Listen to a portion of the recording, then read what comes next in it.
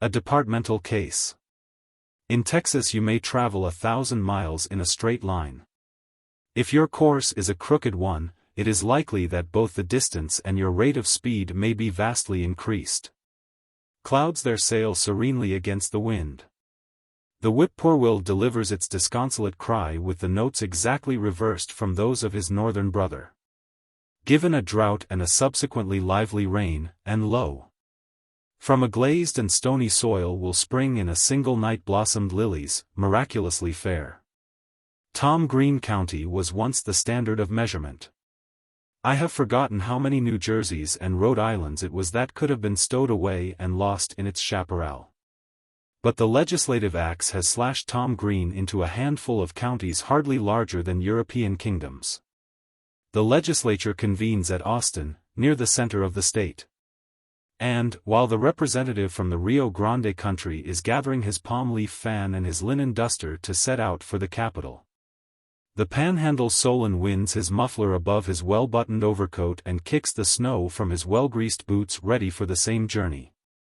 All this merely to hint that the big ex-republic of the Southwest forms a sizable star on the flag.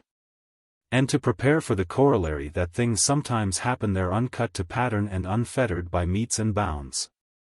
The Commissioner of Insurance, Statistics, and History of the state of Texas was an official of no very great or very small importance. The past tense is used, for now he is Commissioner of Insurance alone. Statistics and history are no longer proper nouns in the government records.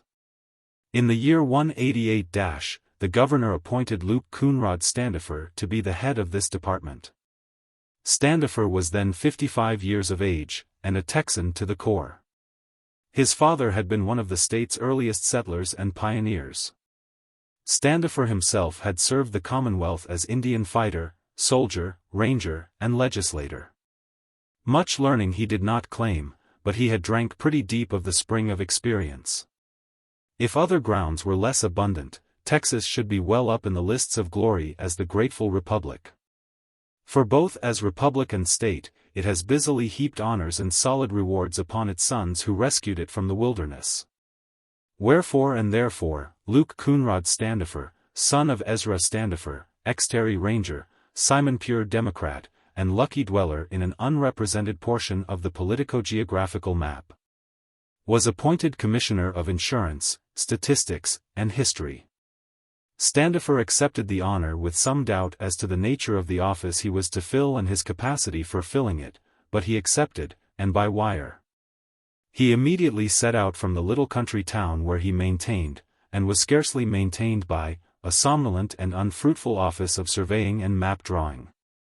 Before departing, he had looked up under the I's, S's and H's in the Encyclopaedia Britannica, what information and preparation toward his official duties that those weighty volumes afforded. A few weeks of incumbency diminished the new commissioner's awe of the great and important office he had been called upon to conduct. An increasing familiarity with its workings soon restored him to his accustomed placid course of life. In his office was an old, spectacled clerk, a consecrated, informed, able machine, who held his desk regardless of changes of administrative heads. Old Kaufman instructed his new chief gradually in the knowledge of the department without seeming to do so, and kept the wheels revolving without the slip of a cog. Indeed, the Department of Insurance, Statistics, and History carried no great heft of the burden of state. Its main work was the regulating of the business done in the state by foreign insurance companies, and the letter of the law was its guide. As for statistics, well, you wrote letters to county officers, and scissored other people's reports. And each year you got out a report of your own about the corn crop and the cotton crop and pecans and pigs and black and white population. And a great many columns of figures headed bushels, and acres, and square miles, etc. And there you were. History? The branch was purely a receptive one. Old ladies interested in the science bothered you some with long reports of proceedings of their historical societies. Some 20 or 30 people would write you each year that they had secured Sam Houston's pocketknife or Santa Anna's whiskey flask or Davy Crockett's rifle, all absolutely authenticated, and demanded legislative appropriation to purchase. Most of the work in the history branch went into pigeonholes. One sizzling August afternoon the commissioner reclined in his office chair, with his feet upon the long, official table covered with green billiard cloth. The commissioner was smoking a cigar, and dreamily regarding the quivering landscape framed by the window that looked upon the treeless Capitol grounds. Perhaps he was thinking of the rough and ready life he had led, of the old days of breathless adventure and movement, of the comrades who now trod other paths or had ceased to tread any. Of the changes civilization and peace had brought, and, maybe, complacently. Of the snug and comfortable camp pitched for him under the dome of the capital of the state that had not forgotten his services. The business of the department was lax. Insurance was easy. Statistics were not in demand. History was dead. Old Kaufman, the efficient and perpetual clerk, had requested an infrequent half-holiday. Incited to the unusual dissipation by the joy of having successfully twisted the tail of a Connecticut insurance company that was trying to do business contrary to the edicts of the great Lone Star State. The office was very still. A few subdued noises trickled in through the open door from the other departments, a dull tinkling crash from the treasurer's office adjoining. As a clerk tossed a bag of silver to the floor of the vault, the vague, intermittent clatter of a dilatory typewriter, a dull tapping from the state geologist's quarters as if some woodpecker had flown in to bore for his prey in the cool of the massive building, and then a faint rustle and the light shuffling of the well-worn shoes along the hall. The sound ceasing at the door toward which the commissioner's lethargic back was presented. Following this, the sound of a gentle voice speaking words unintelligible to the commissioner's somewhat dormant comprehension, but giving evidence of bewilderment and hesitation. The voice was feminine. The commissioner was of the race of cavaliers who make salaam before the trail of a skirt without considering the quality of its cloth. There stood in the door a faded woman, one of the numerous sisterhood of the unhappy. She was dressed all in black, poverty's perpetual mourning for lost joys. Her face had the contours of 20 and the lines of 40. She may have lived that intervening score of years in a 12-month. There was about her yet an aurum of indignant, unappeased, protesting youth that shone faintly through the premature veil of unearned decline. "I beg your pardon, ma'am," said the commissioner, gaining his feet to the accompaniment of a great creaking and sliding of his chair. "Are you the governor, sir?" asked the vision of melancholy. The commissioner hesitated at the end of his best bow, with his hand in the bosom of his double-breasted frock. Truth at last conquered. "Well, no, ma'am. I am not the governor. I have the honor to be commissioner of insurance, statistics, and history. Is there anything, ma'am, I can do for you? Won't you have a chair, ma'am?" The lady subsided into the chair handed her, probably from purely physical reasons. She wielded a cheap fan, last token of gentility to be abandoned. Her clothing seemed to indicate a reduction almost to extreme poverty. She looked at the man who was not the governor, and saw kindliness and simplicity and a rugged, unadorned courtliness emanating from a countenance tanned and toughened by 40 years of outdoor life. Also, she saw that his eyes were clear and strong and blue. Just so they had been when he used them to skim the horizon for raiding Kiowas and Sioux. His mouth was as set and firm as it had been on that day when he bearded the old lion Sam Houston himself, and defied him during that season when secession was the theme. Now, in bearing and dress, Luke Coonrod Sandifer endeavored to do credit to the important arts and sciences of insurance, statistics, and history. He had abandoned the careless dress of his country home. Now, his broad-brimmed black slouch hat, and his long-tailed frock made him not the least imposing of the official family, even if his office was reckoned to stand at the tail of the list. "You wanted to see the governor, ma'am?" asked the commissioner, with a deferential manner he always used toward the fair sex. "I hardly know," said the lady, hesitatingly. "I suppose so." And then, suddenly drawn by the sympathetic look of the other, she poured forth the story of her need. It was a story so common that the public has come to look at its monotony instead of its pity.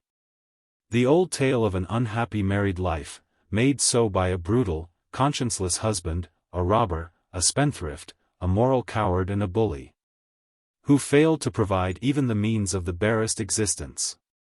Yes, he had come down in the scale so low as to strike her. It happened only the day before. There was the bruise on one temple. She had offended His Highness by asking for a little money to live on. And yet she must needs, womanlike, append a plea for her tyrant. He was drinking. He had rarely abused her thus when sober. I thought, mourned this pale sister of sorrow, that maybe the state might be willing to give me some relief. I've heard of such things being done for the families of old settlers. I've heard tell that the state used to give land to the men who fought for it against Mexico, and settled up the country, and helped drive out the Indians. My father did all of that, and he never received anything. He never would take it. I thought the governor would be the one to see, and that's why I came. If father was entitled to anything, they might let it come to me. It's possible, ma'am, said Standifer, that such might be the case. But most all the veterans and settlers got their land certificates issued, and located long ago. Still, we can look that up in the land office, and be sure. Your father's name, now, was Amos Colvin, sir. Good Lord, exclaimed Standifer, rising and unbuttoning his tight coat, excitedly. Are you Amos Colvin's daughter? Why, ma'am, Amos Colvin and me were thicker than two hoss thieves for more than 10 years. We fought Kiowas, drove cattle, and rangered side by side nearly all over Texas. I remember seeing you once before, now. You were a kid, about 7, riding a little yellow pony up and down. Amos and me stopped at your home for a little grub when we were trailing that band of Mexican cattle thieves down through Carnes and B. Great tarantulas. And you're Amos Colvin's little girl. Did you ever hear your father mention Luke Standifer, just kind of casually, as if he'd met me once or twice? A little pale smile flitted across the lady's white face. It seems to me, she said, that I don't remember hearing him talk about much else. Every day there was some story he had to tell about what he and you had done. Mighty near the last thing I heard him tell was about the time when the Indians wounded him, and you crawled out to him through the grass, with a canteen of water, while they— Yes, well, oh. That wasn't anything, said Standifer, hemming loudly and buttoning his coat again, briskly. And now, ma'am, who was the infernal skunk? I beg your pardon, ma'am, who was the gentleman you married? Benton Sharp. The commissioner plumped down again into his chair, with a groan. This gentle, sad little woman, in the rusty black gown, the daughter of his oldest friend, the wife of Benton Sharp. Benton Sharp, one of the most noted bad men in that part of the state, a man who had been a cattle thief, an outlaw, a desperado, and was now a gambler, a swaggering bully, who plied his trade in the larger frontier towns, relying upon his record and the quickness of his gun play to maintain his supremacy. Seldom did anyone take the risk of going up against Benton Sharp. Even the law officers were content to let him make his own terms of peace. Sharp was a ready and an accurate shot, and as lucky as a brand-new penny at coming clear from his scrapes. Standifer wondered how this pillaging eagle ever came to be mated with Amos Colvin's little dove, and expressed his wonder. Mrs. Sharp sighed. You see, Mr. Standifer, we didn't know anything about him, and he can be very pleasant and kind when he wants to. We lived down in the little town of Goliad. Benton came riding down that way, and stopped there a while. I reckon I was some better looking then than I am now. He was good to me for a whole year after we were married. He insured his life for me for $5,000. But for the last 6 months he has done everything but kill me. I often wish he had done that, too. He got out of money for a while, and abused me shamefully for not having anything he could spend. Then father died, and left me the little home in Goliad. My husband made me sell that, and turn me out into the world. I've barely been able to live, for I'm not strong enough to work. Lately, I heard he was making money in San Antonio, so I went there, and found him, and asked for a little help. This, touching the livid bruise on her temple, is what he gave me. So I came on to Austin to see the governor. I once heard father say that there was some land, or a pension, coming to him from the state that he never would ask for. Luke Standifer rose to his feet, and pushed his chair back. He looked rather perplexedly around the big office, with its handsome furniture. It's a long trail to follow, he said, slowly, trying to get back dues from the government. There's red tape and lawyers and rulings and evidence and courts to keep you waiting. I'm not certain, continued the commissioner, with a profoundly meditative frown, whether this department that I'm the boss of has any jurisdiction or not. It's only insurance, statistics, and history, ma'am, and it don't sound as if it would cover the case. But sometimes a saddle blanket can be made to stretch. You keep your seat, just for a few minutes, ma'am, till I step into the next room and see about it. The state treasurer was seated within his massive, complicated railings, reading a newspaper. Business for the day was about over. The clerks lolled at their desks, awaiting the closing hour. The commissioner of insurance, statistics, and history entered, and leaned in at the window. The treasurer, a little, brisk old man, with snow-white mustache and beard, jumped up youthfully and came forward to greet Standifer. They were friends of old.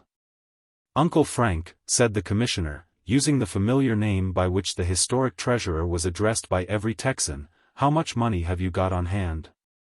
The treasurer named the sum of the last balance down to the odd cents, something more than $1 million. The commissioner whistled lowly, and his eyes grew hopefully bright.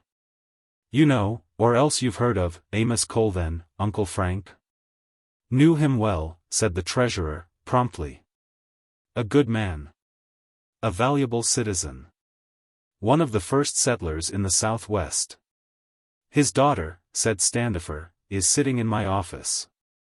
She's penniless. She's married to Benton Sharp, a coyote and a murderer. He's reduced her to want, and broken her heart. Her father helped build up this state, and it's the state's turn to help his child. A couple of $1,000s will buy back her home and let her live in peace. The state of Texas can't afford to refuse it. Give me the money, Uncle Frank, and I'll give it to her right away. We'll fix up the red tape business afterward. The treasurer looked a little bewildered. Why, Standifer, he said, you know I can't pay a cent out of the treasury without a warrant from the comptroller. I can't disburse $1 without a voucher to show for it.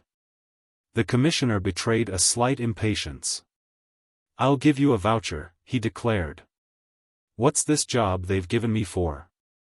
Am I just a knot on a mesquite stump? Can't my office stand for it? Charge it up to insurance and the other two sideshows.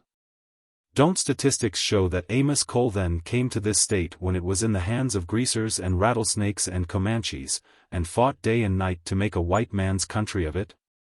Don't they show that Amos Colvin's daughter is brought to ruin by a villain who's trying to pull down what you and I and old Texans shed our blood to build up? Don't history show that the Lone Star State never yet failed to grant relief to the suffering and oppressed children of the men who made her the grandest commonwealth in the Union? If statistics and history don't bear out the claim of Amos Colvin's child, I'll ask the next legislature to abolish my office. Come, now, Uncle Frank, let her have the money. I'll sign the papers officially, if you say so. And then if the governor or the comptroller or the janitor or anybody else makes a kick, by the Lord I'll refer the matter to the people, and see if they won't endorse the act. The treasurer looked sympathetic but shocked. The commissioner's voice had grown louder as he rounded off the sentences that, however praiseworthy they might be in sentiment, reflected somewhat upon the capacity of the head of a more or less important department of state. The clerks were beginning to listen. Now, Standifer, said the treasurer, soothingly, you know I'd like to help in this matter, but stop and think a moment, please. Every cent in the treasury is expended only by appropriation made by the legislature, and drawn out by checks issued by the comptroller. I can't control the use of a cent of it. Neither can you. Your department isn't disbursive, it isn't even administrative, it's purely clerical. The only way for the lady to obtain relief is to petition the legislature, Anne. To the devil with the legislature, said Standifer, turning away. The treasurer called him back. I'd be glad, Standifer, to contribute $100 personally toward the immediate expenses of Colvin's daughter. He reached for his pocketbook. Never mind, Uncle Frank, said the commissioner, in a softer tone. There's no need of that. She hasn't asked for anything of that sort yet. Besides, her case is in my hands. I see now what a little, ragtag, bobtail, gotcha department I've been put in charge of. It seems to be about as important as an almanac or a hotel register. But while I'm running it, it won't turn away any daughters of Amos Colvin without stretching its jurisdiction to cover, if possible. You want to keep your eye on the Department of Insurance, Statistics, and History. The commissioner returned to his office, looking thoughtful. He opened and closed an inkstand on his desk many times with extreme and undue attention. Why don't you get a divorce? He asked, suddenly. I haven't the money to pay for it, answered the lady. Just at present, announced the commissioner, in a formal tone, the powers of my department appear to be considerably string-halted. Statistics seem to be overdrawn at the bank, and history isn't good for a square meal. But you've come to the right place, ma'am. The department will see you through. Where did you say your husband is, ma'am? He was in San Antonio yesterday. He is living there now. Suddenly the commissioner abandoned his official air. He took the faded little woman's hands in his, and spoke in the old voice he used on the trail and around campfires. Your name's Amanda, isn't it? Yes, sir. I thought so. I've heard your dad say it often enough. Well, Amanda, here's your father's best friend, the head of a big office in the state government, that's going to help you out of your troubles. And here's the old bushwhacker and cowpuncher that your father has helped out of scrapes time and time again wants to ask you a question. Amanda, have you got money enough to run you for the next 2 or 3 days? Mrs. Sharp's white face flushed the least bit. Plenty, sir, for a few days. All right, then, ma'am. Now you go back where you are stopping here, and you come to the office again the day after tomorrow at 4 o'clock in the afternoon. Very likely by that time there will be something definite to report to you. The commissioner hesitated, and looked a trifle embarrassed. You said your husband had insured his life for $5,000. Do you know whether the premiums have been kept paid upon it or not? He paid for a whole year in advance about 5 months ago, said Mrs. Sharp. I have the policy and receipts in my trunk. Oh, that's all right, then, said Standifer. It's best to look after things of that sort. Some day they may come in handy. Mrs. Sharp departed, and soon afterward Luke Standifer went down to the little hotel where he boarded and looked up the railroad timetable in the daily paper. Half an hour later he removed his coat and vest, and strapped a peculiarly constructed pistol holster across his shoulders, leaving the receptacle close under his left armpit. Into the holster he shoved a short-barreled .44 caliber revolver. Putting on his clothes again, he strolled to the station and caught the 5:20 afternoon train for San Antonio. The San Antonio Express of the following morning contained this sensational piece of news. Benton Sharp meets his match. The most noted desperado in southwest Texas shot to death in the Gold Front restaurant. Prominent state official successfully defends himself against the noted bully. Magnificent exhibition of quick gun play. Last night about 11 o'clock Benton Sharp, with 2 other men, entered the Gold Front restaurant and seated themselves at a table. Sharp had been drinking, and was loud and boisterous, as he always was when under the influence of liquor. 5 minutes after the party was seated a tall, well-dressed, elderly gentleman entered the restaurant. Few present recognized the Honorable Luke Standifer, the recently appointed Commissioner of Insurance, Statistics, and History. Going over to the same side where Sharp was, Mr. Standifer prepared to take a seat at the next table. In hanging his hat upon one of the hooks along the wall he let it fall upon Sharp's head. Sharp turned, being in an especially ugly humor, and cursed the other roundly. Mr. Standifer apologized calmly for the accident, but Sharp continued his vituperations. Mr. Standifer was observed to draw near and speak a few sentences to the desperado in so low a tone that no one else caught the words. Sharp sprang up, wild with rage. In the meantime Standifer had stepped some yards away, and was standing quietly with his arms folded across the breast of his loosely hanging coat. With that impetuous and deadly rapidity that made Sharp so dreaded. He reached for the gun he always carried in his hip pocket, a movement that has preceded the death of at least a dozen men at his hands. Quick as the motion was, the bystanders assert that it was met by the most beautiful exhibition of lightning gun-pulling ever witnessed in the Southwest. As Sharp's pistol was being raised, and the act was really quicker than the eye could follow, a glittering .44 appeared as if by some conjuring trick in the right hand of Mr. Standifer, who, without a perceptible movement of his arm, shot Benton Sharp through the heart. It seems that the new Commissioner of Insurance, Statistics, and History has been an old-time Indian fighter and ranger for many years, which accounts for the happy knack he has of handling a .44. It is not believed that Mr. Standifer will be put to any inconvenience beyond a necessary formal hearing today, as all the witnesses who were present unite in declaring that the deed was done in self-defense.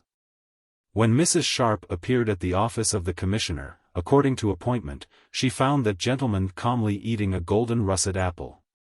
He greeted her without embarrassment and without hesitation at approaching the subject that was the topic of the day. "I had to do it, ma'am," he said, simply, "or get it myself. Mr. Kaufman," he added, turning to the old clerk, "please look up the records of the Security Life Insurance Company and see if they are all right." "No need to look," grunted Kaufman, who had everything in his head. "It's all okay. They pay all losses within 10 days. Mrs. Sharp soon rose to depart. She had arranged to remain in town until the policy was paid. The Commissioner did not detain her. She was a woman, and he did not know just what to say to her at present. Rest and time would bring her what she needed. But, as she was leaving, Luke Standifer indulged himself in an official remark. "The Department of Insurance, Statistics, and History, ma'am, has done the best it could with your case. 'Twas a case hard to cover according to red tape. Statistics failed, and history missed fire, but, if I may be permitted to say it, we came out particularly strong on insurance." Round the circle. "Find yo' shirt all right, Sam?" asked Mrs. Weber, from her chair under the live oak, where she was comfortably seated with a paperback volume for company. "It balances perfectly, Marthy," answered Sam, with a suspicious pleasantness in his tone. "At first I was about ter be a little reckless and kick 'cause their buttons was all off, but since I discover that the buttonholes is all busted out, why, I wouldn't go so fur as to say the buttons is any loss to speak of." "Oh, well," said his wife, carelessly, "put on your necktie, that'll keep it together." Sam Weber's sheep ranch was situated in the loneliest part of the country between the Nueces and the Frio. The ranch house, a two-room box structure, was on the rise of a gently swelling hill in the midst of a wilderness of high chaparral. In front of it was a small clearing where stood the sheep pens, shearing shed, and wool house. Only a few feet back of it began the thorny jungle. Sam was going to ride over to the Chapman ranch to see about buying some more improved merino rams. At length he came out, ready for his ride. This being a business trip of some importance, and the Chapman ranch being almost a small town in population and size, Sam had decided to dress up accordingly. The result was that he had transformed himself from a graceful, picturesque frontiersman into something much less pleasing to the sight. The tight white collar awkwardly constricted his muscular, mahogany-colored neck. The buttonless shirt bulged in stiff waves beneath his unbuttoned vest.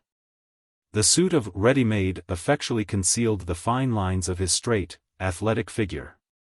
His berry-brown face was set to the melancholy dignity befitting a prisoner of state. He gave Randy, his 3-year-old son, a pat on the head, and hurried out to where Mexico, his favorite saddle horse, was standing.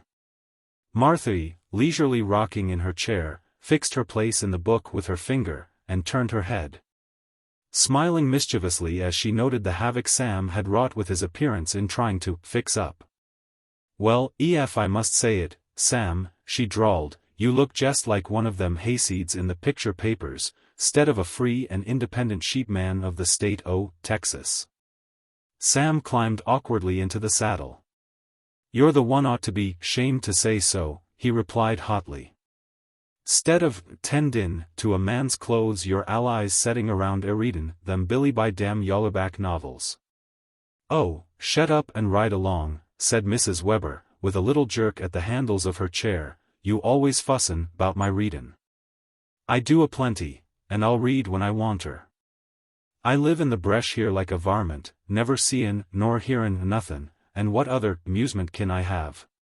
Not in listenin' to you talk, for it's complain, one day after another.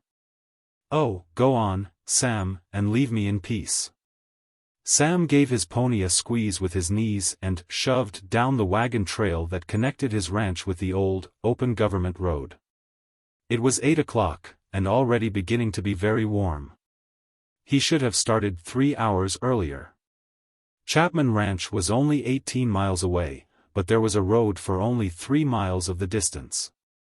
He had ridden over there once with one of the half-moon cowpunchers, and he had the direction well defined in his mind. Sam turned off the old government road at the Split Mesquite, and struck down the arroyo of the Quintanilla. Here was a narrow stretch of smiling valley, upholstered with a rich mat of green, curly mesquite grass, and Mexico consumed those few miles quickly with his long, easy lope. Again, upon reaching Wild Duck Waterhole, must he abandon well-defined ways.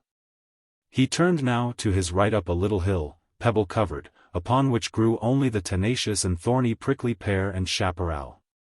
At the summit of this he paused to take his last general view of the landscape for, from now on, he must wind through brakes and thickets of chaparral, pear, and mesquite. For the most part seeing scarcely farther than 20 yards in any direction, choosing his way by the prairie dweller's instinct, guided only by an occasional glimpse of a far-distant hilltop, a peculiarly shaped knot of trees, or the position of the sun. Sam rode down the sloping hill and plunged into the great pear flat that lies between the Quintanilla and the Piedra. In about 2 hours he discovered that he was lost. Then came the usual confusion of mind and the hurry to get somewhere. Mexico was anxious to redeem the situation, twisting with alacrity along the tortuous labyrinths of the jungle. At the moment his master's sureness of the route had failed, his horse had divined the fact. There were no hills now that they could climb to obtain a view of the country. They came upon a few, but so dense and interlaced was the brush that scarcely could a rabbit penetrate the mass. They were in the great, lonely thicket of the Frio bottoms. It was a mere nothing for a cattleman or a sheepman to be lost for a day or a night.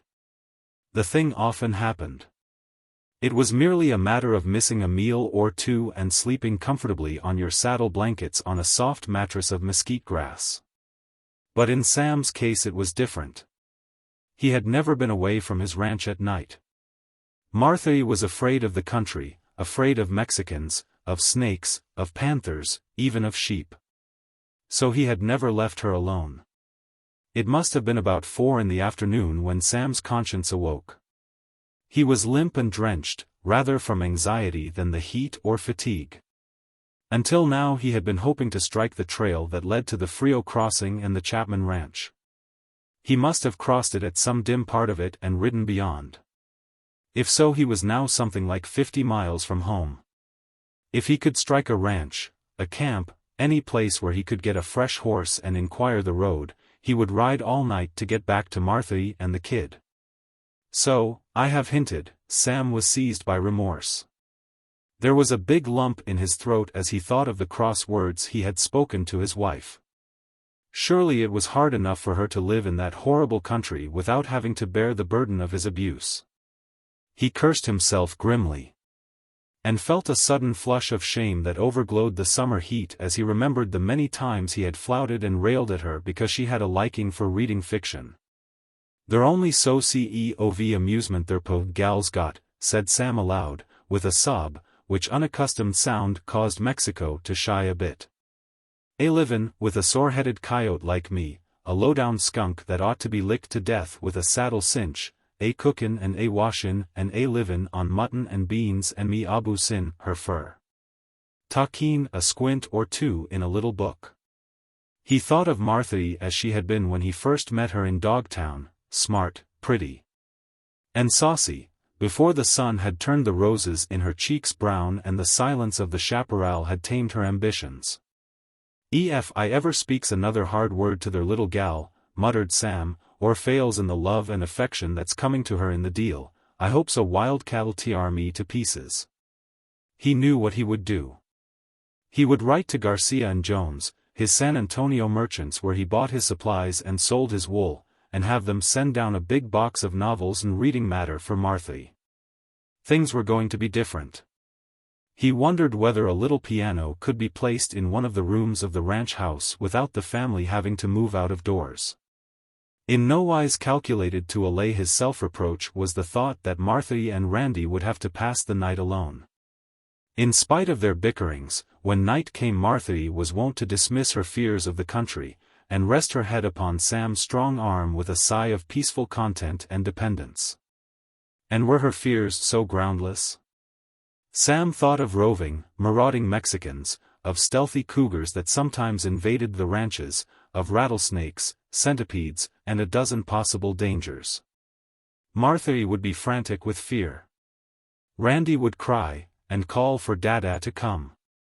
Still the interminable succession of stretches of brush, cactus, and mesquite.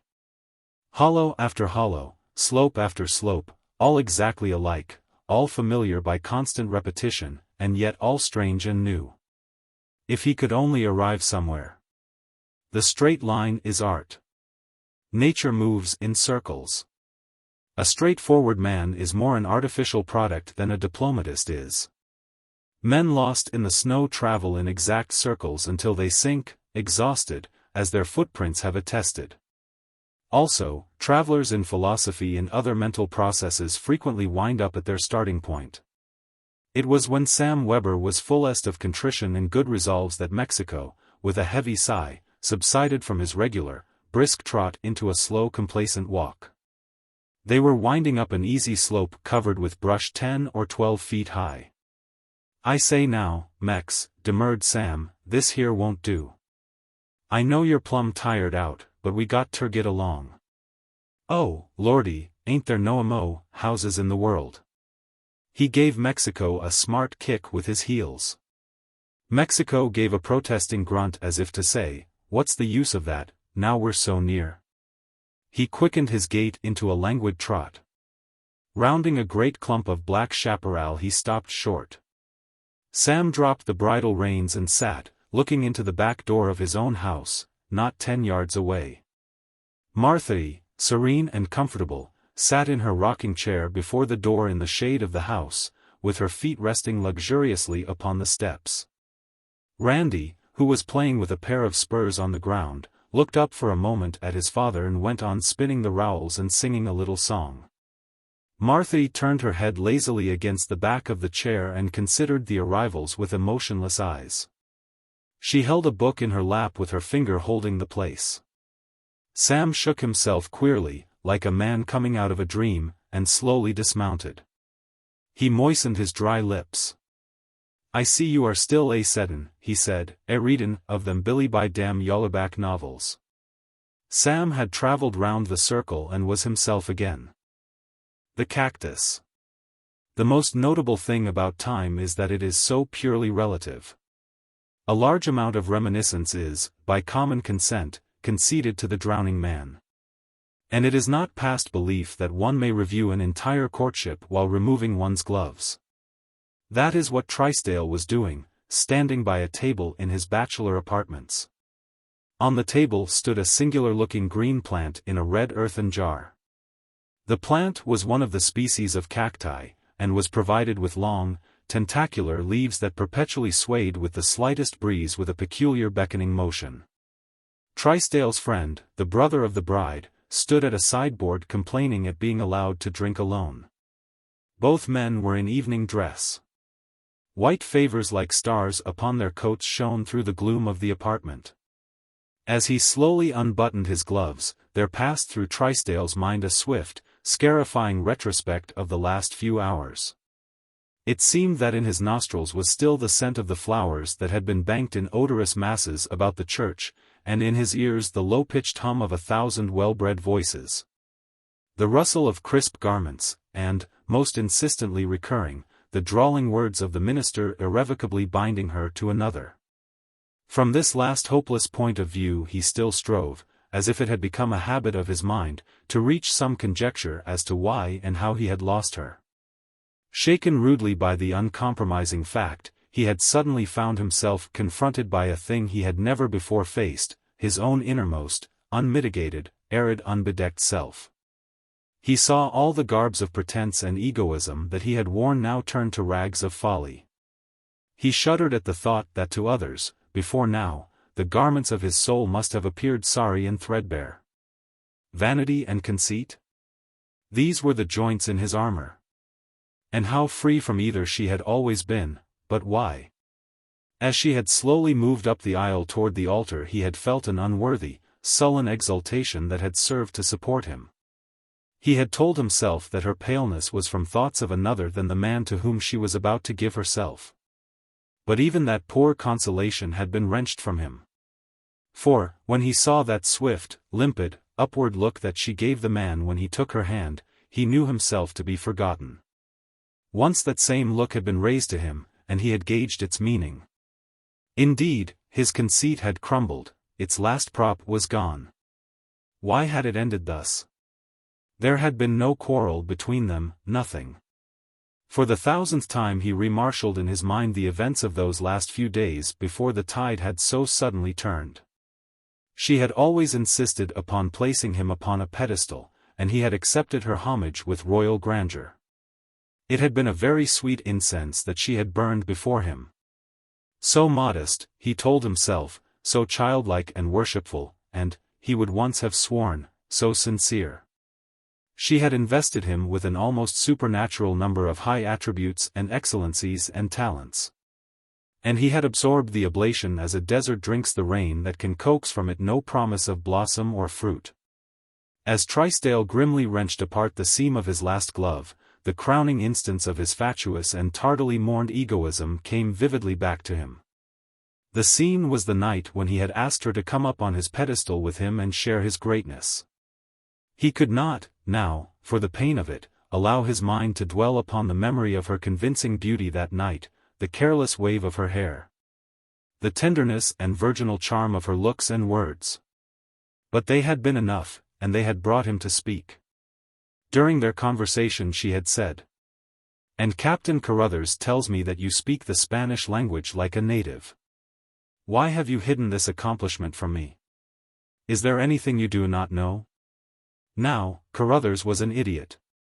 No doubt he, Trysdale, had been guilty, he sometimes did such things, of airing at the club some old, canting Castilian proverb dug from the hotchpotch at the back of dictionaries.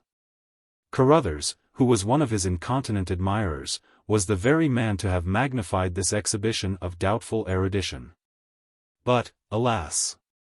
The incense of her admiration had been so sweet and flattering. He allowed the imputation to pass without denial. Without protest, he allowed her to twine about his brow this spurious bay of Spanish scholarship. He let it grace his conquering head, and, among its soft convolutions, he did not feel the prick of the thorn that was to pierce him later. How glad, how shy, how tremulous she was! How she fluttered like a snared bird when he laid his mightiness at her feet! He could have sworn, and he could swear now, that unmistakable consent was in her eyes, but, coyly, she would give him no direct answer. "I will send you my answer tomorrow," she said. And he, the indulgent, confident victor, smilingly granted the delay. The next day he waited, impatient, in his rooms for the word. At noon her groom came to the door and left the strange cactus in the red earthen jar. There was no note, no message, merely a tag upon the plant bearing a barbarous foreign or botanical name. He waited until night, but her answer did not come. His large pride and hurt vanity kept him from seeking her. 2 evenings later they met at a dinner. Their greetings were conventional, but she looked at him, breathless, wondering, eager. He was courteous, adamant, waiting her explanation. With womanly swiftness she took her cue from his manner, and turned to snow and ice. Thus, and wider from this on, they had drifted apart. Where was his fault? Who had been to blame? Humbled now, he sought the answer amid the ruins of his self-conceit. If the voice of the other man in the room, querulously intruding upon his thoughts, aroused him. I say, Trysdale, what the deuce is the matter with you? You look unhappy, as if you yourself had been married instead of having acted merely as an accomplice. Look at me, another accessory, come 2,000 miles on a garlicky, cockroachy banana steamer all the way from South America to connive at the sacrifice, pleased to observe how lightly my guilt rests upon my shoulders. Only little sister I had, too, and now she's gone. Come now. Take something to ease your conscience. I don't drink just now, thanks, said Trysdale. Your brandy, resumed the other, coming over and joining him, is abominable. Run down to see me sometime at Punta Redonda, and try some of our stuff that old Garcia smuggles in. It's worth the trip. Hello. Here's an old acquaintance. Wherever did you rake up this cactus, Trysdale? A present, said Trysdale, from a friend. Know the species? Very well. It's a tropical concern. See hundreds of them around Punta every day. Here's the name on this tag tied to it. Know any Spanish, Trysdale? No, said Trysdale, with the bitter wraith of a smile. Is it Spanish? Yes.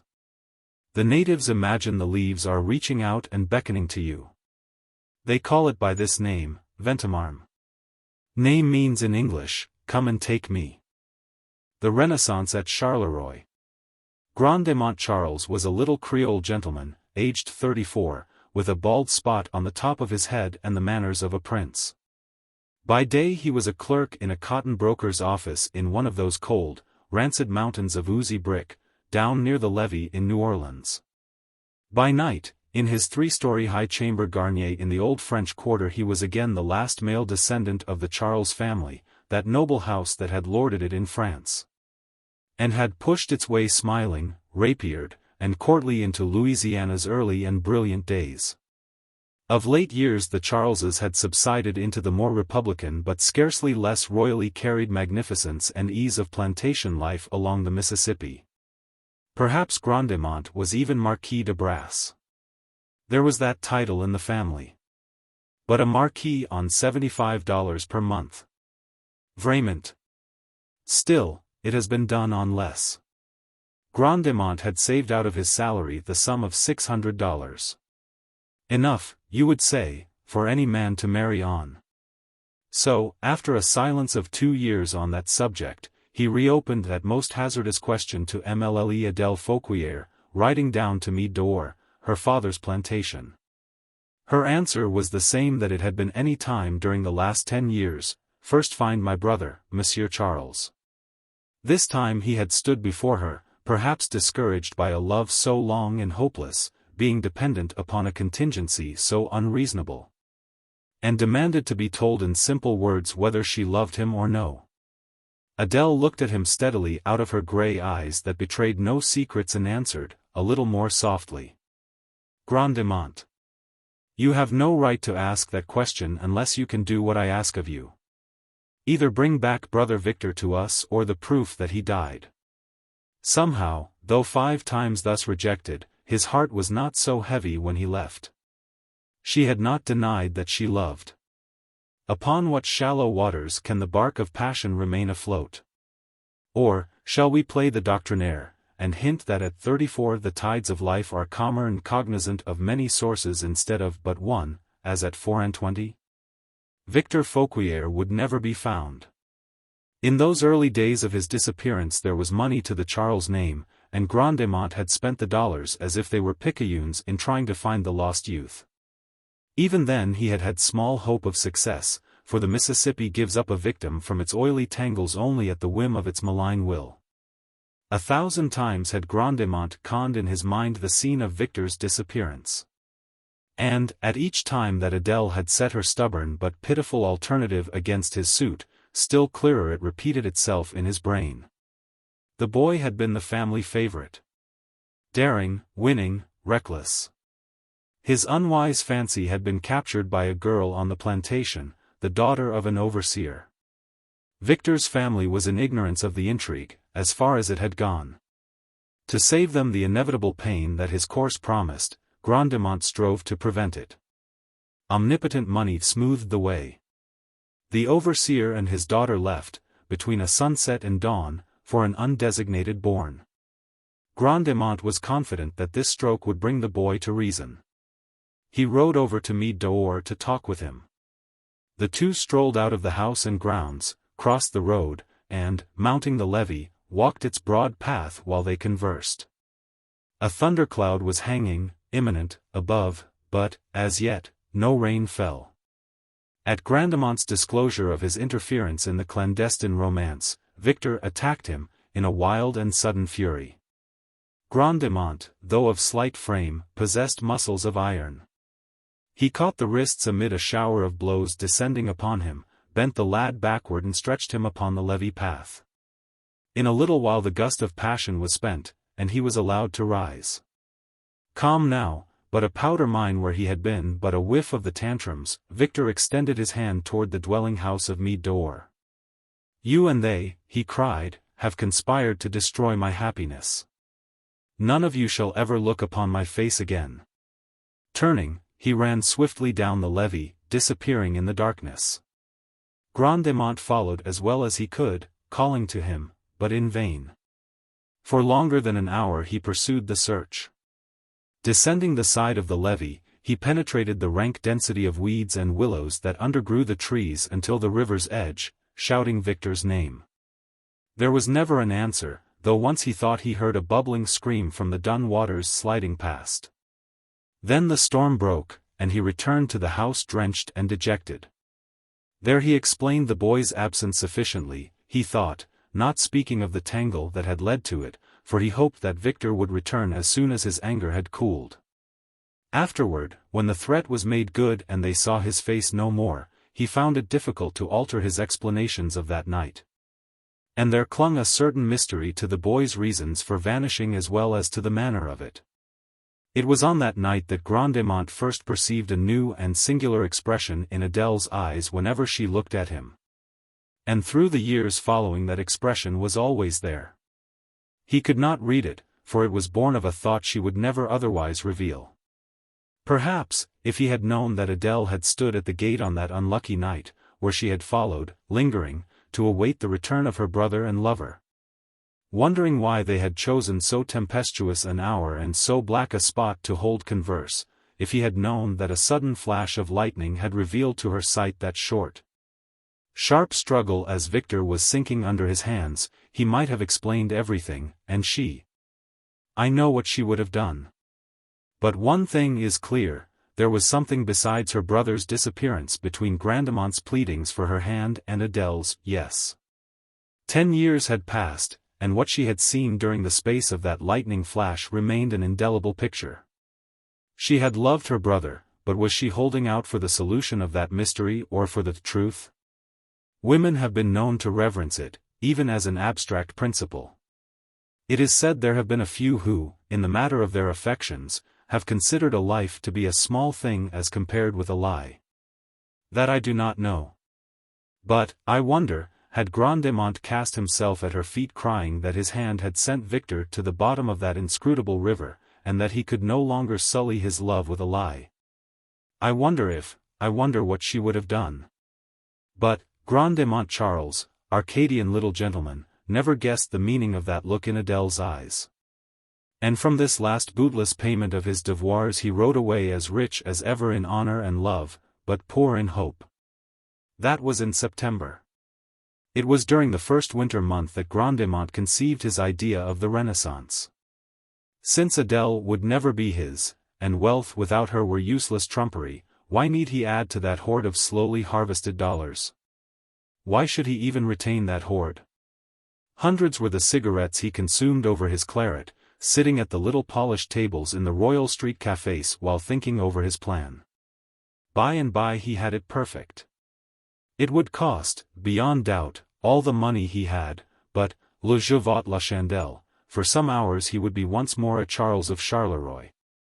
Once again should the 19th of January, that most significant day in the fortunes of the House of Charles, be fittingly observed. On that date the French king had seated a Charles by his side at table, on that date Armand Charles, Marquis de Brasse, landed, like a brilliant meteor, in New Orleans. It was the date of his mother's wedding, of Grandemont's birth. Since Grandemont could remember until the breaking up of the family that anniversary had been the synonym for feasting, hospitality, and proud commemoration. Charleroi was the old family plantation, lying some 20 miles down the river. Years ago the estate had been sold to discharge the debts of its two bountiful owners. Once again it had changed hands, and now the must and mildew of litigation had settled upon it. A question of heirship was in the courts, and the dwelling house of Charleroi, unless the tales told of ghostly powdered and lace Charleses haunting its unechoing chambers were true, stood uninhabited. Grandemont found the solicitor in Chancery who held the keys pending the decision. He proved to be an old friend of the family. Grandemont explained briefly that he desired to rent the house for 2 or 3 days. He wanted to give a dinner at his old home to a few friends. That was all. "Take it for a week, a month, if you will," said the solicitor, "but do not speak to me of rental." With a sigh he concluded, "The dinners I have eaten under that roof, mon fils." There came to many of the old, established dealers in furniture, china, silverware, decorations and household fittings at their stores on Canal, Chartres, St. Charles, and Royal Streets, a quiet young man with a little bald spot on the top of his head, distinguished manners, and the eye of a connoisseur, who explained what he wanted. To hire the complete and elegant equipment of a dining room, hall, reception room, and cloakrooms. The goods were to be packed and sent, by boat, to the Charleroi landing, and would be returned within 3 or 4 days. All damage or loss to be promptly paid for. Many of those old merchants knew Grandemont by sight, and the Charleses of old by association. Some of them were of Creole stock and felt a thrill of responsive sympathy with the magnificently indiscreet design of this impoverished clerk who would revive but for a moment the ancient flame of glory with the fuel of his savings. "Choose what you want," they said to him. "Handle everything carefully. See that the damage bill is kept low, and the charges for the loan will not oppress you." To the wine merchants next. And here a doleful slice was lopped from the 600. It was an exquisite pleasure to Grandemont once more to pick among the precious vintages. The champagne bins lured him like the abodes of sirens, but these he was forced to pass.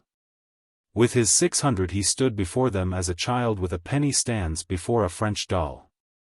But he bought with taste and discretion of other wines, Chablis, Moselle, Chateau d'Or, Hoheimer, and port of right age and pedigree.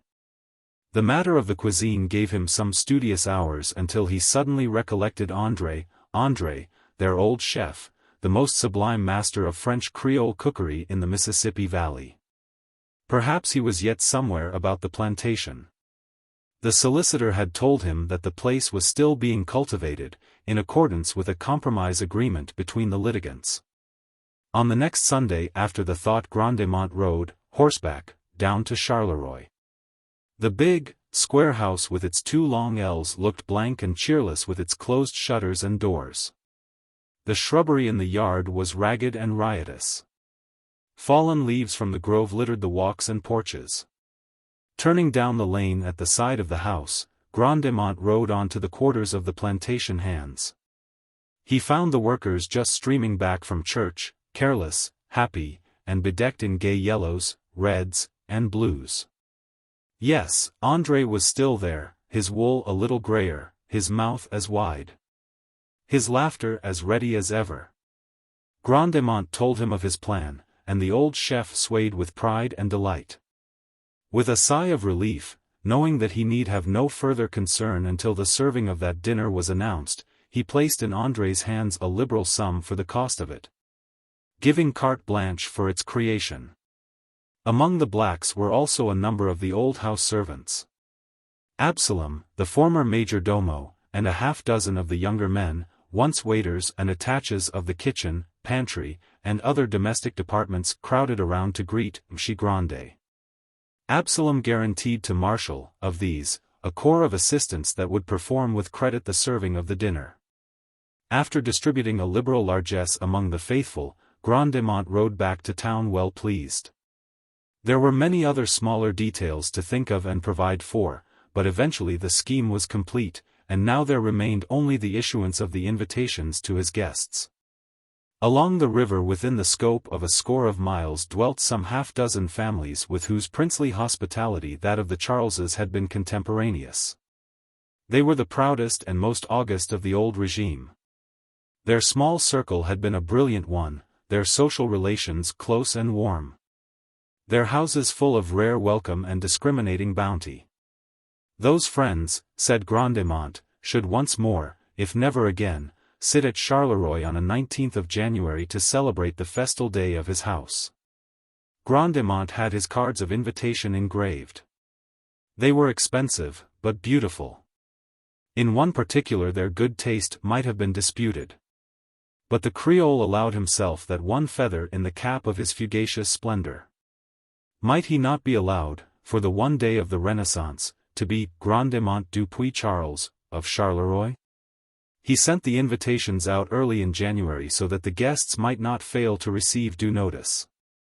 At 8 o'clock in the morning of the 19th, the lower coast steamboat River Belle gingerly approached the long-unused landing at Charleroi.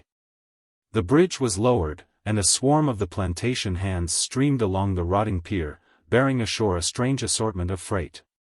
Great shapeless bundles and bales and packets swathed in cloth and bound with ropes, tubs and urns of palms, evergreens, and tropical flowers. Tables, mirrors, chairs, couches, carpets, and pictures, all carefully bound and padded against the dangers of transit. Grandemont was among them, the busiest there. To the safe conveyance of certain large hampers eloquent with printed cautions to delicate handling he gave his superintendents, for they contained the fragile china and glassware. The dropping of one of those hampers would have cost him more than he could have saved in a year. The last article unloaded, the River Belle backed off and continued her course downstream. In less than an hour everything had been conveyed to the house. And came then Absalom's task, directing the placing of the furniture and wares. There was plenty of help, for that day was always a holiday at Charleroi, and the Negroes did not suffer the old traditions to lapse. Almost the entire population of the quarters volunteered their aid. A score of pickaninnies were sweeping at the leaves in the yard. In the big kitchen at the rear André was lording it with his old-time magnificence over his numerous sub-cooks and scullions. Shutters were flung wide, dust spun in clouds. The house echoed to voices and the tread of busy feet. The prince had come again, and Charleroi woke from its long sleep. The full moon, as she rose across the river that night and peeped above the levee, saw a sight that had long been missing from her orbit. The old plantation house shed a soft and alluring radiance from every window. Of its 20 rooms only 4 had been refurnished, the larger reception chamber, the dining hall, and 2 smaller rooms for the convenience of the expected guests. But lighted wax candles were set in the windows of every room. The dining hall was the chef d'oeuvre. The long table, set with 25 covers, sparkled like a winter landscape with its snowy napery and china and the icy gleam of crystal. The chaste beauty of the room had required small adornment. The polished floor burned to a glowing ruby with the reflection of candle light. The rich wainscoting reached halfway to the ceiling. Along and above this had been set the relieving lightness of a few watercolor sketches of fruit and flower. The reception chamber was fitted in a simple but elegant style. Its arrangement suggested nothing of the fact that on the morrow the room would again be cleared and abandoned to the dust and the spider. The entrance hall was imposing with palms and ferns and the light of an immense candelabrum. At 7 o'clock Grandemont, in evening dress, with pearls, a family passion, in his spotless linen, emerged from somewhere. The invitations had specified 8 as the dining hour. He drew an armchair upon the porch, and sat there, smoking cigarettes and half dreaming. The moon was an hour high. 50 years back from the gate stood the house, under its noble grove. The road ran in front, and then came the grass-grown levee and the insatiate river beyond. Just above the levee top a tiny red light was creeping down and a tiny green one was creeping up. Then the passing steamers saluted, and the hoarse din startled the drowsy silence of the melancholy lowlands. The stillness returned, save for the little voices of the night, the owl's recitative, the capriccio of the crickets, the concerto of the frogs in the grass. The piccaninnies and the dawdlers from the quarters had been dismissed to their confines, and the melee of the day was reduced to an orderly and intelligent silence. The 6 colored waiters, in their white jackets, paced, cat-footed, about the table, pretending to arrange where all was beyond betterment.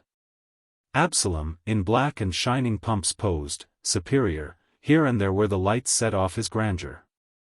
And Grandemont rested in his chair, waiting for his guests.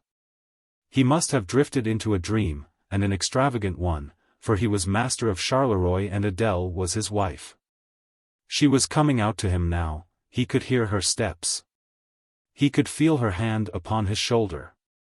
Pardon-moi, M'shi Grande, it was Absalom's hand touching him, it was Absalom's voice, speaking the patois of the blacks, but it is 8 o'clock. 8 o'clock. Grandemont sprang up. In the moonlight he could see the row of hitching posts outside the gate. Long ago the horses of the guests should have stood there. They were vacant. A chanted roar of indignation, a just, waxing bellow of affront and dishonored genius came from André's kitchen, filling the house with rhythmic protest. The beautiful dinner, the pearl of a dinner, the little excellent superb jewel of a dinner. But one moment more of waiting and not even the 1,000 thunders of black pigs of the quarter would touch it. They are a little late, said Grandemont, calmly. They will come soon. Tell André to hold back dinner. And ask him if, by some chance, a bull from the pastures has broken, roaring, into the house. He seated himself again to his cigarettes. Though he had said it, he scarcely believed Charleroi would entertain company that night. For the first time in history the invitation of a Charles had been ignored. So simple in courtesy and honor was Grandemont, and, perhaps, so serenely confident in the prestige of his name, that the most likely reasons for the vacant board did not occur to him. Charleroi stood by a road traveled daily by people from those plantations whither his invitations had gone. No doubt even on the day before the sudden reanimation of the old house they had driven past and observed the evidences of long desertion and decay.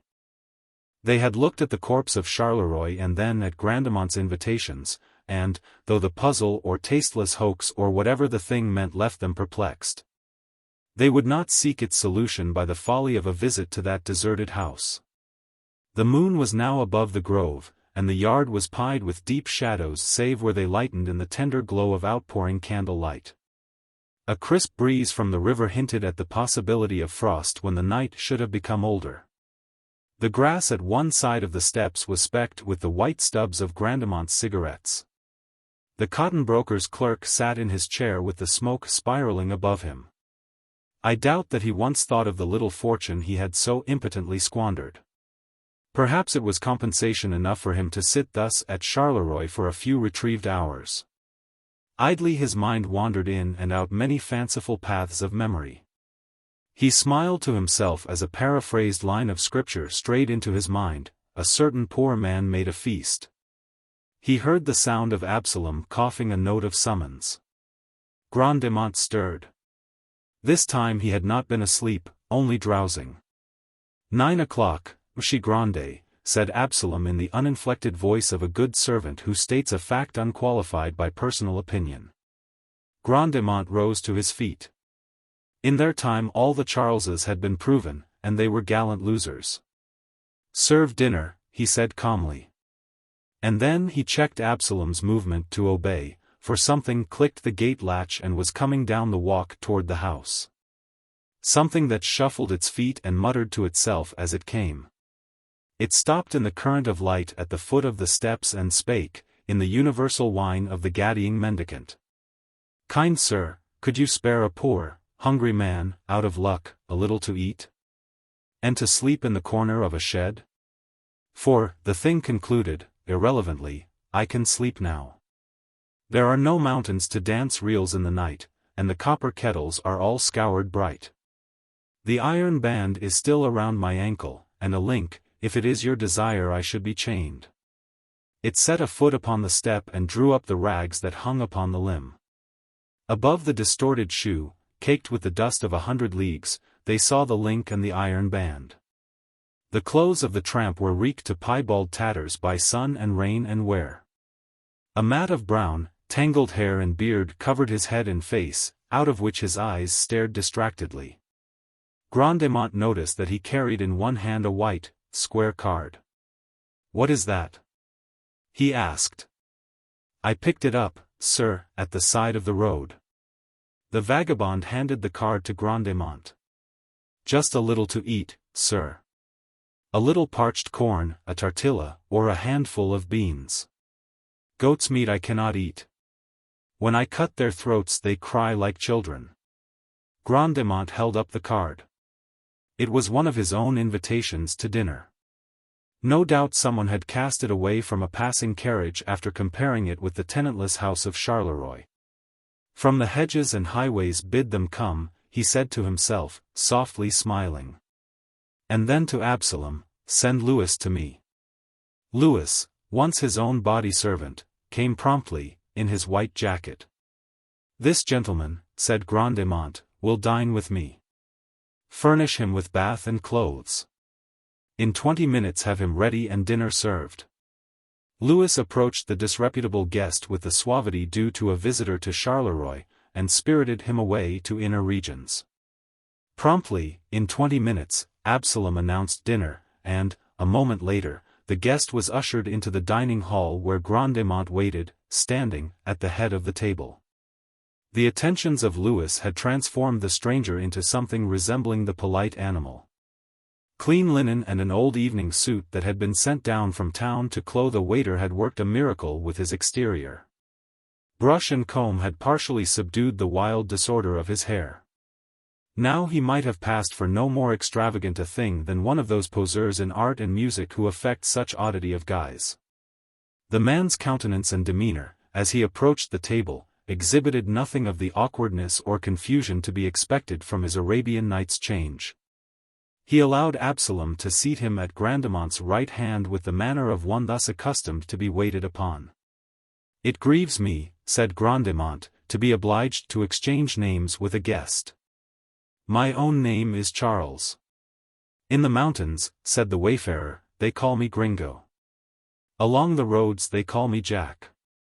"I prefer the latter," said Grandemont. "A glass of wine with you, Mr. Jack." Course after course was served by the supernumerous waiters. Grandemont, inspired by the results of André's exquisite skill in cookery and his own in the selection of wines, became the model host, talkative, witty, and genial. The guest was fitful in conversation. His mind seemed to be sustaining a succession of waves of dementia followed by intervals of comparative lucidity. There was the glassy brightness of recent fever in his eyes. A long course of it must have been the cause of his emaciation and weakness, his distracted mind, and the dull pallor that showed even through the tan of wind and sun. "Charles," he said to Grandemont, for thus he seemed to interpret his name, "you never saw the mountains dance, did you?" "No, Mr. Jack," answered Grandemont, gravely, "the spectacle has been denied me. But, I assure you, I can understand it must be a diverting sight. The big ones, you know, white with snow on the tops, waltzing, décolleté, we may say."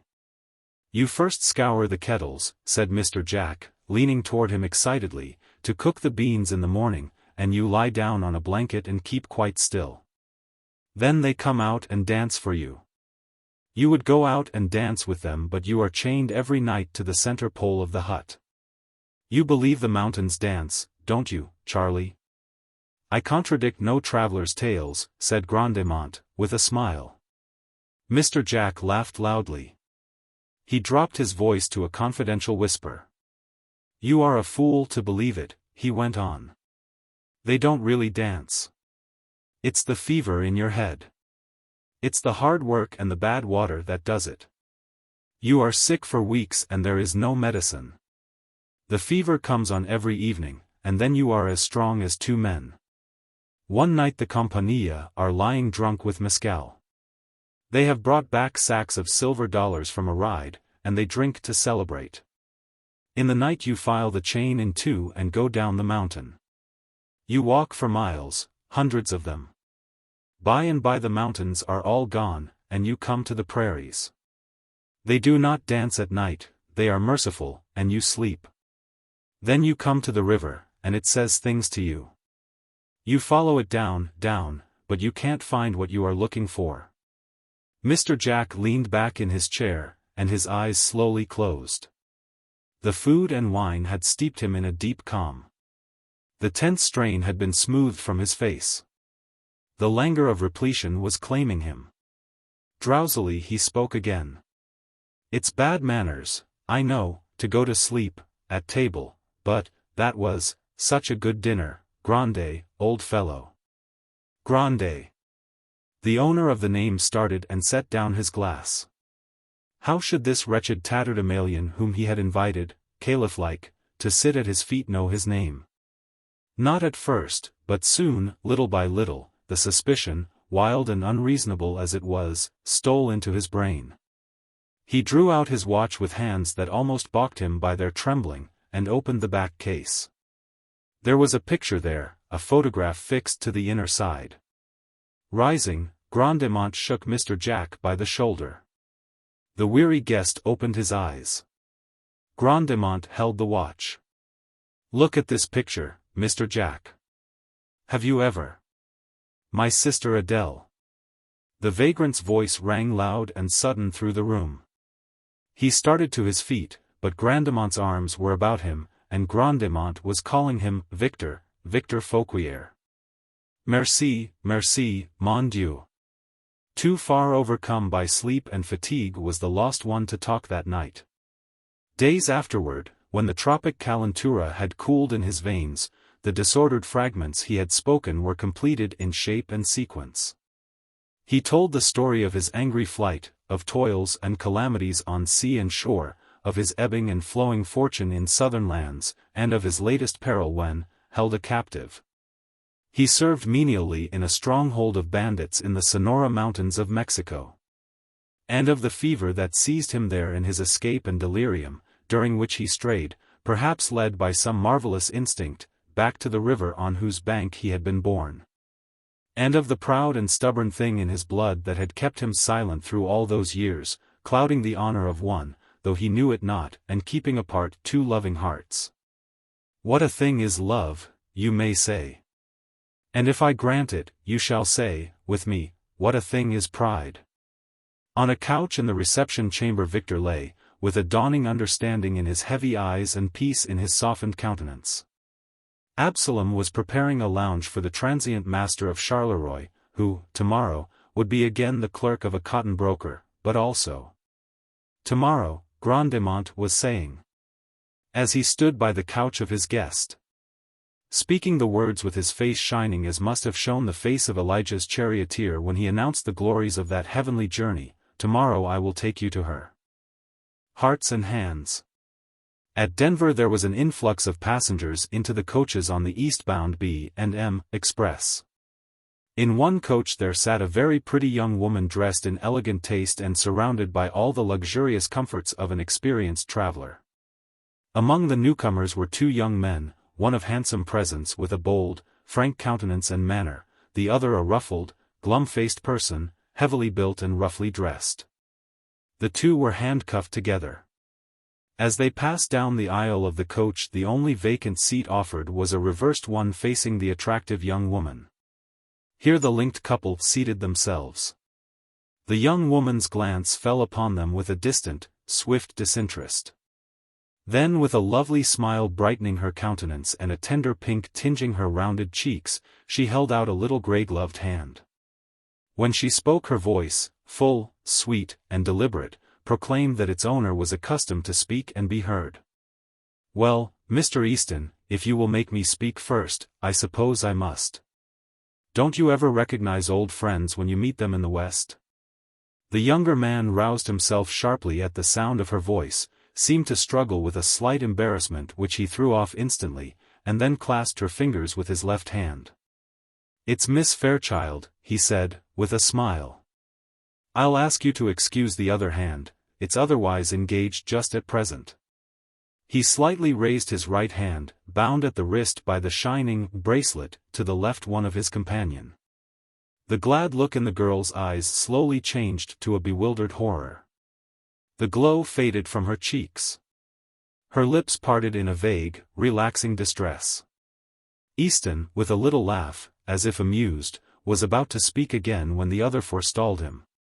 The glum-faced man had been watching the girl's countenance with veiled glances from his keen, shrewd eyes. "You'll excuse me for speaking, miss, but I see you're acquainted with the marshal here. If you'll ask him to speak a word for me when we get to the pen, he'll do it, and it'll make things easier for me there. He's taking me to Leavenworth prison. It's 7 years for counterfeiting." "Oh," said the girl, with a deep breath and returning color. "So that is what you are doing out here? A marshal?"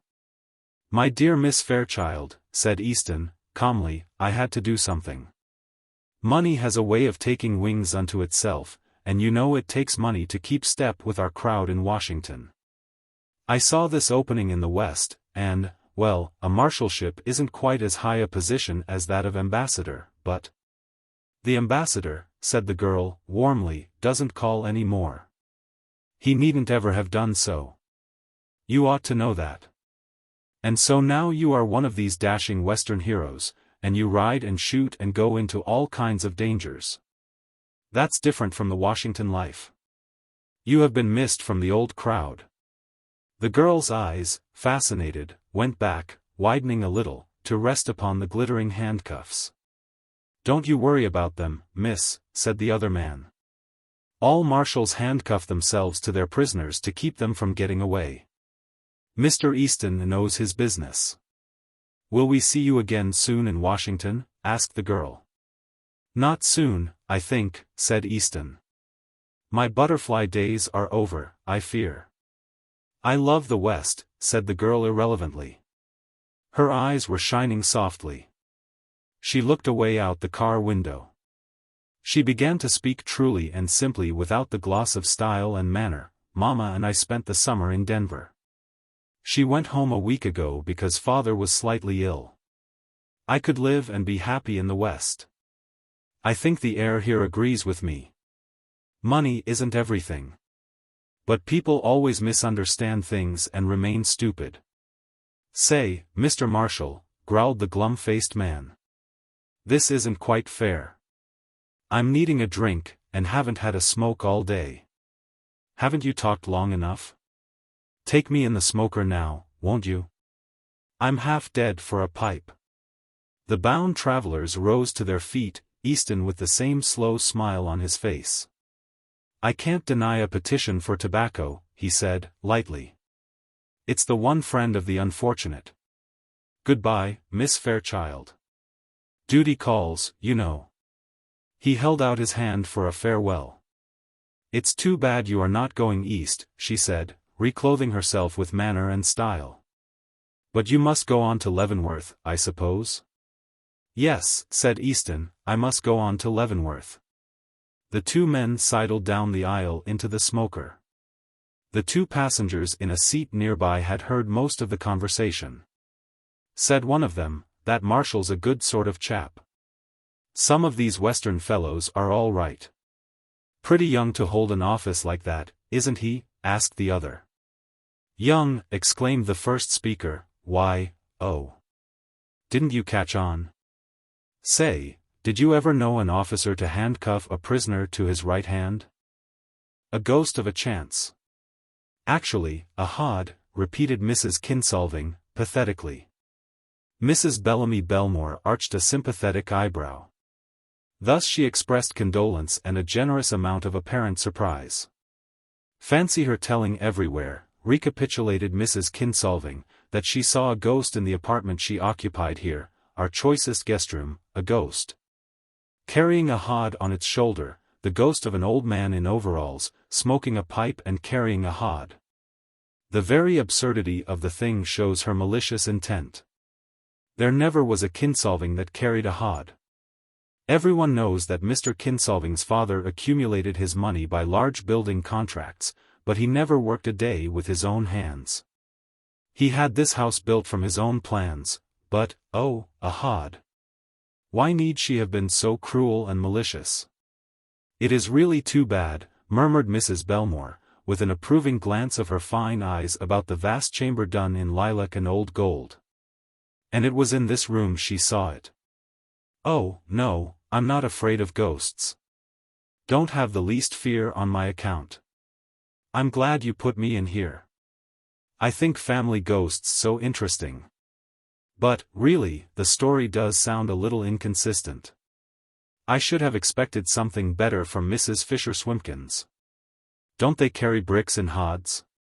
Why should a ghost bring bricks into a villa built of marble and stone? I'm so sorry, but it makes me think that age is beginning to tell upon Mrs. Fisher-Swimpkins. This house, continued Mrs. Kinsolving, was built upon the site of an old one used by the family during the Revolution.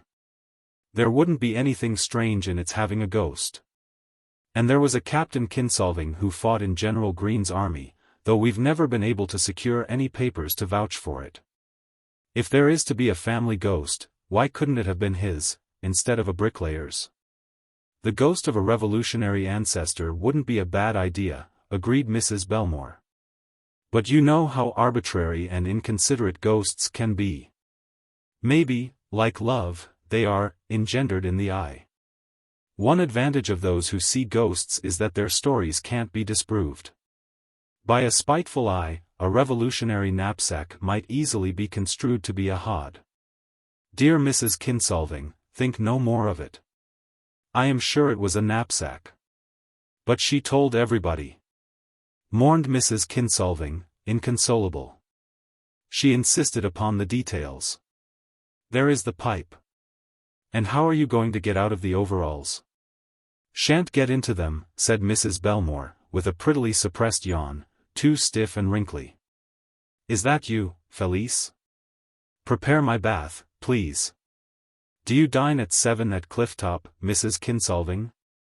So kind of you to run in for a chat before dinner. I love those little touches of informality with a guest. They give such a home flavor to a visit. So sorry, I must be dressing. I am so indolent I always postpone it until the last moment. Mrs. Fisher-Swimpkins had been the first large plum that the Kinsolvings had drawn from the social pie.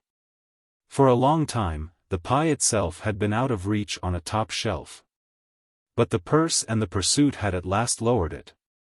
Mrs. Fisher-Swimpkins was the heliograph of the smart society parading corps. The glitter of her wit and actions passed along the line, transmitting whatever was latest and most daring in the game of peep-show. Formerly, her fame and leadership had been secure enough not to need the support of such artifices as handing around live frogs for favors at a cotillion. But, now, these things were necessary to the holding of her throne. Beside, middle age had come to preside, incongruous, at her capers. The sensational papers had cut her space from a page to 2 columns. Her wit developed a sting. Her manners became more rough and inconsiderate, as if she felt the royal necessity of establishing her autocracy by scorning the conventionalities that bound lesser potentates. To some pressure at the command of the Kinsolvings, she had yielded so far as to honor their house by her presence, for an evening and night. She had her revenge upon her hostess by relating, with grim enjoyment and sarcastic humor, her story of the vision carrying the hod. To that lady, in raptures at having penetrated thus far toward the coveted inner circle, the result came as a crushing disappointment. Everybody either sympathized or laughed, and there was little to choose between the two modes of expression. But, later on, Mrs. Kinsolving's hopes and spirits were revived by the capture of a second and greater prize. Mrs. Bellamy Belmore had accepted an invitation to visit at Clifftop, and would remain for 3 days. Mrs. Belmore was one of the younger matrons, whose beauty, descent, and wealth gave her a reserved seat in the Holy of Holies that required no strenuous bolstering. She was generous enough thus to give Mrs. Kinsolving the accolade that was so poignantly desired, and, at the same time, she thought how much it would please Terence. Perhaps it would end by solving him. Terence was Mrs. Kinsolving's son, aged 29, quite good-looking enough, and with 2 or 3 attractive and mysterious traits. For one, he was very devoted to his mother, and that was sufficiently odd to deserve notice. For others, he talked so little that it was irritating, and he seemed either very shy or very deep. Terence interested Mrs. Belmore, because she was not sure which it was. She intended to study him a little longer, unless she forgot the matter. If he was only shy, she would abandon him, for shyness is a bore. If he was deep, she would also abandon him, for depth is precarious. On the afternoon of the 3rd day of her visit, Terence hunted up Mrs. Belmore, and found her in a nook actually looking at an album. "It's so good of you," said he, "to come down here and retrieve the day for us. I suppose you have heard that Mrs. Fisher Swimkins scuttled the ship before she left. She knocked a whole plank out of the bottom with a hod. My mother is grieving herself ill about it. Can't you manage to see a ghost for us while you are here, Mrs. Belmore, a bang-up, swell ghost, with a coronet on his head and a cheque-book under his arm?" "That was a naughty old lady, Terence," said Mrs. Belmore, "to tell such stories. Perhaps you gave her too much supper. Your mother doesn't really take it seriously, does she?" "I think she does," answered Terence. "One would think every brick in the hod had dropped on her. It's a good mammy, and I don't like to see her worried. It's to be hoped that the ghost belongs to the Hod Carriers Union, and will go out on a strike. If he doesn't, there will be no peace in this family." "I'm sleeping in the ghost chamber," said Mrs. Belmore, pensively. "But it's so nice I wouldn't change it, even if I were afraid, which I'm not. It wouldn't do for me to submit a counter-story of a desirable, aristocratic shade, would it? I would do so, with pleasure, but it seems to me it would be too obviously an antidote for the other narrative to be effective." "True," said Terence, running 2 fingers thoughtfully into his crisp, brown hair, "that would never do. How would it work to see the same ghost again, minus the overalls, and have gold bricks in the hod? That would elevate the spectre from degrading toil to a financial plane. Don't you think that would be respectable enough? There was an ancestor who fought against the Britishers, wasn't there? Your mother said something to that effect." "I believe so. One of those old chaps in raglan vests and golf trousers. I don't care a continental for a continental, myself.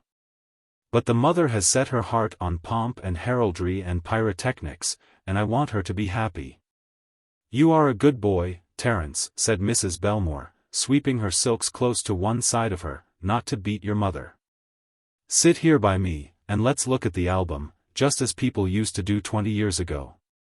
Now, tell me about every one of them. Who is this tall, dignified gentleman leaning against the horizon, with one arm on the Corinthian column?"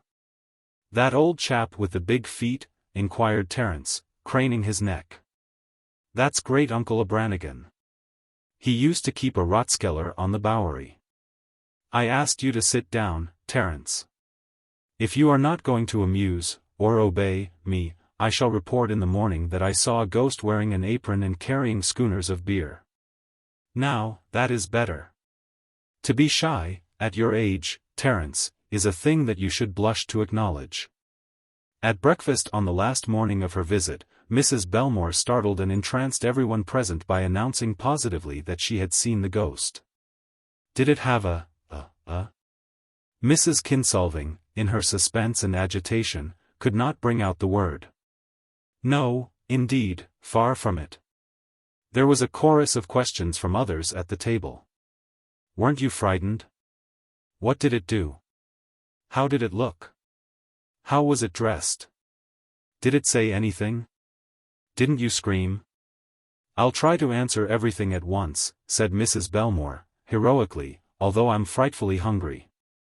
Something awakened me, I'm not sure whether it was a noise or a touch, and there stood the phantom. I never burn a light at night, so the room was quite dark, but I saw it plainly. I wasn't dreaming. It was a tall man, all misty white from head to foot.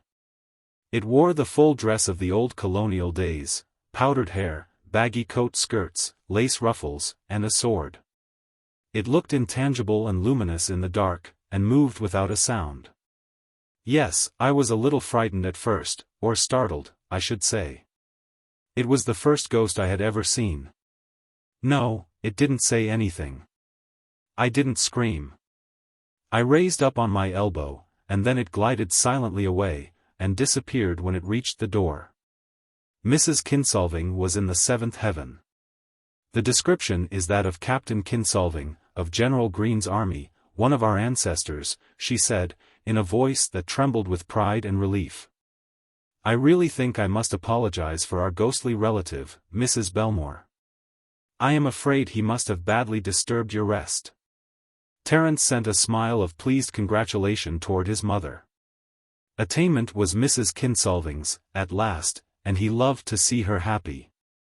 I suppose I ought to be ashamed to confess, said Mrs. Belmore, who was now enjoying her breakfast, that I wasn't very much disturbed. I presume it would have been the customary thing to scream and faint, and have all of you running about in picturesque costumes. But, after the first alarm was over, I really couldn't work myself up to a panic. The ghost retired from the stage quietly and peacefully, after doing its little turn, and I went to sleep again. Nearly all listened, politely accepted Mrs. Belmore's story as a made-up affair, charitably offered as an offset to the unkind vision seen by Mrs. Fisher Swimpkins. But one or two present perceived that her assertions bore the genuine stamp of her own convictions. Truth and candor seemed to attend upon every word. Even a scoffer at ghosts, if he were very observant, would have been forced to admit that she had, at least in a very vivid dream, been honestly aware of the weird visitor. Soon Mrs. Belmore's maid was packing. In 2 hours the auto would come to convey her to the station. As Terence was strolling upon the east piazza, Mrs. Belmore came up to him, with a confidential sparkle in her eye. I didn't wish to tell the others all of it, she said, but I will tell you. In a way, I think you should be held responsible. Can you guess in what manner that ghost awakened me last night? Rattled chains, suggested Terence, after some thought, or groaned. They usually do one or the other. Do you happen to know, continued Mrs. Belmore, with sudden irrelevancy, if I resemble any one of the female relatives of your restless ancestor, Captain Kinsolving? Don't think so, said Terence, with an extremely puzzled air. Never heard of any of them being noted beauties. Then, why, said Mrs. Belmore, looking the young man gravely in the eye, should that ghost have kissed me, as I'm sure it did? Heavens, exclaimed Terence, in wide-eyed amazement. You don't mean that, Mrs. Belmore. Did he actually kiss you? I said it, corrected Mrs. Belmore. I hope the impersonal pronoun is correctly used. But why did you say I was responsible? Because you are the only living male relative of the ghost. I see. Unto the third and fourth generation. But, seriously, did it, how do you know? How does anyone know? I was asleep, and that is what awakened me, I'm almost certain. Almost? Well, I awoke just as, oh, can't you understand what I mean? When anything arouses you suddenly, you are not positive whether you dreamed, or, and yet you know that, dear me, Terence. Must I dissect the most elementary sensations in order to accommodate your extremely practical intelligence? But, about kissing ghosts, you know, said Terence, humbly, I require the most primary instruction. I never kissed a ghost. Is it? The sensation, said Mrs. Belmore, with deliberate, but slightly smiling, emphasis, since you are seeking instruction, is a mingling of the material and the spiritual. Of course, said Terence, suddenly growing serious, it was a dream or some kind of an hallucination. Nobody believes in spirits, these days. If you told the tale out of kindness of heart, Mrs. Belmore, I can't express how grateful I am to you. It has made my mother supremely happy. That revolutionary ancestor was a stunning idea. Mrs. Belmore sighed. The usual fate of ghost-seers is mine, she said, resignedly. My privileged encounter with a spirit is attributed to lobster salad or mendacity. Well, I have, at least, one memory left from the wreck, a kiss from the unseen world. Was Captain Kinsolving a very brave man, do you know, Terence? He was licked at Yorktown, I believe, said Terence, reflecting.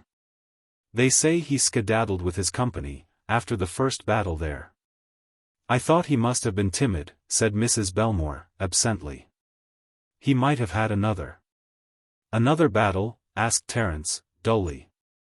What else could I mean? I must go and get ready now. The auto will be here in an hour. I've enjoyed Clifftop immensely. Such a lovely morning, isn't it, Terence? On her way to the station, Mrs. Belmore took from her bag a silk handkerchief, and looked at it with a little peculiar smile. Then she tied it in several very hard knots, and threw it, at a convenient moment, over the edge of the cliff along which the road ran. In his room, Terence was giving some directions to his man, Brooks. Have this stuff done up in a parcel, he said, and ship it to the address on that card. The card was that of a New York customer. The stuff was a gentleman's costume of the days of '76, made of white satin, with silver buckles, white silk stockings, and white kid shoes. A powdered wig and a sword completed the dress. And look about, Brooks, added Terence, a little anxiously, for a silk handkerchief with my initials in one corner. I must have dropped it somewhere. It was a month later when Mrs. Belmore and one or two others of the smart crowd were making up a list of names for a coaching trip through the Catskills. Mrs. Belmore looked over the list for a final censoring. The name of Terence Kinsolving was there. Mrs. Belmore ran her prohibitive pencil lightly through the name. Too shy. She murmured, sweetly, in explanation. Art and the Bronco. Out of the wilderness had come a painter. Genius, whose coronations alone are democratic, had woven a chaplet of chaparral for the brow of Lonnie Briscoe. Art, whose divine expression flows impartially from the fingertips of a cowboy or a dilettante emperor, had chosen for a medium the boy artist of the San Saba. The outcome, 7 feet by 12 of besmeared canvas, stood, gilt-framed, in the lobby of the Capitol. The legislature was in session. The capital city of that great western state was enjoying the season of activity and profit that the congregation of the Solons bestowed. The boarding houses were corralling the easy dollars of the gamesome lawmakers. The greatest state in the West, an empire in area and resources, had arisen and repudiated the old libel or barbarism, lawbreaking, and bloodshed. Order reigned within her borders. Life and property were as safe there, sir, as anywhere among the corrupt cities of the effete East. Pillow shams, churches, strawberry feasts and habeas corpus flourished. With impunity might the tenderfoot ventilate his stovepipe or his theories of culture. The arts and sciences received nurture and subsidy. And, therefore, it behooved the legislature of this great state to make appropriation for the purchase of Lonnie Briscoe's immortal painting. Rarely has the San Saba country contributed to the spread of the fine arts. Its sons have excelled in the solider graces, in the throw of the lariat, the manipulation of the esteemed 45, the intrepidity of the one-card draw, and the nocturnal stimulation of towns from undue lethargy, but, hitherto, it had not been famed as a stronghold of aesthetics. Lonnie Briscoe's brush had removed that disability. Here, among the limestone rocks, the succulent cactus, and the drought-parched grass of that arid valley, had been born the boy artist. Why he came to woo art is beyond postulation. Beyond doubt, some spore of the afflatus must have sprung up within him in spite of the desert soil of San Saba. The tricksy spirit of creation must have incited him to attempted expression and then have sat hilarious among the white-hot sands of the valley, watching its mischievous work. For Lonnie's picture, viewed as a thing of art, was something to have driven away dull care from the bosoms of the critics. The painting, one might almost say panorama, was designed to portray a typical Western scene, interest culminating in a central animal figure, that of a stampeding steer, life-size, wild-eyed, fiery, breaking away in a mad rush from the herd that, close-ridden by a typical cowpuncher, occupied a position somewhat in the right background of the picture. The landscape presented fitting and faithful accessories. Chaparral, mesquite, and pear were distributed in just proportions. A Spanish dagger plant, with its waxen blossoms in a creamy aggregation as large as a water bucket, contributed floral beauty and variety. The distance was undulating prairie, bisected by stretches of the intermittent streams peculiar to the region lined with the rich green of live oak and water elm. A richly mottled rattlesnake lay coiled beneath a pale green clump of prickly pear in the foreground. A third of the canvas was ultramarine and lake white, the typical western sky and the flying clouds, rainless and feathery. Between two plastered pillars in the commodious hallway near the door of the Chamber of Representatives stood the painting. Citizens and lawmakers passed there by twos and groups and sometimes crowds to gaze upon it. Many, perhaps a majority of them, had lived the prairie life and recalled easily the familiar scene.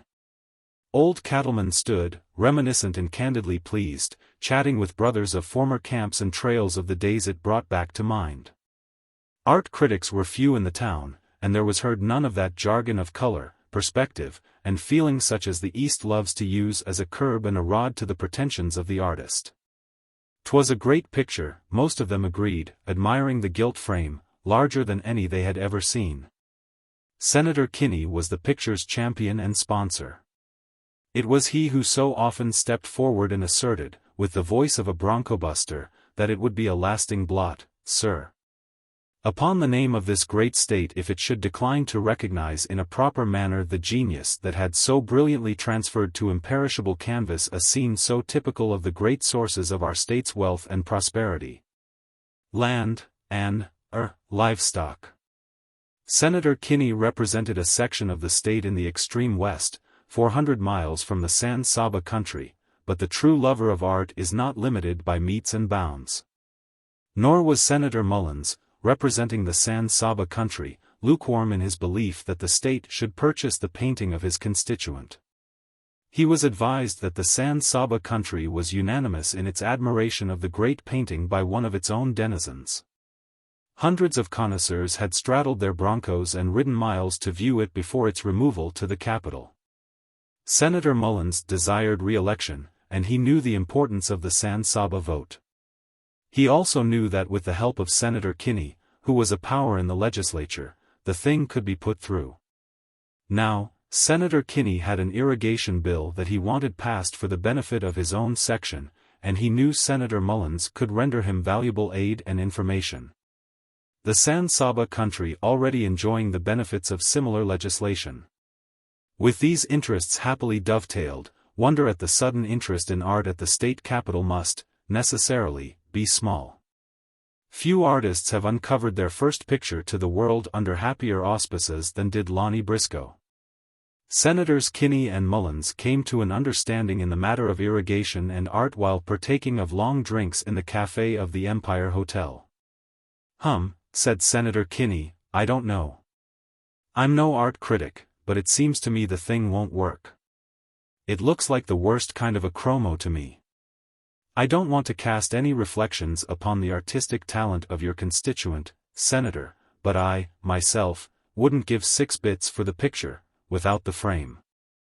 How are you going to cram a thing like that down the throat of a legislature that kicks about a little item in the expense bill of $681 for rubber erasers for only one term? It's wasting time. I'd like to help you, Mullins, but they'd laugh us out of the Senate chamber if we were to try it. But you don't get the point, said Senator Mullins, in his deliberate tones, tapping Kinney's glass with his long forefinger. I have my own doubts as to what the picture is intended to represent, a bullfight or a Japanese allegory, but I want this legislature to make an appropriation to purchase. Of course, the subject of the picture should have been in the state historical line, but it's too late to have the paint scraped off and changed. The state won't miss the money and the picture can be stowed away in a lumber room where it won't annoy anyone. Now, here's the point to work on, leaving art to look after itself. The chap that painted the picture is the grandson of Lucien Briscoe. Say it again, said Kinney, leaning his head thoughtfully. Of the old, original Lucien Briscoe? Of him. The man who, you know. The man who carved the state out of the wilderness. The man who settled the Indians. The man who cleaned out the horse thieves. The man who refused the crown. The state's favorite son. Do you see the point now? Wrap up the picture, said Kinney. It's as good as sold. Why didn't you say that at first, instead of philandering along about art? I'll resign my seat in the Senate and go back to chain carrying for the county surveyor the day I can't make this state buy a picture calcimined by a grandson of Lucien Briscoe. Did you ever hear of a special appropriation for the purchase of a home for the daughter of One-Eyed Smothers? Well, that went through like a motion to adjourn, and old One-Eyed never killed half as many Indians as Briscoe did. About what figure had you and the calciminer agreed upon to sandbag the treasury for? I thought, said Mullins, that maybe 500. 500. Interrupted Kinney, as he hammered on his glass for a lead pencil and looked around for a waiter. Only 500 for a red steer on the hoof delivered by a grandson of Lucien Briscoe. Where's your state pride, man? 2,000 is what it'll be. You'll introduce the bill and I'll get up on the floor of the Senate and wave the scalp of every Indian old Lucien ever murdered. Let's see, there was something else proud and foolish he did, wasn't there? Oh, yes, he declined all emoluments and benefits he was entitled to. Refused his head right and veteran donation certificates. Could have been governor, but wouldn't. Declined a pension. Now's the state's chance to pay up. It'll have to take the picture, but then it deserves some punishment for keeping the Briscoe family waiting so long. We'll bring this thing up about the middle of the month, after the tax bill is settled.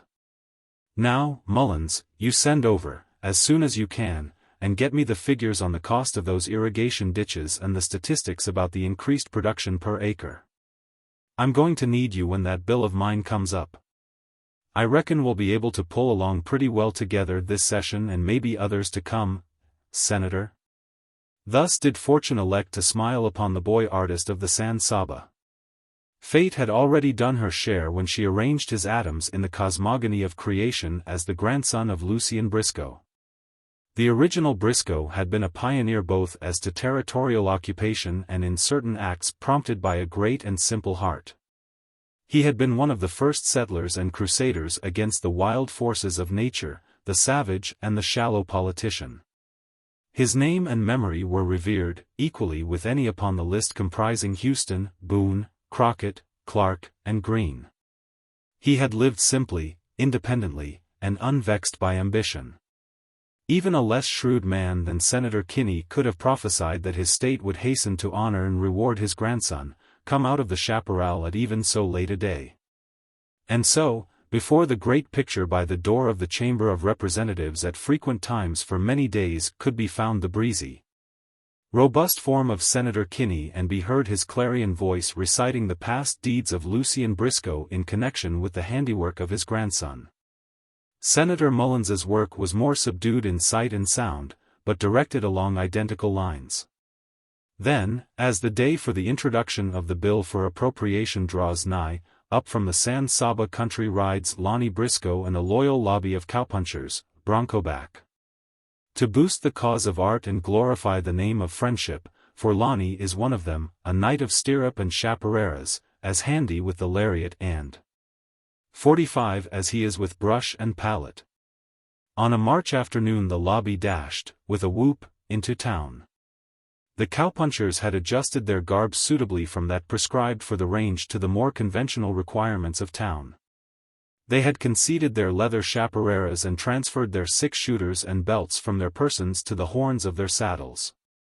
Among them rode Lonnie, a youth of 23, brown, solemn-faced, ingenuous, bow-legged, reticent, bestriding hot tamales, the most sagacious cow-pony west of the Mississippi. Senator Mullins had informed him of the bright prospects of the situation. Had even mentioned, so great was his confidence in the capable Kinney, the price that the state would, in all likelihood, pay. It seemed to Lonnie that fame and fortune were in his hands. Certainly, a spark of the divine fire was in the little brown centaur's breast, for he was counting the $2,000 as but a means to future development of his talent. Some day he would paint a picture even greater than this, one, say, 12 feet by 20, full of scope and atmosphere and action. During the 3 days that yet intervened before the coming of the date fixed for the introduction of the bill, the Centaur lobby did valiant service. Coatless, spurred, weather-tanned, full of enthusiasm expressed in bizarre terms, they loafed in front of the painting with tireless zeal. Reasoning not unshrewdly, they estimated that their comments upon its fidelity to nature would be received as expert evidence. Loudly they praised the skill of the painter whenever there were ears near to which such evidence might be profitably addressed. Lem Perry, the leader of the claque, had a somewhat set speech, being uninventive in the construction of new phrases. "Look at that 2-year-old, now," he would say, waving a cinnamon-brown hand toward the salient point of the picture. "Why, dang my hide, the critter's alive. I can jest hear him, lumpety-lump, a-cuttin' away from the herd, pretendin' he's skeered. He's a mean scamp, that there steer. Look at his eyes a-wallin' and his tail a-wavin'. He's true and nat'ral to life. He's jest hankerin' fer a cow-pony to round him up and send him scootin' back to the bunch. Dang my hide. Jest look at that tail of his a-wavin'. Never knowed a steer to wave his tail any other way, dang my hide ef I did." Judge Shelby, while admitting the excellence of the steer, resolutely confined himself to open admiration of the landscape, to the end that the entire picture receive its meed of praise. "That piece of range," he declared, "is a dead ringer for Dead Hoss Valley. Same grass, same lay of land, same old Whippoorwill Creek scally-hootin' in and out of them mots of timber. Them buzzards on the left is circlin' round over Sam Kildrake's old paint hoss that killed hisself over drinkin' on a hot day. You can't see the hoss for that mott of elms on the creek, but he's thar. Anybody that was goin' to look for Dead Hoss Valley and come across this picture, why, he'd just light off in his Bronco and hunt a place to camp." Skinny Rogers, wedded to comedy, conceived a complimentary little piece of acting that never failed to make an impression. Edging quite near to the picture, he would suddenly, at favorable moments emit a piercing and awful ee. Leap high and away, coming down with a great stamp of heels and whirring of rowels upon the stone-flagged floor. Jeeming Christopher. So ran his lines, thought that Rattler was a genuine one. Ding based my skin if I didn't. Seemed to me I heard him rattle. Look at the blamed, unconverted insect layin' under that pear. Little more, and somebody would been snake bit." With these artful dodges, contributed by Lonnie's faithful coterie, with the sonorous Kinney perpetually sounding the picture's merits, and with the solvent prestige of the pioneer Briscoe covering it like a precious varnish, it seemed that the San Saba country could not fail to add a reputation as an art center to its well-known superiority in steer-roping contests and achievements with the precarious busted flush. Thus was created for the picture an atmosphere, due rather to externals than to the artist's brush, but through it the people seemed to gaze with more of admiration. There was a magic in the name of Briscoe that counted high against faulty technique and crude coloring. The old Indian fighter and wolf slayer would have smiled grimly in his happy hunting grounds had he known that his dilettante ghost was thus figuring as an art patron 2 generations after his uninspired existence. Came the day when the Senate was expected to pass the bill of Senator Mullins appropriating $2,000 for the purchase of the picture. The gallery of the Senate chamber was early preempted by Lonnie and the San Saba lobby. In the front row of chairs they sat, wild-haired, self-conscious, jingling, creaking, and rattling, subdued by the majesty of the council hall. The bill was introduced, went to the second reading, and then Senator Mullins spoke for it dryly, tediously, and at length. Senator Kinney then arose, and the welkin seized the bell rope preparatory to ringing. Oratory was at that time a living thing. The world had not quite come to measure its questions by geometry and the multiplication table. It was the day of the silver tongue, the sweeping gesture, the decorative apostrophe, the moving peroration. The senator spoke. The San Saba contingent sat, breathing hard, in the gallery, its disordered hair hanging down to its eyes, its 16-ounce hats shifted restlessly from knee to knee. Below, the distinguished senators either lounged at their desks with the abandon of proven statesmanship or maintained correct attitudes indicative of a first term. Senator Kinney spoke for an hour. History was his theme, history mitigated by patriotism and sentiment. He referred casually to the picture in the outer hall. It was unnecessary, he said, to dilate upon its merits, the senators had seen for themselves. The painter of the picture was the grandson of Lucien Briscoe. Then came the word pictures of Briscoe's life set forth in thrilling colors. His rude and venturesome life, his simple-minded love for the commonwealth he helped to upbuild, his contempt for rewards and praise, his extreme and sturdy independence. And the great services he had rendered the state. The subject of the oration was Lucien Briscoe. The painting stood in the background serving simply as a means, now happily brought forward, through which the state might bestow a tardy recompense upon the descendant of its favorite son. Frequent enthusiastic applause from the senators testified to the well reception of the sentiment. The bill passed without an opening vote. Tomorrow it would be taken up by the House. Already was it fixed to glide through that body on rubber tires. Blandford, Grayson, and Plummer, all wheelhorses and orators, and provided with plentiful memoranda concerning the deeds of pioneer Briscoe, had agreed to furnish the motive power. The San Saba lobby and its protégé stumbled awkwardly down the stairs and out into the Capitol yard. Then they herded closely and gave one yell of triumph. But one of them, Buckneed Summers it was, hit the key with the thoughtful remark. "She cut the mustard," he said, "all right. I reckon they're goin' to buy Lon's steer. I ain't right much on the parliamentary, but I gather that's what the signs added up. But she seems to me, Lonnie, the argument ran principle to grandfather, instead of paint. It's reasonable calculatin' that you want to be glad you got the Briscoe brand on you, my son." That remark clinched in Lonnie's mind an unpleasant, vague suspicion to the same effect. His reticence increased, and he gathered grass from the ground, chewing it pensively. The picture as a picture had been humiliatingly absent from the senator's arguments. The painter had been held up as a grandson, pure and simple. While this was gratifying on certain lines, it made art look little and slab-sided. The boy artist was thinking. The hotel Lonnie stopped at was near the Capitol. It was near to the 1 o'clock dinner hour when the appropriation had been passed by the Senate. The hotel clerk told Lonnie that a famous artist from New York had arrived in town that day and was in the hotel. He was on his way westward to New Mexico to study the effect of sunlight upon the ancient walls of the Zunis. Modern stones reflect light. Those ancient building materials absorb it. The artist wanted this effect in a picture he was painting, and was traveling 2,000 miles to get it. Lonnie sought this man out after dinner and told his story. The artist was an unhealthy man, kept alive by genius and indifference to life. He went with Lonnie to the Capitol and stood there before the picture. The artist pulled his beard and looked unhappy. "Should like to have your sentiments," said Lonnie, "just as they run out of the pen." "It's the way they'll come," said the painter man. "I took 3 different kinds of medicine before dinner, by the tablespoonful. The taste still lingers.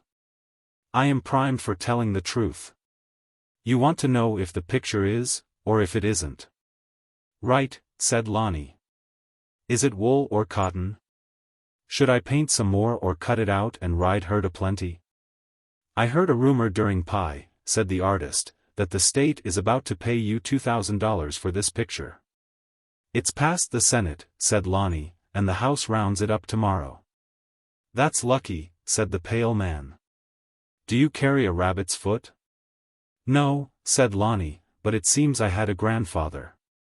He's considerable mixed up in the color scheme.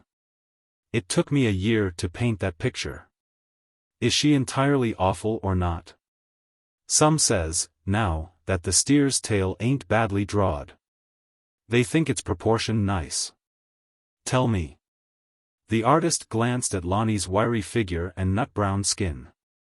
Something stirred him to a passing irritation. For art's sake, son, he said, fractiously, don't spend any more money for paint. It isn't a picture at all. It's a gun. You hold up the state with it, if you like, and get your 2,000, but don't get in front of any more canvas. Live under it. Buy a couple of 100 ponies with the money, I'm told they're that cheap, and ride, ride, ride. Fill your lungs and eat and sleep and be happy. No more pictures. You look healthy. That's genius. Cultivate it. He looked at his watch. 20 minutes to 3. 4 capsules and 1 tablet at 3. That's all you wanted to know, isn't it? At 3 o'clock the cowpunchers rode up for Lonnie, bringing hot tamales, saddled. Traditions must be observed. To celebrate the passage of the bill by the Senate, the gang must ride wildly through the town, creating uproar and excitement. Liquor must be partaken of, the suburbs shot up, and the glory of the San Saba country vociferously proclaimed. A part of the program had been carried out in the saloons on the way up. Lonnie mounted hot tamales, the accomplished little beast prancing with fire and intelligence. He was glad to feel Lonnie's bow-legged grip against his ribs again. Lonnie was his friend, and he was willing to do things for him. Come on, boys, said Lonnie, urging hot tamales into a gallop with his knees. With a whoop, the inspired lobby tore after him through the dust. Lonnie led his cohort straight for the Capitol. With a wild yell, the gang endorsed his now evident intention of riding into it. Hooray for San Saba! Up the 6 broad, limestone steps clattered the Broncos of the cowpunchers. Into the resounding hallway they pattered, scattering in dismay those passing on foot. Lonnie, in the lead, shoved hot tamales direct for the great picture. At that hour a downpouring, soft light from the second-story windows bathed the big canvas. Against the darker background of the hall the painting stood out with valuable effect. In spite of the defects of the art you could almost fancy that you gazed out upon a landscape. You might well flinch a step from the convincing figure of the life-size steer stampeding across the grass. Perhaps it seemed thus to hot tamales. The scene was in his line. Perhaps he only obeyed the will of his rider. His ears pricked up, he snorted. Lonnie leaned forward in the saddle and elevated his elbows, wing-like. Thus signals the cowpuncher to his steed to launch himself full speed ahead. Did hot tamales fancy he saw a steer, red and cavorting, that should be headed off and driven back to the herd? There was a fierce clatter of hoofs, a rush, a gathering of steely flank muscles, a leap to the jerk of the bridle rein, and hot tamales. With Lonnie bending low in the saddle to dodge the top of the frame, ripped through the great canvas like a shell from a mortar, leaving the cloth hanging in ragged shreds about a monstrous hole. Quickly Lonnie pulled up his pony, and rounded the pillars. Spectators came running, too astounded to add speech to the commotion. The sergeant-at-arms of the house came forth, frowned, looked ominous, and then grinned. Many of the legislators crowded out to observe the tumult. Lonnie's cowpunchers were stricken to silent horror by his mad deed. Senator Kinney happened to be among the earliest to emerge. Before he could speak Lonnie leaned in his saddle as hot tamales pranced, pointed his quirt at the senator, and said, calmly. That was a fine speech you made today, mister. But you might as well let up on that appropriation business. I ain't a skin the state to give me nothin'. I thought I had a picture to sell to it, but it wasn't one. You said a heap of things about Grandfather Briscoe that makes me kind of proud I'm his grandson.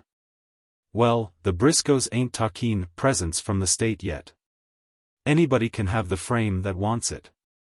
Hit her up, boys. Away scuttled the San Saba delegation out of the hall, down the steps, along the dusty street. Halfway to the San Saba country they camped that night. At bedtime Lonnie stole away from the campfire and sought hot tamales, placidly eating grass at the end of his stake rope. Lonnie hung upon his neck, and his art aspirations went forth forever in one long, regretful sigh. But as he thus made renunciation his breath formed a word or two. You was the only one, tamales, what seen anything in it. It did look like a steer, didn't it, old hoss? Hygeia at the Solito. If you are knowing in the Chronicles of the Ring you will recall to mind an event in the early 90s when, for a minute and sundry odd seconds, a champion and a would-be faced each other on the alien side of an international river. So brief a conflict had rarely imposed upon the fair promise of true sport. The reporters made what they could of it, but, divested of padding, the action was sadly fugacious. The champion merely smote his victim, turned his back upon him, remarking, I know what I'd done to dat stiff, and extended an arm like a ship's mast for his glove to be removed. Which accounts for a trainload of extremely disgusted gentlemen in an uproar of fancy vests and neckwear being spilled from their Pullmans in San Antonio in the early morning following the fight. Which also partly accounts for the unhappy predicament in which Cricket Maguire found himself as he tumbled from his car and sat upon the depot platform, torn by a spasm of that hollow, racking cough so familiar to San Antonian ears. At that time, in the uncertain light of dawn, that way past Curtis Radler, the Nueces County cattleman, may his shadow never measure under 6'2". The cattleman, out this early to catch the southbound for his ranch station, stopped at the side of the distressed patron of sport and spoke in the kindly drawl of his ilk and region. Got it pretty bad, bud?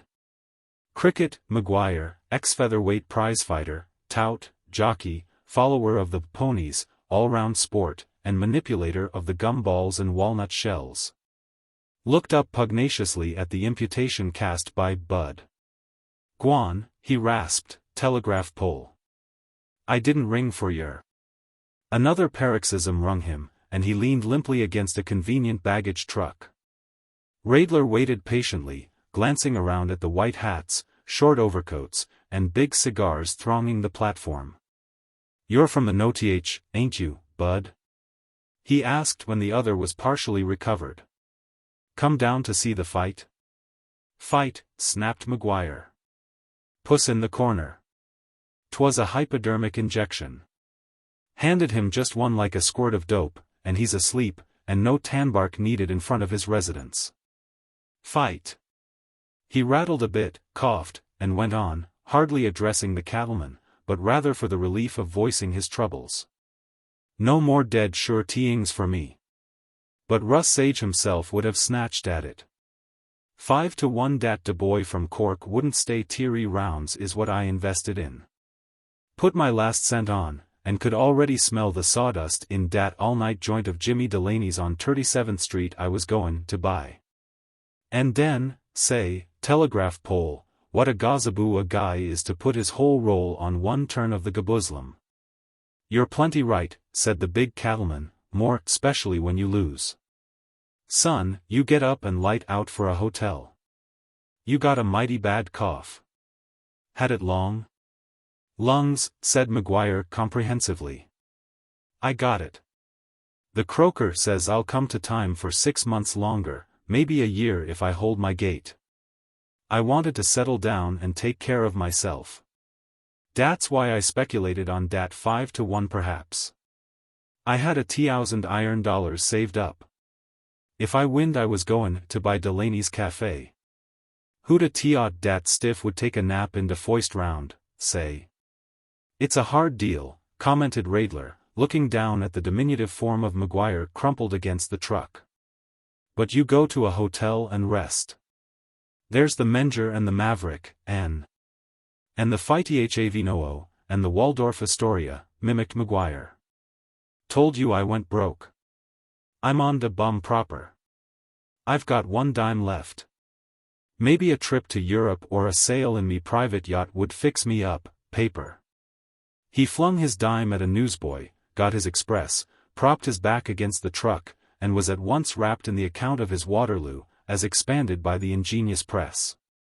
Curtis Radler interrogated an enormous gold watch, and laid his hand on Maguire's shoulder. Come on, bud, he said. We got 3 minutes to catch the train. Sarcasm seemed to be Maguire's vein. You ain't seen me cash in any chips or call a turn since I told you I was broke, a minute ago, have you? Friend, chase yourself away. You're going down to my ranch, said the cattleman, and stay till you get well.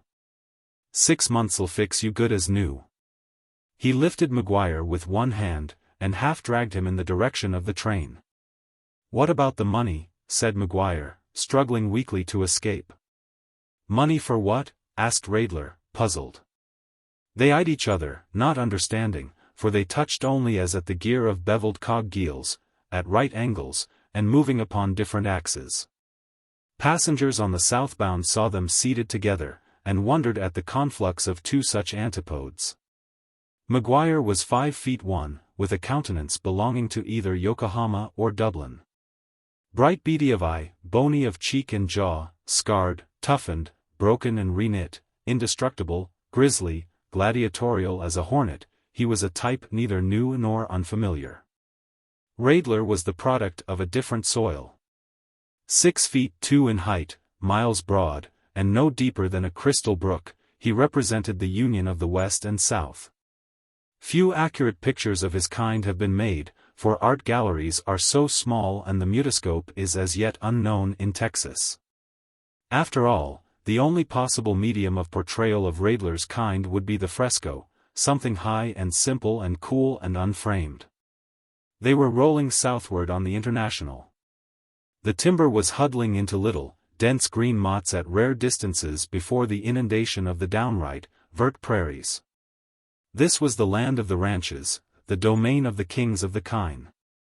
Maguire sat, collapsed into his corner of the seat, receiving with acid suspicion the conversation of the cattleman. What was the game of this big geezer who was carrying him off? Altruism would have been Maguire's last guess. He ain't no farmer, thought the captive, and he ain't no con man, for sure. What as his lay? You trail in, cricket, and see how many cards he draws. You're up against it, anyhow. You got a nickel and gallopin consumption, and you better lay low. Lay low and see what's his game. At Rincon, 100 miles from San Antonio, they left the train for a buckboard which was waiting there for Radler.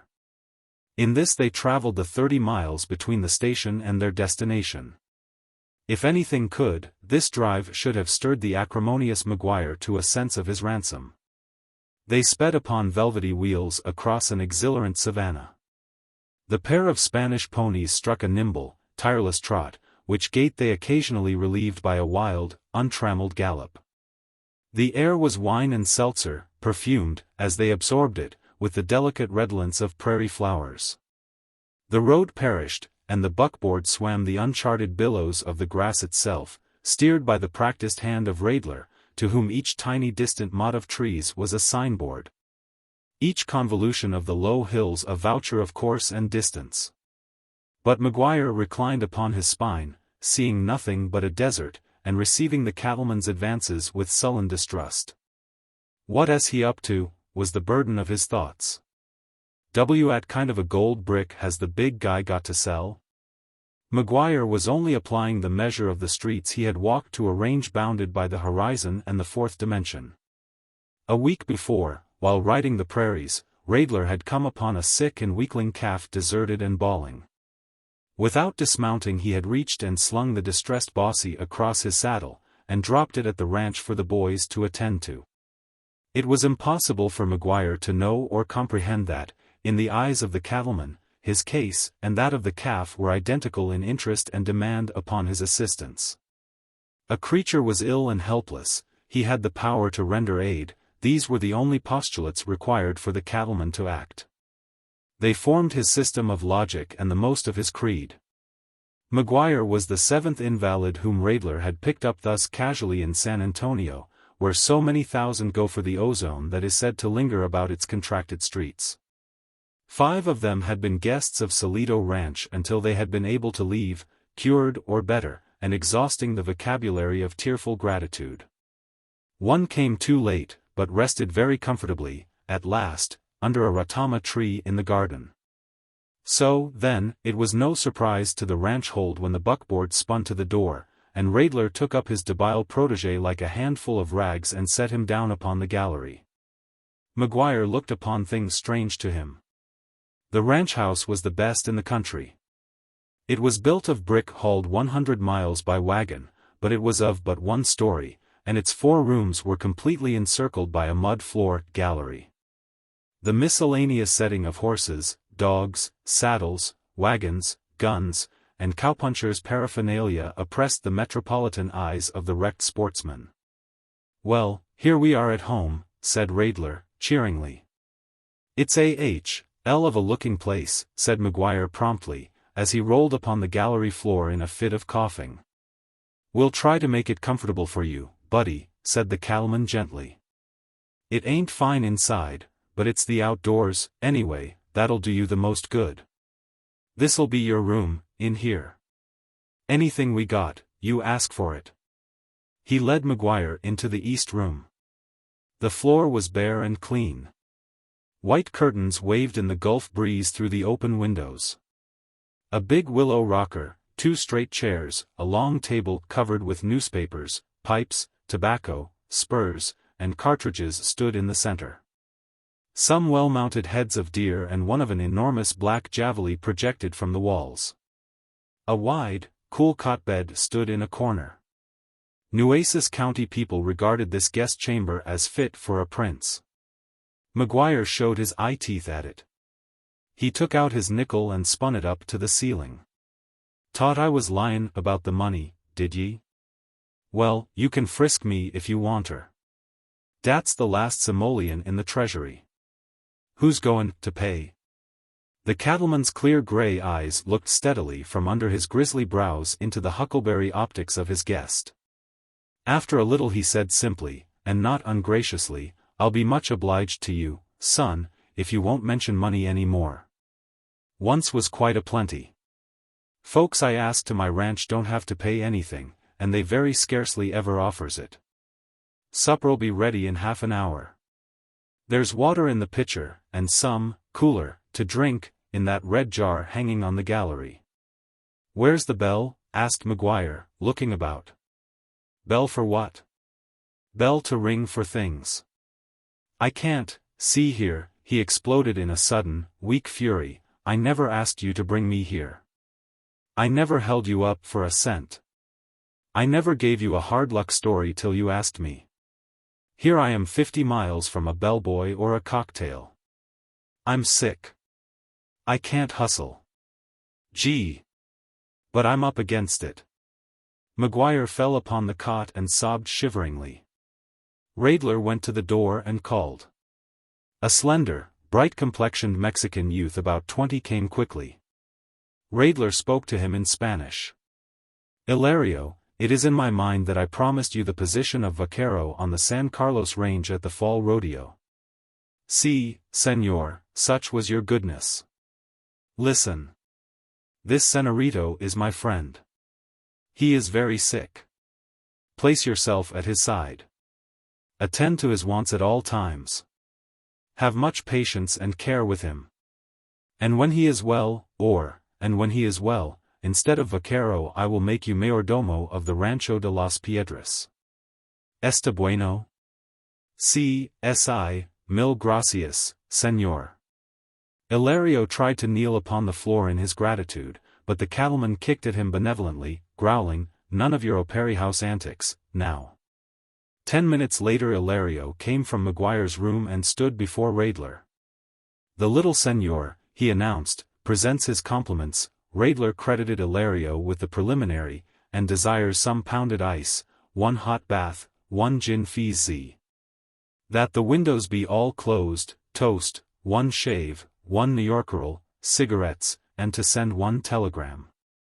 Radler took a quart bottle of whiskey from his medicine cabinet. "Here, take him this," he said. Thus was instituted the reign of terror at the Solito ranch. For a few weeks Maguire blustered and boasted and swaggered before the cowpunchers who rode in for miles around to see this latest importation of Radler's. He was an absolutely new experience to them. He explained to them all the intricate points of sparring and the tricks of training and defense. He opened to their minds' view all the indecorous life of a tagger after professional sports. His jargon of slang was a continuous joy and surprise to them. His gestures, his strange poses, his frank ribaldry of tongue and principle fascinated them. He was like a being from a new world. Strange to say, this new world he had entered did not exist to him. He was an utter egoist of bricks and mortar. He had dropped out, he felt, into open space for a time, and all it contained was an audience for his reminiscences. Neither the limitless freedom of the prairie days nor the grand hush of the close-drawn, spangled nights touched him. All the hues of Aurora could not win him from the pink pages of a sporting journal. Get something for nothing, was his mission in life. 37th Street was his goal. Nearly 2 months after his arrival he began to complain that he felt worse. It was then that he became the ranch's incubus, its harpy, its old man of the sea. He shut himself in his room like some venomous kobold or flibbertigibbet, whining, complaining, cursing, accusing. The keynote of his plaint was that he had been inveigled into a Gehenna against his will, that he was dying of neglect and lack of comforts. With all his dire protestations of increasing illness, to the eye of others he remained unchanged. His currant-like eyes were as bright and diabolic as ever, his voice was as rasping. His callous face, with the skin drawn tense as a drumhead, had no flesh to lose. A flush on his prominent cheek bones each afternoon hinted that a clinical thermometer might have revealed a symptom. And percussion might have established the fact that Maguire was breathing with only 1 lung, but his appearance remained the same. In constant attendance upon him was Ilario, whom the coming reward of the mayordomship must have greatly stimulated, for Maguire chained him to a bitter existence. The air, the man's only chance for life, he commanded to be kept out by closed windows and drawn curtains. The room was always blue and foul with cigarette smoke. Whosoever entered it must sit, suffocating, and listen to the imp's interminable gasconade concerning his scandalous career. The oddest thing of all was the relation existing between Maguire and his benefactor. The attitude of the invalid toward the cattleman was something like that of a peevish, perverse child toward an indulgent parent. When Radler would leave the ranch Maguire would fall into a fit of malevolent, silent sullenness. When he returned, he would be met by a string of violent and stinging reproaches. Radler's attitude toward his charge was quite inexplicable in its way. The cattleman seemed actually to assume and feel the character assigned to him by Maguire's intemperate accusations, the character of tyrant and guilty oppressor. He seemed to have adopted the responsibility of the fellow's condition, and he always met his tirades with a pacific, patient, and even remorseful kindness that never altered. One day Radler said to him, "Try more air, son. You can have the buckboard and a driver every day if you'll go. Try a week or 2 in one of the cow camps. I'll fix you up plumb comfortable. The ground, and the air next to it, them's the things to cure you. I knowed a man from Philadelphia, sicker than you are, got lost on the Guadalupe, and slept on the bare grass in sheep camps for 2 weeks. Well, sir, it started him getting well, which he done. Close to the ground, that's where the medicine in the air stays. Try a little hossback riding now. There's a gentle pony." "What ve I done to yer?" screamed Maguire. "Did I ever double-cross yer? Did I ask you to bring me here? Drive me out to your camps if you want her, or stick a knife in me and save trouble. Ride. I can't lift my feet. I couldn't sidestep a jab from a 5-year-old kid. That's what your D ranch has done for me. There's nothing to eat, nothing to see, and nobody to talk to but a lot of Rubens who don't know a punching bag from a lobster salad. It's a lonesome place, for certain, apologized Radler abashedly. We got plenty, but it's rough enough. Anything you think of you want, the boys'll ride up and fetch it down for you. It was Chad Murchison, a cowpuncher from the Circle Bar outfit, who first suggested that McGuire's illness was fraudulent. Chad had brought a basket of grapes for him 30 miles, and 4 out of his way, tied to his saddle horn. After remaining in the smoke-tainted room for a while, he emerged and bluntly confided his suspicions to Radler. His arm, said Chad, is harder'n a diamond. He introduced me to what he called a shorperplexus punch, and 'twas like being kicked twice by a Mustang. He's playin' it low down on you, Kurt. He ain't no sicker'n I am. I hate to say it, but the runt's workin' you for range and shelter. The cattleman's ingenuous mind refused to entertain Chad's view of the case, and when, later, he came to apply the test, doubt entered not into his motives. One day, about noon, 2 men drove up to the ranch, alighted, hitched, and came in to dinner, standing and general invitations being the custom of the country. One of them was a great San Antonio doctor, whose costly services had been engaged by a wealthy cowman who had been laid low by an accidental bullet. He was now being driven back to the station to take the train back to town. After dinner Radler took him aside, pushed a $20 bill against his hand, and said, "Doc, there's a young chap in that room I guess has got a bad case of consumption. I'd like for you to look him over and see just how bad he is, and if we can do anything for him." "How much was that dinner I just ate, Mr. Radler?" said the doctor bluffly, looking over his spectacles. Radler returned the money to his pocket. The doctor immediately entered McGuire's room, and the cattleman seated himself upon a heap of saddles on the gallery, ready to reproach himself in the event the verdict should be unfavorable. In 10 minutes the doctor came briskly out. "Your man," he said promptly, "is as sound as a new dollar. His lungs are better than mine. Respiration, temperature, and pulse normal. Chest expansion 4 inches. Not a sign of weakness anywhere. Of course I didn't examine for the bacillus, but it isn't there. You can put my name to the diagnosis. Even cigarettes and a vilely close room haven't hurt him. Coughs, does he? Well, you tell him it isn't necessary. You asked if there is anything we could do for him. Well, I advise you to set him digging post holes or breaking mustangs. There's our team ready. Good day, sir." And like a puff of wholesome, blustery wind the doctor was off.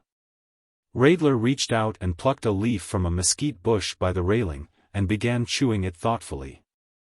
The branding season was at hand, and the next morning Ross Hargis, foreman of the outfit, was mustering his force of some 25 men at the ranch, ready to start for the San Carlos Range, where the work was to begin. By 6 o'clock the horses were all saddled, the grub wagon ready, and the cowpunchers were swinging themselves upon their mounts, when Radler bade them wait. A boy was bringing up an extra pony, bridled and saddled, to the gate. Radler walked to McGuire's room and threw open the door. McGuire was lying on his cot, not yet dressed, smoking. "Get up," said the cattleman, and his voice was clear and brassy, like a bugle. "How's that?" asked McGuire, a little startled. "Get up and dress. I can stand a rattlesnake, but I hate a liar. Do I have to tell you again?" He caught McGuire by the neck and stood him on the floor. "Say, friend," cried McGuire wildly, "are you bughouse? I'm sick, see? I'll croak if I got to hustle. What vi I done to yer?" He began his chronic whine. "I never asked yer to. Put on your clothes," called Radler in a rising tone. Swearing, stumbling, shivering, keeping his amazed, shining eyes upon the now menacing form of the aroused cattleman, Maguire managed to tumble into his clothes. Then Radler took him by the collar and shoved him out and across the yard to the extra pony hitched at the gate. The cowpunchers lolled in their saddles, open-mouthed. "Take this man," said Radler to Ross Hargis, "and put him to work. Make him work hard, sleep hard, and eat hard. You boys know I done what I could for him, and he was welcome. Yesterday the best doctor in San Antone examined him, and says he's got the lungs of a burro and the constitution of a steer. You know what to do with him, Ross." Ross Hargis only smiled grimly. "Ah," said Maguire, looking intently at Radler, with a peculiar expression upon his face, "the croaker said I was all right, did he? Said I was fakin', did he? You put him on to me. You t'ought I wasn't sick. You said I was a liar. Say, friend, I talked rough, I know, but I didn't mean most of it. If you felt like I did, I forgot, I ain't sick, the croaker says. Well, friend, now I'll go work for yer. Here's where you play even." He sprang into the saddle easily as a bird, got the quirt from the horn, and gave his pony a slash with it. Cricket, who once brought in Good Boy by a neck at Hawthorne, and a 10-to-1 shot, had his foot in the stirrups again. Maguire led the cavalcade as they dashed away for San Carlos, and the cowpunchers gave a yell of applause as they closed in behind his dust. But in less than a mile he had lagged to the rear, and was last man when they struck the patch of high chaparral below the horse pens. Behind a clump of this he drew rein, and held a handkerchief to his mouth. He took it away drenched with bright, arterial blood, and threw it carefully into a clump of prickly pear. Then he slashed with his quirt again, gasped "Guan" to his astonished pony, and galloped after the gang. That night Radler received a message from his old home in Alabama. There had been a death in the family, an estate was to divide, and they called for him to come. Daylight found him in the buckboard, skimming the prairies for the station. It was 2 months before he returned. When he arrived at the ranch house he found it well-nigh deserted save for Ilario, who acted as a kind of steward during his absence. Little by little the youth made him acquainted with the work done while he was away. The branding camp, he was informed, was still doing business. On account of many severe storms the cattle had been badly scattered, and the branding had been accomplished but slowly. The camp was now in the valley of the Guadalupe, 20 miles away. "By the way," said Radler, suddenly remembering, "that fellow I sent along with them, Maguire, is he working yet?" "I do not know," said Ilario. "Mans from the camp come very few times to the ranch. So plenty work with the little calves. They no say." "Oh, I think that fellow Maguire he dead much time ago." "Dead," said Radler. "What you talking about?" "Very sick fellow, Maguire," replied Ilario, with a shrug of his shoulder. "I think he no live 1-2 month when he go away." "Shucks," said Radler. "He humbugged you, too, did he?" The doctor examined him and said he was sound as a mesquite knot. "That doctor," said Ilario, smiling, "he tell you so?" "That doctor no see Maguire." "Talk up," ordered Radler. "What the devil do you mean?" "Maguire," continued the boy tranquilly, "he getting drink water outside when that doctor come in room. That doctor take me and pound me all over here with his fingers, putting his hand to his chest, I not know for what. He put his ear here and here and here, and listen, I not know for what. He put little glass stick in my mouth. He feel my arm here. He make me count like whisper, so, 20, 30, 40. Who knows," concluded Ilario, with a deprecating spread of his hands, "for what that doctor do those very droll and such-like things." "What horses are up?" asked Radler shortly. "Paisano is grazing out behind the little corral, senor. Saddle him for me at once." Within a very few minutes the cattleman was mounted and away. Paisano, well named after that ungainly but swift-running bird, struck into his long lope that ate up the ground like a strip of macaroni. In 2 hours and a quarter Radler, from a gentle swell, saw the branding camp by a water hole in the Guadalupe. Sick with expectancy of the news he feared, he rode up, dismounted, and dropped Paisano's reins. So gentle was his heart that at that moment he would have pleaded guilty to the murder of Maguire. The only being in the camp was the cook, who was just arranging the hunks of barbecued beef, and distributing the tin coffee cups for supper. Radler evaded a direct question concerning the one subject in his mind. "Everything all right in camp, Pete?" he managed to inquire. So, said Pete, conservatively. "Grub give out twice. Wind scattered the cattle, and we've had to rake the brush for 40 mile. I need a new coffee pot. And the mosquitoes is some more hellish than common. The boys, all well?" Pete was no optimist. Besides, inquiries concerning the health of cowpunchers were not only superfluous, but bordered on flaccidity. It was not like the boss to make them. "What's left of them don't miss no calls to grub," the cook conceded.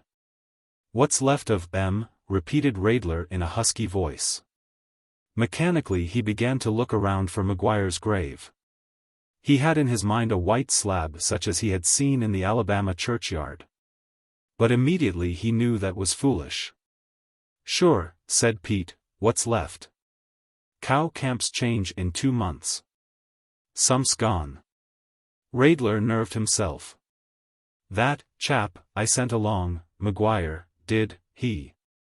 "Say," interrupted Pete, rising with a chunk of cornbread in each hand, "that was a dirty shame, sending that poor, sick kid to a cow camp. A doctor that couldn't tell he was graveyard meat ought to be skinned with a cinch buckle. Game as he was, too, it's a scandal among snakes, lemme tell you what he done. First night in camp the boys started to initiate him in the leather breeches degree. Ross Hargis busted him one swipe with his chaparreras, and what do you reckon the poor child did? Got up, the little skeeter, and licked Ross. Licked Ross Hargis. Licked him good. Hit him plenty and everywhere and hard. Ross just get up and pick out a fresh place to lay down on Agin. Then that Maguire goes off there and lays down with his head in the grass and bleeds. A hemorrhage they calls it. He lays there 18 hours by the watch, and they can't budge him. Then Ross Hargis, who loves any man who can lick him, goes to work and damns the doctors from Greenland to Poland Chiney. And him and Green Branch Johnson they gets Maguire into a tent, and spells each other feed in him chopped raw meat and whiskey.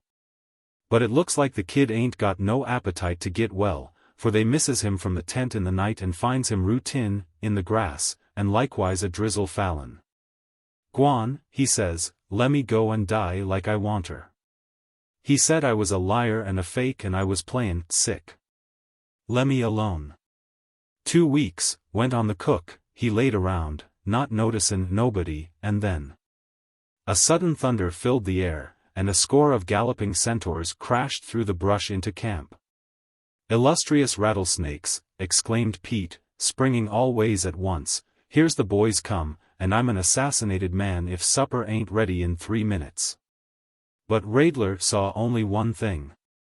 A little, brown-faced, grinning chap, springing from his saddle in the full light of the fire.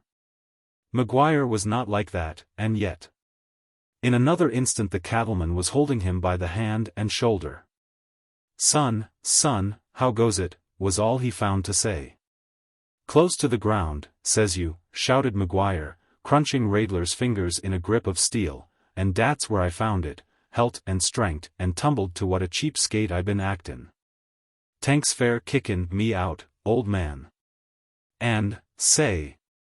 De joke's on dat croaker, ain't it? I looked tear off the window and see him playin' tag on dat dago kid's solar plexus. You son of a tinker," growled the cattleman, "whan't you talk up and say the doctor never examined you?" "Ah, G1, said Maguire, with a flash of his old asperity, "nobody can't bluff me. You never ast me. You made your spiel, and you tear-o'd me out, and I let it go at dat. And, say, friend, dis chasin' cows is outer sight. Dis is de whitest bunch of sports I ever traveled with. You'll let me stay, won't yer, old man? Radler looked wonderingly toward Ross Hargis. That cussed little runt, remarked Ross tenderly, is the Joe Dardanest hustler, and the hardest hitter in anybody's cow camp. Sound and Fury. Persons of the drama. Mr. Penne, an author. Miss Lore, an amanuensis. Scene, workroom of Mr. Penne's popular novel factory. Mr. Penne. Good morning, Miss Lore. Glad to see you so prompt. We should finish that June installment for the Epic today. Leverett is crowding me for it. Are you quite ready? We will resume where we left off yesterday. Dictates. Kate, with a sigh, rose from his knees, and Miss Lore. Excuse me, you mean, rose from her knees, instead of his, don't you? Mr. Penne. No, his, if you please. It is the love scene in the garden. Dictates. Rose from his knees where, blushing with youth's bewitching coyness, she had rested for a moment after Cortland had declared his love. The hour was one of supreme and tender joy. When Kate, seen that Cortland never. Miss Lore. Excuse me, but wouldn't it be more grammatical to say, when Kate saw, instead of seen? Mr. Penne. The context will explain. Dictates. When Kate, seen that Cortland never forgot, came tripping across the lawn, it seemed to him the fairest sight that earth had ever offered to his gaze. Miss Lore. Oh. Mr. Penne. Dictates. Kate had abandoned herself to the joy of her newfound love so completely, that no shadow of her former grief was cast upon it. Cortland, with his arm firmly entwined about her waist, knew nothing of her size. Miss Lore. Goodness. If he couldn't tell her size with his arm around. Mr. Penne. Frowning. Of her size and tears of the previous night. Miss Lore. Oh. Mr. Penne. Dictates.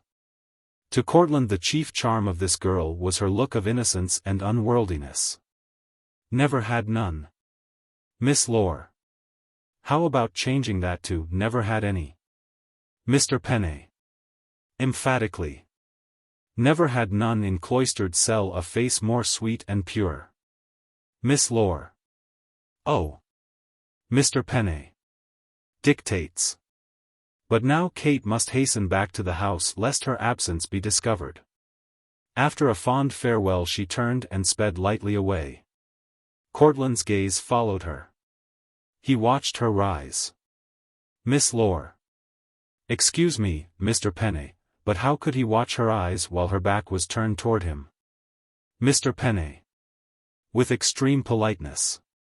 Possibly you would gather my meaning more intelligently if you would wait for the conclusion of the sentence.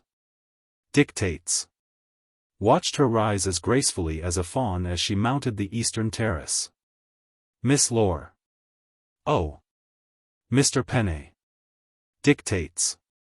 And yet Cortland's position was so far above that of this rustic maiden that he dreaded to consider the social upheaval that would ensue should he marry her. In no uncertain tones the traditional voices of his caste and world cried out loudly to him to let her go. What should follow? Miss Lore. Looking up with a start. I'm sure I can't say, Mr. Penne. Unless with a giggle you would want to add, Gallagher. Mr. Penne. Coldly. Pardon me. I was not seeking to impose upon you the task of a collaborator. Kindly consider the question a part of the text. Miss Lore. Oh. Mr. Penne. Dictates. On one side was love and Kate, on the other side his heritage of social position and family pride. Would love win?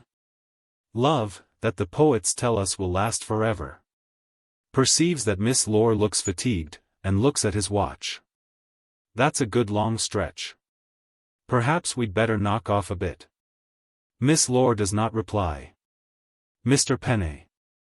I said, Miss Lore, we've been at it quite a long time, wouldn't you like to knock off for a while? Miss Lore. Oh. Were you addressing me before? I put what you said down. I thought it belonged in the story. It seemed to fit in all right. Oh, no, I'm not tired. Mr. Penne. Very well, then, we will continue. Dictates.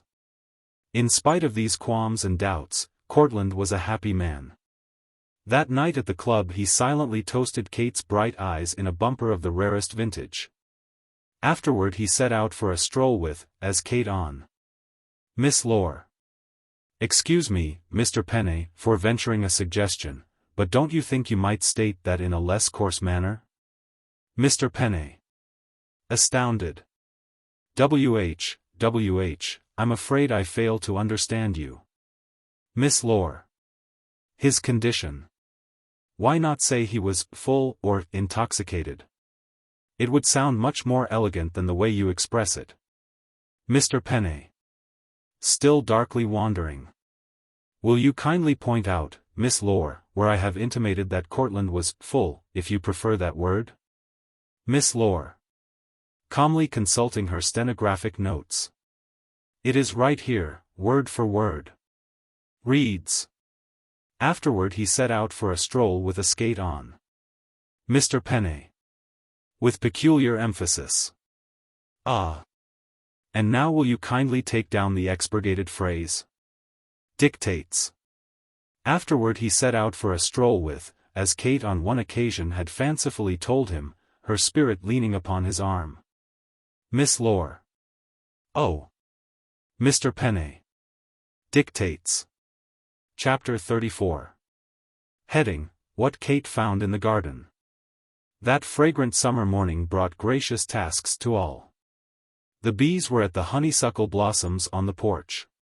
Kate, singing a little song, was training the riotous branches of her favorite woodbine. The sun, himself, had rose. Miss Lore. Shall I say, had risen? Mr. Penne. Very slowly and with desperate deliberation. The sun, himself, had rose, of blushing, pinks, and hollyhocks, and hyacinths, waiting, that he might dry their dew-drenched cups. Miss Lore. Oh. Mr. Penne. Dictates. The earliest trolley, scattering the birds from its pathway like some marauding cat, brought Cortland over from Oldport. He had forgotten his fare. Miss Lore. Hm. Wonder how he got the conductor to. Mr. Penne. Very loudly. Forgotten his fare and roseate visions of the night in the practical light of the sober morn. Miss Lore. Oh. Mr. Penne. Dictates. He greeted her with his usual smile and manner. See the waves, he cried, pointing to the heaving waters of the sea, ever wooing and returning to the rock-bound shore. Ready to break, Kate said, with Miss Lore. My. One evening he has his arm around her, and the next morning he's ready to break her head. Just like a man. Mr. Penne. With suspicious calmness. There are times, Miss Lore, when a man becomes so far exasperated that even a woman, but suppose we finish the sentence. Dictates. Ready to break, Kate said, with the thrilling look of a soul-awakened woman, into foam and spray, destroying themselves upon the shore they love so well. Miss Lore. Oh. Mr. Penne.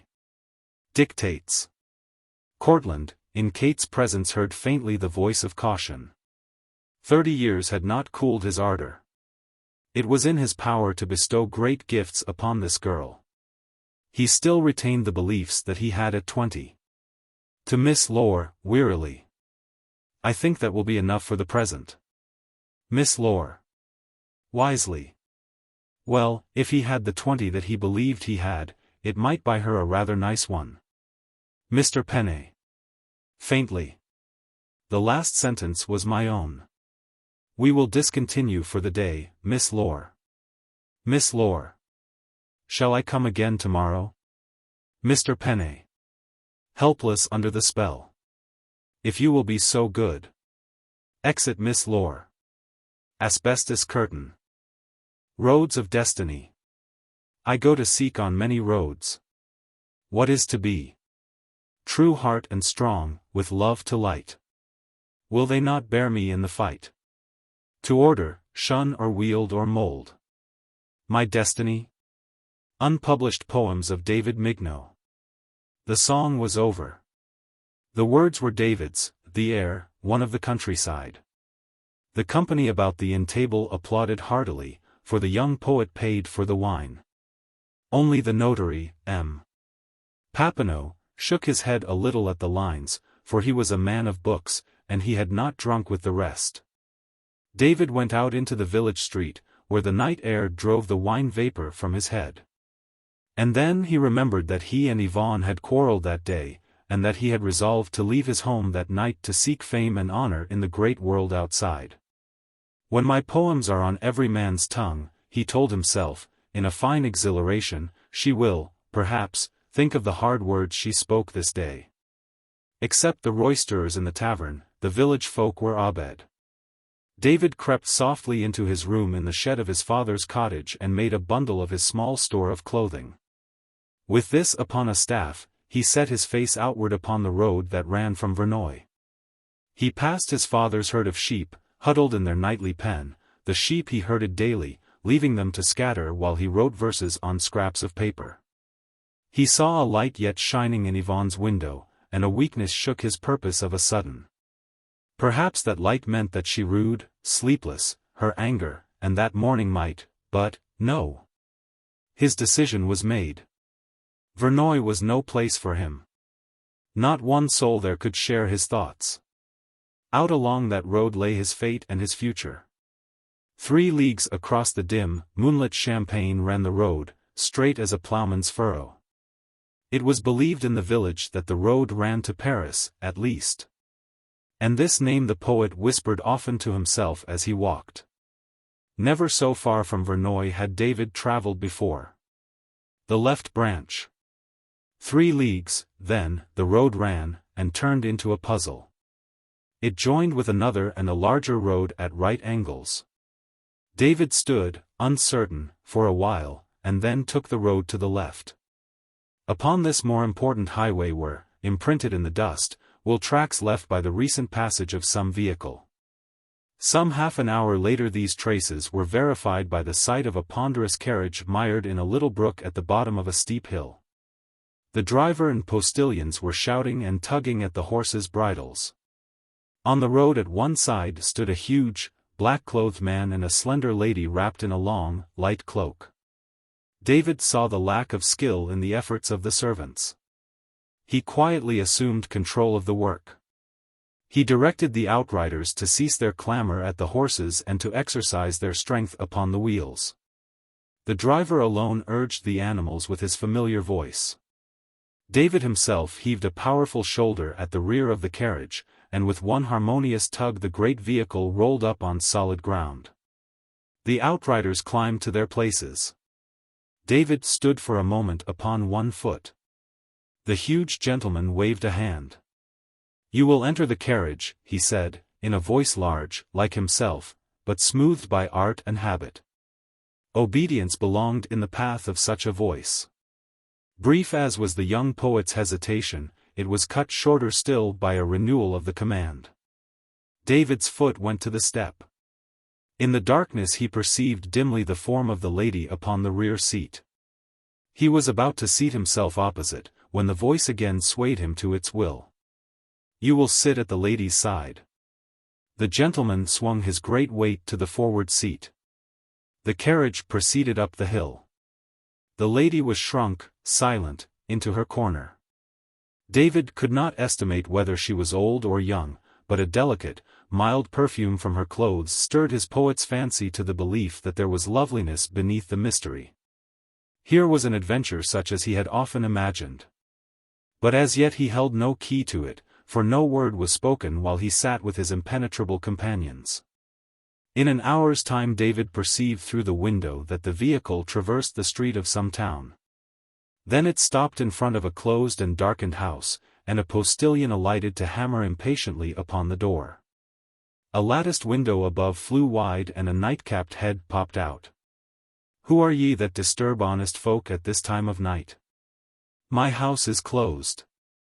'Tis too late for profitable travelers to be abroad. Cease knocking at my door, and be off. Open!" Spluttered the postilion, loudly, "Open for Monseigneur the Marquis de Beaupertus." "Ah!" cried the voice above. 10,000 pardons, my lord. I did not know, the hour is so late. At once shall the door be opened, and the house placed at my lord's disposal." Inside was heard the clink of chain and bar, and the door was flung open. Shivering with chill and apprehension, the landlord of the Silver Flagon stood, half-clad, candle in hand, upon the threshold. David followed the Marquis out of the carriage. "Assist the lady," he was ordered. The poet obeyed. He felt her small hand tremble as he guided her descent. "Into the house," was the next command. The room was the long dining hall of the tavern. A great oak table ran down its length. The huge gentleman seated himself in a chair at the nearer end. The lady sank into another against the wall, with an air of great weariness. David stood, considering how best he might now take his leave and continue upon his way. "My lord," said the landlord, bowing to the floor, "had I expected this honor, entertainment would have been ready. There is wine and cold fowl and maybe." "Candles," said the Marquis, spreading the fingers of one plump white hand in a gesture he had. "Why yes, my lord." He fetched half a dozen candles, lighted them, and set them upon the table. "If monsieur would, perhaps, deign to taste a certain Burgundy, there is a cask." "Candles," said monsieur, spreading his fingers. "Assuredly, quickly, I fly, my lord." A dozen more lighted candles shone in the hall. The great bulk of the Marquis overflowed his chair. He was dressed in fine black from head to foot save for the snowy ruffles at his wrist and throat. Even the hilt and scabbard of his sword were black. His expression was one of sneering pride. The ends of an upturned mustache reached nearly to his mocking eyes. The lady sat motionless, and now David perceived that she was young, and possessed of pathetic and appealing beauty. He was startled from the contemplation of her forlorn loveliness by the booming voice of the Marquis. "What is your name and pursuit?" "David Mignot. I am a poet." The mustache of the Marquis curled nearer to his eyes. "How do you live?" "I am also a shepherd, I guarded my father's flock," David answered, with his head high, but a flush upon his cheek. "Then listen, master shepherd and poet, to the fortune you have blundered upon tonight. This lady is my niece, Mademoiselle Lucie de Varennes. She is of noble descent and is possessed of 10,000 francs a year in her own right.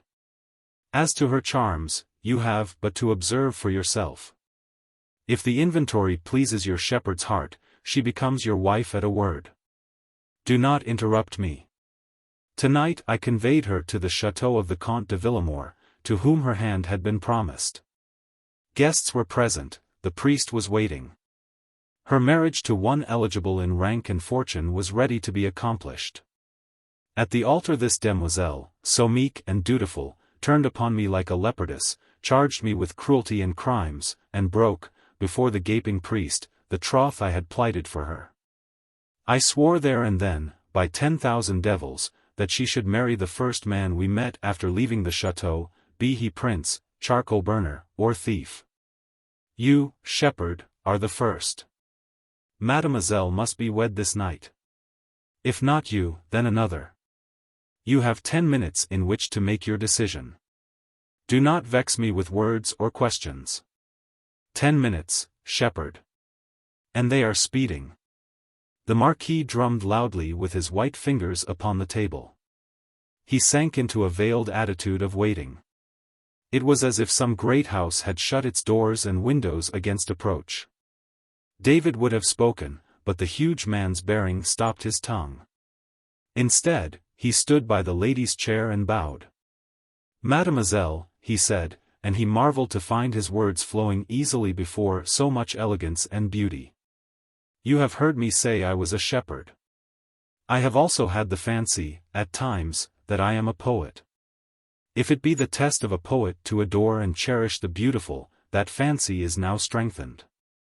Can I serve you in any way, mademoiselle? The young woman looked up at him with eyes dry and mournful. His frank, glowing face, made serious by the gravity of the adventure, his strong, straight figure and the liquid sympathy in his blue eyes, perhaps, also. Her imminent need of long-denied help and kindness, thawed her to sudden tears. Monsieur, she said, in low tones, you look to be true and kind. He is my uncle, the brother of my father, and my only relative. He loved my mother, and he hates me because I am like her. He has made my life one long terror. I am afraid of his very looks, and never before dared to disobey him. But tonight he would have married me to a man 3 times my age. You will forgive me for bringing this vexation upon you, monsieur. You will, of course, decline this mad act he tries to force upon you. But let me thank you for your generous words, at least. I have had none spoken to me in so long. There was now something more than generosity in the poet's eyes. Poet he must have been, for Yvonne was forgotten.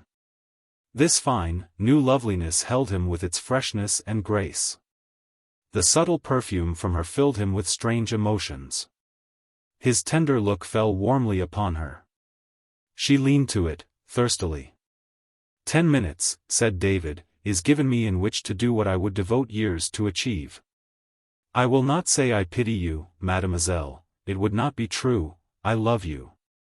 I cannot ask love from you yet, but let me rescue you from this cruel man, and, in time, love may come. I think I have a future, I will not always be a shepherd. For the present I will cherish you with all my heart and make your life less sad. Will you trust your fate to me, mademoiselle? Ah, you would sacrifice yourself from pity. From love. The time is almost up, mademoiselle. You will regret it, and despise me. I will live only to make you happy, and myself worthy of you. Her fine small hand crept into his from beneath her cloak. I will trust you, she breathed, with my life. And love, may not be so far off as you think. Tell him. Once away from the power of his eyes I may forget. David went and stood before the Marquis. The black figure stirred, and the mocking eyes glanced at the great hall clock. 2 minutes to spare. A shepherd requires 8 minutes to decide whether he will accept a bride of beauty and income. Speak up, shepherd, do you consent to become mademoiselle's husband? Mademoiselle, said David, standing proudly, has done me the honor to yield to my request that she become my wife. Well said, said the Marquis. You have yet the making of a courtier in you, master shepherd. Mademoiselle could have drawn a worse prize, after all.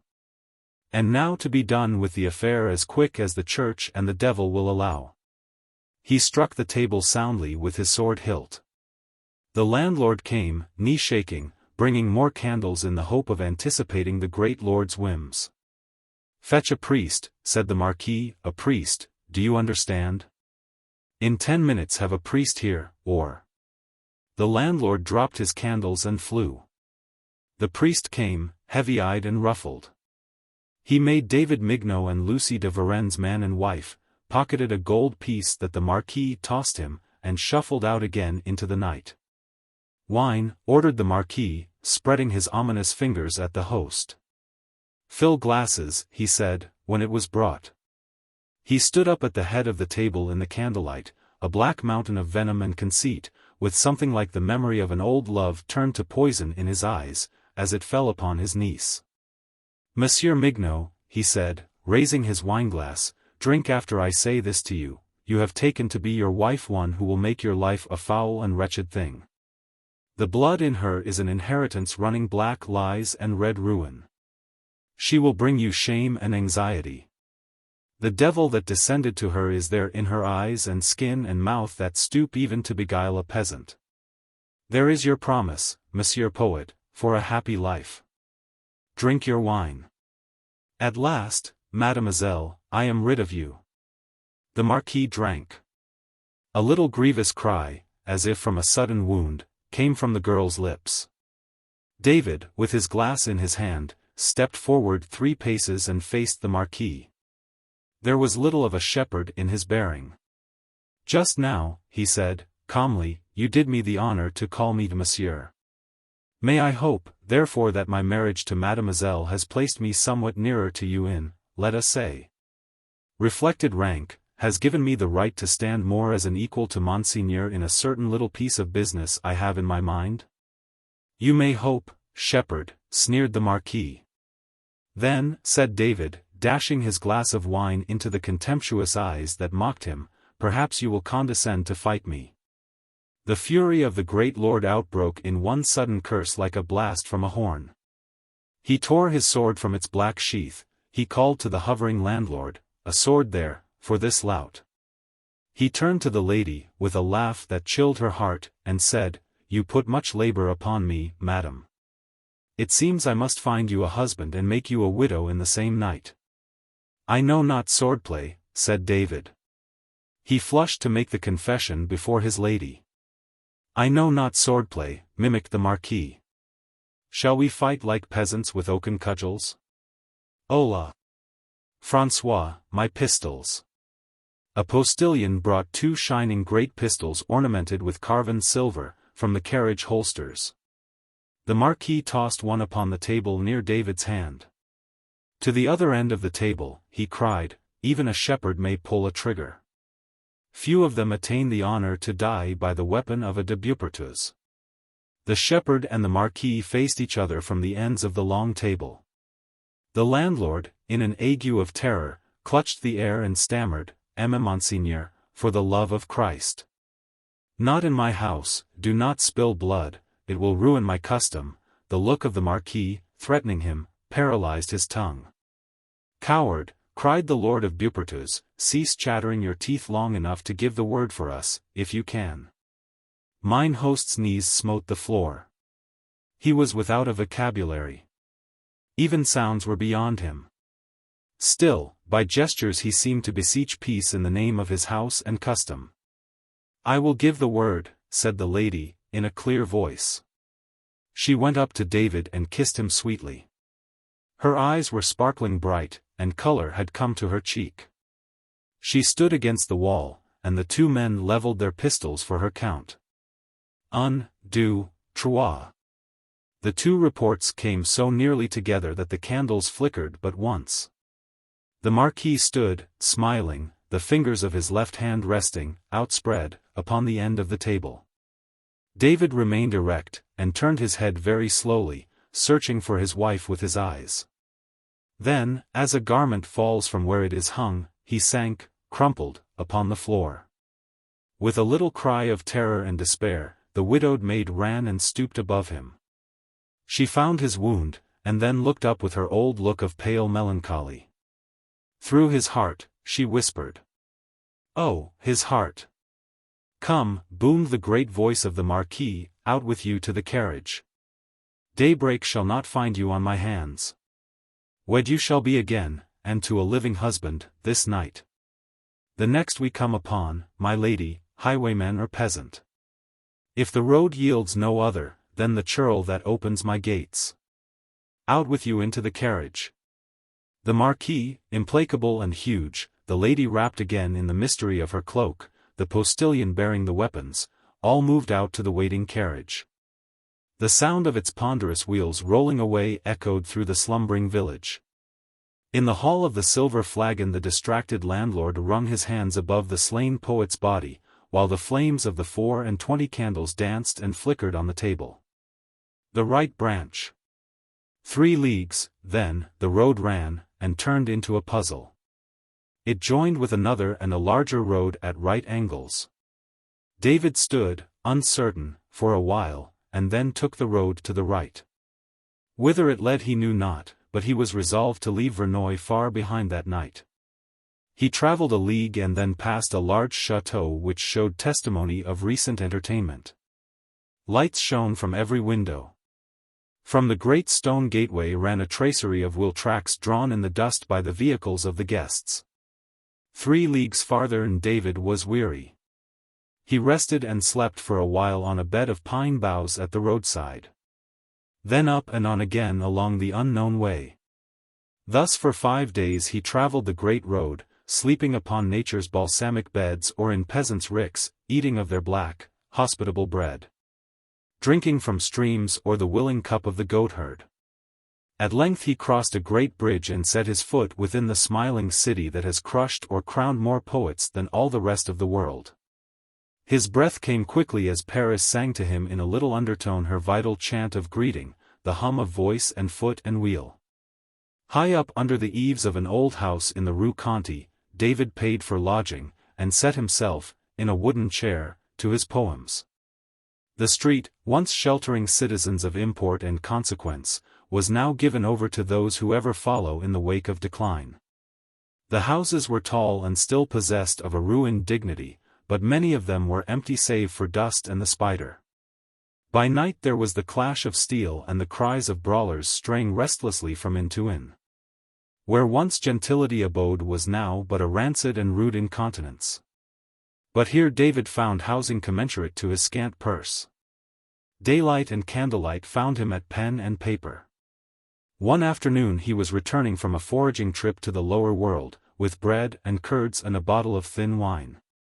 Halfway up his dark stairway he met, or rather came upon, for she rested on the stair, a young woman of a beauty that should balk even the justice of a poet's imagination. A loose, dark cloak, flung open, showed a rich gown beneath. Her eyes changed swiftly with every little shade of thought.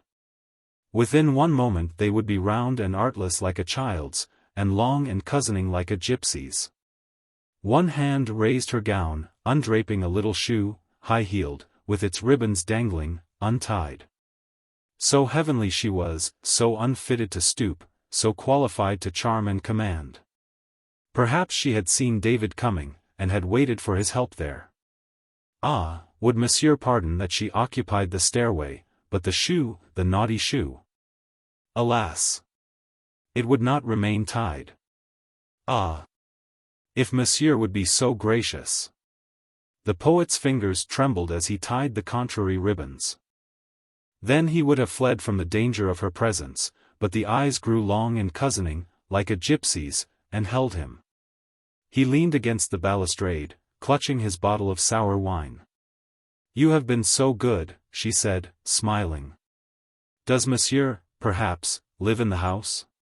"Yes, madam." I think so, madam." "Perhaps in the 3rd story, then?" "No, madam, higher up." The lady fluttered her fingers with the least possible gesture of impatience. "Pardon. Certainly I am not discreet in asking. Monsieur will forgive me?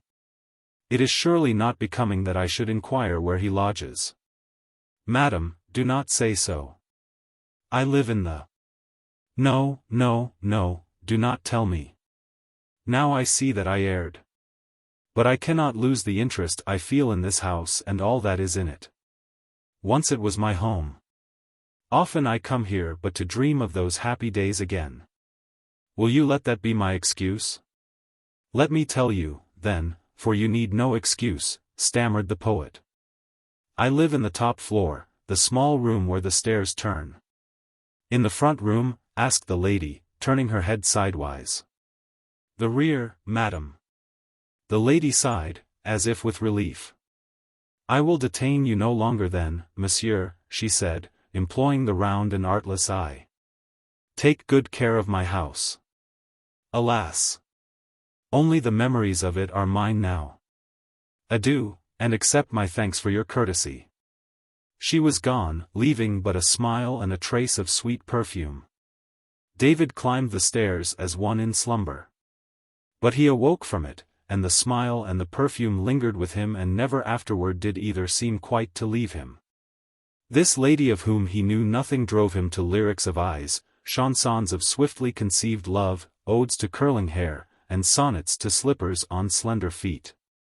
Poet he must have been, for Yvonne was forgotten. This fine, new loveliness held him with its freshness and grace. The subtle perfume about her filled him with strange emotions. On a certain night 3 persons were gathered about a table in a room on the 3rd floor of the same house. 3 chairs and the table and a lighted candle upon it was all the furniture. One of the persons was a huge man, dressed in black. His expression was one of sneering pride. The ends of his upturned mustache reached nearly to his mocking eyes. Another was a lady, young and beautiful, with eyes that could be round and artless, as a child's, or long and cozening, like a gypsy's, but were now keen and ambitious, like any other conspirators.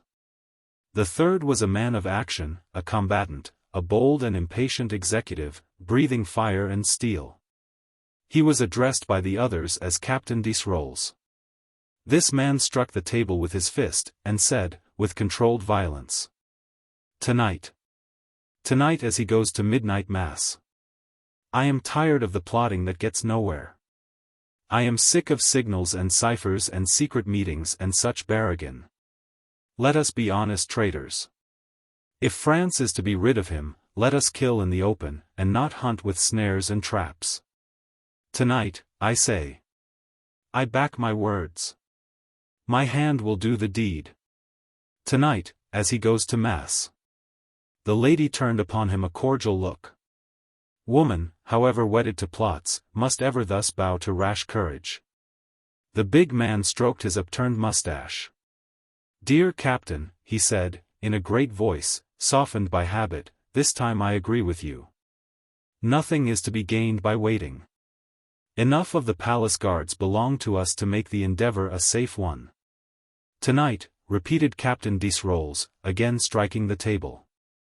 "You have heard me, Marquis, my hand will do the deed. But now," said the huge man, softly, "comes a question. Word must be sent to our partisans in the palace, and a signal agreed upon. Our stanchest men must accompany the royal carriage. At this hour what messenger can penetrate so far as the south doorway? Ribouet is stationed there. Once a message is placed in his hands, all will go well." "I will send the message," said the lady. "You, Countess," said the Marquis, raising his eyebrows. "Your devotion is great, we know, but—" "Listen," exclaimed the lady, rising and resting her hands upon the table. "In a garret of this house lives a youth from the provinces as guileless and tender as the lambs he tended there. I have met him twice or thrice upon the stairs. I questioned him, fearing that he might dwell too near the room in which we are accustomed to meet. He is mine, if I will. He writes poems in his garret, and I think he dreams of me. He will do what I say. He shall take the message to the palace." The Marquis rose from his chair and bowed. "You did not permit me to finish my sentence, Countess," he said. "I would have said, your devotion is great, but your wit and charm are infinitely greater." While the conspirators were thus engaged, David was polishing some lines addressed to his amourette d'escalier. He heard a timorous knock at his door, and opened it, with a great throb, to behold her there, panting as one in straits, with eyes wide open and artless, like a child's. "Monsieur," she breathed, "I come to you in distress. I believe you to be good and true, and I know of no other help. How I flew through the streets among the swaggering men. Monsieur, my mother is dying. My uncle is a captain of guards in the palace of the king. Someone must fly to bring him. May I hope?" "Mademoiselle," interrupted David, his eyes shining with the desire to do her service, "your hopes shall be my wings. Tell me how I may reach him." The lady thrust a sealed paper into his hand. "Go to the south gate, mind, and say to the guards there, the falcon has left his nest. They will pass you, and you will go to the south entrance to the palace. Repeat the words, and give this letter to the man who will reply, let him strike when he will. This is the password, monsieur, entrusted to me by my uncle, for now when the country is disturbed and men plot against the king's life. No one without it can gain entrance to the palace grounds after nightfall. If you will, monsieur, take him this letter so that my mother may see him before she closes her eyes." "Give it me," said David, eagerly. "But shall I let you return home through the streets alone so late?" "No, no, fly. Each moment is like a precious jewel." "Some time," said the lady, with eyes long and cozening, like a gypsy's, "I will try to thank you for your goodness." The poet thrust the letter into his breast, and bounded down the stairway. The lady, when he was gone, returned to the room below. The eloquent eyebrows of the Marquis interrogated her. "He is gone," she said, as fleet and stupid as one of his own sheep, to deliver it. The table shook again from the batter of Captain Desrolles's fist. "Sacred name," he cried, "I have left my pistols behind. I can trust no others." "Take this," said the Marquis, drawing from beneath his cloak a shining, great weapon, ornamented with carven silver. "There are none truer. But guard it closely, for it bears my arms and crest, and already I am suspected. I must put many leagues between myself and Paris this night. Tomorrow must find me in my chateau. After you, dear Countess." The Marquis puffed out the candle. The lady, well cloaked, and the two gentlemen softly descended the stairway and flowed into the crowd that roamed along the narrow pavements of the Rue Conti. David sped. At the south gate of the king's residence a halberd was laid to his breast, but he turned its point with the words, "The falcon has left his nest." "Pass, brother," said the guard, "and go quickly." On the south steps of the palace they moved to seize him, but again the mot de passe charmed the watchers. One among them stepped forward and began, "Let him strike," but a flurry among the guards told of a surprise. A man of keen look and soldierly stride suddenly pressed through them and seized the letter which David held in his hand. "Come with me," he said, and led him inside the great hall. Then he tore open the letter and read it. He beckoned to a man uniformed as an officer of musketeers, who was passing. "Captain Tatru, you will have the guards at the south entrance and the south gate arrested and confined. Place men known to be loyal in their places." To David he said, "Come with me." He conducted him through a corridor and an anteroom into a spacious chamber, where a melancholy man, somberly dressed, sat brooding in a great, leather-covered chair. To that man he said, "Sire, I have told you that the palace is as full of traitors and spies as a sewer is of rats. You have thought, sire, that it was my fancy. This man penetrated to your very door by their connivance. He bore a letter which I have intercepted. I have brought him here that your majesty may no longer think my zeal excessive." "I will question him," said the king, stirring in his chair. He looked at David with heavy eyes dulled by an opaque film. The poet bent his knee. "From where do you come?" asked the king. "From the village of Verneuil, in the province of Uri-et-Loir, sire." "What do you follow in Paris?" I would be a poet, sire." "What did you in Verneuil?" "I minded my father's flock of sheep." The king stirred again, and the film lifted from his eyes. "Ah! In the fields." "Yes, sire." "You lived in the fields. You went out in the cool of the morning and lay among the hedges in the grass. The flock distributed itself upon the hillside, you drank of the living stream. You ate your sweet, brown bread in the shade, and you listened, doubtless, to blackbirds piping in the grove. Is not that so, shepherd?" "It is, sire," answered David, with a sigh. "And to the bees at the flowers, and, maybe, to the grape-gatherers singing on the hill."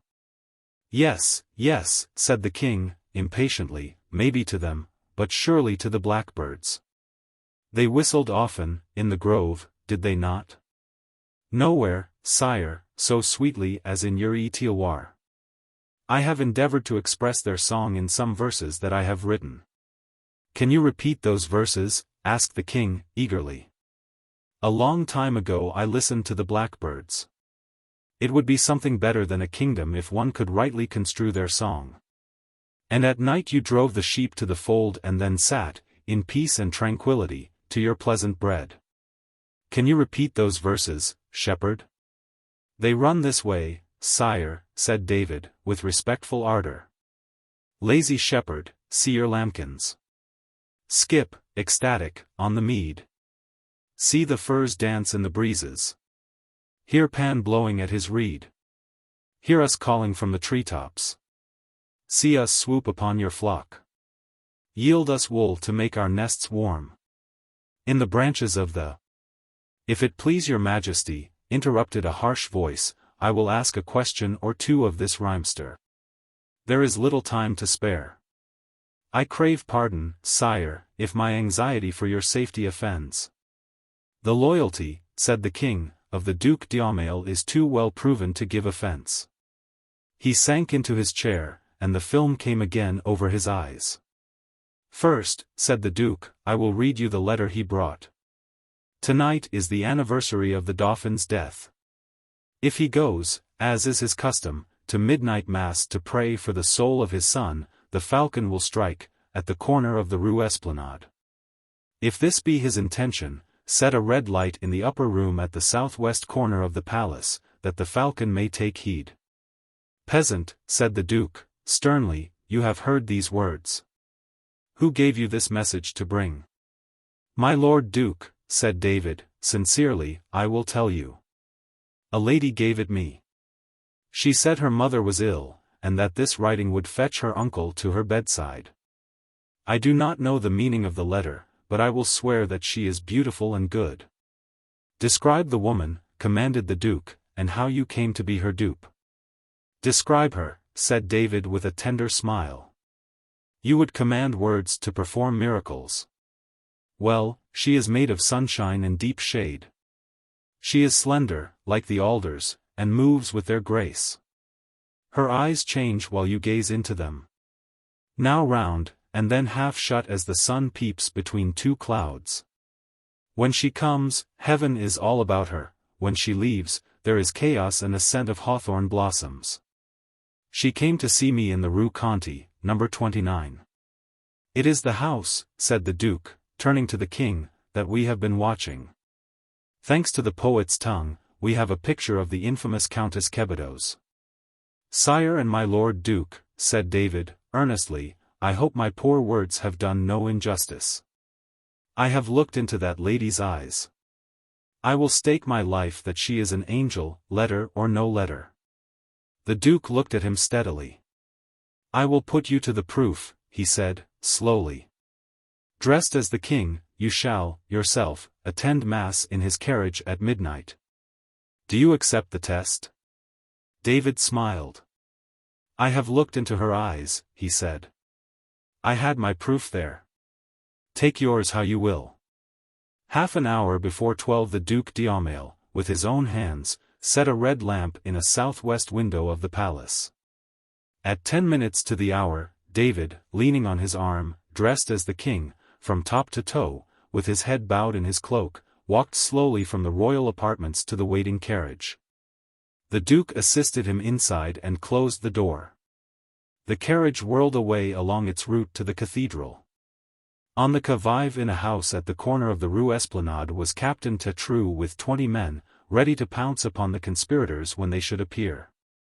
But it seemed that, for some reason, the plotters had slightly altered their plans. When the royal carriage had reached the Rue Christopher, one square nearer than the Rue Esplanade, forth from it burst Captain Desrolles, with his band of would-be regicides, and assailed the equipage.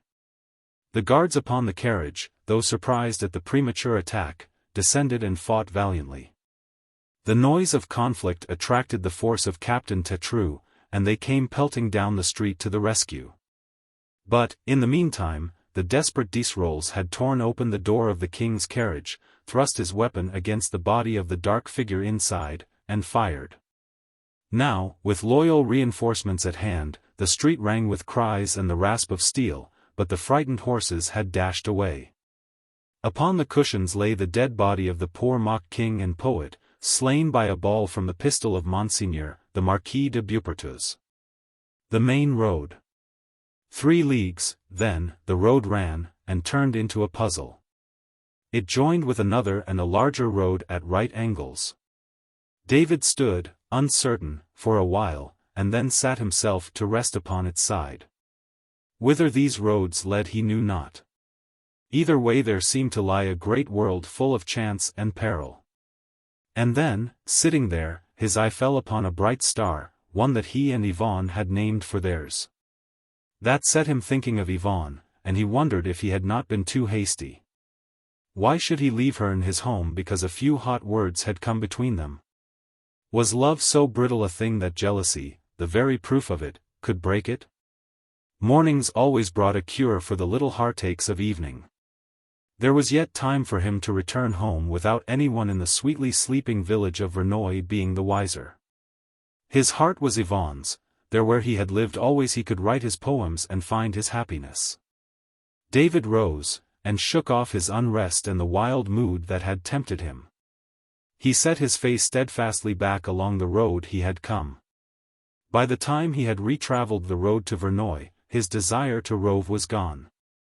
He passed the sheepfold, and the sheep scurried, with a drumming flutter, at his late footsteps, warming his heart by the homely sound. He crept without noise into his little room and lay there, thankful that his feet had escaped the distress of new roads that night. How well he knew woman's heart! The next evening Yvonne was at the well in the road where the young congregated in order that the cure might have business. The corner of her eye was engaged in a search for David, albeit her set mouth seemed unrelenting. He saw the look. Braved the mouth, drew from it a recantation and, later, a kiss as they walked homeward together. 3 months afterwards they were married. David's father was shrewd and prosperous.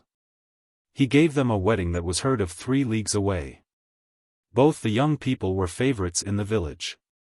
There was a procession in the streets, a dance on the green.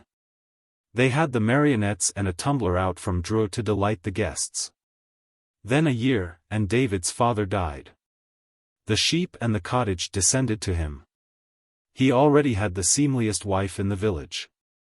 Yvonne's milk pails and her brass kettles were bright, Alf.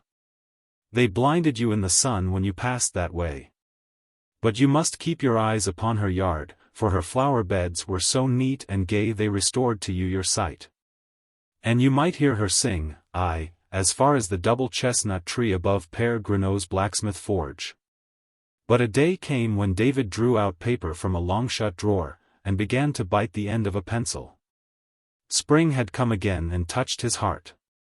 Poet he must have been, for now Yvonne was well-nigh forgotten. This fine new loveliness of earth held him with its witchery and grace. The perfume from her woods and meadows stirred him strangely. Daily had he gone forth with his flock, and brought it safe at night. But now he stretched himself under the hedge and pieced words together on his bits of paper. The sheep strayed, and the wolves, perceiving that difficult poems make easy mutton, ventured from the woods and stole his lambs. David's stock of poems grew larger and his flock smaller. Yvonne's nose and temper waxed sharp and her talk blunt. Her pans and kettles grew dull, but her eyes had caught their flash. She pointed out to the poet that his neglect was reducing the flock and bringing woe upon the household. David hired a boy to guard the sheep, locked himself in the little room at the top of the cottage, and wrote more poems. The boy, being a poet by nature, but not furnished with an outlet in the way of writing, spent his time in slumber. The wolves lost no time in discovering that poetry and sleep are practically the same, so the flock steadily grew smaller. Yvonne's ill temper increased at an equal rate. Sometimes she would stand in the yard and rail at David through his high window. Then you could hear her as far as the double chestnut tree above Père Grenot's blacksmith forge. M. Papineau, the kind, wise, meddling old notary, saw this, as he saw everything at which his nose pointed. He went to David, fortified himself with a great pinch of snuff, and said, "Friend Mignot, I affixed the seal upon the marriage certificate of your father. It would distress me to be obliged to attest a paper signifying the bankruptcy of his son. But that is what you are coming to. I speak as an old friend. Now, listen to what I have to say. You have your heart set, I perceive, upon poetry. At Dreux, I have a friend, one Monsieur Brill, Georges Brill. He lives in a little cleared space in a house full of books. He is a learned man. He visits Paris each year, he himself has written books. He will tell you when the catacombs were made, how they found out the names of the stars, and why the plover has a long bill. The meaning and the form of poetry is to him as intelligent as the baa of a sheep is to you. I will give you a letter to him, and you shall take him your poems and let him read them. Then you will know if you shall write more, or give your attention to your wife and business. Write the letter, said David. I am sorry you did not speak of this sooner. At sunrise the next morning he was on the road to Dreux with the precious roll of poems under his arm. At noon he wiped the dust from his feet at the door of Monsieur Brill. That learned man broke the seal of M. Papineau's letter, and sucked up its contents through his gleaming spectacles as the sun draws water. He took David inside to his study and sat him down upon a little island beat upon by a sea of books. Monsieur Brill had a conscience. He flinched not even at a mass of manuscript the thickness of a finger length and rolled to an incorrigible curve. He broke the back of the roll against his knee and began to read. He slighted nothing, he bored into the lump as a worm into a nut, seeking for a kernel. Meanwhile, David sat, marooned, trembling in the spray of so much literature. It roared in his ears. He held no chart or compass for voyaging in that sea. Half the world, he thought, must be writing books. Monsieur Brill bored to the last page of the poems. Then he took off his spectacles, and wiped them with his handkerchief. My old friend, Papineau, is well? He asked. In the best of health, said David. How many sheep have you, Monsieur Mignot? 309, when I counted them yesterday. The flock has had ill fortune. To that number it has decreased from 850. You have a wife and home, and lived in comfort. The sheep brought you plenty. You went into the fields with them and lived in the keen air and ate the sweet bread of contentment. You had but to be vigilant and recline there upon nature's breast, listening to the whistle of the blackbirds in the grove. Am I right thus far? It was so, said David. I have read all your verses, continued Monsieur Brill, his eyes wandering about his sea of books as if he conned the horizon for a sail. Look yonder, through that window, Monsieur Mignot. Tell me what you see in that tree. I see a crow, said David, looking. There is a bird, said Monsieur Brill, that shall assist me where I am disposed to shirk a duty. You know that bird, Monsieur Mignot, he is the philosopher of the air. He is happy through submission to his lot. None so merry or fulcrod as he with his whimsical eye and rollicking step. The fields yield him what he desires. He never grieves that his plumage is not gay, like the oriole's. And you have heard, Monsieur Mignot, the notes that nature has given him? Is the nightingale any happier, do you think? David rose to his feet. The crow cawed harshly from his tree. I thank you, Monsieur Brill, he said, slowly. There was not, then, one nightingale among all those croaks? I could not have missed it, said Monsieur Brill, with a sigh. I read every word. Live your poetry, man. Do not try to write it any more. I thank you, said David, again. And now I will be going back to my sheep. If you would dine with me, said the man of books, and overlook the smart of it, I will give you reasons at length. No, said the poet, I must be back in the fields cawing at my sheep. Back along the road to Verneuil he trudged with his poems under his arm. When he reached his village he turned into the shop of one Ziegler, a Jew out of Armenia, who sold anything that came to his hand. Friend, said David, wolves from the forest harass my sheep on the hills. I must purchase firearms to protect them. What have you?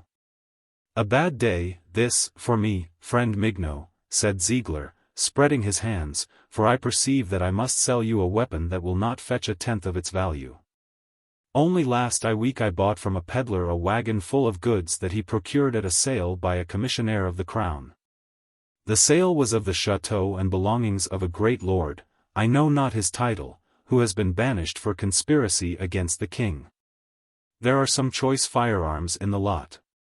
This pistol, oh, a weapon fit for a prince, it shall be only 40 francs to you, friend Mignot, if I lose 10 by the sale. But perhaps an arquebus. This will do, said David, throwing the money on the counter. Is it charged? I will charge it, said Ziegler. And, for 10 francs more, add a store of powder and ball. David laid his pistol under his coat and walked to his cottage. Yvonne was not there. Of late she had taken to gaddying much among the neighbors. But a fire was glowing in the kitchen stove. David opened the door of it and thrust his poems in upon the coals. As they blazed up they made a singing, harsh sound in the flue. The song of the crow, said the poet. He went up to his attic room and closed the door. So quiet was the village that a score of people heard the roar of the great pistol. They flocked thither, and up the stairs where the smoke, issuing, drew their notice. The men laid the body of the poet upon his bed, awkwardly arranging it to conceal the torn plumage of the poor black crow. The women chattered in a luxury of zealous pity. Some of them ran to tell Yvonne. M. Papineau, whose nose had brought him there among the first, picked up the weapon and ran his eye over its silver mountings with a mingled air of connoisseurship and grief.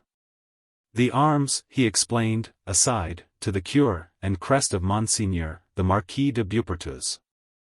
The Robe of Peace. Mysteries follow one another so closely in a great city that the reading public and the friends of Johnny Belchambers have ceased to marvel at his sudden and unexplained disappearance nearly a year ago. This particular mystery has now been cleared up. But the solution is so strange and incredible to the mind of the average man that only a select few who were in close touch with Belchambers will give it full credence. Johnny Belchambers, as is well known, belonged to the intrinsically inner circle of the elite.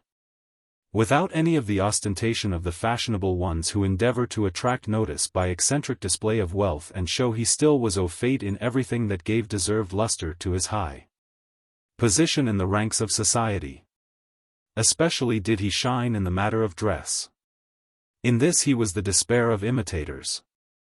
Always correct, exquisitely groomed, and possessed of an unlimited wardrobe, he was conceded to be the best-dressed man in New York, and, therefore, in America.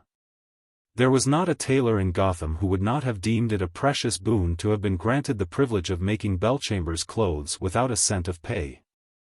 As he wore them, they would have been a priceless advertisement. Trousers were his especial passion. Here nothing but perfection would he notice. He would have worn a patch as quickly as he would have overlooked a wrinkle. He kept a man in his apartments always busy pressing his ample supply. His friends said that 3 hours was the limit of time that he would wear these garments without exchanging. Belchambers disappeared very suddenly. For 3 days his absence brought no alarm to his friends, and then they began to operate the usual methods of inquiry. All of them failed. He had left absolutely no trace behind. Then the search for a motive was instituted, but none was found. He had no enemies, he had no debts, there was no woman. There were several $1,000s in his bank to his credit. He had never showed any tendency toward mental eccentricity, in fact, he was of a particularly calm and well-balanced temperament. Every means of tracing the vanished man was made use of, but without avail. It was one of those cases, more numerous in late years, where men seem to have gone out like the flame of a candle, leaving not even a trail of smoke as a witness. In May, Tom Ayres and Lancelot Gilliam, 2 of Belchambers' old friends, went for a little run on the other side. While pottering around in Italy and Switzerland, they happened, one day, to hear of a monastery in the Swiss Alps that promised something outside of the ordinary tourist-beguiling attractions. The monastery was almost inaccessible to the average sightseer, being on an extremely rugged and precipitous spur of the mountains. The attractions it possessed but did not advertise were, first, an exclusive and divine cordial made by the monks that was said to far surpass Benedictine and Chartreuse. Next a huge brass bell so purely and accurately cast that it had not ceased sounding since it was first rung 300 years ago. Finally, it was asserted that no Englishman had ever set foot within its walls. Ayres and Gilliam decided that these 3 reports called for investigation. It took them 2 days with the aid of 2 guides to reach the monastery of St. Gondrau. It stood upon a frozen, wind-swept crag with the snow piled about it in treacherous, drifting masses. They were hospitably received by the brothers whose duty it was to entertain the infrequent guest. They drank of the precious cordial, finding it rarely potent and reviving. They listened to the great, ever-echoing bell, and learned that they were pioneer travelers, in those grey stone walls. Over the Englishmen whose restless feet have trodden nearly every corner of the earth. At 3 o'clock on the afternoon they arrived. The 2 young Gothamites stood with good brother Christopher in the great, cold hallway of the monastery to watch the monks march past on their way to the refectory. They came slowly, pacing by twos, with their heads bowed, treading noiselessly with sandaled feet upon the rough stone flags. As the procession slowly filed past, Ayres suddenly gripped Gilliam by the arm. "Look," he whispered, eagerly, "at the one just opposite you now, the one on this side, with his hand at his waist. If that isn't Johnny Bell Chambers, then I never saw him." Gilliam saw and recognized the lost glass of fashion. "What the deuce," said he, wonderingly, "is old Bell doing here? Tommy, it surely can't be he. Never heard of Bell having a turn for the religious. Fact is, I've heard him say things when a four-in-hand didn't seem to tie up just right that would bring him up for court-martial before any church." "It's Bell, without a doubt," said Ayres, firmly, "or I'm pretty badly in need of an oculist.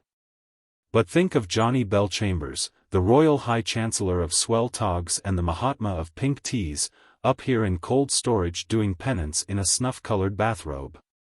I can't get it straight in my mind. Let's ask the jolly old boy that's doing the honors." Brother Christopher was appealed to for information. By that time the monks had passed into the refectory. He could not tell to which one they referred. Bell Chambers?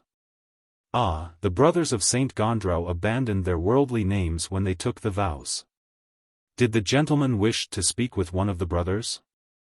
If they would come to the refectory and indicate the one they wished to see, the Reverend Abbot in authority would, doubtless, permit it. Ayres and Gilliam went into the dining hall and pointed out to Brother Christopher the man they had seen.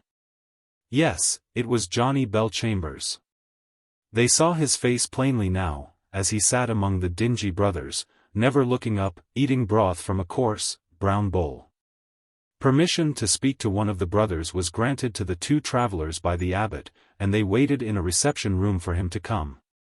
When he did come, treading softly in his sandals, both Ayres and Gilliam looked at him in perplexity and astonishment. It was Johnny Bell Chambers, but he had a different look.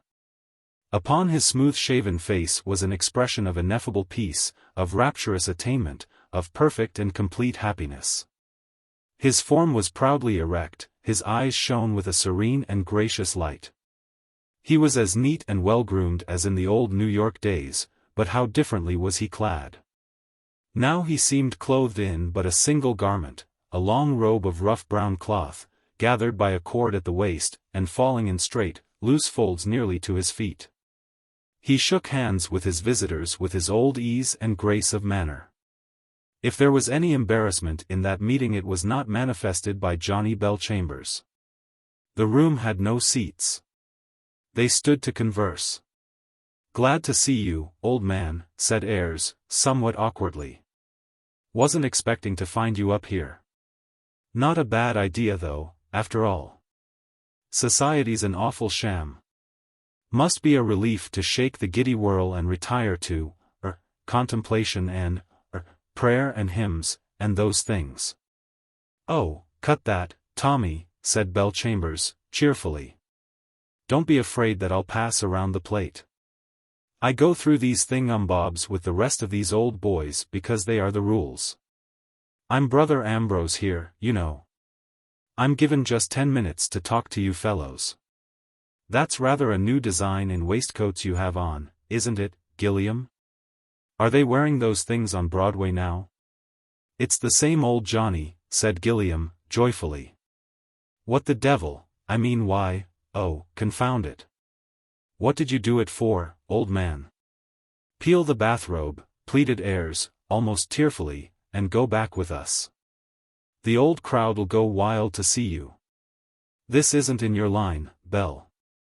I know half a dozen girls that wore the willow on the quiet when you shook us in that unaccountable way.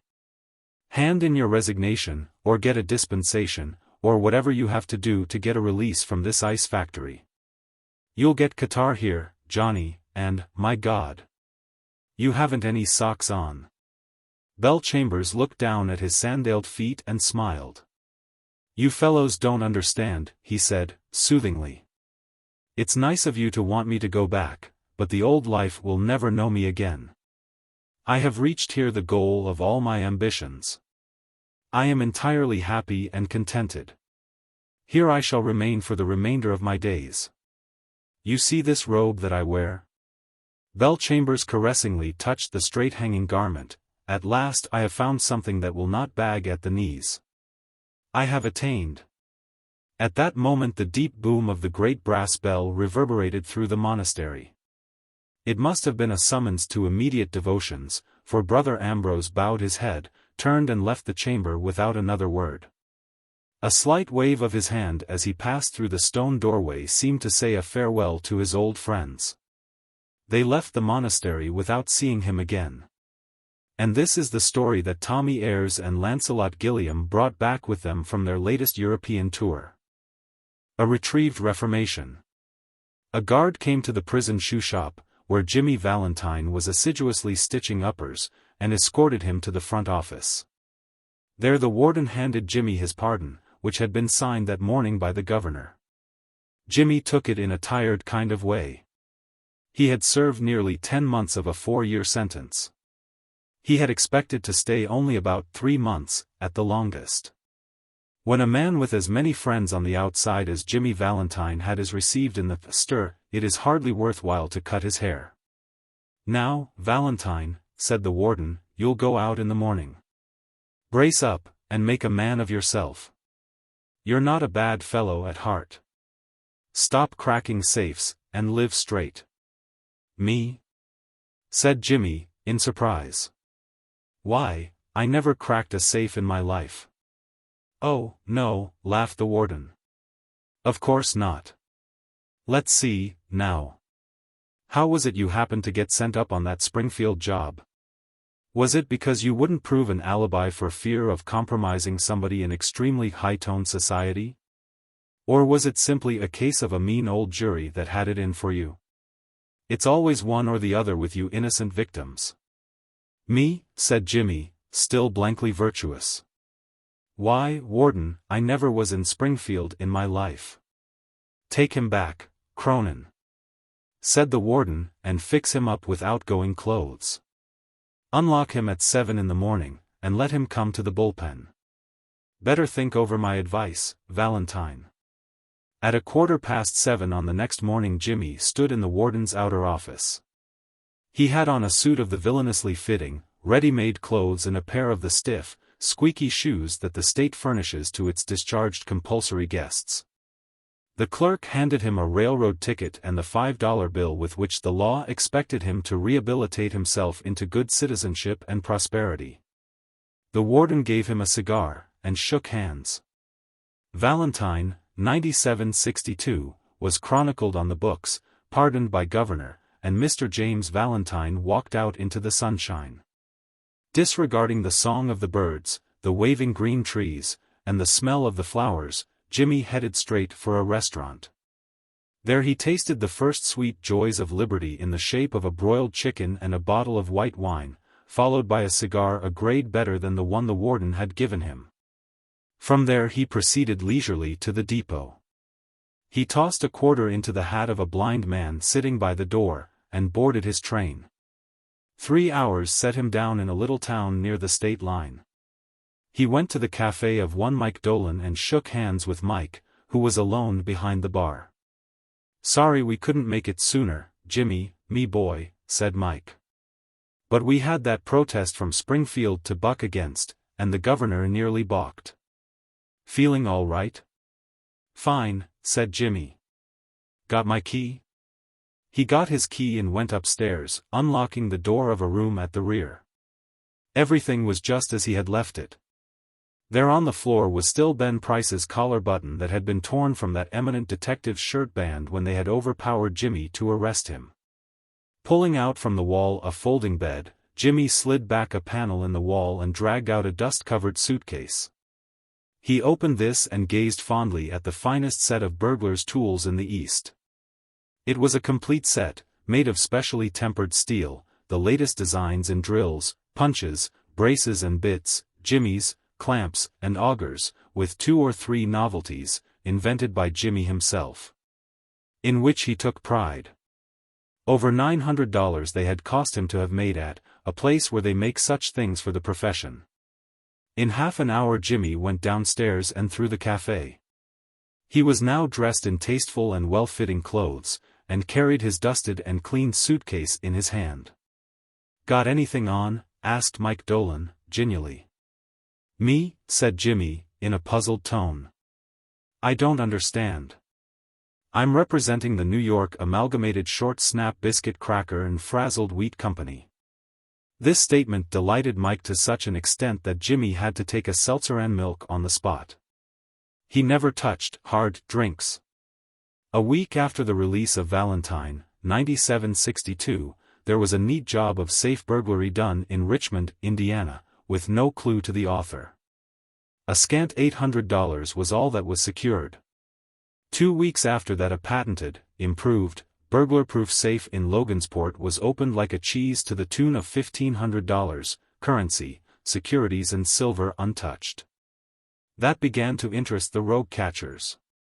Then an old-fashioned bank safe in Jefferson City became active and threw out of its crater an eruption of banknotes amounting to $5,000.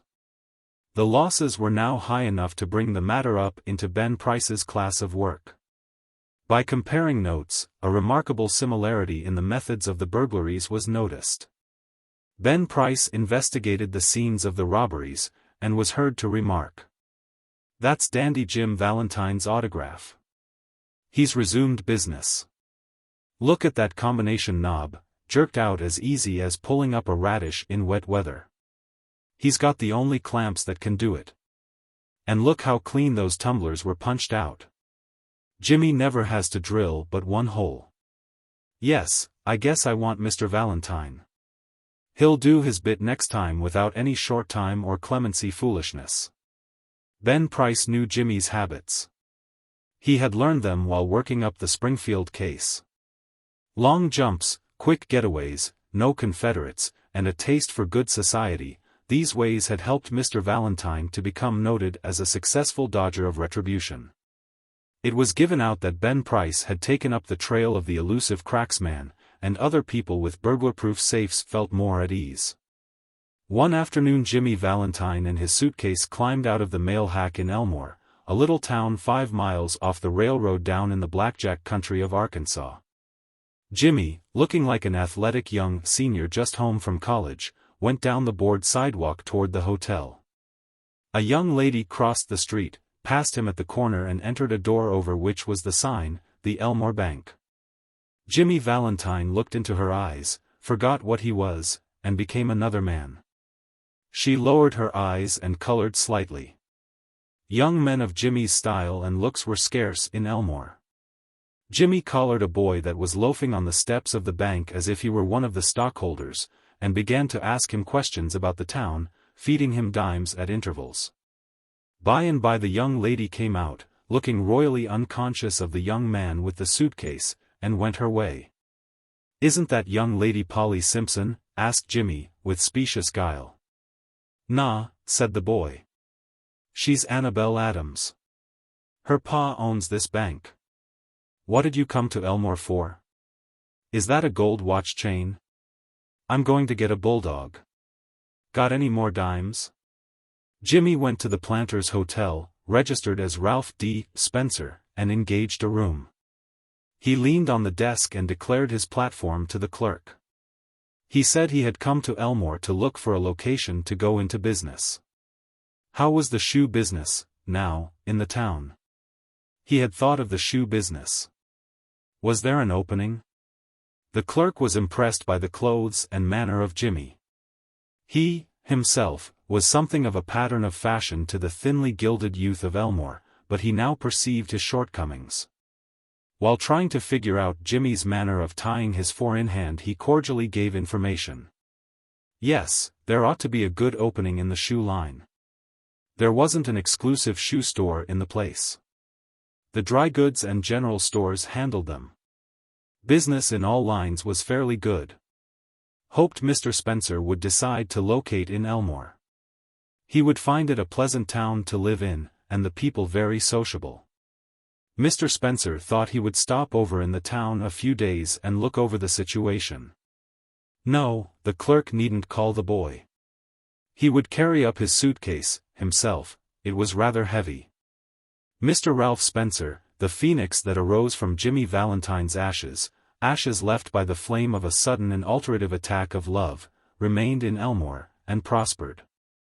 He opened a shoe store and secured a good run of trade.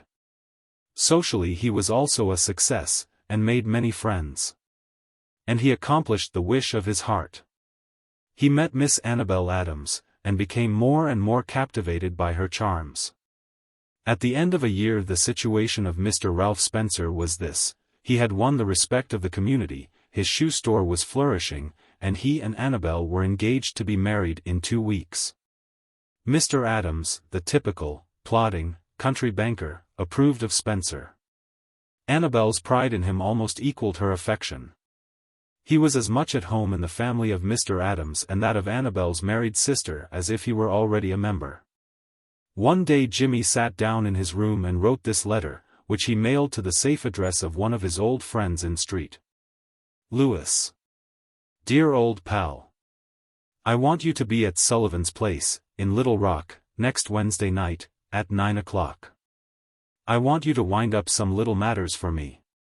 And, also, I want to make you a present of my kit of tools. I know you'll be glad to get them, you couldn't duplicate the lot for $1,000. Say, Billy, I've quit the old business, a year ago. I've got a nice store. I'm making an honest living, and I'm going to marry the finest girl on earth 2 weeks from now. It's the only life, Billy, the straight one. I wouldn't touch a dollar of another man's money now for $1 million. After I get married I'm going to sell out and go west, where there won't be so much danger of having old scores brought up against me. I tell you, Billy, she's an angel. She believes in me. And I wouldn't do another crooked thing for the whole world. Be sure to be at Sully's, for I must see you. I'll bring along the tools with me. Your old friend, Jimmy. On the Monday night after Jimmy wrote this letter, Ben Price jogged unobtrusively into Elmore in a livery buggy. He lounged about town in his quiet way until he found out what he wanted to know. From the drugstore across the street from Spencer's shoe store he got a good look at Ralph D. Spencer. Going to marry the banker's daughter, are you, Jimmy? Said Ben to himself, softly. Well, I don't know. The next morning Jimmy took breakfast at the Adamses. He was going to Little Rock that day to order his wedding suit and buy something nice for Annabel. That would be the first time he had left town since he came to Elmore. It had been more than a year now since those last professional jobs, and he thought he could safely venture out. After breakfast quite a family party went downtown together, Mr. Adams, Annabel, Jimmy, and Annabel's married sister with her 2 little girls, aged 5 and 9. They came by the hotel where Jimmy still boarded, and he ran up to his room and brought along his suitcase. Then they went on to the bank. There stood Jimmy's horse and buggy and Dolph Gibson, who was going to drive him over to the railroad station. All went inside the high, carved oak railings into the banking room, Jimmy included, for Mr. Adams's future son-in-law was welcome anywhere. The clerks were pleased to be greeted by the good-looking, agreeable young man who was going to marry Miss Annabel. Jimmy set his suitcase down. Annabel, whose heart was bubbling with happiness and lively youth, put on Jimmy's hat, and picked up the suitcase. "Wouldn't I make a nice drummer?" said Annabel. "My! Ralph, how heavy it is. Feels like it was full of gold bricks." "Lot of nickel-plated shoehorns in there," said Jimmy, coolly, "that I'm going to return. Thought I'd save express charges by taking them up. I'm getting awfully economical." The Elmore Bank had just put in a new safe and vault. Mr. Adams was very proud of it, and insisted on an inspection by everyone. The vault was a small one, but it had a new, patented door. It fastened with 3 solid steel bolts thrown simultaneously with a single handle, and had a time lock. Mr. Adams beamingly explained its workings to Mr. Spencer, who showed a courteous but not too intelligent interest. The 2 children, May and Agatha, were delighted by the shining metal and funny clock and knobs. While they were thus engaged, Ben Price sauntered in and leaned on his elbow, looking casually inside between the railings. He told the teller that he didn't want anything. He was just waiting for a man he knew. Suddenly there was a scream or two from the women, and a commotion.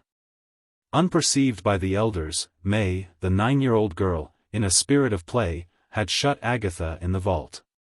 She had then shot the bolts and turned the knob of the combination as she had seen Mr. Adams do. The old banker sprang to the handle and tugged at it for a moment. "The door can't be opened," he groaned. "The clock hasn't been wound or the combination set."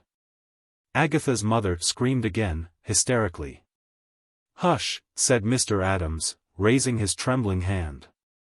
"All be quiet for a moment. Agatha," he called as loudly as he could. "Listen to me." During the following silence they could just hear the faint sound of the child wildly shrieking in the dark vault in a panic of terror. "My precious darling," wailed the mother. "She will die of fright. Open the door. Oh, break it open. Can't you men do something?" "There isn't a man nearer than Little Rock who can open that door," said Mr. Adams, in a shaky voice. "My God! Spencer, what shall we do? That child, she can't stand it long in there. There isn't enough air, and, besides, she'll go into convulsions from fright." Agatha's mother, frantic now, beat the door of the vault with her hands. Somebody wildly suggested dynamite. Annabel turned to Jimmy, her large eyes full of anguish, but not yet despairing. To a woman nothing seems quite impossible to the powers of the man she worships. "Can't you do something, Ralph? Try, won't you?" He looked at her with a queer, soft smile on his lips and in his keen eyes.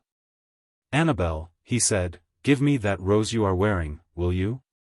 Hardly believing that she heard him aright, she unpinned the bud from the bosom of her dress, and placed it in his hand. Jimmy stuffed it into his vest pocket, threw off his coat and pulled up his shirt sleeves. With that act Ralph D. Spencer passed away and Jimmy Valentine took his place. "Get away from the door, all of you," he commanded, shortly. He set his suitcase on the table, and opened it out flat. From that time on he seemed to be unconscious of the presence of anyone else. He laid out the shining, queer implements swiftly and orderly, whistling softly to himself as he always did when at work. In a deep silence and immovable, the others watched him as if under a spell.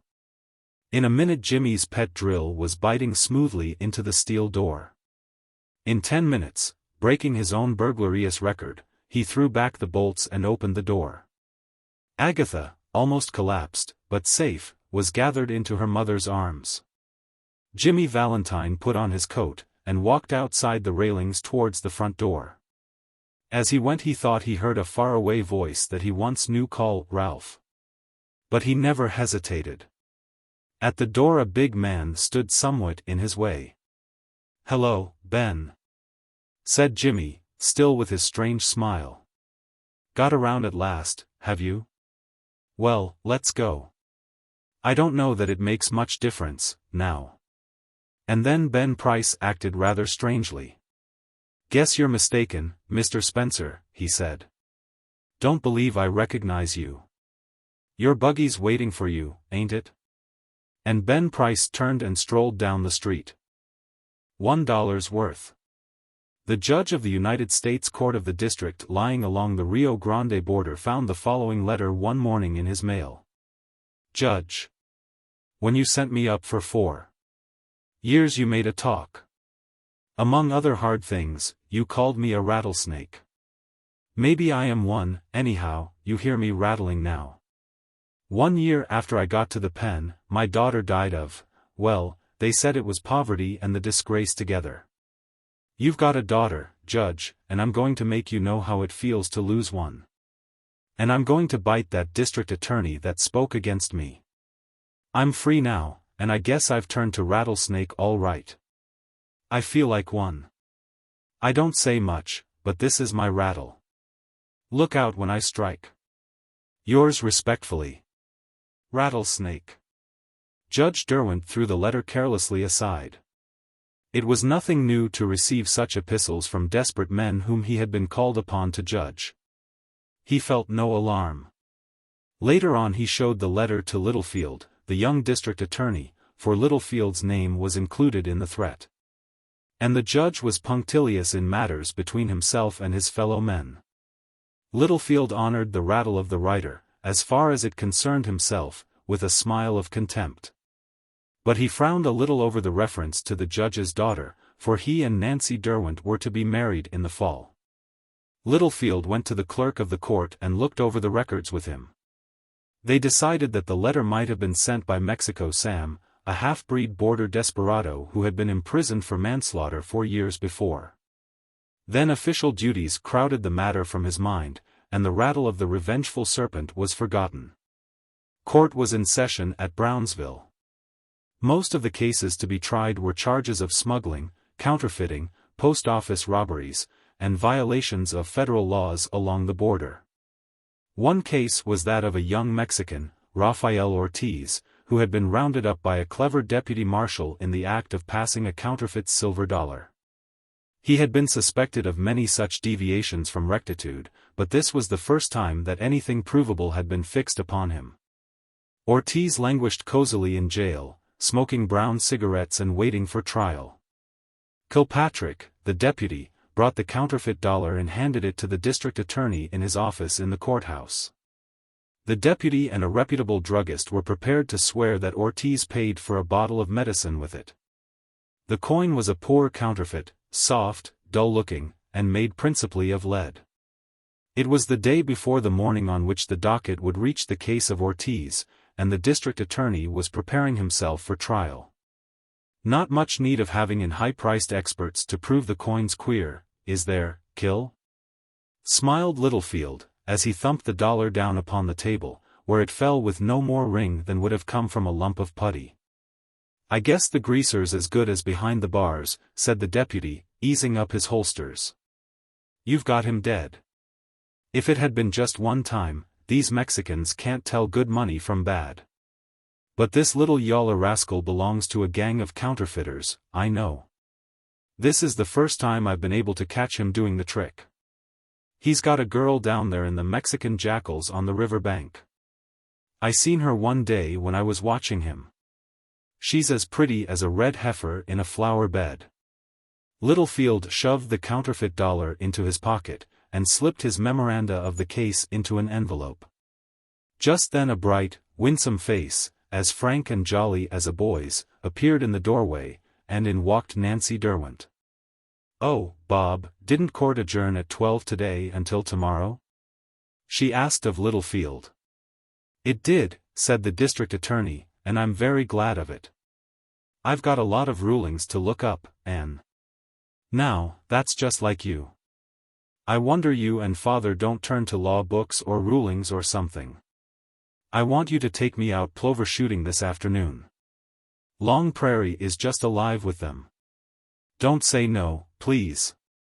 I want to try my new 12-bore hammerless. I've sent to the livery stable to engage Fly and Bess for the buckboard, they stand fire so nicely. I was sure you would go." They were to be married in the fall. The glamour was at its height. The Plovers won the day, or, rather, the afternoon, over the calf-bound authorities. Littlefield began to put his papers away. There was a knock at the door. Kilpatrick answered it. A beautiful, dark-eyed girl with a skin tinged with the faintest lemon color walked into the room. A black shawl was thrown over her head and wound once around her neck. She began to talk in Spanish, a voluble, mournful stream of melancholy music. Littlefield did not understand Spanish. The deputy did, and he translated her talk by portions, at intervals holding up his hand to check the flow of her words. She came to see you, Mr. Littlefield. Her name's Gioia Trevinas. She wants to see you about, well, she's mixed up with that Rafael Ortiz. She's his girl. She says he's innocent. She says she made the money and got him to pass it. Don't you believe her, Mr. Littlefield? That's the way with these Mexican girls, they'll lie, steal, or kill for a fellow when they get stuck on him. Never trust a woman that's in love. Mr. Kilpatrick. Nancy Derwent's indignant exclamation caused the deputy to flounder for a moment in attempting to explain that he had misquoted his own sentiments. And then he went on with the translation. She says she's willing to take his place in the jail if you'll let him out. She says she was down sick with the fever, and the doctor said she'd die if she didn't have medicine. That's why he passed the lead dollar on the drugstore. She says it saved her life. This Raphael seems to be her honey, all right. There's a lot of stuff in her talk about love and such things that you don't want to hear. It was an old story to the district attorney. Tell her, said he, that I can do nothing. The case comes up in the morning, and he will have to make his fight before the court. Nancy Derwent was not so hardened. She was looking with sympathetic interest at Gioia Trevinas and at Littlefield alternately. The deputy repeated the district attorney's words to the girl. She spoke a sentence or two in a low voice, pulled her shawl closely about her face, and left the room. What did she say then? Asked the district attorney. Nothing special, said the deputy. She said, if the life of the one, let's see how it went, si la vida de ella aquí en tu amas, if the life of the girl you love is ever in danger, remember Rafael Ortiz. Kilpatrick strolled out through the corridor in the direction of the marshal's office. Can't you do anything for them, Bob? Asked Nancy. It's such a little thing, just one counterfeit dollar, to ruin the happiness of 2 lives. She was in danger of death, and he did it to save her. Doesn't the law know the feeling of pity?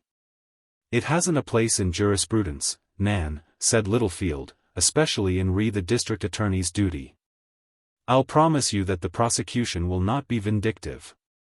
But the man is as good as convicted when the case is called. Witnesses will swear to his passing the bad dollar which I have in my pocket at this moment as Exhibit A. There are no Mexicans on the jury, and it will vote Mr. Greaser guilty without leaving the box.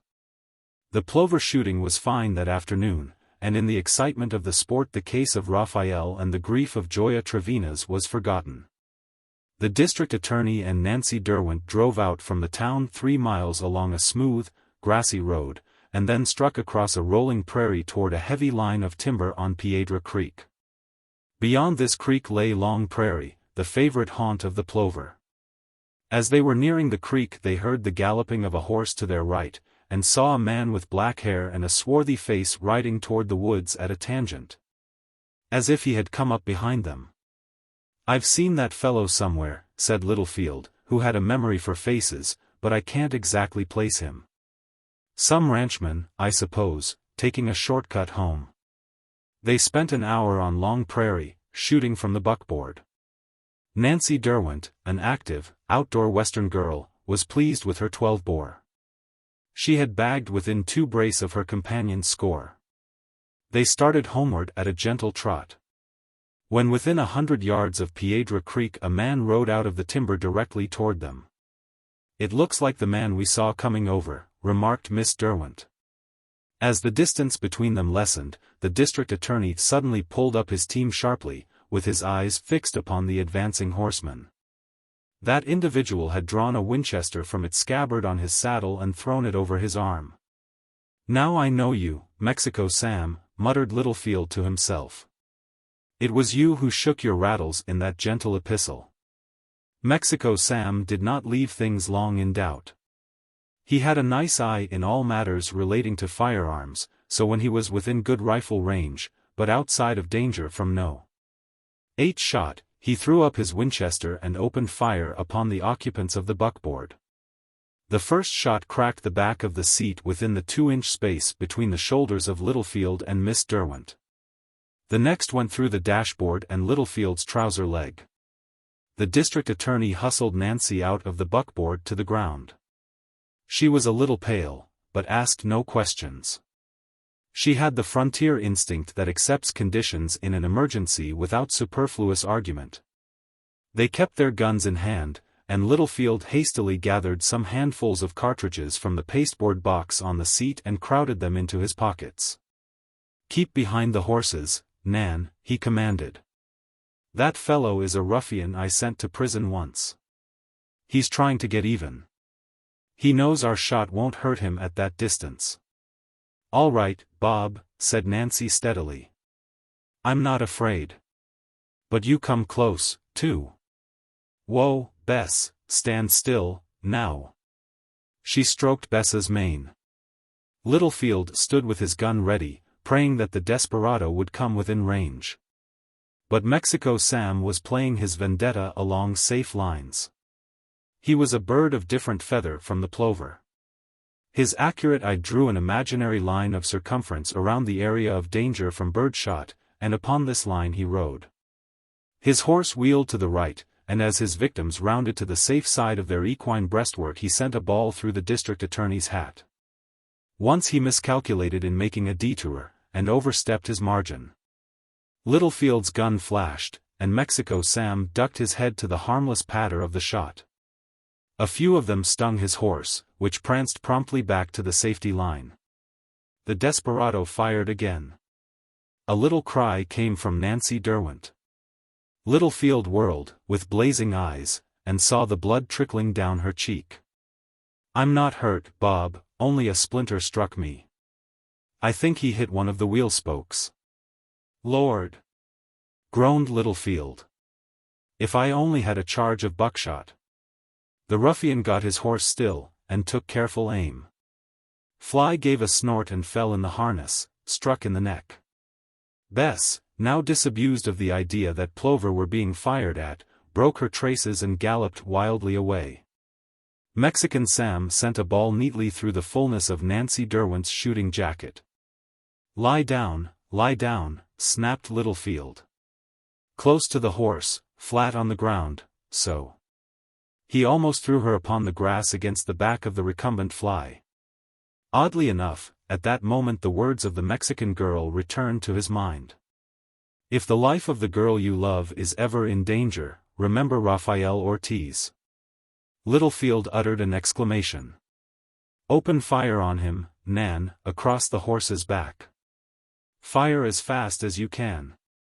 You can't hurt him, but keep him dodging shot for 1 minute while I try to work a little scheme." Nancy gave a quick glance at Littlefield, and saw him take out his pocketknife and open it. Then she turned her face to obey orders, keeping up a rapid fire at the enemy. Mexico Sam waited patiently until this innocuous fusillade ceased. He had plenty of time, and he did not care to risk the chance of a bird shot in his eye when it could be avoided by a little caution. He pulled his heavy Stetson low down over his face until the shot ceased. Then he drew a little nearer, and fired with careful aim at what he could see of his victims above the fallen horse. Neither of them moved. He urged his horse a few steps nearer. He saw the district attorney rise to one knee and deliberately level his shotgun. He pulled his hat down and awaited the harmless rattle of the tiny pellets. The shotgun blazed with a heavy report. Mexico Sam sighed, turned limp all over, and slowly fell from his horse, a dead rattlesnake. At 10 o'clock the next morning court opened, and the case of the United States versus Rafael Ortiz was called. The district attorney, with his arm in a sling, rose and addressed the court. "May it please your honor," he said, I desire to enter a null pros in this case. Even though the defendant should be guilty, there is not sufficient evidence in the hands of the government to secure a conviction.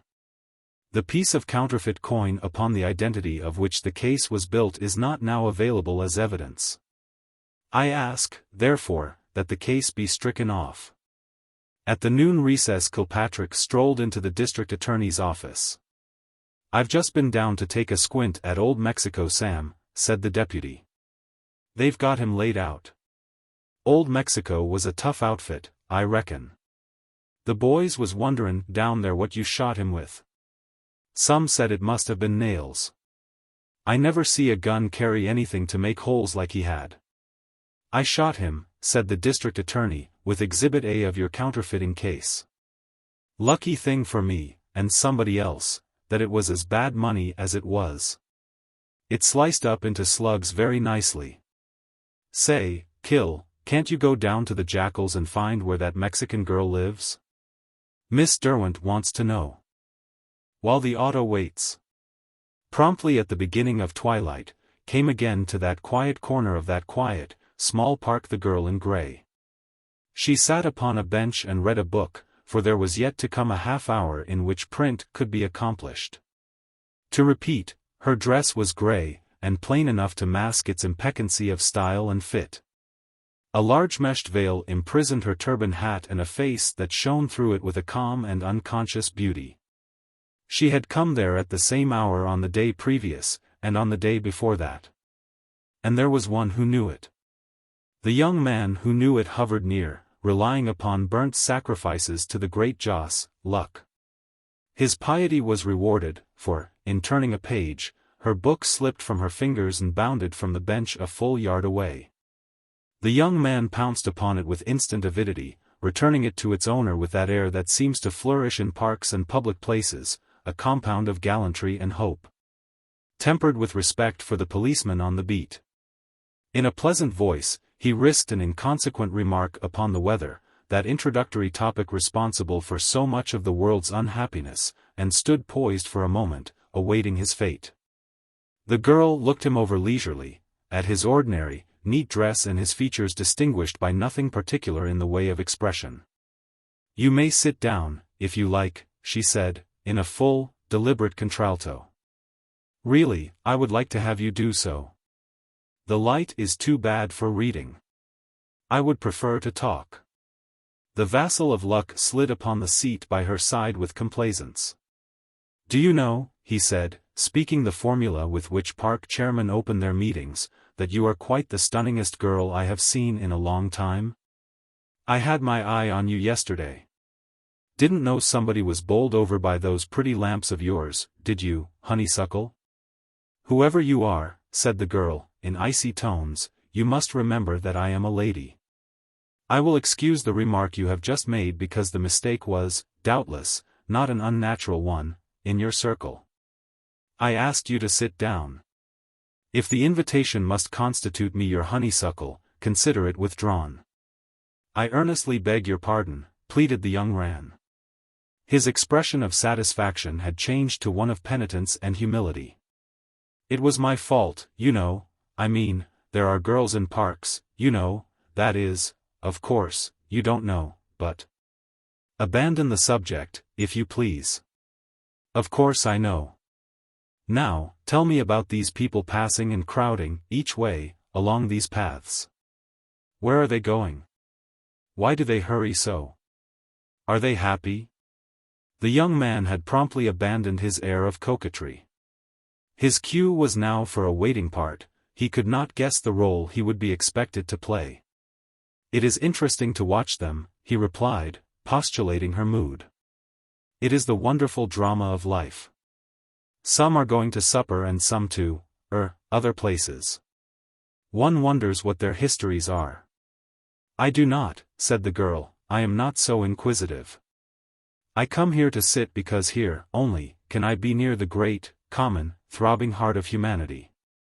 My part in life is cast where its beats are never felt. Can you surmise why I spoke to you, Mr. Parkenstacker?" supplied the young man. Then he looked eager and hopeful.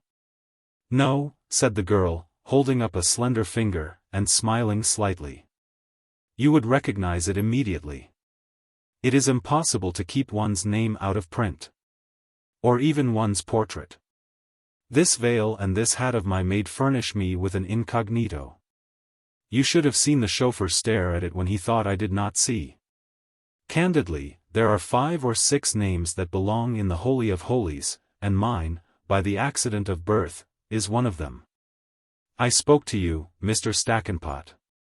Parkenstacker, corrected the young man, modestly. Mr. Parkenstacker, because I wanted to talk, for once, with a natural man, one unspoiled by the despicable gloss of wealth and supposed social superiority. Oh! You do not know how weary I am of it, money, money, money. And of the men who surround me, dancing like little marionettes all cut by the same pattern. I am sick of pleasure, of jewels, of travel, of society, of luxuries of all kinds. I always had an idea, ventured the young man, hesitatingly, that money must be a pretty good thing. A competence is to be desired. But when you have so many millions that... She concluded the sentence with a gesture of despair. It is the monotony of it, she continued, that palls. Drives, dinners, theaters, balls, suppers, with the gilding of superfluous wealth over it all. Sometimes the very tinkle of the ice in my champagne glass nearly drives me mad.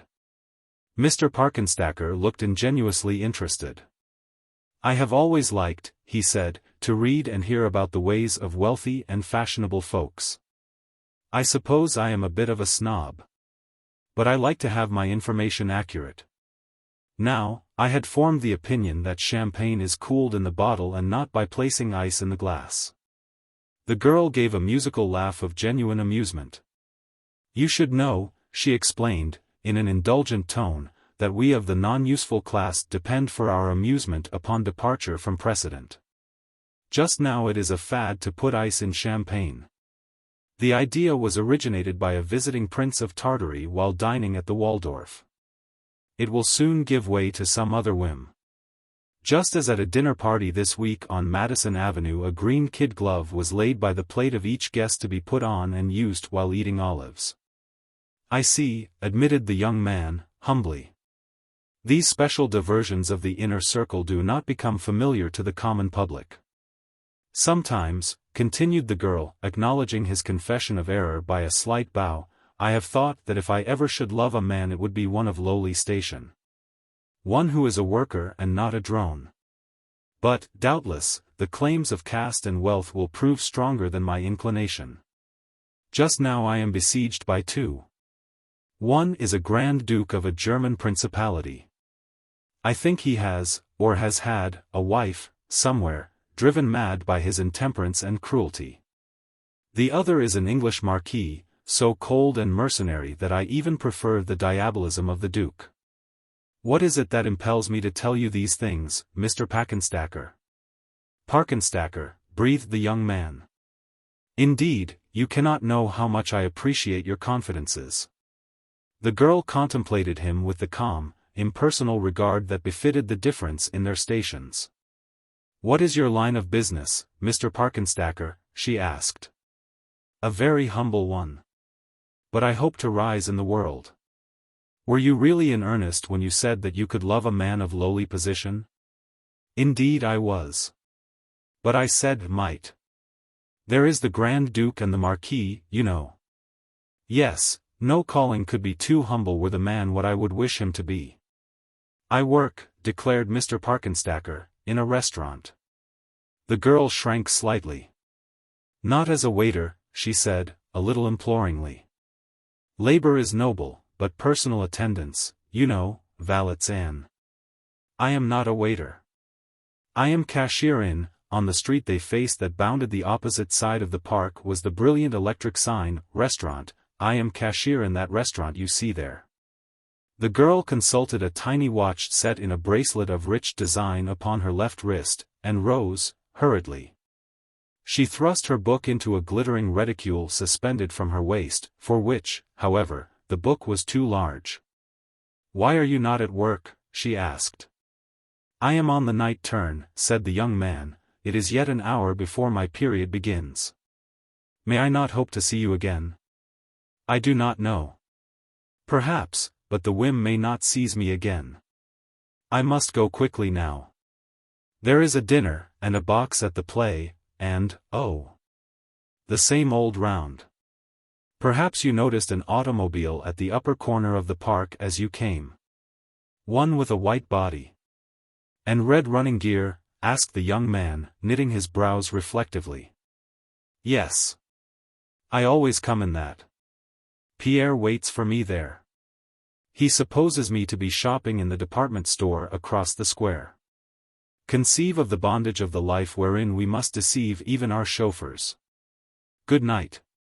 "But it is dark now," said Mr. Parkenstacker, "and the park is full of rude men. May I not walk?" "If you have the slightest regard for my wishes," said the girl, firmly, "you will remain at this bench for 10 minutes after I have left. I do not mean to accuse you, but you are probably aware that autos generally bear the monogram of their owner. Again, good night." Swift and stately she moved away through the dusk. The young man watched her graceful form as she reached the pavement at the park's edge, and turned up along it toward the corner where stood the automobile. Then he treacherously and unhesitatingly began to dodge and skim among the park trees and shrubbery in a course parallel to her route, keeping her well in sight. When she reached the corner she turned her head to glance at the motor car, and then passed it, continuing on across the street. Sheltered behind a convenient standing cab, the young man followed her movements closely with his eyes. Passing down the sidewalk of the street opposite the park, she entered the restaurant with the blazing sign. The place was one of those frankly glaring establishments, all white paint and glass, where one may dine cheaply and conspicuously. The girl penetrated the restaurant to some retreat at its rear, whence she quickly emerged without her hat and veil. The cashier's desk was well to the front. A red-haired girl in the stool climbed down, glancing pointedly at the clock as she did so. The girl in gray mounted in her place. The young man thrust his hands into his pockets and walked slowly back along the sidewalk. At the corner his foot struck a small, paper-covered volume lying there, sending it sliding to the edge of the turf. By its picturesque cover he recognized it as the book the girl had been reading. He picked it up carelessly, and saw that its title was New Arabian Nights, the author being of the name of Stevenson. He dropped it again upon the grass, and lounged, irresolute, for a minute. Then he stepped into the automobile, reclined upon the cushions, and said 2 words to the chauffeur. "Club, Henri." The guardian of the Accolade. Not the least important of the force of the Weymouth Bank was Uncle Bushrod. 60 years had Uncle Bushrod given a faithful service to the house of Weymouth as chattel, servitor, and friend. Of the color of the mahogany bank furniture was Uncle Bushrod, thus dark was he externally, white as the uninked pages of the bank ledgers was his soul. Eminently pleasing to Uncle Bushrod would the comparison have been. For to him the only institution in existence worth considering was the Weymouth Bank, of which he was something between porter and generalissimo in charge. Weymouth lay, dreamy and umbrageous, among the low foothills along the brow of a southern valley. 3 banks there were in Weymouthville. 2 were hopeless, misguided enterprises, lacking the presence and prestige of a Weymouth to give them glory. The 3rd was the bank, managed by the Weymouths, and Uncle Bushrod. In the old Weymouth homestead, the red brick, white porticoed mansion, the first to your right as you crossed Elder Creek, coming into town, lived Mr. Robert Weymouth, the president of the bank. His widowed daughter, Mrs. Vesey, called Miss Letty by everyone, and her 2 children, Nan and Guy. There, also in a cottage on the grounds, resided Uncle Bushrod and Aunt Malandy, his wife. Mr. William Weymouth, the cashier of the bank, lived in a modern, fine house on the principal avenue. Mr. Robert was a large, stout man, 62 years of age, with a smooth, plump face, long iron gray hair and fiery blue eyes. He was high-tempered, kind, and generous, with a youthful smile and a formidable, stern voice that did not always mean what it sounded like. Mr. William was a milder man, correct in deportment and absorbed in business. The Weymouths formed the family of Weymouthville, and were looked up to, as was their right of heritage. Uncle Bushrod was the bank's trusted porter, messenger, vassal, and guardian. He carried a key to the vault, just as Mr. Robert and Mr. William did. Sometimes there was $10, $15, or $20,000 in sacked silver stacked on the vault floor. It was safe with Uncle Bushrod. He was a Weymouth in heart, honesty, and pride. Of late Uncle Bushrod had not been without worry. It was on account of Moss Robert. For nearly a year Mr. Robert had been known to indulge in too much drink. Not enough, understand, to become tipsy, but the habit was getting a hold upon him, and everyone was beginning to notice it. Half a dozen times a day he would leave the bank and step around to the Merchants and Planters Hotel to take a drink. Mr. Robert's usual keen judgment and business capacity became a little impaired. Mr. William, a Weymouth, but not so rich in experience, tried to dam the inevitable backflow of the tide, but with incomplete success.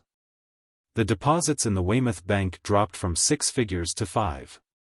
Past due paper began to accumulate, owing to injudicious loans. No one cared to address Mr. Robert on the subject of temperance. Many of his friends said that the cause of it had been the death of his wife some 2 years before. Others hesitated on account of Mr. Robert's quick temper, which was extremely apt to resent personal interference of such a nature. Miss Letty and the children noticed the change and grieved about it. Uncle Bushrod also worried, but he was one of those who would not have dared to remonstrate, although he and Moss Robert had been raised almost as companions. But there was a heavier shock coming to Uncle Bushrod than that caused by the bank president's toddies and juleps. Mr. Robert had a passion for fishing, which he usually indulged whenever the season and business permitted. One day, when reports had been coming in relating to the bass and perch, he announced his intention of making a 2 or 3 days visit to the lakes. He was going down, he said, to Reedy Lake with Judge Archinard, an old friend. Now, Uncle Bushrod was treasurer of the Sons and Daughters of the Burning Bush. Every association he belonged to made him treasurer without hesitation. He stood AA1 in colored circles. He was understood among them to be Mr. Bushrod Weymouth, of the Weymouth Bank. The night following the day on which Mr. Robert mentioned his intended fishing trip, the old man woke up and rose from his bed at 12 o'clock. Declaring he must go down to the bank and fetch the passbook of the Sons and Daughters, which he had forgotten to bring home. The bookkeeper had balanced it for him that day, put the cancelled checks in it, and snapped 2 elastic bands around it. He put but 1 band around other passbooks. Aunt Malandy objected to the mission at so late an hour, denouncing it as foolish and unnecessary, but Uncle Bushrod was not to be deflected from duty. "I done told Sister Adeline Hoskins," he said, "to come by here for dat book tomorrow morning at 7 o'clock, for to kyre it to de meetin' of de Board of Rangements. And dat book gwine to be here when she come." So, Uncle Bushrod put on his old brown suit, got his thick hickory stick, and meandered through the almost deserted streets of Weymouthville. He entered the bank, unlocking the side door, and found the passbook where he had left it, in the little back room used for consultations, where he always hung his coat. Looking about casually, he saw that everything was as he had left it, and was about to start for home when he was brought to a standstill by the sudden rattle of a key in the front door. Someone came quickly in, closed the door softly, and entered the counting room through the door in the iron railing. That division of the bank space was connected with the back room by a narrow passageway, now in deep darkness. Uncle Bushrod, firmly gripping his hickory stick, tiptoed gently up this passage until he could see the midnight intruder into the sacred precincts of the Weymouth Bank. 1 dim gas jet burned there, but even in its nebulous light he perceived at once that the prowler was the bank's president. Wondering, fearful, undecided what to do, the old colored man stood motionless in the gloomy strip of hallway, and waited developments. The vault, with its big iron door, was opposite him. Inside that was the safe, holding the papers of value, the gold and currency of the bank. On the floor of the vault was, perhaps, $18,000 in silver. The president took his key from his pocket, opened the vault and went inside, nearly closing the door behind him. Uncle Bushrod saw, through the narrow aperture, the flicker of a candle. In a minute or two, it seemed an hour to the watcher, Mr. Robert came out, bringing with him a large hand satchel, handling it in a careful but hurried manner, as if fearful that he might be observed. With one hand he closed and locked the vault door. With a reluctant theory forming itself beneath his wool, Uncle Bushrod waited and watched, shaking in his concealing shadow.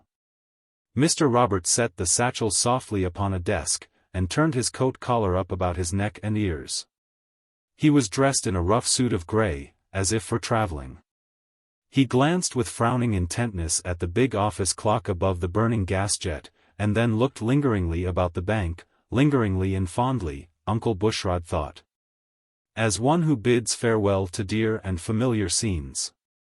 Now he caught up his burden again and moved promptly and softly out of the bank by the way he had come, locking the front door behind him. For a minute or longer Uncle Bushrod was as stone in his tracks. Had that midnight rifler of safes and vaults been any other on earth than the man he was, the old retainer would have rushed upon him and struck to save the Weymouth property. But now the watcher's soul was tortured by the poignant dread of something worse than mere robbery.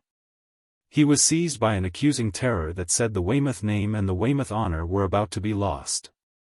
Moss Robert robbing the bank. What else could it mean?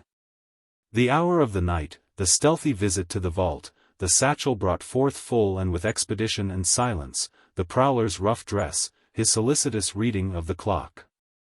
And noiseless departure. What else could it mean?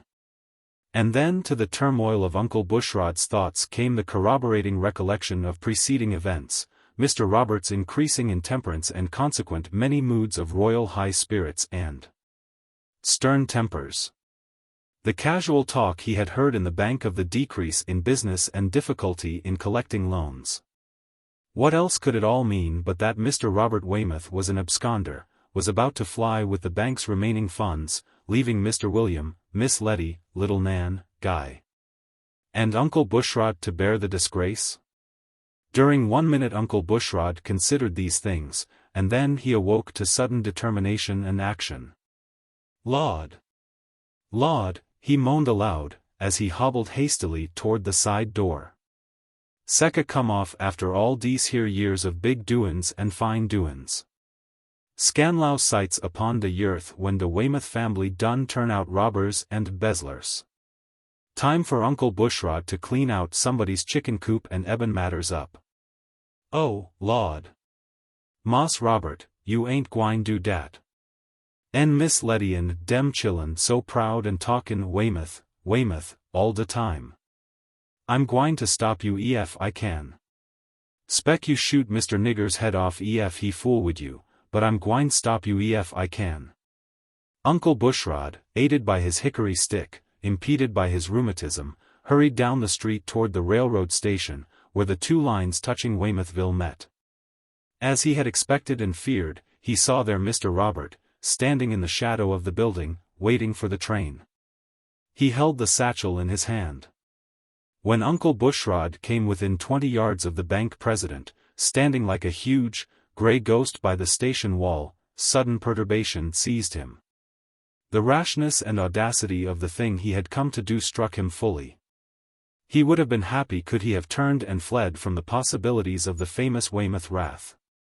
But again he saw, in his fancy, the white reproachful face of Miss Letty, and the distressed looks of Nan and Guy, should he fail in his duty and they question him as to his stewardship.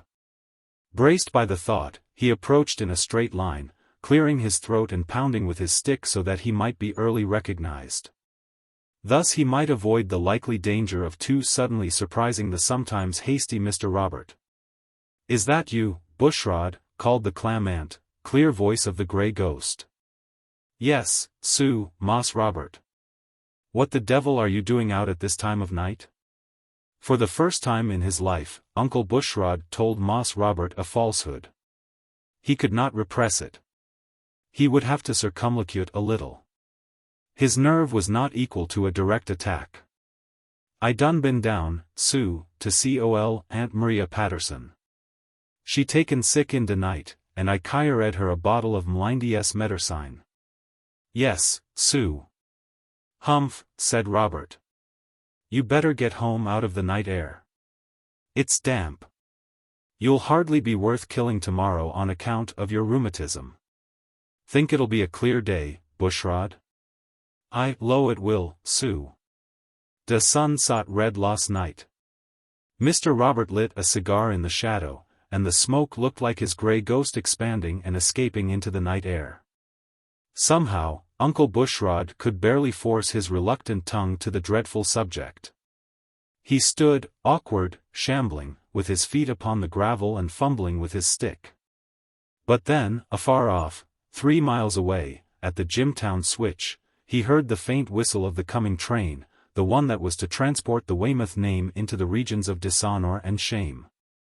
All fear left him. He took off his hat and faced the chief of the clan he served, the great, royal, kind, lofty, terrible Weymouth. He bearded him there at the brink of the awful thing that was about to happen. Moss Robert, he began, his voice quivering a little with the stress of his feelings, you 'member de day dey all rode de tournament at Oak Lawn? De day, Sue, dat you win in de ridin', and you crown Miss Lucy de Queen? Tournament, said Mr. Robert, taking his cigar from his mouth. Yes, I remember very well but what the deuce are you talking about tournaments here at midnight for? Go long home, Bushrod. I believe you're sleepwalking. Miss Lucy tech you on the shoulder, continued the old man, never heeding, wid a sword, and say, I mek you a knight, Sue Robert, rise up, pure and fearless and without reproach. Dat what Miss Lucy say. Dat's been a long time ago, but me nor you ain't forgot it. And den dar's another time we ain't forgot, de time when Miss Lucy lay on her lost bed. She sent for Uncle Bushrod, and she say, Uncle Bushrod, when I die, I want you to take good care of Mr. Robert. Seem like, so Miss Lucy say, he listened to you dan to anybody else. He apt to be mighty fractious sometimes, and maybe he cuss you when you try to swat him, but he needs somebody what understand him to be round wid him. He am like a little child sometimes, so Miss Lucy say, wid her eyes shurneen, in her thin face, but he always been, dem was her words, my knight, pure and fearless and without reproach. Mr. Robert began to mask, as was his habit, a tendency to soft-heartedness with a spurious anger. You old windbag, he growled through a cloud of swirling cigar smoke. I believe you are crazy. I told you to go home, Bushrod. Miss Lucy said that, did she? Well, we haven't kept the scutcheon very clear. 2 years ago last week, wasn't it, Bushrod, when she died? Confound it. Are you going to stand there all night gabbing like a coffee-colored gander?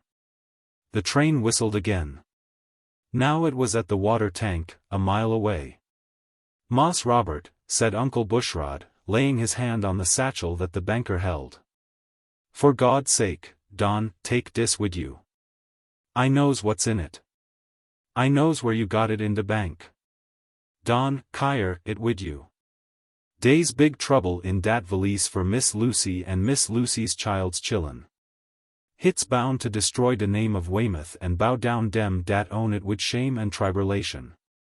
Moss Robert, you can kill dis ol' nigger ef you will, but don't take away dis valise. If I ever crosses over de Jordan, what I gwine to say to Miss Lucy when she asks me, Uncle Bushrod, Warfo, didn't you take good care of Mr. Robert? Mr. Robert Weymouth threw away his cigar and shook free one arm with that peculiar gesture that always preceded his outbursts of irascibility. Uncle Bushrod bowed his head to the expected storm, but he did not flinch. If the house of Weymouth was to fall, he would fall with it. The banker spoke, and Uncle Bushrod blinked with surprise. The storm was there, but it was suppressed to the quietness of a summer breeze. Bushrod, said Mr. Robert, in a lower voice than he usually employed, you have overstepped all bounds. You have presumed upon the leniency with which you have been treated to meddle unpardonably. So you know what is in this satchel. Your long and faithful service is some excuse, but, go home, Bushrod, not another word. But Bushrod grasped the satchel with a firmer hand. The headlight of the train was now lightening the shadows about the station. The roar was increasing, and folks were stirring about at the track side. "Moss Robert, gimme dis, valise. I got a right, Sue, to talk to you dis, way. I slaved for you and tended to you from a child up. I went thoof de war as yo body servant till we whipped de Yankees and sent em back to de no th. I was at yo wed din, and I was fur away when yo Miss Letty was bound. And Miss Letty's chillin', day watches today for Uncle Bushrod when he come home ever't evenin'. I been a Weymouth, all 'cept in color and entitlements. Both of us is old, Moss Robert. 'Tain't goin' to be long till we gwine to see Miss Lucy and has to give an account of our doin's. De ol' nigger man won't be 'spect to say much amo, dan he done all he could by de family dat owned him. But de Weymouths, dey must say dey been livin' pure and fearless and widout reproach. Gimme dis valise, Moss Robert, I'm gwine to have it. I'm gwine to take it back to the bank and lock it up in de vault. I'm gwine to do Miss Lucy's biddin'. Turn loose, Moss Robert." The train was standing at the station. Some men were pushing trucks along the side. 2 or 3 sleepy passengers got off and wandered away into the night. The conductor stepped to the gravel, swung his lantern and called, "Hello, Frank," at someone invisible. The bell clanged, the brakes hissed, the conductor drawled, "All aboard." Mr. Robert released his hold on the satchel.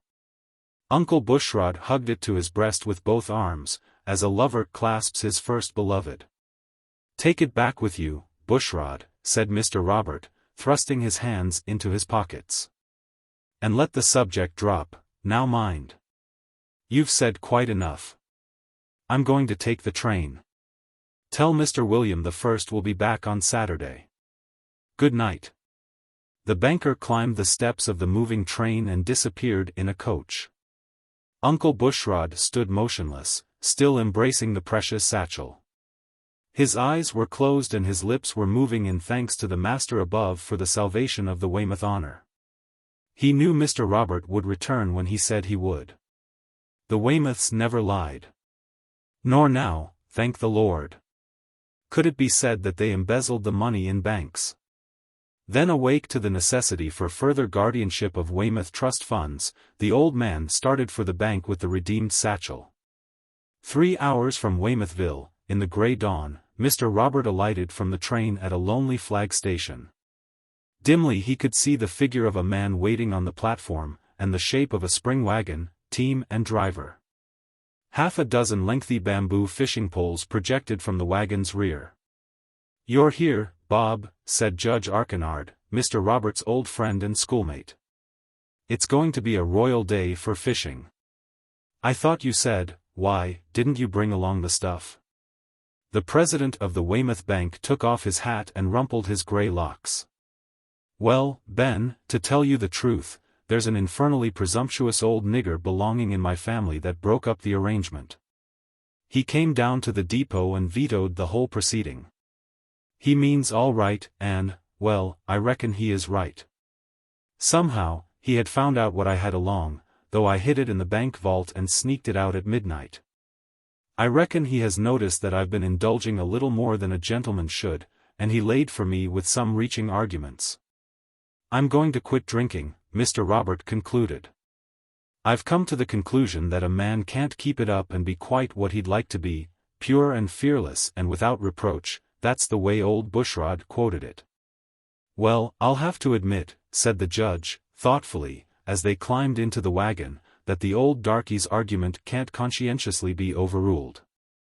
"Still," said Mr. Robert, with a ghost of a sigh, "there was 2 quarts of the finest old silk velvet bourbon in that satchel you ever wet your lips with." October and June. The captain gazed gloomily at his sword that hung upon the wall. In the closet nearby was stored his faded uniform, stained and worn by weather and service. What a long, long time it seemed since those old days of war's alarms. And now, veteran that he was of his country's strenuous times, he had been reduced to abject surrender by a woman's soft eyes and smiling lips. As he sat in his quiet room he held in his hand the letter he had just received from her, the letter that had caused him to wear that look of gloom. He reread the fatal paragraph that had destroyed his hope. In declining the honor you have done me in asking me to be your wife, I feel that I ought to speak frankly. The reason I have for so doing is the great difference between our ages. I like you very, very much, but I am sure that our marriage would not be a happy one. I am sorry to have to refer to this, but I believe that you will appreciate my honesty in giving you the true reason. The captain sighed, and leaned his head upon his hand. Yes, there were many years between their ages. But he was strong and rugged, he had position and wealth. Would not his love, his tender care, and the advantages he could bestow upon her make her forget the question of age? Besides, he was almost sure that she cared for him. The captain was a man of prompt action. In the field he had been distinguished for his decisiveness and energy. He would see her and plead his cause again in person. Age. What was it to come between him and the one he loved? In 2 hours he stood ready, in light marching order, for his greatest battle. He took the train for the old southern town in Tennessee where she lived. Theodora Deming was on the steps of the handsome, porticoed old mansion, enjoying the summer twilight, when the captain entered the gate and came up the gravelled walk. She met him with a smile that was free from embarrassment. As the captain stood on the step below her, the difference in their ages did not appear so great. He was tall and straight and clear-eyed and browned. She was in the bloom of lovely womanhood. "I wasn't expecting you," said Theodora, "but now that you've come you may sit on the step. Didn't you get my letter?" "I did," said the captain, "and that's why I came." "I say, now, Theo, reconsider your answer, won't you?" Theodora smiled softly upon him. He carried his years well. She was really fond of his strength, his wholesome looks, his manliness, perhaps, if... "No, no," she said, shaking her head, positively, "it's out of the question. I like you a whole lot, but marrying won't do. My age and yours are, but don't make me say it again, I told you in my letter." The captain flushed a little through the bronze on his face. He was silent for a while, gazing sadly into the twilight. Beyond a line of woods that he could see was a field where the boys in blue had once bivouacked on their march toward the sea. How long ago it seemed now. Truly, fate and Father Time had tricked him sorely. Just a few years interposed between himself and happiness. Theodora's hand crept down and rested in the clasp of his firm, brown one. She felt, at least, that sentiment that is akin to love. "Don't take it so hard, please," she said, gently. "It's all for the best. I've reasoned it out very wisely all by myself. Some day you'll be glad I didn't marry you. It would be very nice and lovely for a while, but, just think. In only a few short years what different tastes we would have. One of us would want to sit by the fireside and read, and maybe nurse neuralgia or rheumatism of evenings, while the other would be crazy for balls and theaters and late suppers. No, my dear friend. While it isn't exactly January and May, it's a clear case of October and pretty early in June. I'd always do what you wanted me to do, Theo. If you wanted to. No, you wouldn't. You think now that you would, but you wouldn't.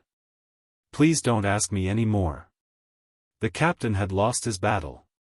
But he was a gallant warrior, and when he rose to make his final adieu his mouth was grimly set and his shoulders were squared. He took the train for the north that night. On the next evening he was back in his room, where his sword was hanging against the wall. He was dressing for dinner, tying his white tie into a very careful bow. And at the same time he was indulging in a pensive soliloquy. "'Pon my honor, I believe Theo was right, after all. Nobody can deny that she's a peach, but she must be 28, at the very kindest calculation." For you see, the captain was only 19, and his sword had never been drawn except on the parade ground at Chattanooga, which was as near as he ever got to the Spanish-American War. The Marquis and Miss Sally. Without knowing it, Old Bill Bascom had the honor of being overtaken by fate the same day with the Marquis of Borrowdale. The Marquis lived in Regent Square, London. Old Bill lived on Limping Doe Creek, Hardeman County, Texas. The cataclysm that engulfed the Marquis took the form of a bursting bubble known as the Central and South American mahogany and caoutchouc monopoly. Old Bill's nemesis was in the no less perilous shape of a band of civilized Indian cattle thieves from the territory who ran off his entire herd of 400 head. And shot Old Bill dead as he trailed after them. To even up the consequences of the two catastrophes, the Marquis, as soon as he found that all he possessed would pay only 15 shillings on the pound of his indebtedness, shot himself. Old Bill left a family of 6 motherless sons and daughters, who found themselves without even a red steer left to eat, or a red cent to buy one with. The Marquis left one son, a young man, who had come to the States and established a large and well-stocked ranch in the panhandle of Texas. When this young man learned the news, he mounted his pony and rode to town. There he placed everything he owned except his horse, saddle, Winchester, and $15 in his pockets, in the hands of his lawyers, with instructions to sell and forward the proceeds to London to be applied upon the payment of his father's debts. Then he mounted his pony and rode southward. One day, arriving about the same time, but by different trails, 2 young chaps rode up to the Diamond Cross Ranch, on the Little Piedra, and asked for work. Both were dressed neatly and sprucely in cowboy costume. One was a straight-set fellow, with delicate, handsome features, short, brown hair, and smooth face, sunburned to a golden brown. The other applicant was stouter and broad-shouldered, with fresh, red complexion, somewhat freckled, reddish, curling hair, and a rather plain face, made attractive by laughing eyes and a pleasant mouth. The superintendent of the Diamond Cross was of the opinion that he could give them work. In fact, word had reached him that morning that the camp cook, a most important member of the outfit, had straddled his bronco and departed, being unable to withstand the fire of fun and practical jokes of which he was, ex officio, the legitimate target. "Can either of you cook?" asked the superintendent. "I can," said the reddish-haired fellow, promptly. "I've cooked in camp quite a lot. I'm willing to take the job until you've got something else to offer." "Now, that's the way I like to hear a man talk," said the superintendent, approvingly. "I'll give you a note to Saunders, and he'll put you to work." Thus the names of John Bascom and Charles Norwood were added to the payroll of the Diamond Cross. The two left for the roundup camp immediately after dinner. Their directions were simple, but sufficient: keep down the arroyo for 15 miles till you get there. Both being strangers from afar, young, spirited, and thus thrown together by chance for a long ride, it is likely that the comradeship that afterward existed so strongly between them began that afternoon as they meandered along the little valley of the Canada Verta. They reached their destination just after sunset. The main camp of the roundup was comfortably located on the bank of a long water hole, under a fine motte of timber. A number of small tents pitched upon grassy spots and the big wall tent for provisions showed that the camp was intended to be occupied for a considerable length of time. The roundup had ridden in but a few moments before, hungry and tired, to a supperless camp. The boys were engaged in an emulous display of anathemas supposed to fit the case of the absconding cook. While they were unsaddling and hobbling their ponies, the newcomer rode in and inquired for Pink Saunders. The boss the roundup came forth and was given the superintendent's note. Pink Saunders, though a boss during working hours, was a humorist in camp, where everybody, from cook to superintendent, is equal. After reading the note he waved his hand toward the camp and shouted, ceremoniously, at the top of his voice, "Gentlemen, allow me to present to you the Marquis and Miss Sally." At the words both the new arrivals betray confusion. The newly employed cook started, with a surprised look on his face, but, immediately recollecting that Miss Sally is the generic name for the male cook in every West Texas cow camp. He recovered his composure with a grin at his own expense. His companion showed little less discomposure, even turning angrily, with a bitten lip, and reaching for his saddle pommel, as if to remount his pony. But Miss Sally touched his arm and said, laughingly, "Come now, Marquis, that was quite a compliment from Saunders. It's that distinguished air of yours and aristocratic nose that made him call you that." He began to unsaddle, and the Marquis, restored to equanimity, followed his example. Rolling up his sleeves, Miss Sally sprang for the grub wagon, shouting, "I'm the new cook, be thunder. Some of you chaps rustle a little wood for a fire, and I'll guarantee you a hot square meal inside of 30 minutes. Miss Sally's energy and good humor, as he ransacked the grub wagon for coffee, flour, and bacon, won the good opinion of the camp instantly. And also, in days following, the Marquis, after becoming better acquainted, proved to be a cheerful, pleasant fellow, always a little reserved, and taking no part in the rough camp frolics. But the boys gradually came to respect this reserve, which fitted the title Saunders had given him, and even to like him for it. Saunders had assigned him to a place holding the herd during the cuttings. He proved to be a skillful rider and as good with the lariat or in the branding pen as most of them. The Marquis and Miss Sally grew to be quite close comrades. After supper was over, and everything cleaned up, you would generally find them together, Miss Sally smoking his briar-root pipe, and the Marquis plaiting a quirt or scraping rawhide for a new pair of hobbles. The superintendent did not forget his promise to keep an eye on the cook. Several times, when visiting the camp, he held long talks with him. He seemed to have taken a fancy to Miss Sally. One afternoon he rode up, on his way back to the ranch from a tour of the camps, and said to him, "There'll be a man here in the morning to take your place. As soon as he shows up you come to the ranch. I want you to take charge of the ranch accounts and correspondence. I want somebody that I can depend upon to keep things straight when I'm away. The wages'll be all right. The Diamond Cross'll hold its end up with a man who'll look after its interests." "All right," said Miss Sally, as quietly as if he had expected the notice all along. "Any objections to my bringing my wife down to the ranch?" "You married?" said the superintendent, frowning a little. "You didn't mention it when we were talking." "Because I'm not," said the cook. "But I'd like to be. Thought I'd wait till I got a job under roof. I couldn't ask her to live in a cow camp." "Right," agreed the superintendent. "A camp isn't quite the place for a married man, but, well, there's plenty of room at the house, and if you suit us as well as I think you will you can afford it. You write to her to come on." "All right," said Miss Sally again, "I'll ride in as soon as I am relieved tomorrow." It was a rather chilly night, and after supper the cowpunchers were lounging about a big fire of dried mesquite chunks. Their usual exchange of jokes and repartee had dwindled almost to silence, but silence in a cow camp generally betokens the brewing of mischief. Miss Sally and the Marquis were seated upon a log, discussing the relative merits of the lengthened or shortened stirrup in long-distance riding. The Marquis arose presently and went to a tree nearby to examine some strips of rawhide he was seasoning for making a lariat.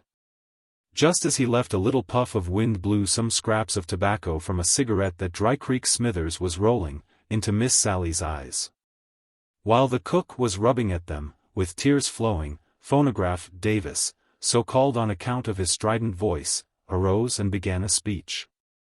"Fellers and citizens, I desire to propound a interrogatory. What is the most grievous spectacle what the human mind can contemplate?" A volley of answers responded to his question. "A busted flush." "A maverick when you ain't got your branding iron." "Yourself." "The hole in the end of some other feller's gun." "Shet up, you ignoramuses," said Old Toller, the fat cowpuncher. "Phony knows what it is. He's waitin' for to tell us." "No, fellers and citizens," continued Phonograph. "Them spectacles you've enumerated air sure grievous, and way up yonder close to the solution, but they ain't it. The most grievous spectacle ere that, he pointed to Miss Sally, who was still rubbing his streaming eyes, a trustin' and a inveigled female a weepin' tears on account of her heart bein' busted by a false deceiver. Ere we men or ere we catamounts to gaze upon the blightin' of our Miss Sally's affections by a aristocrat, which has come among us with his superior beauty and his glitterin' title to give the weeps to the lovely critter we air bound to protect? Ere we goin' to act like men, or ere we goin' to keep on eatin' soggy chuck from her cryin' so plentiful over the bread pan? It's a gallopin' shame, said Dry Creek, with a sniffle. It ain't human. I've noticed the varmint a palaverin' round her frequent. And him a Marquis. Ain't that a title, phony? It's somethin' like a king, the Brushy Creek Kid hastened to explain, only lower in the deck. Guess it comes in between the Jack and the 10-spot. Don't misconstruct me, went on Phonograph, as undervaluatin' the aristocrats. Some of 'em air proper people and can travel right along with the Watson boys. I've herded some with 'em myself. I've viewed the elephant with the mayor of Fort Worth, and I've listened to the owl with the general passenger agent of the Katy. And they can keep up with the procession from where you laid the chunk. But when a Marquis monkeys with the innocent affections of a cook lady, may I inquire what the case seems to call for? The leathers, shouted Dry Creek Smithers. You hearn, Charity, was the Kid's form of corroboration. We've got your company, assented the cowpunchers, in chorus. Before the Marquis realized their intention, two of them seized him by each arm and led him up to the log. Phonograph Davis, self-appointed to carry out the sentence, stood ready, with a pair of stout leather leggings in his hands. It was the first time they had ever laid hands on the Marquis during their somewhat rude sports. What are you up to? He asked, indignantly, with flashing eyes. Go easy, Marquis, whispered Rube Fellows, one of the boys that held him. It's all in fun. Take it good-natured and they'll let you off light. They're only goin' to stretch you over the log and tan you 8 or 10 times with the leggins. Tunt hurt much. The Marquis, with an exclamation of anger, his white teeth gleaming, suddenly exhibited a surprising strength. He wrenched with his arms so violently that the 4 men were swayed and dragged many yards from the log. A cry of anger escaped him, and then Miss Sally, his eyes cleared of the tobacco, saw, and he immediately mixed with the struggling group. But at that moment a loud "Hello!" rang in their ears, and a buckboard drawn by a team of galloping mustangs spun into the campfire's circle of light. Every man turned to look, and what they saw drove from their minds all thoughts of carrying out Phonograph Davis's rather time-worn contribution to the evening's amusement. Bigger game than the Marquis was at hand, and his captors released him and stood staring at the approaching victim. The buckboard team belonged to Sam Hawley, a cattleman from the Big Muddy. Sam was driving, and with him was a stout, smooth-faced man, wearing a frock coat and a high silk hat. That was the county judge, Mr. Dave Hackett, candidate for re-election. Sam was escorting him about the county, among the camps, to shake up the sovereign voters. The men got out, hitched the team to a mesquite, and walked toward the fire. Instantly every man in camp, except the Marquis, Miss Sally, and Pink Saunders, who had to play host, uttered a frightful yell of assumed terror and fled on all sides into the darkness. Heavens alive, exclaimed Hackett, are we as ugly as that? How do you do, Mr. Saunders? Glad to see you again. What are you doing to my hat, Holly? I was afraid of this hat, said Sam Hawley, meditatively. He had taken the hat from Hackett's head and was holding it in his hand, looking dubiously around at the shadows beyond the firelight where now absolute stillness reigned. What do you think, Saunders? Pink grinned. Better elevate it some, he said, in the tone of one giving disinterested advice. The light ain't none too good. I wouldn't want it on my head. Holly stepped upon the hub of a hind wheel of the grub wagon and hung the hat upon a limb of a live oak. Scarcely had his foot touched the ground when the crash of a dozen 6-shooters split the air, and the hat fell to the ground riddled with bullets. A hissing noise was heard as if from a score of rattlesnakes, and now the cowpunchers emerged on all sides from the darkness, stepping high, with ludicrously exaggerated caution.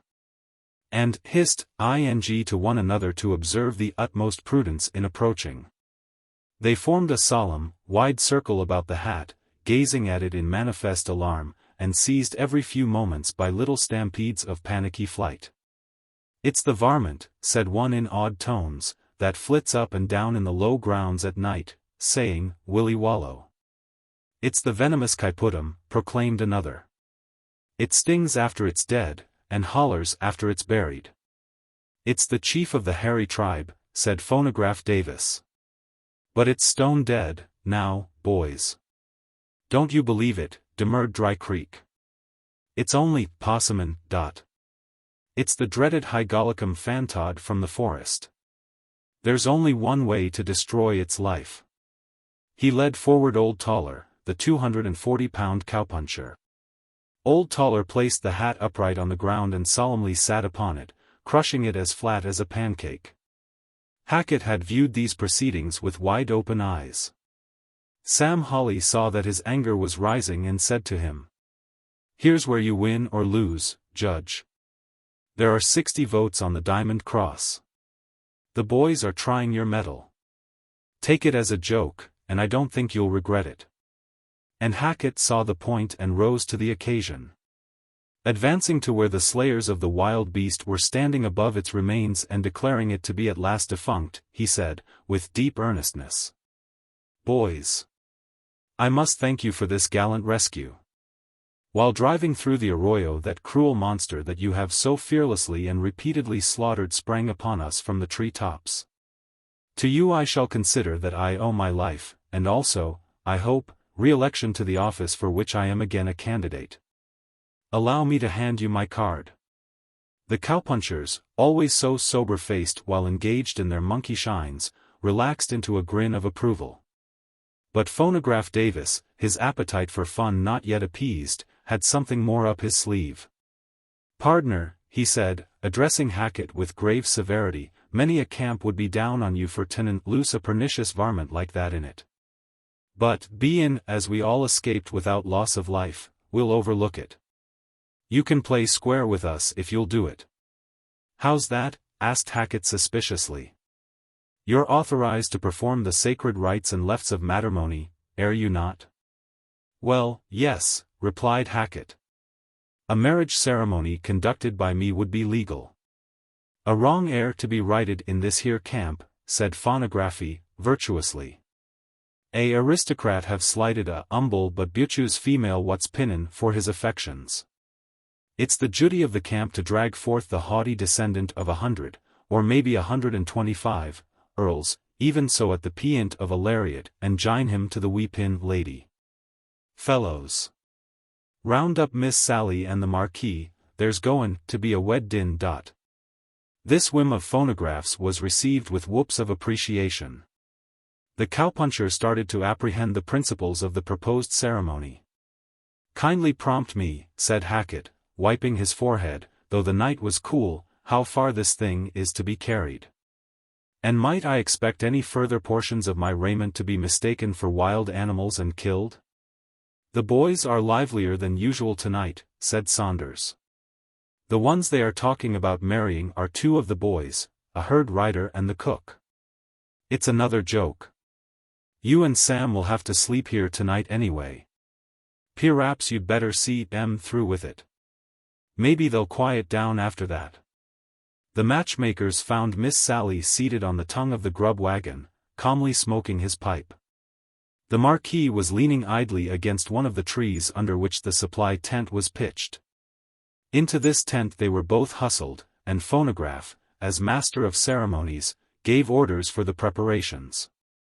"You, Dry Creek and Jimmy, and Ben and Taller, hump yourselves to the wildwood and rustle flowers for the blowout, Mesquite-dew, and get that Spanish dagger blossom at the corner of the horse corral for the bride to pack. You, Limpy, get out that red and yaller blanket of your'n for Miss Sally's skyart. Marquis, you'll do, 'thout fixin', nobody don't ever look at the groom. During their absurd preparation, the two principals were left alone for a few moments in the tent. The Marquis suddenly showed wild perturbation. "This foolishness must not go on," he said, turning to Miss Sally, a face white in the light of the lantern, hanging to the ridgepole. "Why not?" said the cook, with an amused smile. "It's fun for the boys, and they've always let you off pretty light in their frolics. I don't mind it." "But you don't understand," persisted the Marquis, pleadingly. "That man is county judge, and his acts are binding. I can't." "Oh, you don't know." The cook stepped forward and took the Marquis's hands. "Sally Bascom," he said, "I know." "You know," faltered the Marquis, trembling. "And you want to. More than I ever wanted anything. Will you? Here come the boys." The cowpunchers crowded in, laden with armfuls of decorations. "Perfidious coyote," said Phonograph, sternly, addressing the Marquis. "Air you willing to patch up the damage you've did this air slab-sided but trustin' bunch o' calico by single footin' easy to the altar, or will we have to rope ye, and drag you thar?"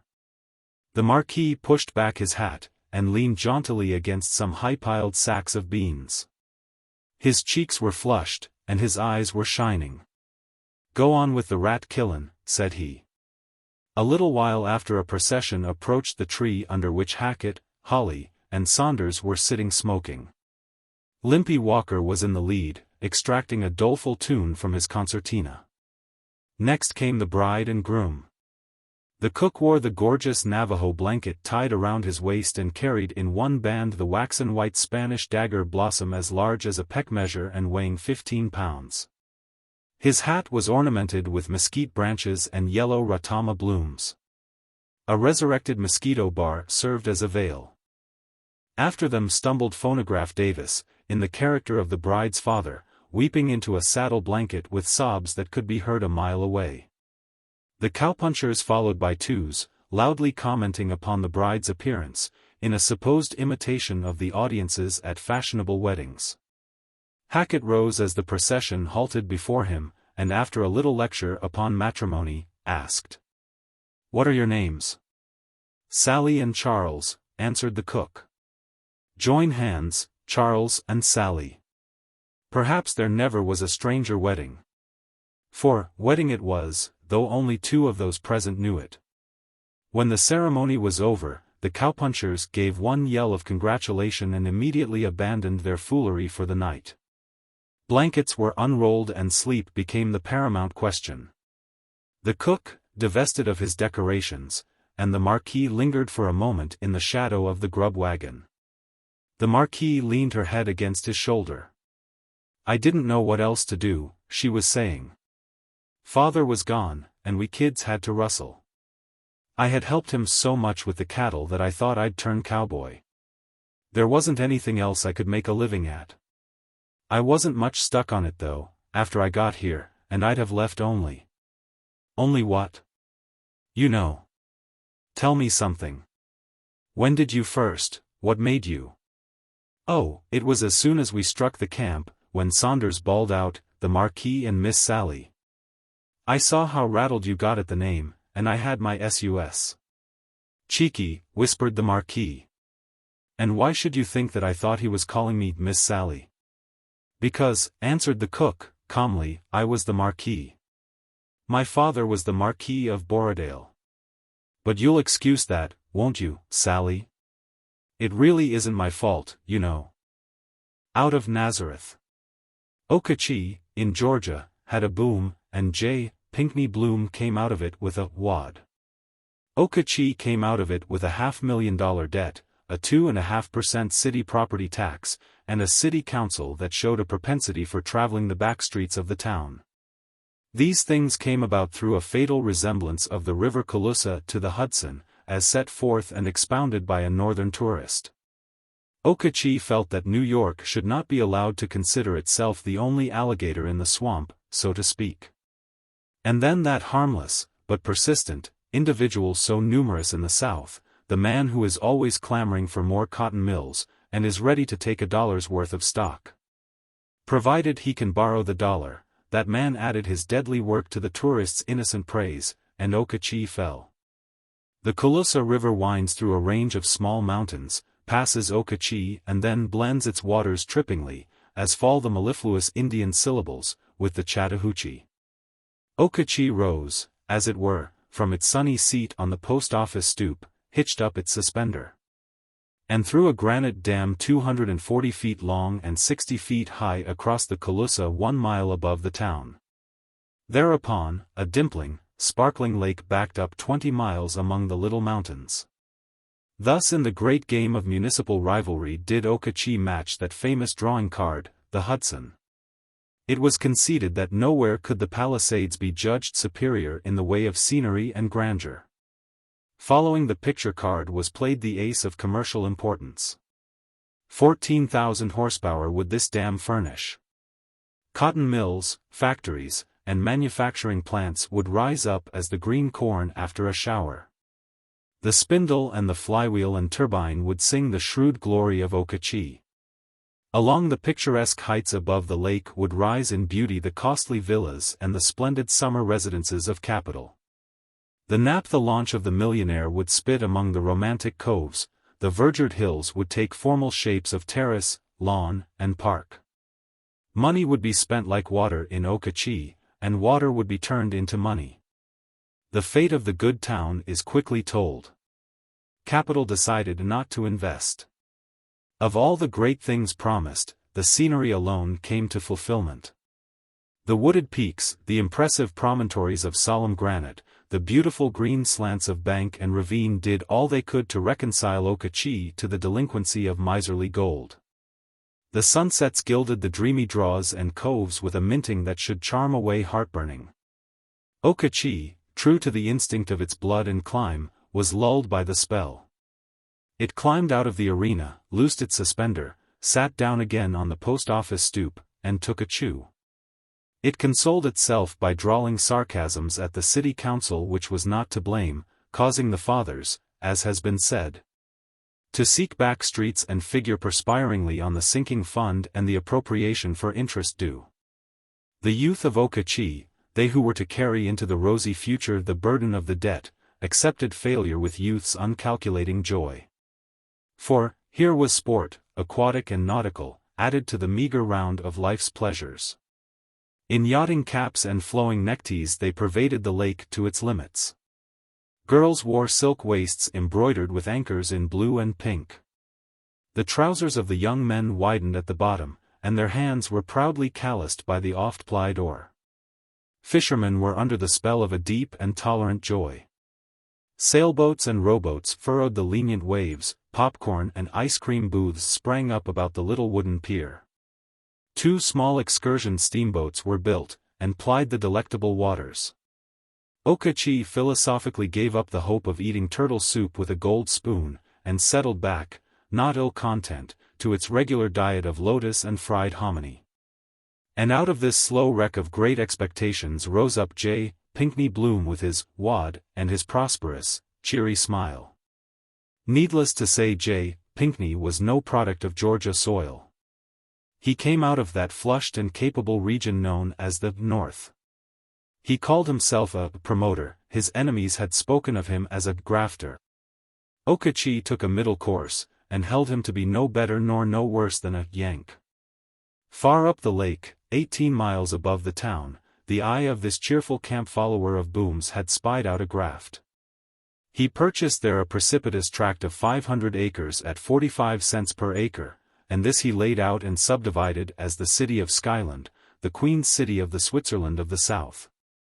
Streets and avenues were surveyed, parks designed, corners of central squares reserved for the proposed Opera House, Board of Trade, Lyceum, Market, Public Schools, and Exposition Hall.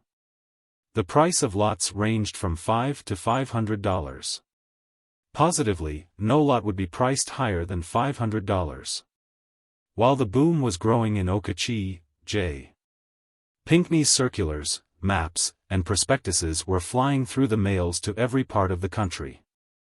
Investors sent in their money by post, and the Skyland Real Estate Company, J. Pinkney Bloom, returned to each a deed, duly placed on record, to the best lot, at the price, on hand that day. All this time the catamount screeched upon the reserved lot of the Skyland Board of Trade, the opossum swung by his tail over the site of the exposition hall. And the owl hooted a melancholy recitative to his audience of young squirrels in Opera House Square. Later, when the money was coming in fast, J. Pinkney caused to be erected in the coming city half a dozen cheap box houses, and persuaded a contingent of indigent natives to occupy them, thereby assuming the role of a population, in subsequent prospectuses, which became, accordingly, more seductive and remunerative. So, when the dream faded and Okachi dropped back to digging bait and nursing its 2.5% tax, J. Pinkney Bloom, unloving of checks and drafts and the cold interrogatories of bankers, strapped about his 52-inch waist a soft leather belt containing $8,000 in big bills, and said that all was very good. One last trip he was making to Skyland before departing to other salad fields. Skyland was a regular post office, and the steamboat, Dixie Belle, under contract, delivered the mail bag, generally empty, twice a week. There was a little business there to be settled, the postmaster was to be paid off for his light but lonely services, and the inhabitants had to be furnished with another month's homely rations, as per agreement. And then Skyland would know J. Pinkney Bloom no more. The owners of these precipitous, barren, useless lots might come and view the scene of their invested credulity, or they might leave them to their fit tenants, the wild hog and the browsing deer. The work of the Skyland Real Estate Company was finished. The little steamboat Dixie Belle was about to shove off on her regular up-the-lake trip, when a rickety hired carriage rattled up to the pier, and a tall, elderly gentleman, in black, stepped out, signaling courteously but vivaciously for the boat to wait. Time was of the least importance in the schedule of the Dixie Belle. Captain McFarland gave the order, and the boat received its ultimate 2 passengers. For, upon the arm of the tall, elderly gentleman, as he crossed the gangway, was a little elderly lady, with a grey curl depending quaintly forward of her left ear. Captain McFarland was at the wheel, therefore it seemed to J. Pinkney Bloom, who was the only other passenger, that it should be his to play the part of host to the boat's new guests, who were, doubtless, on a scenery-viewing expedition. He stepped forward, with that translucent, child-candid smile upon his fresh, pink countenance. With that air of unaffected sincerity that was redeemed from bluffness only by its exquisite calculation. With that promptitude and masterly decision of manner that so well suited his calling, with all his stock in trade well to the front, he stepped forward to receive Colonel and Mrs. Peyton Blaylock. With the grace of a grand marshal or a wedding usher, he escorted the 2 passengers to a side of the upper deck, from which the scenery was supposed to present itself to the observer in increased quantity and quality. There, in comfortable steamer chairs, they sat and began to piece together the random lines that were to form an intelligent paragraph in the big history of little events. "Our home, sir," said Colonel Blaylock, removing his wide-brimmed, rather shapeless black felt hat, "is in Holly Springs, Georgia. I am very proud to make your acquaintance, Mr. Bloom. Mrs. Blaylock and myself have just arrived in Okachi this morning, sir, on business of importance in connection with the recent rapid march of progress in this section of our state." The colonel smoothed back, with a sweeping gesture, his long, smooth locks. His dark eyes, still fiery under the heavy black brows, seemed inappropriate to the face of a businessman. He looked rather to be an old courtier handed down from the reign of Charles, and reattired in a modern suit of fine, but raveling and seam-worn, broadcloth. "Yes, sir," said Mr. Bloom, in his heartiest prospectus voice, "things have been whizzing around Okachi. Biggest industrial revival and waking up to natural resources Georgia ever had. Did you happen to squeeze in on the ground floor in any of the gilt-edged grafts, Colonel?" "Well, sir," said the colonel, hesitating in courteous doubt, "if I understand your question, I may say that I took the opportunity to make an investment that I believe will prove quite advantageous. Yes, sir, I believe it will result in both pecuniary profit and agreeable occupation." Colonel Blaylock, said the little elderly lady, shaking her grey curl and smiling indulgent explanation at J. Pinkney Bloom, is so devoted to business. He has such a talent for financiering and markets and investments and those kind of things. I think myself extremely fortunate in having secured him for a partner on life's journey. I am so unversed in those formidable but very useful branches of learning. Colonel Blaylock rose and made a bow that belonged with silk stockings and lace ruffles and velvet. Practical affairs, he said, with a wave of his hand toward the promoter, are, if I may use the comparison, the garden walks upon which we tread through life, viewing upon either side of us the flowers which brighten that journey. It is my pleasure to be able to lay out a walk or two. Mrs. Blaylock, sir, is one of those fortunate higher spirits whose mission it is to make the flowers grow. Perhaps, Mr. Bloom, you have perused the lines of Lorella, the Southern poetess. That is the name above which Mrs. Blaylock has contributed to the press of the South for many years. Unfortunately, said Mr. Bloom, with a sense of the loss clearly written upon his frank face.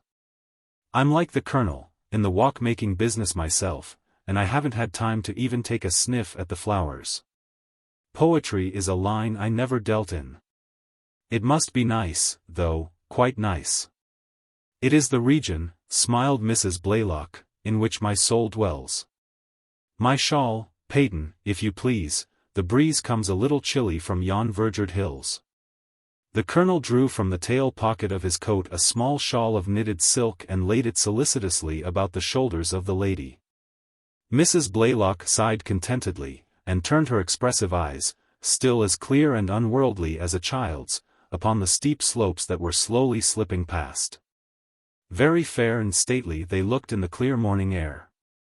They seemed to speak in familiar terms to the responsive spirit of Lorella. My native hills, she murmured, dreamily. See how the foliage drinks the sunlight from the hollows and dells. Mrs. Blaylock's maiden days, said the Colonel, interpreting her mood to J. Pinkney Bloom, were spent among the mountains of northern Georgia. Mountain air and mountain scenery recall to her those days. Holly Springs, where we have lived for 20 years, is low and flat. I fear that she may have suffered in health and spirits by so long a residence there. That is one portent reason for the change we are making. My dear, can you not recall those lines you wrote, entitled, I think, The Georgia Hills, the poem that was so extensively copied by the Southern press and praised so highly by the Atlanta critics? Mrs. Blaylock turned a glance of speaking tenderness upon the Colonel, fingered for a moment the silvery curl that drooped upon her bosom, then looked again toward the mountains. Without preliminary or affectation or demurral she began, in rather thrilling and more deeply pitched tones to recite these lines. The Georgia hills, the Georgia hills. Oh, heart, why dost thou pine? Are not these sheltered lowlands fair, with mead and bloom and vine? Ah! As the slow-paced river here broods on its natal rills, my spirit drifts, in longing sweet, back to the Georgia hills. And through the close-drawn, curtained night, I steal on sleep's slow wings, back to my heart's ease, slopes of pine. Where end my wanderings? Oh, heaven seems nearer from their tops, and farther earthly ills. Even in dreams, if I may but dream of my Georgia hills. The grass upon their orchard sides is a fine couch to me. The common note of each small bird passes all minstrelsy. It would not seem so dread a thing, if, when the reaper wills, he might come there and take my hand, up in the Georgia hills. That's great stuff, ma'am, said J. Pinkney Bloom, enthusiastically, when the poetess had concluded. I wish I had looked up poetry more than I have. I was raised in the Pine Hills myself. The mountains ever call to their children, murmured Mrs. Blaylock. I feel that life will take on the rosy hue of hope again in among these beautiful hills. Peyton, a little taste of the currant wine, if you will be so good. The journey, though delightful in the extreme, slightly fatigues me." Colonel Blaylock again visited the depths of his prolific coat, and produced a tightly corked, rough, black bottle. Mr. Bloom was on his feet in an instant. "Let me bring a glass, ma'am." "You come along, Colonel, there's a little table we can bring, too. Maybe we can scare up some fruit or a cup of tea on board. I'll ask Mac." Mrs. Blaylock reclined at ease. Few royal ladies have held their royal prerogative with the serene grace of the petted southern woman. The Colonel, with an air as gallant and assiduous as in the days of his courtship, and J. Pinkney Bloom, with a ponderous agility half professional and half directed by some resurrected, unnamed, long-forgotten sentiment, formed a diversified but attentive court. The currant wine homemade from the Holly Springs fruit, went round, and then J. Pinkney began to hear something of Holly Springs life. It seemed, from the conversation of the Blaylocks, that the Springs was decadent. A third of the population had moved away. Business, and the Colonel was an authority on business, had dwindled to nothing. After carefully studying the field of opportunities open to capital, he had sold his little property there for $800 and invested it in one of the enterprises opened up by the book in Okachee. "Might I inquire, sir," said Mr. Bloom, "in what particular line of business you inserted your coin? I know that town as well as I know the regulations for illegal use of the mails. I might give you a hunch as to whether you can make the game go or not." J. Pinkney, somehow, had a kindly feeling toward these unsophisticated representatives of bygone days. They were so simple, impractical, and unsuspecting. He was glad that he happened not to have a gold brick or a block of that Western bad boy silver mine stock along with him. He would have disliked to unload on people he liked so well as he did these, but there are some temptations too enticing to be resisted. "No, sir," said Colonel Blaylock, pausing to arrange the Queen's wrap. "I did not invest in Okachee. I have made an exhaustive study of business conditions, and I regard old settled towns as unfavorable fields in which to place capital that is limited in amount. Some months ago, through the kindness of a friend, there came into my hands a map and description of this new town of Skyland that has been built upon the lake. The description was so pleasing, the future of the town set forth in such convincing arguments, and its increasing prosperity portrayed in such an attractive style that I decided to take advantage of the opportunity it offered. I carefully selected a lot in the center of the business district, although its price was the highest in the schedule, $500, and made the purchase at once." "Are you the man, I mean, did you pay $500 for a lot in Skyland?" asked J. Pinkney Bloom.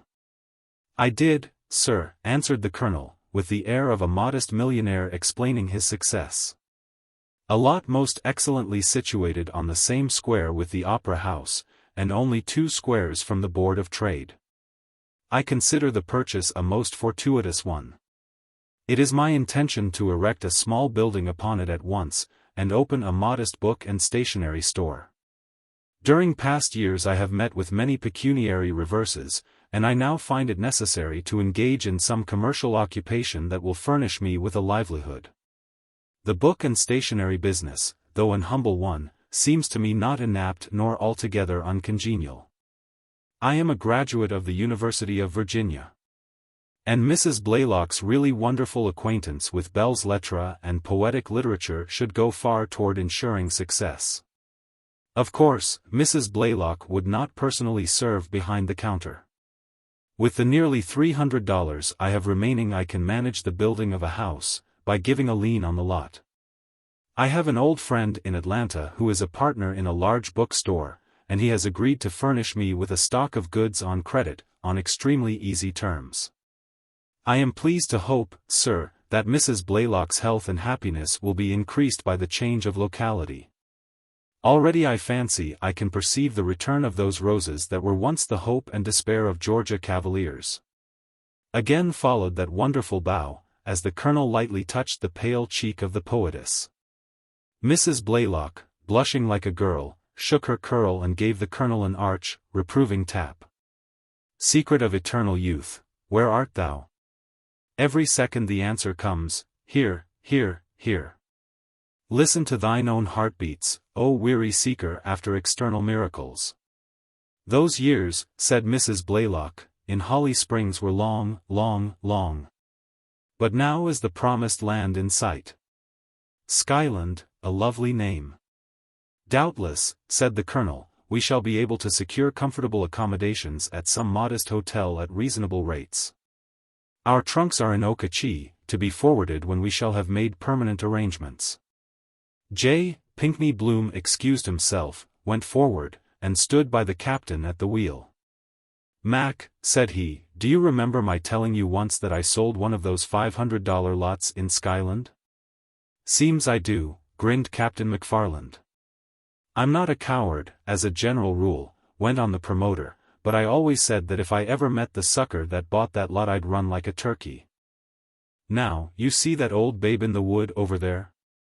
Well, he's the boy that drew the prize. That was the only $500 lot that went.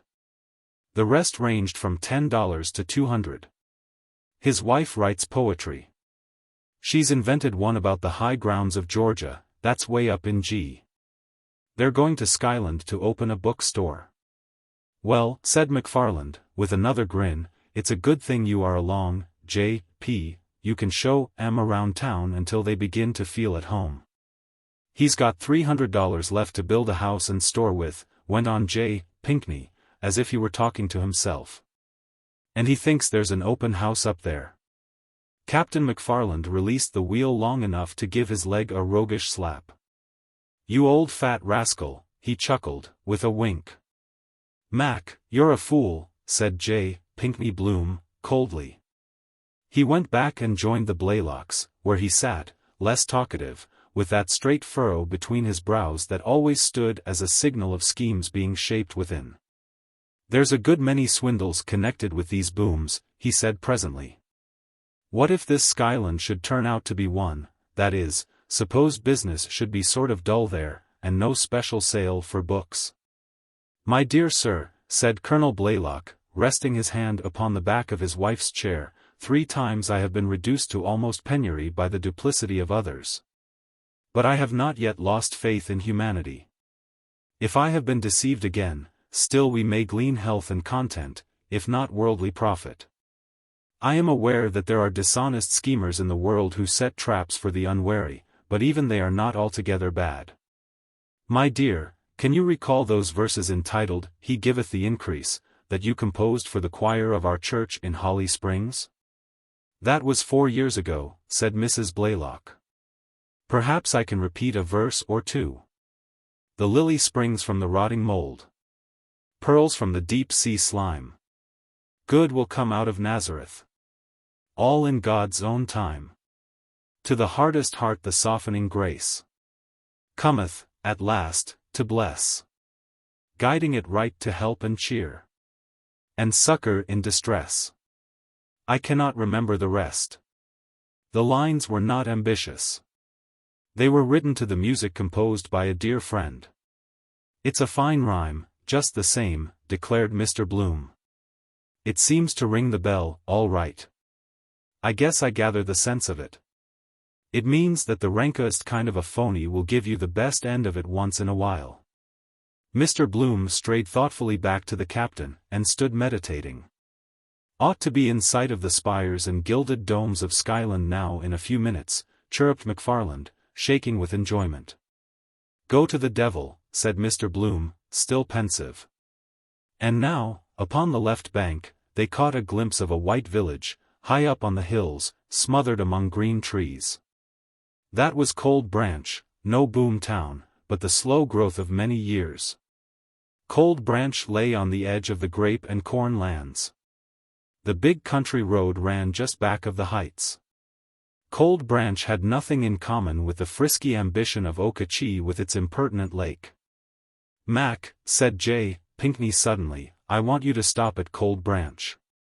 There's a landing there that they made to use sometimes when the river was up.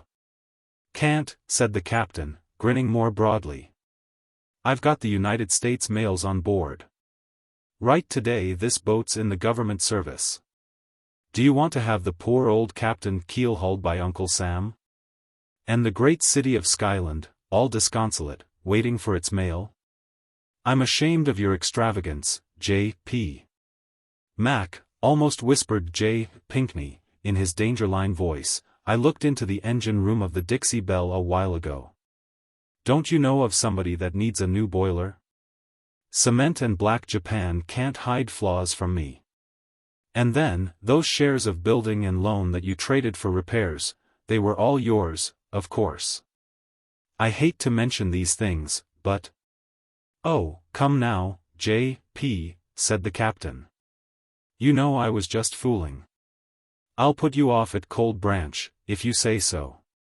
The other passengers get off there, too, said Mr. Bloom.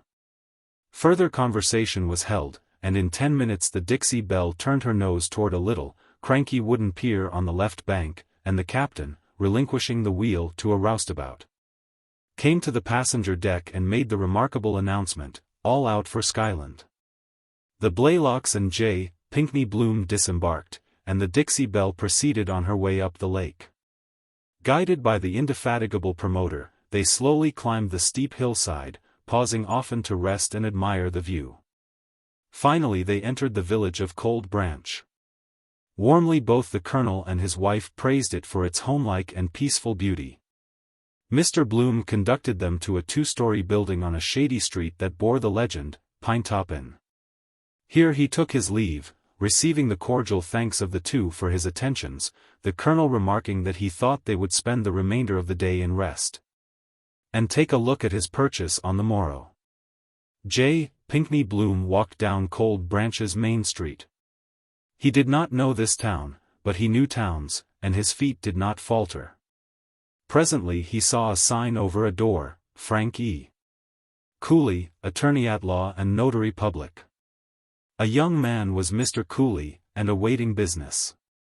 Get your hat, son, said Mr. Bloom, in his breezy way, and a blank deed, and come along. It's a job for you. Now, he continued, when Mr. Cooley had responded with alacrity, is there a bookstore in town? One, said the lawyer. Henry Williams's. Get there, said Mr. Bloom. We're going to buy it. Henry Williams was behind his counter. His store was a small one, containing a mixture of books, stationery, and fancy rubbish. Adjoining it was Henry's home, a decent cottage, vine-embowered and cozy. Henry was lank and soporific, and not inclined to rush his business. I want to buy your house and store, said Mr. Bloom. I haven't got time to dicker, name your price. It's worth $800, said Henry, too much dazed to ask more than its value. Shut that door, said Mr. Bloom to the lawyer. Then he tore off his coat and vest, and began to unbutton his shirt. "Wanter fight about it, do yer?" said Henry Williams, jumping up and cracking his heels together twice. "All right, hunky, sail in and cut your capers." "Keep your clothes on," said Mr. Bloom. "I'm only going down to the bank." He drew 8 $100 bills from his money belt and planked them down on the counter. Mr. Cooley showed signs of future promise, for he already had the deed spread out, and was reaching across the counter for the ink bottle. Never before or since was such quick action had in Cold Branch. "Your name, please?" asked the lawyer. "Make it out to Peyton Blaylock," said Mr. Bloom. "God knows how to spell it." Within 30 minutes Henry Williams was out of business, and Mr. Bloom stood on the brick sidewalk with Mr. Cooley, who held in his hand the signed and attested deed. "You'll find the party at the Pinetop Inn," said J. Pinkney Bloom. "Get it recorded, and take it down and give it to him. He'll ask you a hell's mint of questions. So here's $10 for the trouble you'll have in not being able to answer them. Never run much to poetry, did you, young man?" "Well," said the really talented Cooley, who even yet retained his right mind, "now and then." "Dig into it," said Mr. Bloom, "it'll pay you. Never heard a poem, now, that runs something like this, did you? A good thing out of Nazareth. Comes up sometimes, I guess. On hand, all right, to help and cheer. A sucker in distress. I believe not, said Mr. Cooley. It's a hymn, said J. Pinkney Bloom. Now, show me the way to a livery stable, son, for I'm going to hit the dirt road back to Okachee. The Atavism of John Tom Little Bear. I saw a light in Jeff Peters's room over the red front drugstore. I hastened toward it, for I had not known that Jeff was in town. He is a man of the Hygeia breed, of 100 occupations, with a story to tell, when he will, of each one. I found Jeff repacking his grip for a run down to Florida to look at an orange grove for which he had traded, a month before, his mining claim on the Yukon. He kicked me a chair, with the same old humorous, profound smile on his seasoned countenance. It had been 8 months since we had met, but his greeting was such as men pass from day to day. Time is Jeff's servant, and the continent is a big lot across which he cuts to his many roads. For a while we skirmished along the edges of unprofitable talk which culminated in that unquiet problem of the Philippines. All them tropical races, said Jeff, could be run out better with their own jockeys up. The tropical man knows what he wants. All he wants is a season ticket to the cockfights and a pair of Western Union climbers to go up the breadfruit tree. The Anglo-Saxon man wants him to learn to conjugate and wear suspenders. He'll be happiest in his own way. I was shocked. Education, man, I said, is the watchword. In time they will rise to our standard of civilization. Look at what education has done for the Indian. Oh ho, sang Jeff, lighting his pipe, which was a good sign. Yes, the Indian. I'm looking. I hasten to contemplate the red man as a standard-bearer of progress. He's the same as the other brown boys.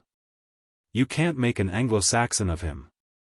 Did I ever tell you about the time my friend John Tom Little Bear bit off the right ear of the arts of culture and education and spun the teetotum back round to where it was when Columbus was a little boy? I did not. John Tom Little Bear was an educated Cherokee Indian and an old friend of mine when I was in the territories. He was a graduate of one of them Eastern football colleges that have been so successful in teaching the Indian to use the gridiron instead of burning his victims at the stake. As an Anglo-Saxon, John Tom was copper-colored in spots. As an Indian, he was one of the whitest men I ever knew. As a Cherokee, he was a gentleman on the first ballot. As a ward of the nation, he was mighty hard to carry at the primaries. John Tom and me got together and began to make medicine, how to get up some lawful genteel swindle which we might work in a quiet way so as not to excite the stupidity of the police or the cupidity of the larger corporations.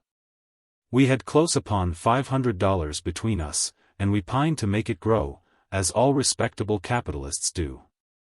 So we figured out a proposition which seems to be as honorable as a gold mine prospectus and as profitable as a church raffle. And inside of 30 days you find us swarming into Kansas with a pair of fluent horses and a red camping wagon on the European plan.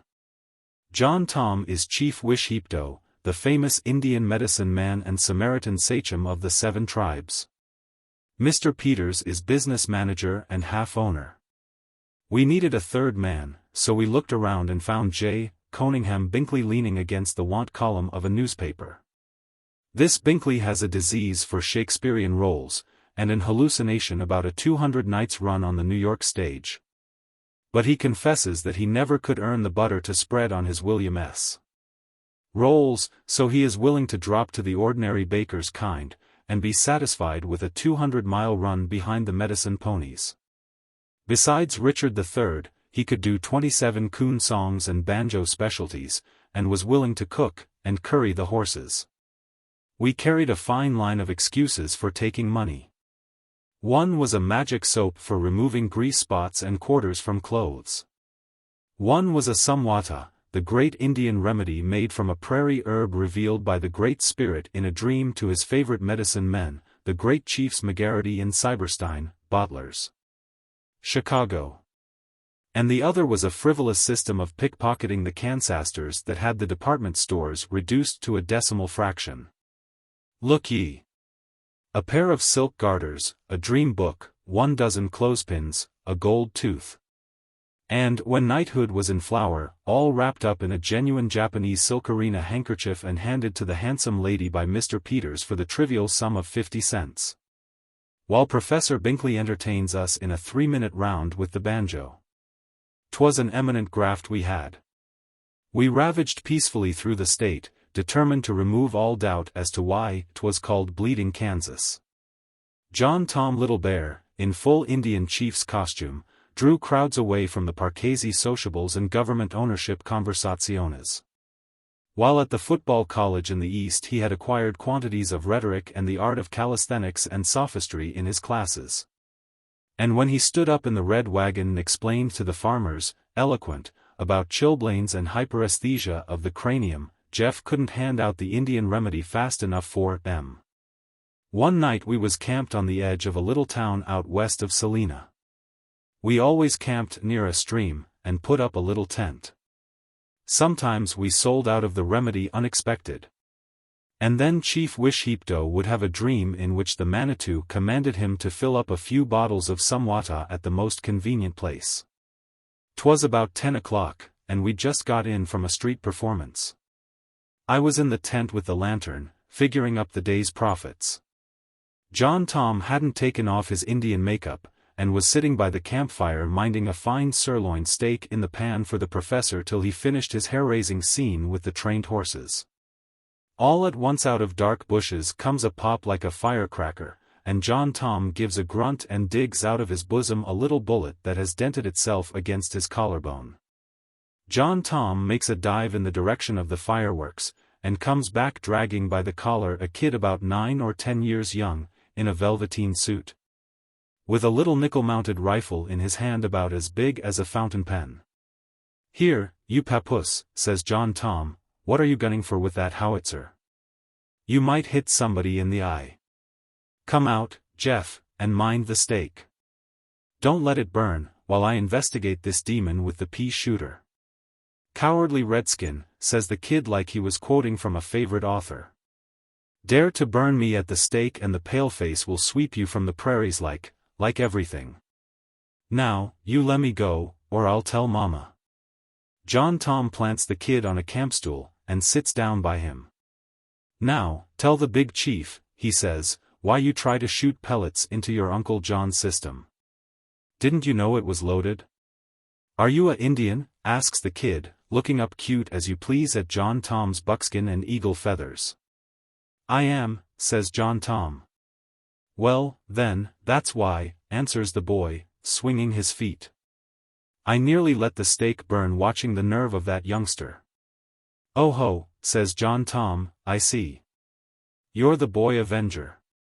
And you've sworn to rid the continent of the savage red man. Is that about the way of it, son?" The kid halfway nodded his head. And then he looked glum. 'Twas indecent to wring his secret from his bosom before a single brave had fallen before his parlor rifle. "Now, tell us where your wigwam is, papoose," says John Tom, "where you live. Your mama will be worrying about you being out so late. Tell me, and I'll take you home." The kid grins. "I guess not," he says. "I live thousands and thousands of miles over there." He gyrated his hand toward the horizon. "I come on the train," he says, "by myself. I got off here because the conductor said my ticket had expired." He looks at John Tom with sudden suspicion. "I bet you ain't a Indian," he says. "You don't talk like a Indian. You look like one, but all a Indian can say is, 'heap good,' and 'paleface die.' Say, I bet you are one of the make-believe Indians that sell medicine on the streets. I saw one once in Quincy." "You never mind," says John Tom, "whether I'm a cigar sign or a Tammany cartoon. The question before the council is what's to be done with you. You've run away from home. You've been reading Howells. You've disgraced the profession of boy avengers by trying to shoot a tame Indian, and never saying, 'Die, dog of a redskin.' You have crossed the path of the boy avenger 19 times too often. What do you mean by it?" The kid thought for a minute. "I guess I made a mistake," he says. I ought to have gone farther west.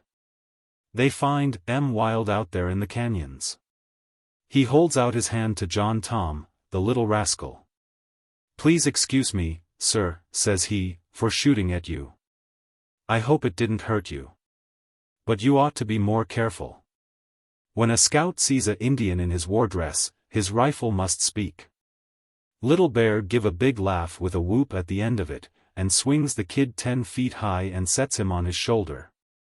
And the runaway fingers the fringe and the eagle feathers and is full of the joy the white man knows when he dangles his heels against an inferior race. It is plain that Little Bear and that kid are chums from that on.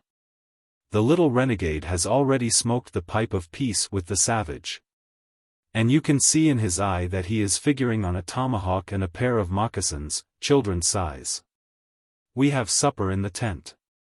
The youngster looks upon me and the professor as ordinary braves, only intended as a background to the camp scene.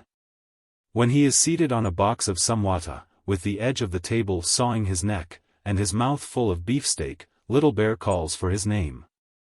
Roy, says the kid, with a sirloiny sound to it.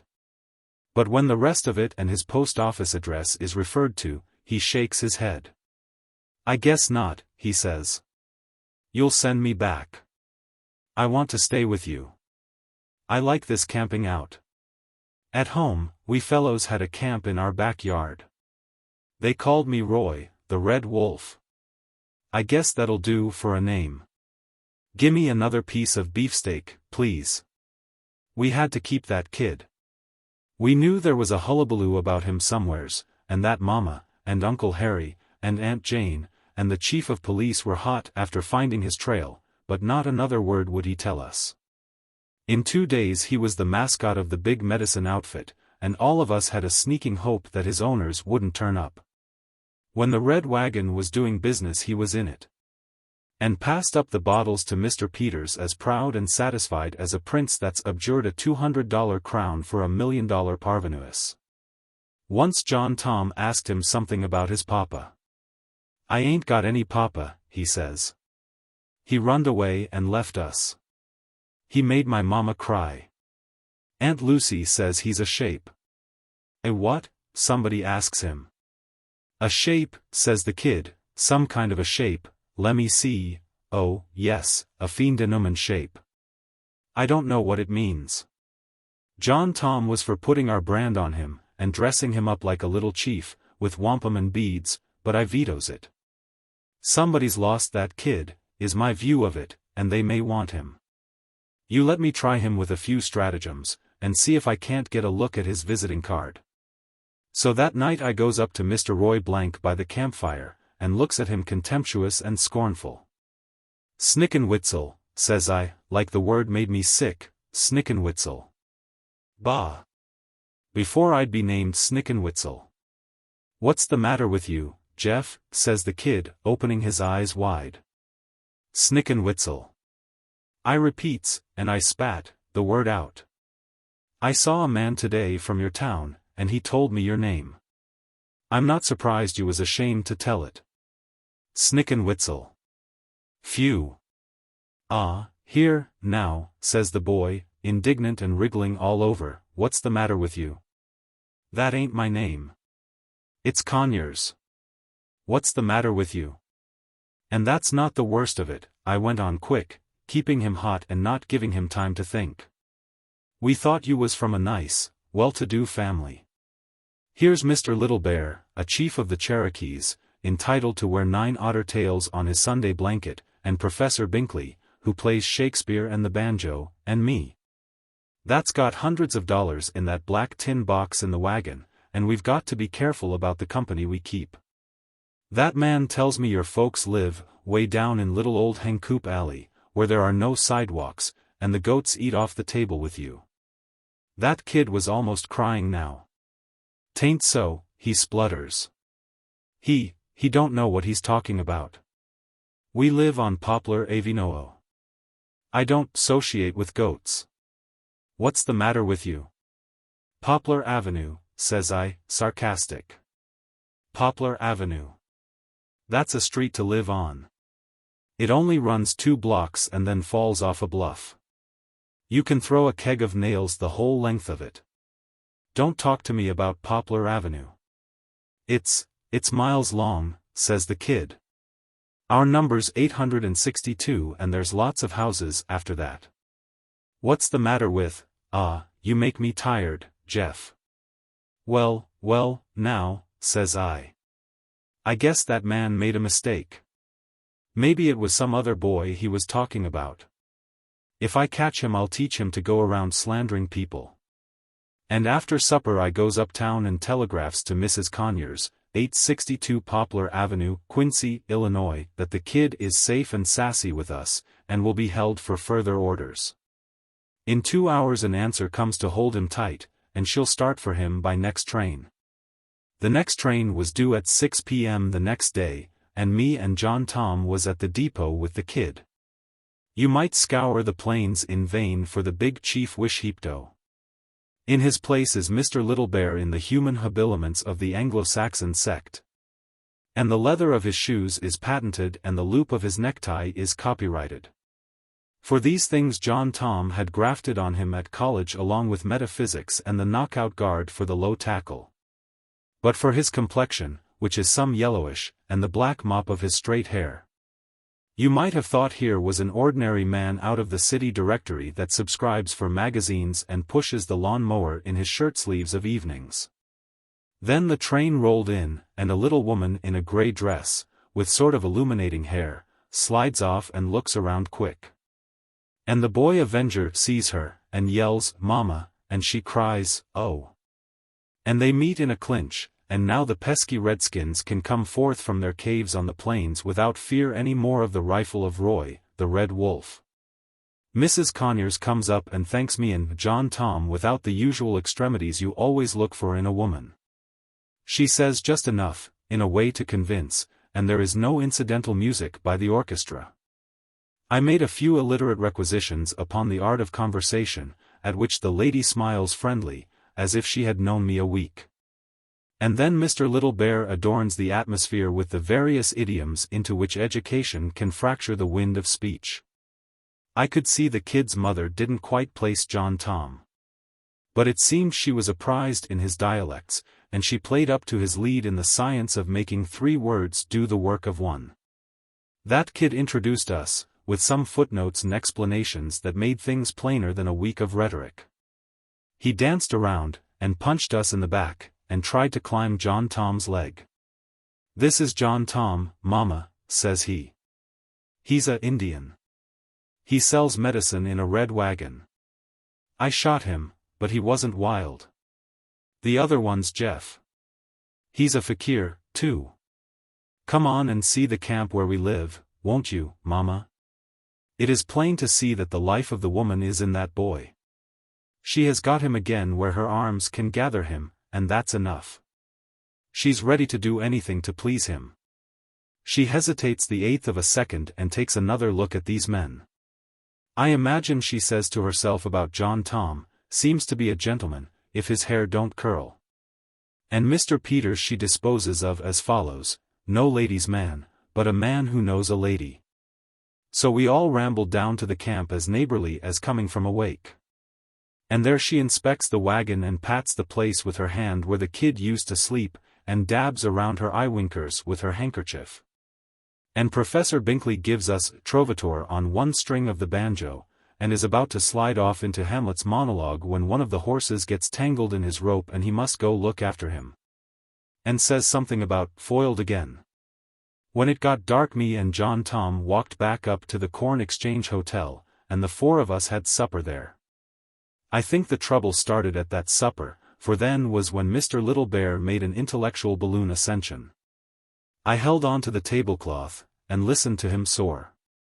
That red man, if I could judge, had the gift of information. He took language, and did with it all a Roman can do with macaroni. His vocal remarks was all embroidered over with the most scholarly verbs and prefixes. And his syllables was smooth, and fitted nicely to the joints of his idea. I thought I'd heard him talk before, but I hadn't. And it wasn't the size of his words, but the way they come. And 'twasn't his subjects, for he spoke of common things like cathedrals and football and poems and catarrh and souls and freight rates and sculpture. Mrs. Conyers understood his accents, and the elegant sounds went back and forth between M. and now and then Jefferson D. Peters would intervene a few shop-worn, senseless words to have the butter passed or another leg of the chicken. Yes, John Tom Little Bear appeared to be inveigled some in his bosom about that Mrs. Conyers. She was of the kind that pleases. She had the good looks and more, I'll tell you. You take one of these cloak models in a big store. They strike you as being on the impersonal system. They are adapted for the eye. What they run to is inches around and complexion, and the art of fanning the delusion that the sealskin would look just as well on the lady with the warts and the pocketbook. Now, if one of them models was off duty, and you took it, and it would say, Charlie, when you pressed it, and sit up at the table, why, then you would have something similar to Mrs. Conyers. I could see how John Tom could resist any inclination to hate that white squaw. The lady and the kid stayed at the hotel. In the morning, they say, they will start for home. Me and Little Bear left at 8 o'clock, and sold Indian Remedy on the courthouse square till 9. He leaves me and the professor to drive down to camp, while he stays uptown. I am not enamored with that plan, for it shows John Tom is uneasy in his composures, and that leads to firewater, and sometimes to the green corn dance and costs. Not often does Chief Wishheapto get busy with the firewater, but whenever he does there is heat much doing in the lodges of the palefaces who wear blue and carry the club. At 9:30 Professor Binkley is rolled in his quilt snoring in blank verse, and I am sitting by the fire listening to the frogs. Mr. Little Bear slides into camp and sits down against a tree. There is no symptoms of firewater. Jeff, says he, after a long time, a little boy came west to hunt Indians. Well, then, says I, for I wasn't thinking as he was. And he bagged one, says John Tom, and 'twas not with a gun, and he never had on a velveteen suit of clothes in his life. And then I began to catch his smoke. I know it, says I. And I'll bet you his pictures are on Valentine's, and fool men are his game, red and white. You win on the red, says John Tom, calm. Jeff, for how many ponies do you think I could buy Mrs. Conyers? Scandalous talk. I replies. 'Tis not a paleface custom. John Tom laughs loud and bites into a cigar. No, he answers. 'Tis the savage equivalent for the dollars of the white man's marriage settlement. Oh, I know. There's an eternal wall between the races. If I could do it, Jeff, I'd put a torch to every white college that a red man has ever set foot inside.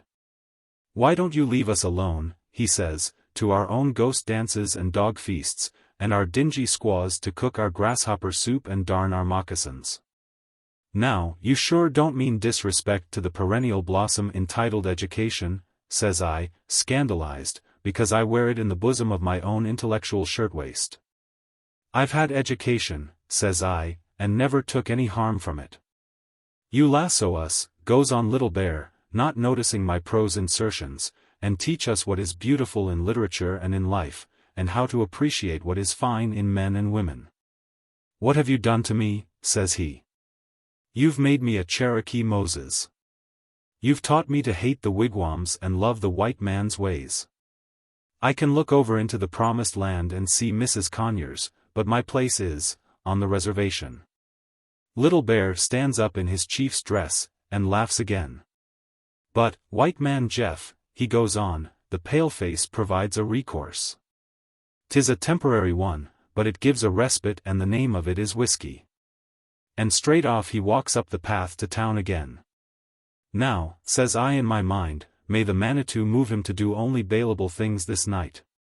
For I perceive that John Tom is about to avail himself of the white man's solace.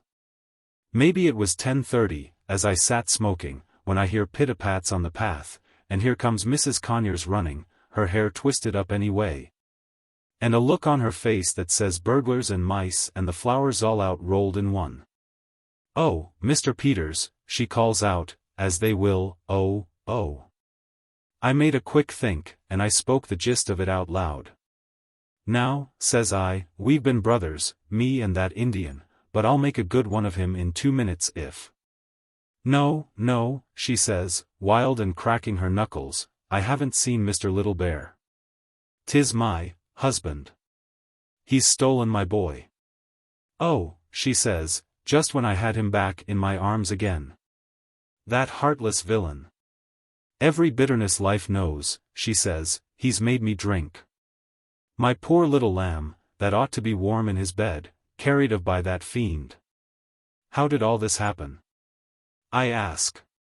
Let's have the facts. I was fixing his bed, she explains, and Roy was playing on the hotel porch and he drives up to the steps.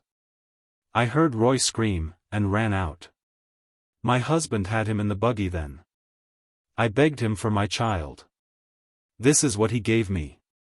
She turns her face to the light. There is a crimson streak running across her cheek and mouth. He did that with his whip, she says. Come back to the hotel, says I, and we'll see what can be done.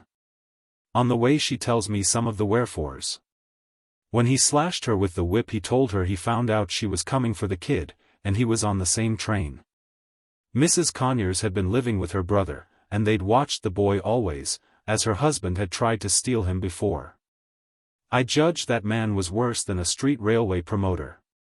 It seems he had spent her money and slugged her and killed her canary bird, and told it around that she had cold feet.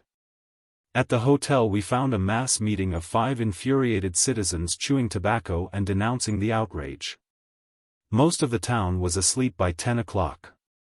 I talks the lady some quiet, and tells her I will take the 1 o'clock train for the next town, 40 miles east, for it is likely that the esteemed Mr. Conyers will drive there to take the cars. I don't know, I tells her, but what he has legal rights. But if I find him I can give him an illegal left in the eye, and tie him up for a day or two, anyhow, on a disturbal of the peace proposition. Mrs. Conyers goes inside and cries with the landlord's wife, who is fixing some catnip tea that will make everything all right for the poor dear. The landlord comes out on the porch, thumbing his one suspender, and says to me, "Ain't had so much excitements in town since Bedford Stegall's wife swallowed a spring lizard. I seen him through the winder hit her with the buggy whip, and everything. What's that suit of clothes cost you got on? 'Pears like we'd have some rain, don't it? Say, Doc, that Indian of yourn's on a kind of a whiz tonight, ain't he? He comes along just before you did, and I told him about this here occurrence. He gives a curus kind of a hoot, and trotted off. I guess our constable have him in the lockup for morning. I thought I'd sit on the porch and wait for the 1 o'clock train. I wasn't feeling saturated with mirth. Here was John Tom on one of his sprees, and this kidnapping business losing sleep for me. But then, I'm always having trouble with other people's troubles. Every few minutes Mrs. Conyers would come out on the porch and look down the road the way the buggy went, like she expected to see that kid coming back on a white pony with a red apple in his hand. Now, wasn't that like a woman? And that brings up cats. I saw a mouse go in this hole, says Mrs. Cat. You can go prise up a plank over there if you like, I'll watch this hole. About 1:15 o'clock the lady comes out again, restless, crying easy, as females do for their own amusement, and she looks down that road again and listens. Now, ma'am, says I, there's no use watching cold wheel tracks. By this time they're halfway to, hush, she says, holding up her hand. And I do hear something coming, flip-flap, in the dark. And then there is the awfulest war whoop ever heard outside of Madison Square Garden at a Buffalo Bill matinee. And up the steps and onto the porch jumps the disrespectable Indian. The lamp in the hall shines on him, and I fail to recognize Mr. J.T. Little Bear, alumnus of the class of '91. What I see is a Cherokee brave, and the warpath is what he has been traveling. Firewater and other things have got him going. His buckskin is hanging in strings, and his feathers are mixed up like a frizzly hen's. The dust of miles is on his moccasins, and the light in his eye is the kind the Aborigines wear. But in his arms he brings that kid, his eyes half closed, with his little shoes dangling and one hand fast around the Indian's collar. "Papoose," says John Tom, and I notice that the flowers of the white man's syntax have left his tongue. He is the original proposition in bear's claws and copper color. "Me bring," says he, and he lays the kid in his mother's arms. "Run 15 mile, says John Tom, ugh. Catch white man. Bring papoose." The little woman is in extremities of gladness. She must wake up that stir-up trouble youngster and hug him and make proclamation that he is his mama's own precious treasure. I was about to ask questions, but I looked at Mr. Little Bear, and my eye caught the sight of something in his belt. "Now go to bed, ma'am," says I, "and this gadabout youngster likewise, for there's no more danger, and the kidnapping business is not what it was earlier in the night." I inveigled John Tom down to camp quick, and when he tumbled over asleep I got that thing out of his belt and disposed of it where the eye of education can't see it. For even the football colleges disapprove of the art of scalp-taking in their curriculums. It is 10 o'clock next day when John Tom wakes up and looks around. I am glad to see the 19th century in his eyes again. "What was it, Jeff?" he asks. "Heap firewater," says I. John Tom frowns, and thinks a little. "Combined," says he directly, "with the interesting little physiological shake-up known as reversion to type." I remember now. "Have they gone yet?" "On the 7:30 train," I answers. "Ugh," says John Tom, "better so. Paleface, bring Big Chief Wishheapdo a little bromo seltzer, and then he'll take up the red man's burden again." The Whirligig of Life. Justice of the Peace Banaja Widdop sat in the door of his office smoking his elder stem pipe. Halfway to the zenith the Cumberland Range rose blue-gray in the afternoon haze. A speckled hen swaggered down the main street of the settlement, cackling foolishly. Up the road came a sound of creaking axles, and then a slow cloud of dust, and then a bull cart bearing Ramsay Bilbro and his wife. The cart stopped at the justice's door, and the two climbed down. Ramsay was a narrow 6 feet of sallow brown skin and yellow hair. The imperturbability of the mountains hung upon him like a suit of armor. The woman was calicoed, angled, snuff-brushed, and weary with unknown desires. Through it all gleamed a faint protest of cheated youth unconscious of its loss.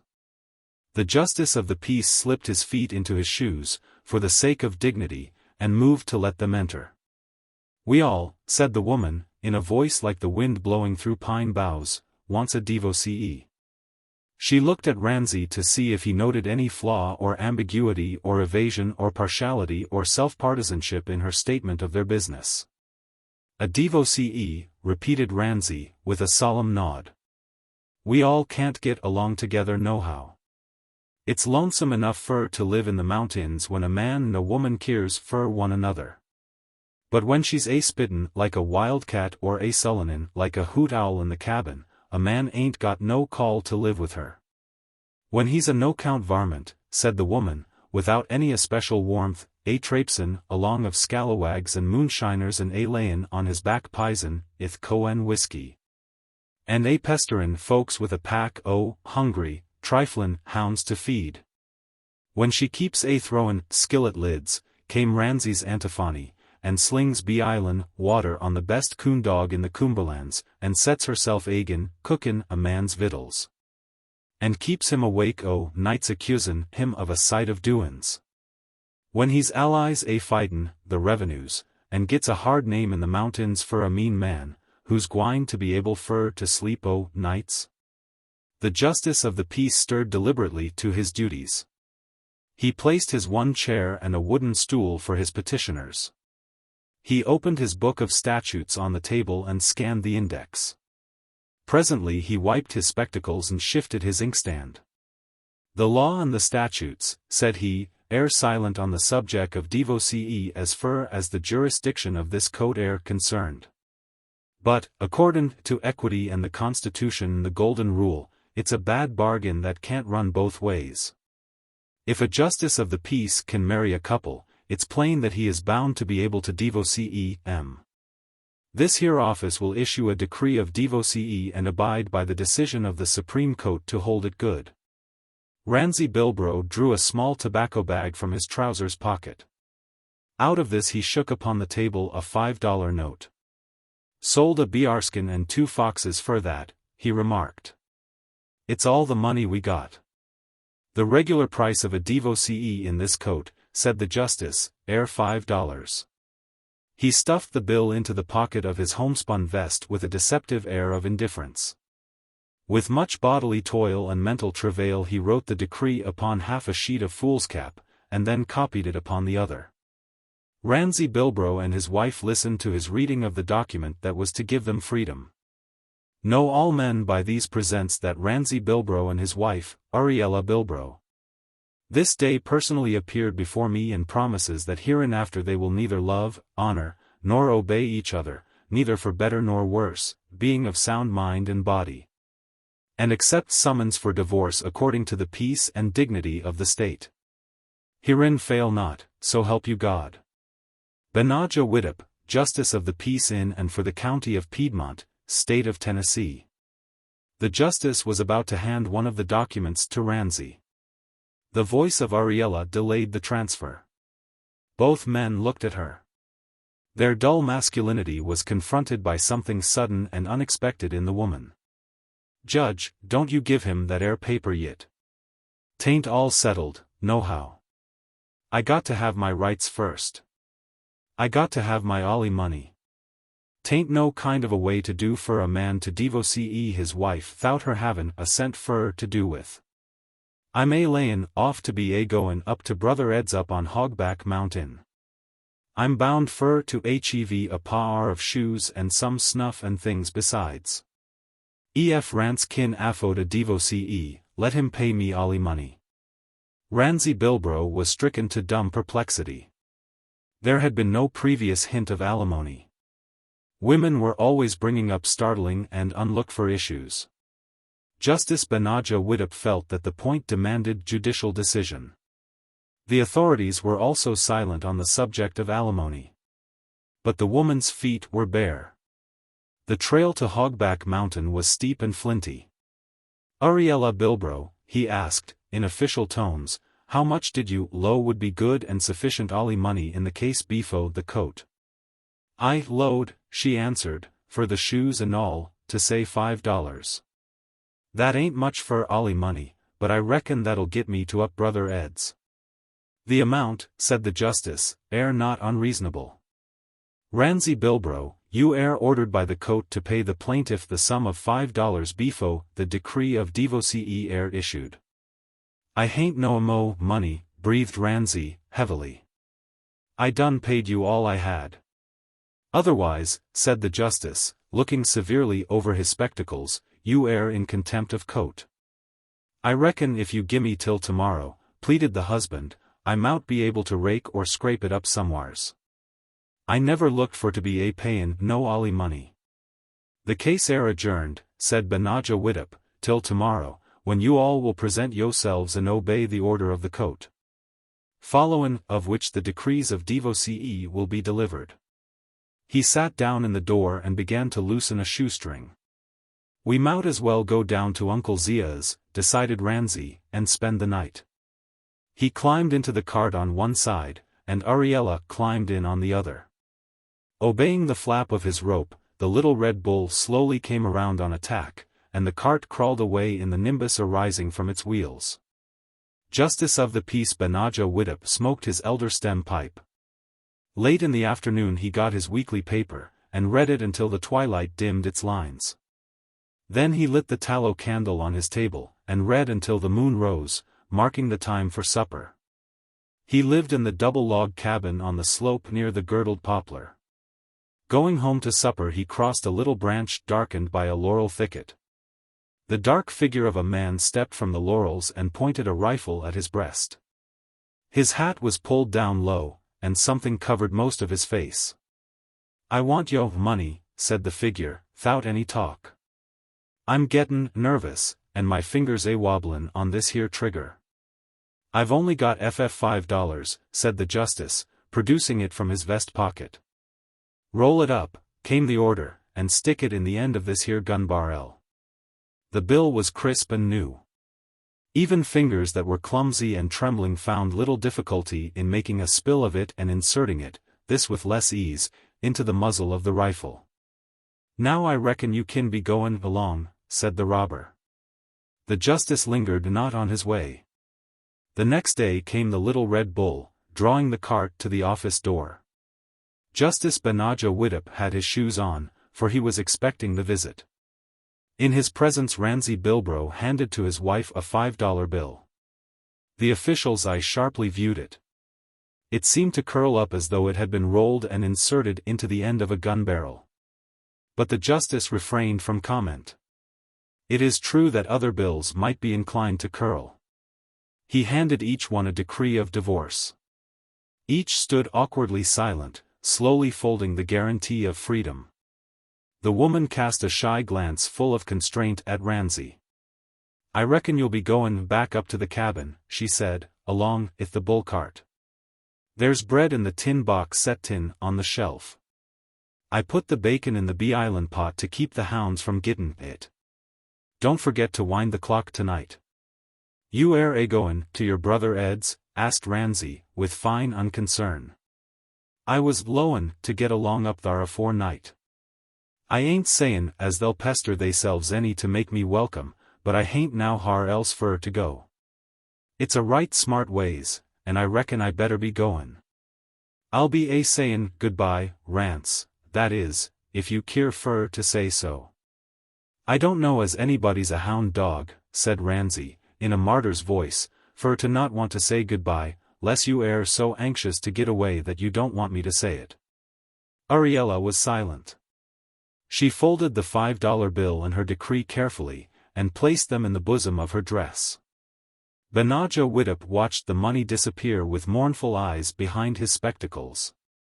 And then with his next words he achieved rank, as his thoughts ran, with either the great crowd of the world's sympathizers or the little crowd of its great financiers. "Be kind lonesome in the old cabin tonight, Rance," he said.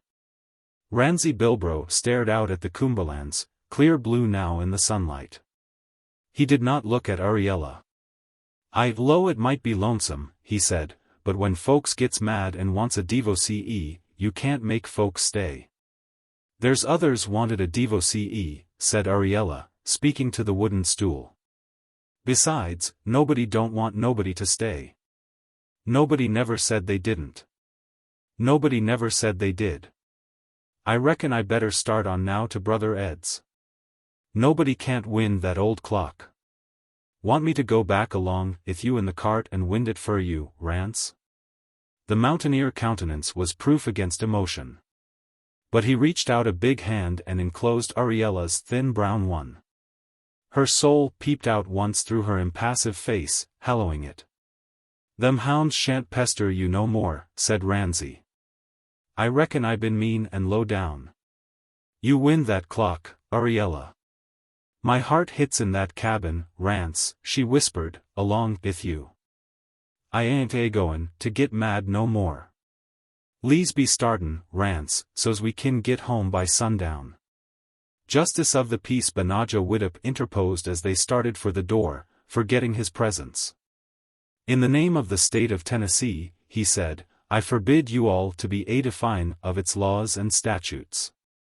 This code is than willin' and full of joy to see the clouds of discord and misunderstandin' rollin' away from two lovin' hearts.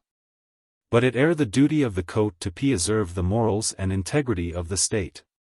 The coat reminds you that you air no longer man and wife, but air divorced by regular decree, and as such air not entitled to the benefits and pertinences of the matrimonial estate."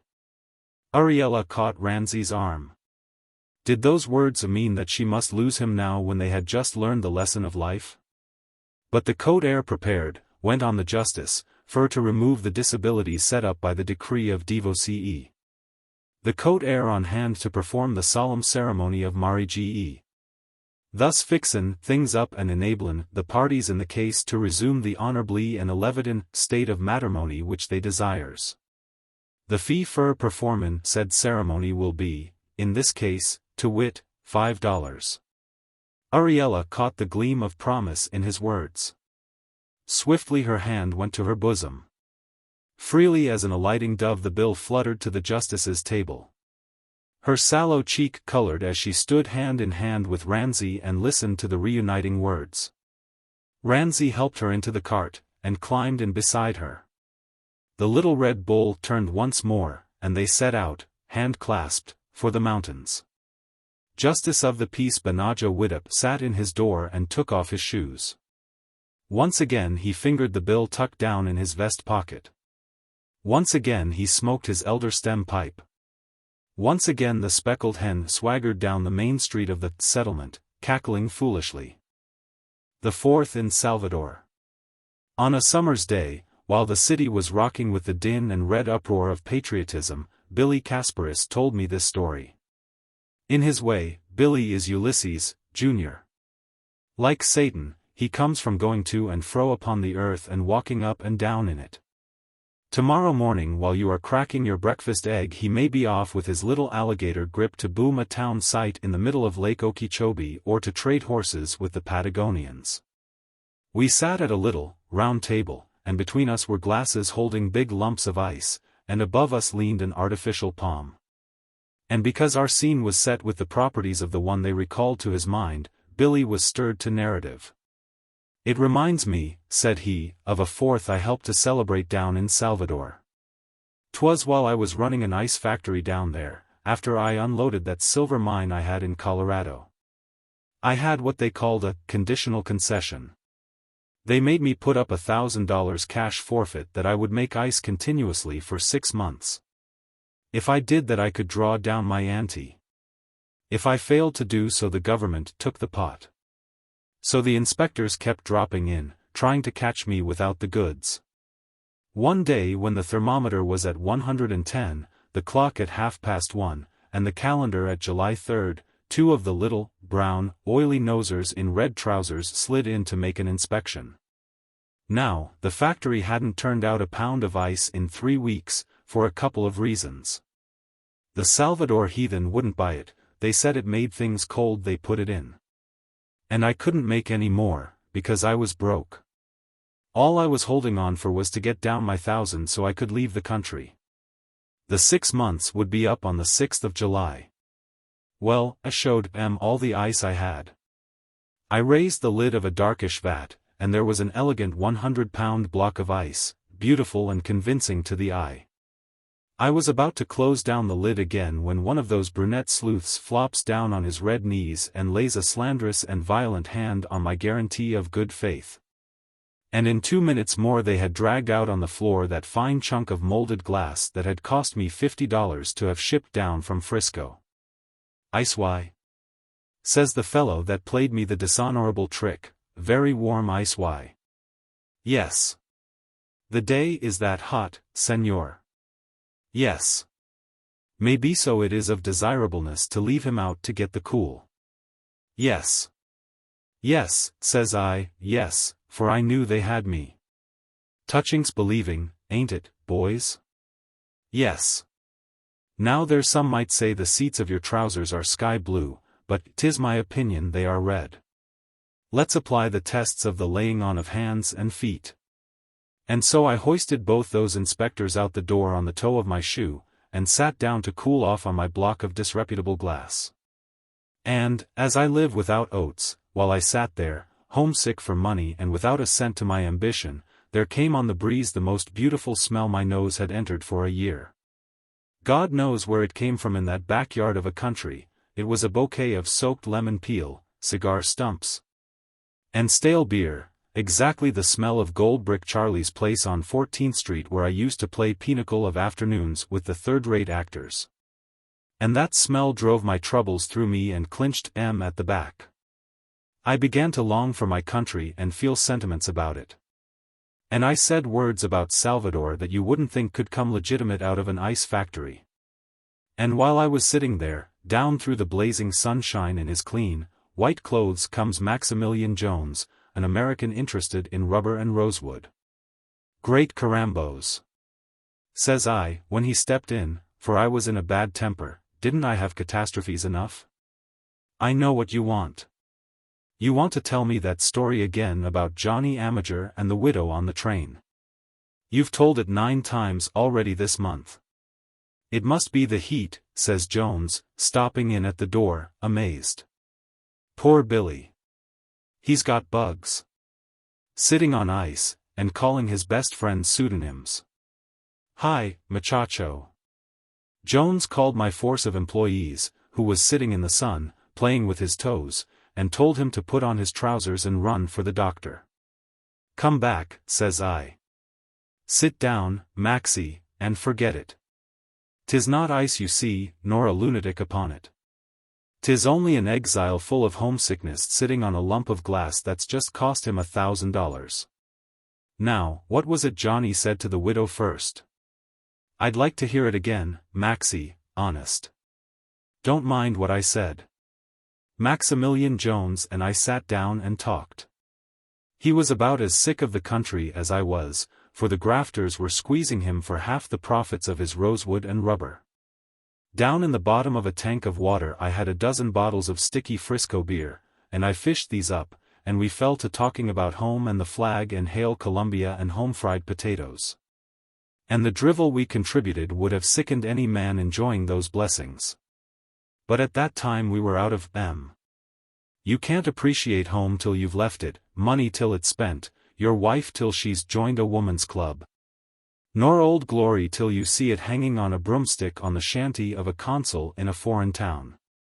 And sitting there me and Maximilian Jones, scratching at our prickly heat and kicking at the lizards on the floor, became afflicted with a dose of patriotism and affection for our country. There was me, Billy Casparis, reduced from a capitalist to a pauper by over-addiction to my glass, in the lump. Declares my troubles off for the present and myself to be an uncrowned sovereign of the greatest country on earth. And Maximilian Jones pours out whole drug stores of his wrath on oligarchies and potentates in red trousers and calico shoes. And we issues a declaration of interference in which we guarantee that the 4th day of July shall be celebrated in Salvador with all the kinds of salutes, explosions, honors of war, oratory, and liquids known to tradition. Yes, neither me nor Jones breathed with soul so dead. There shall be rucuses in Salvador, we say, and the monkeys had better climb the tallest coconut trees and the fire department get out its red sashes and 2 tin buckets. About this time into the factory steps a native man incriminated by the name of General Mary Esperanza Dingo. He was some pumpkin both in politics and color, and the friend of me and Jones. He was full of politeness and a kind of intelligence, having picked up the latter and managed to preserve the former during a 2 years' residence in Philadelphia studying medicine. For a Salvadorian he was not such a calamitous little man, though he always would play jack, queen, king, ace, deuce for a straight. General Mary sits with us and has a bottle. While he was in the States he had acquired a synopsis of the English language and the art of admiring our institutions.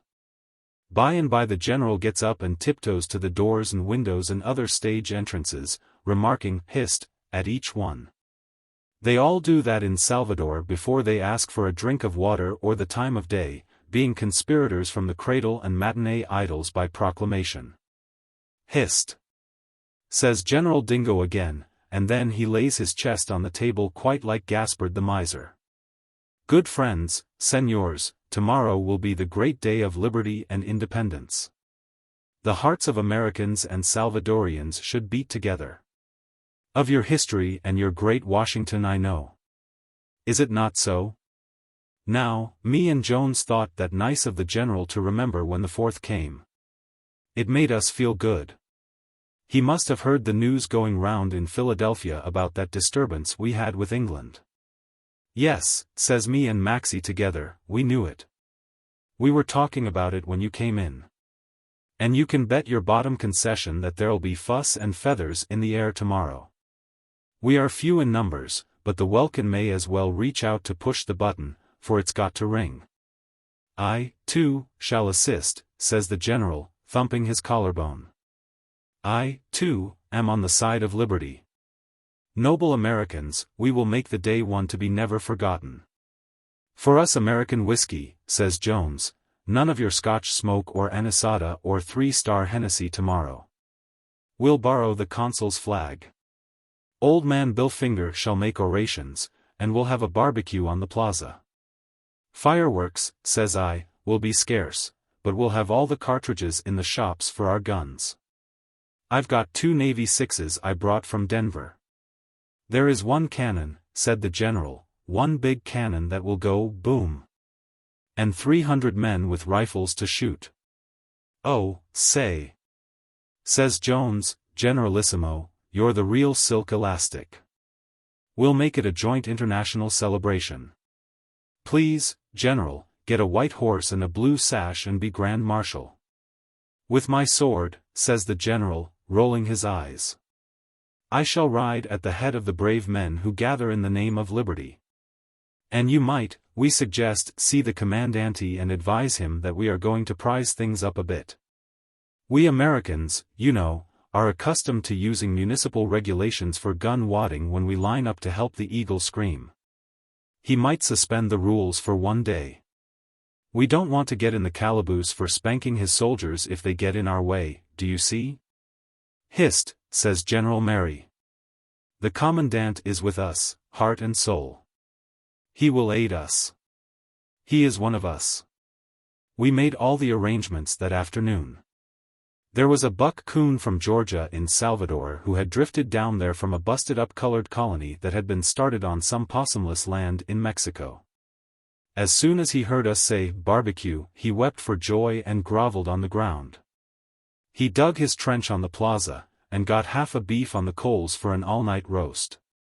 Me and Maxie went to see the rest of the Americans in the town and they all sizzled like a sedlets with joy at the idea of solemnizing an old-time Fourth.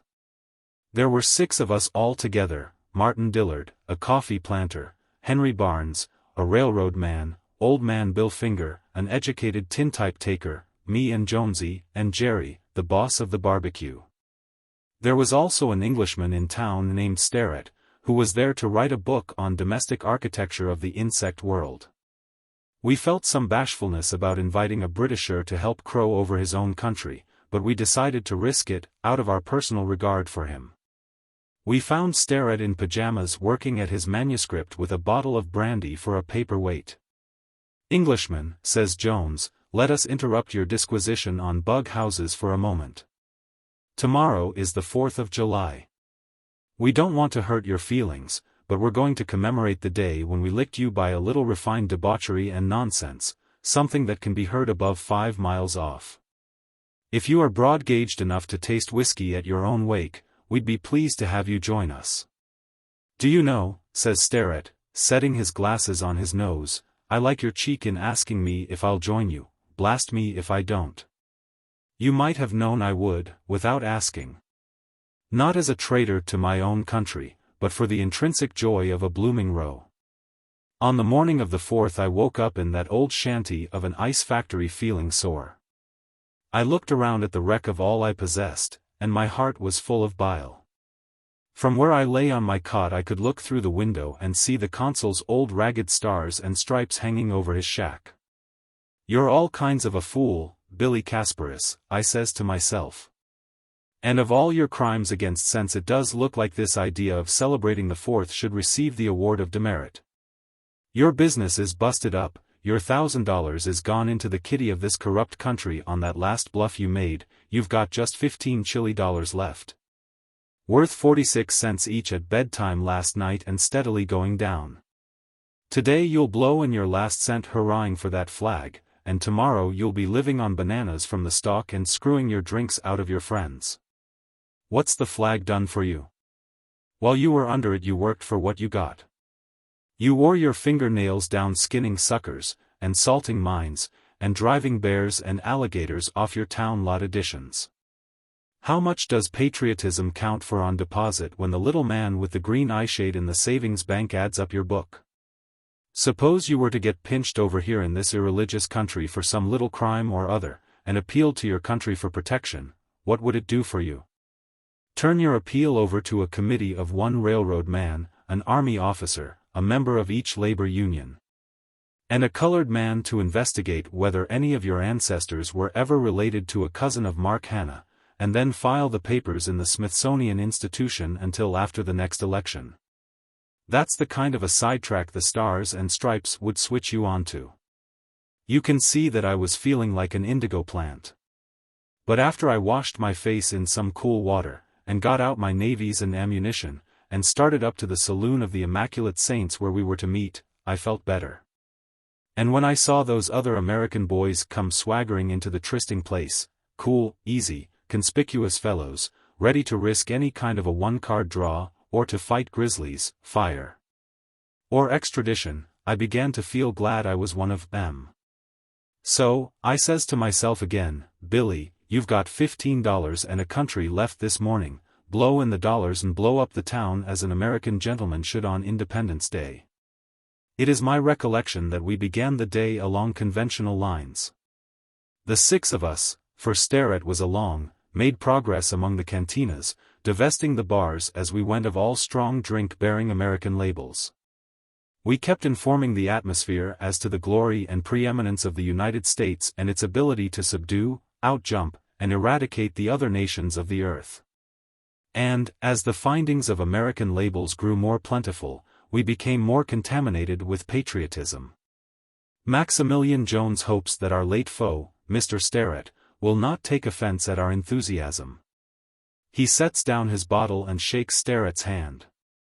As white man to white man, says he, denude our uproar of the slightest taint of personality. Excuse us for Bunker Hill, Patrick Henry, and Waldorf Astor, and such grievances as might lie between us as nations. Fellow hoodlums, says Sterrett, on behalf of the Queen I ask you to cheese it. It is an honor to be a guest at disturbing the peace under the American flag. Let us chant the passionate strains of Yankee Doodle, while the senor behind the bar mitigates the occasion with another round of cochineal and aqua fortis.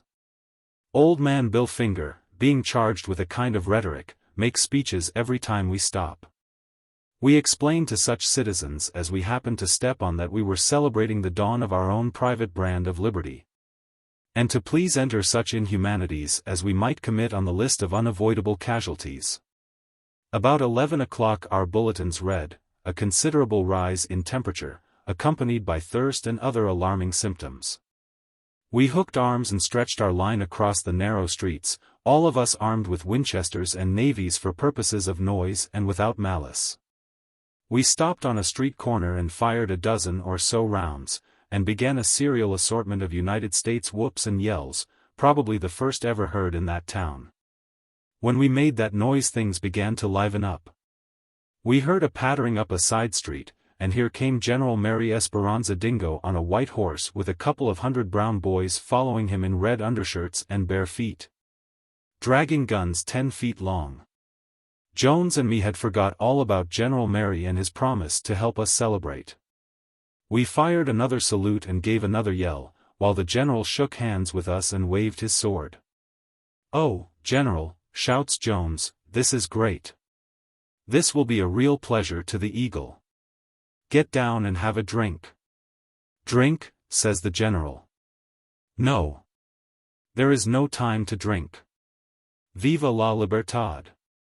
Don't forget e pluribus unum," says Henry Barnes. "Viva it good and strong," says I, likewise, "Viva George Washington.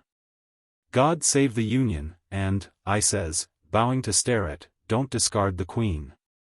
"Thanks," says Sterrett. "The next round's mine." All into the bar. Army, too. But we were deprived of Sterrett's treat by a lot of gunshots several squares sway, which General Dingo seemed to think he ought to look after. He spurred his old white plug up that way, and the soldiers scuttled along after him. "Mary is a real tropical bird," says Jones. "He's turned out the infantry to help us do honor to the 4th. We'll get that cannon he spoke of after a while and fire some window breakers with it. But just now I want some of that barbecued beef. Let us on to the plaza." There we found the meat gloriously done, and Jerry waiting, anxious. We sat around on the grass, and got hunks of it on our tin plates. Maximilian Jones, always made tender-hearted by drink, cried some because George Washington couldn't be there to enjoy the day. There was a man I love, Billy, he says, weeping on my shoulder. Poor George. To think he's gone, and missed the fireworks. A little more salt, please, Jerry. From what we could hear, General Dingo seemed to be kindly contributing some noise while we feasted. There were guns going off around town, and pretty soon we heard that cannon go boom, just as he said it would. And then men began to skim along the edge of the plaza, dodging in among the orange trees and houses. We certainly had things stirred up in Salvador. We felt proud of the occasion and grateful to General Dingo. Starrett was about to take a bite off a juicy piece of rib when a bullet took it away from his mouth. Somebody's celebrating with ball cartridges, says he, reaching for another piece. Little overzealous for a non-resident patriot, isn't it? Don't mind it, I says to him. 'Twas an accident. They happen, you know, on the 4th. After one reading of the Declaration of Independence in New York, I've known the SRO sign to be hung out at all the hospitals and police stations. But then Jerry gives a howl and jumps up with one hand clapped to the back of his leg where another bullet has acted overzealous. And then comes a quantity of yells, and round a corner and across the plaza gallops General Mary Esperanza Dingo embracing the neck of his horse, with his men running behind him. Mostly dropping their guns by way of discharging ballast.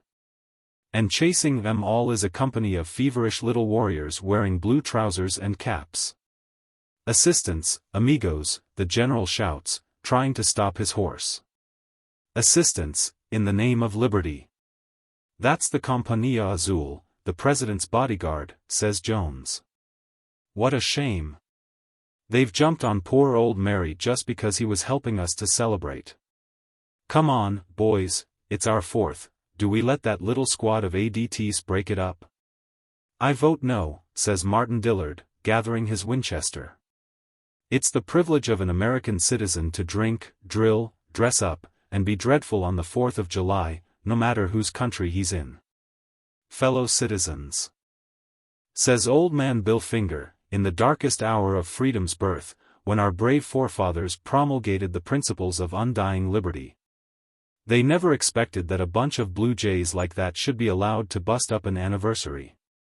Let us preserve and protect the Constitution.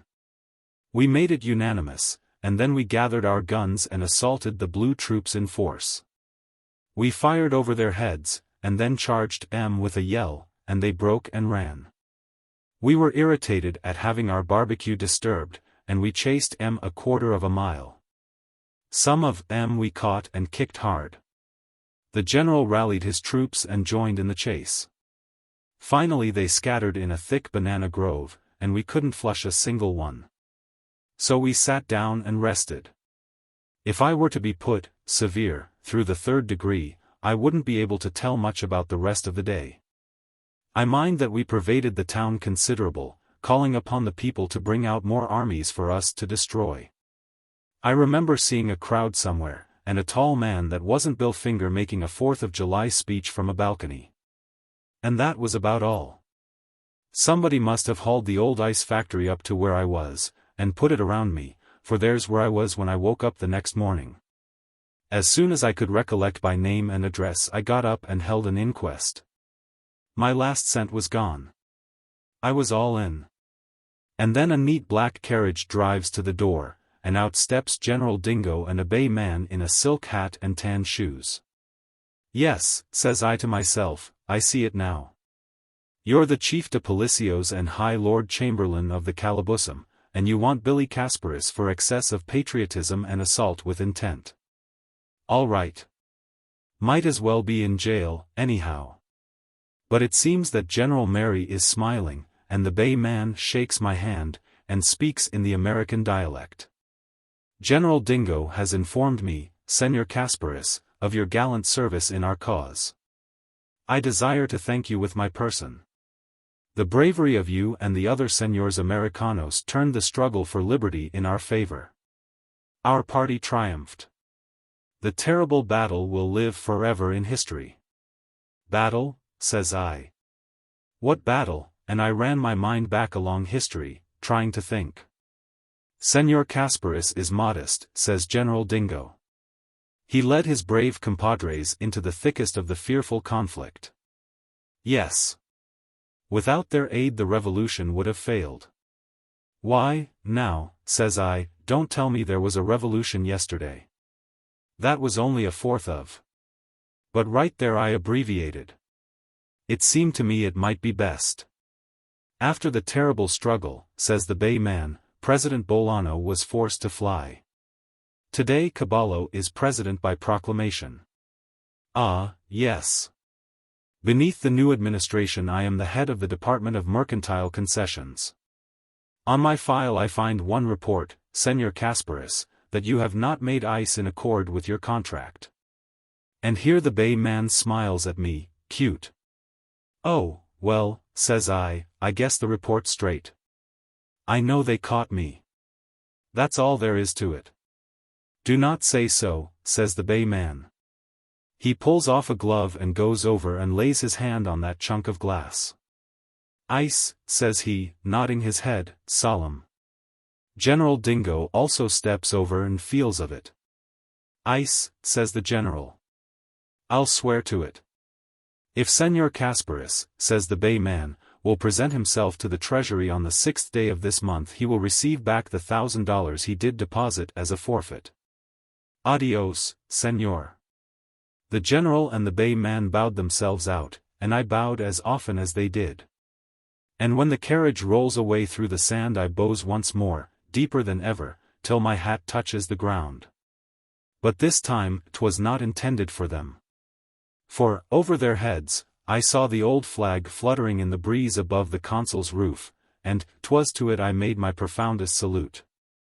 Jimmy Hayes and Muriel. Chapter 1.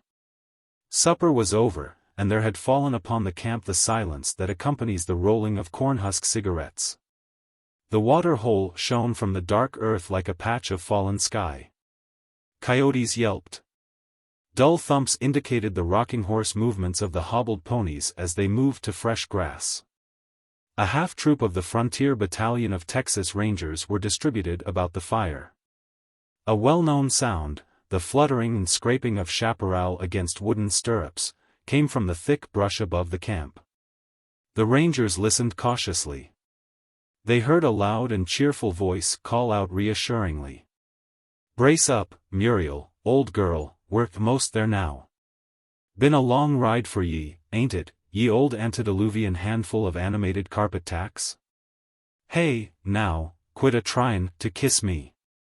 Don't hold on to my neck so tight, this here paint hoss ain't any too sure-footed, let me tell ye. He's liable to dump us both off if we don't watch out." 2 minutes of waiting brought a tired, paint pony single-footing into camp. A gangling youth of 20 lolled in the saddle. Of the Muriel, whom he had been addressing, nothing was to be seen. "Hi, fellows," shouted the rider cheerfully. "This here's a letter fair Lieutenant Manning." He dismounted, unsaddled, dropped the coils of his stake rope, and got his hobbles from the saddle horn. While Lieutenant Manning, in command, was reading the letter, the newcomer rubbed solicitously at some dried mud in the loops of the hobbles, showing a consideration for the forelegs of his mount. "Boys," said the lieutenant, waving his hand to the Rangers, "this is Mr. James Hayes. He's a new member of the company. Captain McLean sends him down from El Paso. The boys will see that you have some supper, Hayes, as soon as you get your pony hobbled." The recruit was received cordially by the Rangers. Still, they observed him shrewdly and with suspended judgment. Picking a comrade on the border is done with 10 times the care and discretion with which a girl chooses a sweetheart. On your sidekickers' nerve, loyalty, aim, and coolness your own life may depend many times. After a hearty supper Hayes joined the smokers about the fire. His appearance did not settle all the questions in the minds of his brother Rangers. They saw simply a loose, lank youth with tow-colored, sunburned hair and a berry brown, ingenuous face that wore a quizzical, good-natured smile. "Fellows," said the new ranger, "I'm goin' to introduce to you a lady friend of mine. Ain't ever heard anybody call her a beauty, but you'll all admit she's got some fine points about her. Come along, Muriel. He held open the front of his blue flannel shirt. Out of it crawled a horned frog. A bright red ribbon was tied jauntily around its spiky neck. It crawled to its owner's knee and sat there, motionless. "This here Muriel," said Hayes, with an oratorical wave of his hand, "has got qualities. She never talks back, she always stays at home, and she's satisfied with one red dress for every day and Sunday, too." "Look at that blame insect," said one of the rangers with a grin. "I've seen plenty of them horny frogs, but I never knew anybody to have one for a side partner. Does the blame thing know you from anybody else?" "Take it over there and see," said Hayes. "The stumpy little lizard known as the horned frog is harmless. He has the hideousness of the prehistoric monsters whose reduced descendant he is, but he is gentler than the dove." The ranger took Muriel from Hayes's knee and went back to his seat on a roll of blankets. The captive twisted and clawed and struggled vigorously in his hand. After holding it for a moment or two, the ranger set it upon the ground. Awkwardly, but swiftly the frog worked its four oddly moving legs until it stopped close by Hayes's foot. "Well, dang my hide," said the other ranger. "The little cuss knows you. Never thought them insects had that much sense." Chapter 2. Jimmy Hayes became a favorite in the ranger camp. He had an endless store of good nature, and a mild, perennial quality of humor that is well adapted to camp life. He was never without his horned frog. In the bosom of his shirt during rides, on his knee or shoulder in camp, under his blankets at night, the ugly little beast never left him. Jimmy was a humorist of a type that prevails in the rural South and West. Unskilled in originating methods of amusing or in witty conceptions, he had hit upon a comical idea and clung to it reverently. It had seemed to Jimmy a very funny thing to have about his person, with which to amuse his friends, a tame horned frog with a red ribbon around its neck. As it was a happy idea, why not perpetuate it? The sentiments existing between Jimmy and the frog cannot be exactly determined. The capability of the horned frog for lasting affection is a subject upon which we have had no symposiums. It is easier to guess Jimmy's feelings. Muriel was his chef d'oeuvre of wit, and as such he cherished her. He caught flies for her, and shielded her from sudden northers. Yet his care was half selfish, and when the time came she repaid him 1,000-fold. Other Muriels have thus overbalanced the light attentions of other Jimmys. Not at once did Jimmy Hayes attain full brotherhood with his comrades. They loved him for his simplicity and drollness, but there hung above him a great sword of suspended judgment. To make merry in camp is not all of a ranger's life. There are horse thieves to trail, desperate criminals to run down, bravos to battle with, bandits to rout out of the Chaparral Peace and order to be compelled at the muzzle of a six-shooter. Jimmy had been most generally a cowpuncher, he said. He was inexperienced in ranger methods of warfare. Therefore the ranger speculated apart and solemnly as to how he would stand fire. For, let it be known, the honor and pride of each ranger company is the individual bravery of its members. For 2 months the border was quiet. The rangers lolled, listless, in camp. And then, bringing joy to the rusting guardians of the frontier, Sebastiano Salvador, an eminent Mexican desperado and cattle thief, crossed the Rio Grande with his gang and began to lay waste the Texas side. There were indications that Jimmy Hayes would soon have the opportunity to show his mettle. The rangers patrolled with alacrity, but Salvador's men were mounted like Lachinvar, and were hard to catch. One evening, about sundown, the rangers halted for supper after a long ride. Their horses stood panting, with their saddles on. The men were frying bacon and boiling coffee. Suddenly, out of the brush, Sebastiano Salvador and his gang dashed upon them with blazing six-shooters and high-voiced yells. It was a neat surprise.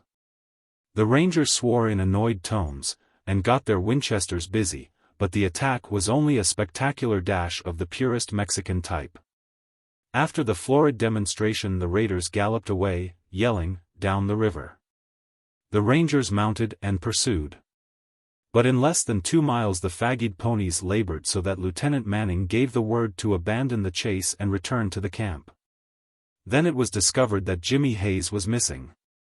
Someone remembered having seen him run for his pony when the attack began, but no one had set eyes on him since.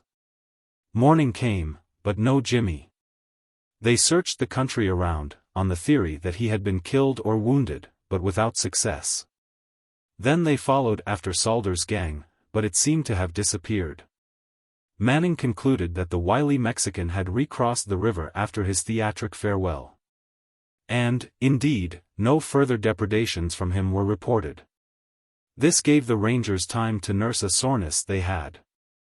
As has been said, the pride and honor of the company is the individual bravery of its members. And now they believed that Jimmy Hayes had turned coward at the whiz of Mexican bullets. There was no other deduction. Buck Davis pointed out that not a shot was fired by Salvador's gang after Jimmy was seen running for his horse. There was no way for him to have been shot. No, he had fled from his first fight, and afterward he would not return, aware that the scorn of his comrades would be a worse thing to face than the muzzles of many rifles. So Manning's detachment of McLean's company, Frontier Battalion, was gloomy. It was the first blot on its escutcheon. Never before in the history of the service had a ranger shown the white feather.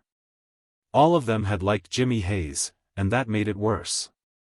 Days, weeks, and months went by, and still that little cloud of unforgotten cowardice hung above the camp. Chapter 3. Nearly a year afterward, after many camping grounds and many hundreds of miles guarded and defended, Lieutenant Manning, with almost the same detachment of men, was sent to a point only a few miles below their old camp on the river to look after some smuggling there. One afternoon, while they were riding through a dense mesquite flat, they came upon a patch of open hog wallow prairie.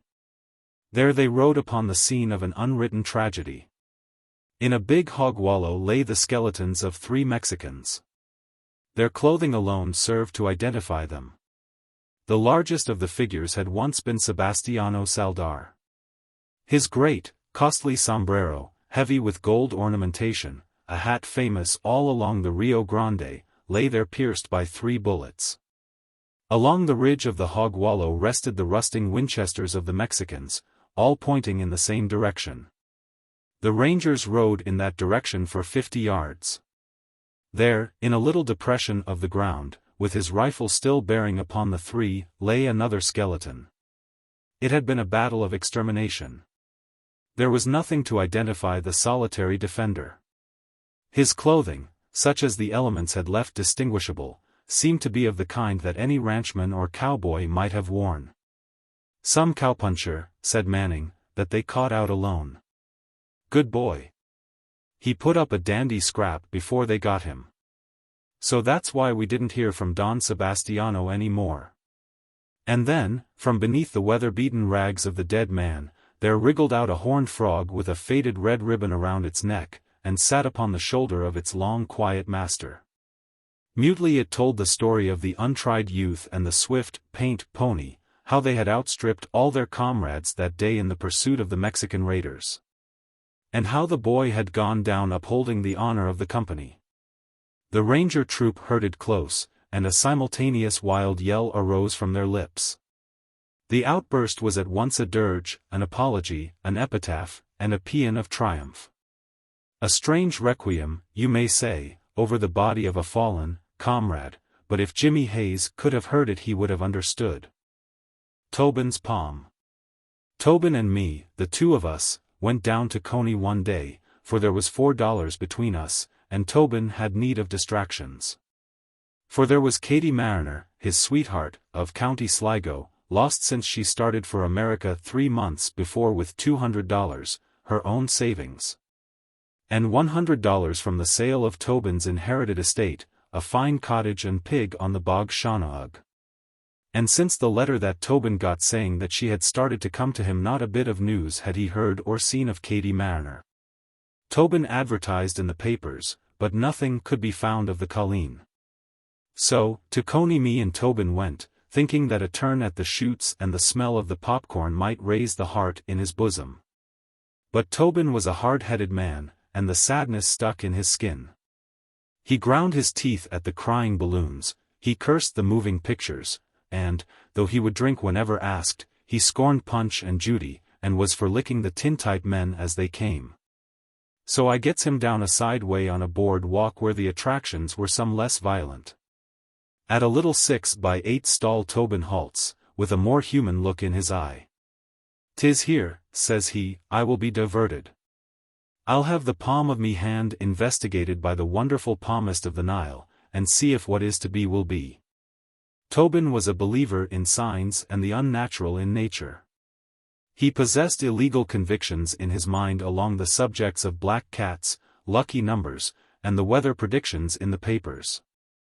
We went into the enchanted chicken coop, which was fixed mysterious with red cloth and pictures of hands with lines crossing them like a railroad center. The sign over the door says it is Madame Zozo the Egyptian palmist. There was a fat woman inside in a red jumper with pothooks and beasties embroidered upon it. Tobin gives her 10 cents and extends one of his hands. She lifts Tobin's hand, which is own brother to the hoof of a dray horse, and examines it to see whether 'tis a stone in the frog or a cast shoe he has come for. "Man," says this Madame Zozo, "the line of your fate shows." "'Tis not me foot at all," says Tobin, interrupting. "Sure, 'tis no beauty, but ye hold the palm of me hand." "The line shows," says the madam, "that ye've not arrived at your time of life without bad luck. And there's more to come. The Mount of Venus, or is that a stone bruise?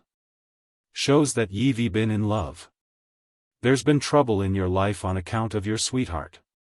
'Tis Katie Mariner she has references with," whispers Tobin to me in a loud voice to one side. "I see," says the palmist, "a great deal of sorrow and tribulation with one whom ye cannot forget. I see the lines of designation point to the letter K and the letter M in her name. Whist! Says Tobin to me, "Do ye hear that?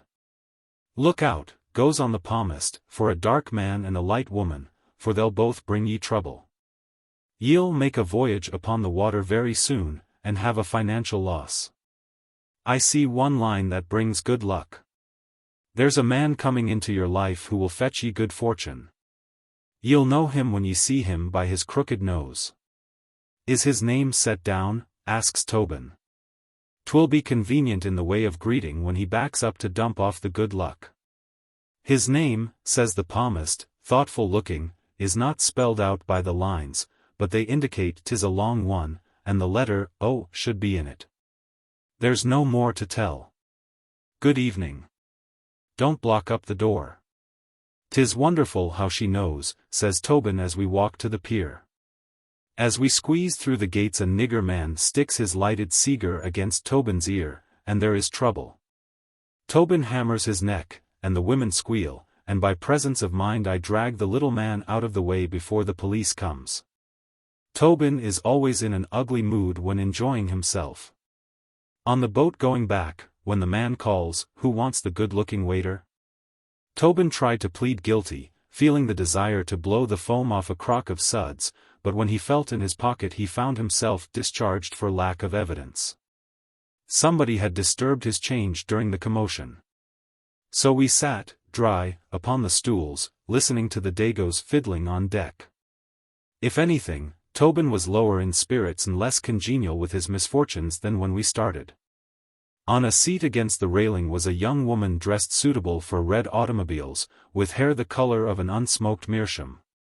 In passing by, Tobin kicks her foot without intentions, and, being polite to ladies when in drink, he tries to give his hat a twist while apologizing. But he knocks it off, and the wind carries it overboard. Tobin came back and sat down, and I began to look out for him, for the man's adversities were becoming frequent. He was apt, when pushed so close by hard luck, to kick the best-dressed man he could see, and try to take command of the boat. Presently Tobin grabs my arm and says, excited, "John," says he, "do ye know what we're doing? We're taking a voyage upon the water." "There now," says I, subdue yeself. The boat'll land in 10 minutes more. Look, says he, at the light lady upon the bench. And have ye forgotten the nigger man that burned me ear? And isn't the money I had gone, $1.65 it was? I thought he was no more than summing up his catastrophes so as to get violent with good excuse, as men will do, and I tried to make him understand such things was trifles. Listen, says Tobin. Ye've no ear for the gift of prophecy or the miracles of the inspired. What did the palmist lady tell ye out of me hand? 'Tis coming true before your eyes. Look out, says she, for a dark man and a light woman, they'll bring ye trouble. Have ye forgot the nigger man, though he got some of it back from me fist? Can ye show me a lighter woman than the blonde lady that was the cause of me hat falling in the water? And where's the $1.65 I had in me vest when we left the shooting gallery? The way Tobin put it, it did seem to corroborate the art of prediction, though it looked to me that these accidents could happen to anyone at Coney without the implication of palmistry. Tobin got up and walked around on deck, looking close at the passengers out of his little red eyes. I asked him the interpretation of his movements. Ye never know what Tobin has in his mind until he begins to carry it out. Ye should know, says he, I'm working out the salvation promised by the lines in me palm. I'm looking for the crooked-nosed man that's to bring the good luck. 'Tis all that will save us. John, did ye ever see a straighter-nosed gang of hellions in the days of your life? 'Twas the 9:30 boat, and we landed and walked uptown through 22nd Street, Tobin being without his hat. On a street corner, standing under a gaslight and looking over the elevated road at the moon, was a man. A long man he was, dressed decent, with a cigar between his teeth, and I saw that his nose made 2 twists from bridge to end, like the wriggle of a snake. Tobin saw it at the same time, and I heard him breathe hard like a horse when you take the saddle off. He went straight up to the man, and I went with him. Good night to ye, Tobin says to the man. The man takes out his cigar and passes the compliments, sociable. Would ye hand us your name, asks Tobin, and let us look at the size of it? It may be our duty to become acquainted with ye. My name, says the man, polite, is Friedenhausman, Maximus G. Friedenhausman. 'Tis the right length, says Tobin. Do you spell it with an O anywhere down the stretch of it? I do not, says the man. Can ye spell it with an O? Inquires Tobin, turning anxious.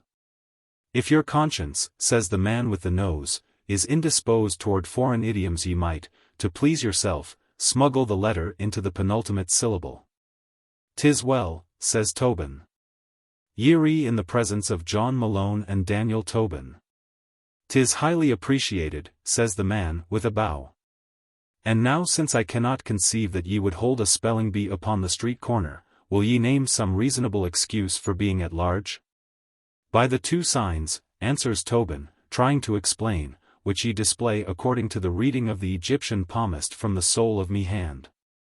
Ye've been nominated to offset with good luck the lines of trouble leading to the nigger man and the blonde lady with her feet crossed in the boat, besides the financial loss of $1.65. All so far fulfilled according to Hoyle. The man stopped smoking and looked at me. Have ye any amendments, he asks, to offer to that statement, or are ye one too? I thought by the looks of ye might have him in charge. None, says I to him, except that as one horseshoe resembles another so are ye the picture of good luck as predicted by the hand of me friend. If not, then the lines of Danny's hand may have been crossed, I don't know. There's 2 of ye, says the man with the nose, looking up and down for the sight of a policeman. I've enjoyed your company immense. Good night. With that he shoves his cigar in his mouth and moves across the street, stepping fast. But Tobin sticks close to one side of him and me at the other.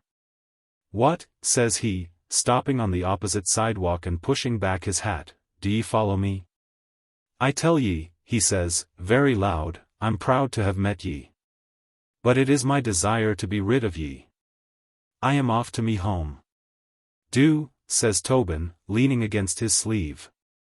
Do be off to your home. And I will sit at the door of it till ye come out in the morning. For the dependence is upon ye to obviate the curse of the nigger man and the blonde lady and the financial loss of the 165. 'Tis a strange hallucination, says the man, turning to me as a more reasonable lunatic. Hadn't ye better get him home? Listen, man, says I to him. Daniel Tobin is as sensible as he ever was. Maybe he is a bit deranged on account of having drink enough to disturb but not enough to settle his wits. But he is no more than following out the legitimate path of his superstitions and predicaments, which I will explain to you.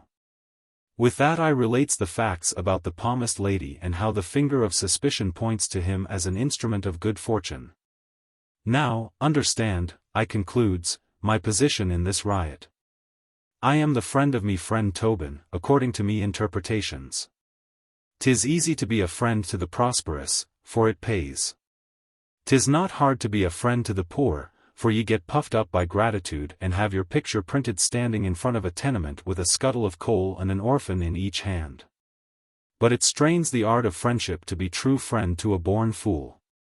And that's what I'm doing, says I, for, in my opinion, there's no fortune to be read from the palm of me hand that wasn't printed there with the handle of a pick.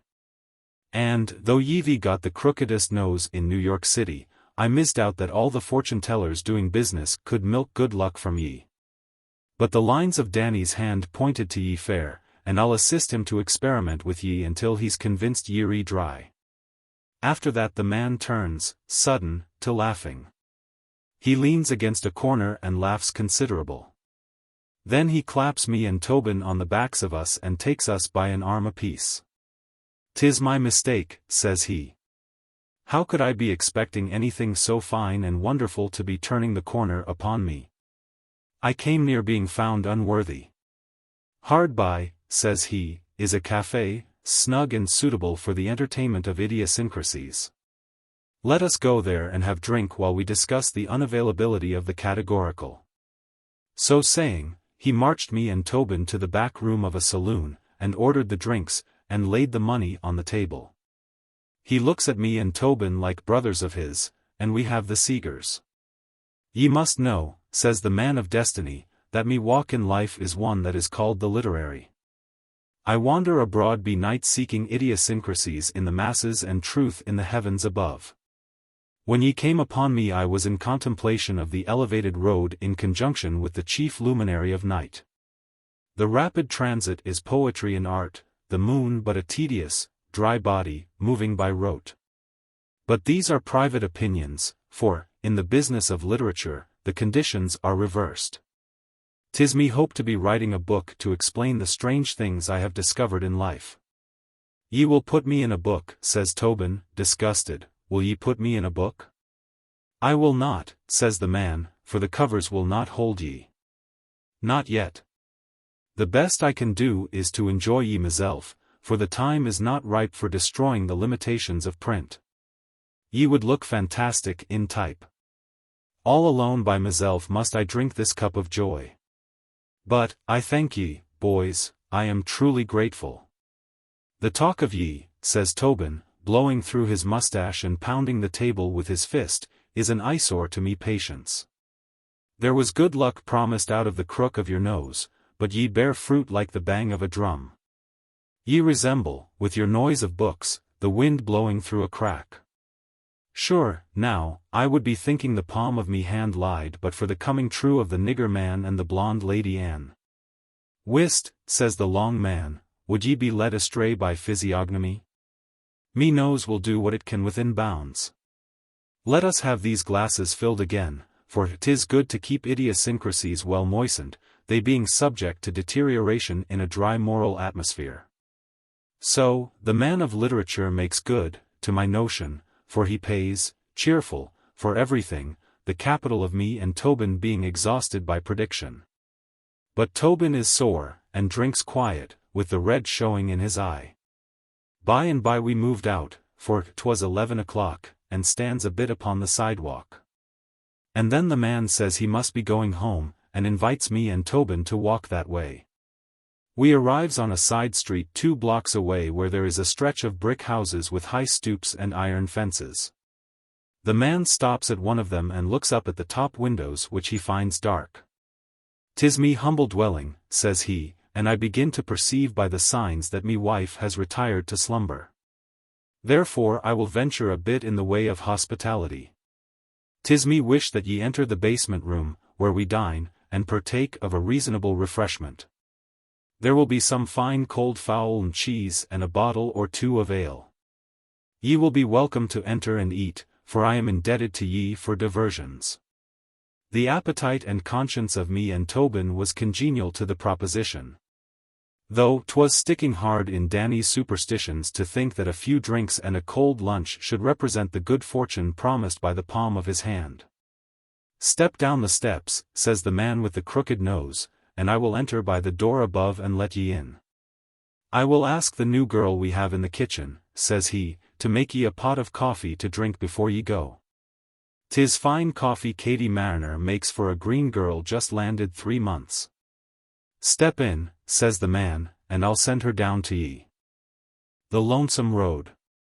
Brown as a coffee berry, rugged, pistoled, spurred, wary, indefeasible, I saw my old friend, Deputy Marshal Buck Caperton, stumble, with jingling rowels, into a chair in the marshal's outer office. And because the courthouse was almost deserted at that hour, and because Buck would sometimes relate to me things that were out of print, I followed him in and tricked him into talk through knowledge of a weakness he had. For, cigarettes rolled with sweet corn husk were as honey to Buck's palate, and though he could finger the trigger of a .45 with skill and suddenness, he never could learn to roll a cigarette. It was through no fault of mine, for I rolled the cigarettes tight and smooth, but the upshot of some whim of his own, that instead of to an Odyssey of the Chaparral, I listened to a dissertation upon matrimony. This from Buck Caperton. But I maintain that the cigarettes were impeccable, and crave absolution for myself. "We just brought in Jim and Bud Granberry," said Buck. "Train robbing, you know. Held up the Aransas Pass last month. We caught M in the 20-mile Pear Flat, south of the Nueces. Have much trouble corralling them?" I asked, for here was the meat that my hunger for epics craved. "Some," said Buck, and then, during a little pause, his thoughts stampeded off the trail. "It's kind of queer about women," he went on, "and the place they're supposed to occupy in botany. If I was asked to classify them I'd say they was a human loco weed. Ever see a bronc that had been chewing loco? Ride him up to a puddle of water 2 feet wide, and he'll give a snort and fall back on you.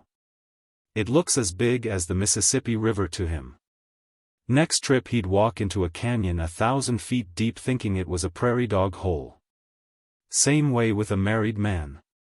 I was thinking of Perry Rountree, that used to be my sidekicker before he committed matrimony. In them days me and Perry hated indisturbances of any kind. We roamed around considerable, stirring up the echoes and making them attend to business. Why, when me and Perry wanted to have some fun in a town it was a picnic for the census takers. They just counted the marshal's posse that it took to subdue us, and there was your population. But then there came along this Mariana Goodnight girl and looked at Perry sideways, and he was all bridle-wise and saddle-broke before you could skin a yearling. I wasn't even asked to the wedding. I reckon the bride had my pedigree and the front elevation of my habits all mapped out. And she decided that Perry would trot better in double harness without any unconverted Mustang like Buck Caperton wickering around on the matrimonial range. So it was 6 months before I saw Perry again. One day I was passing on the edge of town, and I see something like a man in a little yard by a little house with a sprinkling pot squirting water on a rosebush. Seemed to me, I'd seen something like it before, and I stopped at the gate, trying to figure out its brands.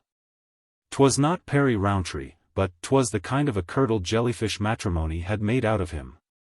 Homicide was what that Mariana had perpetrated. He was looking well enough, but he had on a white collar and shoes, and you could tell in a minute that he'd speak polite and pay taxes and stick his little finger out while drinking. Just like a sheep man or a citizen. Great skyrockets. But I hated to see Perry all corrupted and willy-eyed like that. He came out to the gate, and shook hands. And I says, with scorn, and speaking like a parakeet with the pip, "Beg pardon, Mr. Rowntree, I believe. Seems to me I satiated in your associations once, if I am not mistaken." "Oh, go to the devil, Buck," says Perry, polite, as I was afraid he'd be. "Well, then," says I, "you poor, contaminated adjunct of a sprinkling pot and degraded household pet, what did you go and do it for? Look at you, all decent and unriotous, and only fit to sit on juries and mend the woodhouse door. You was a man once. I have hostility for all such acts. Why don't you go in the house and count the tidies or set the clock, and not stand out here in the atmosphere? A jackrabbit might come along and bite you." "Now, Buck," says Perry, speaking mild, and some sorrowful, "you don't understand. A married man has got to be different. He feels different from a tough old cloudburst like you. It's sinful to waste time pulling up towns just to look at their roots, and playing Pharaoh and looking upon red liquor, and such restless policies as them.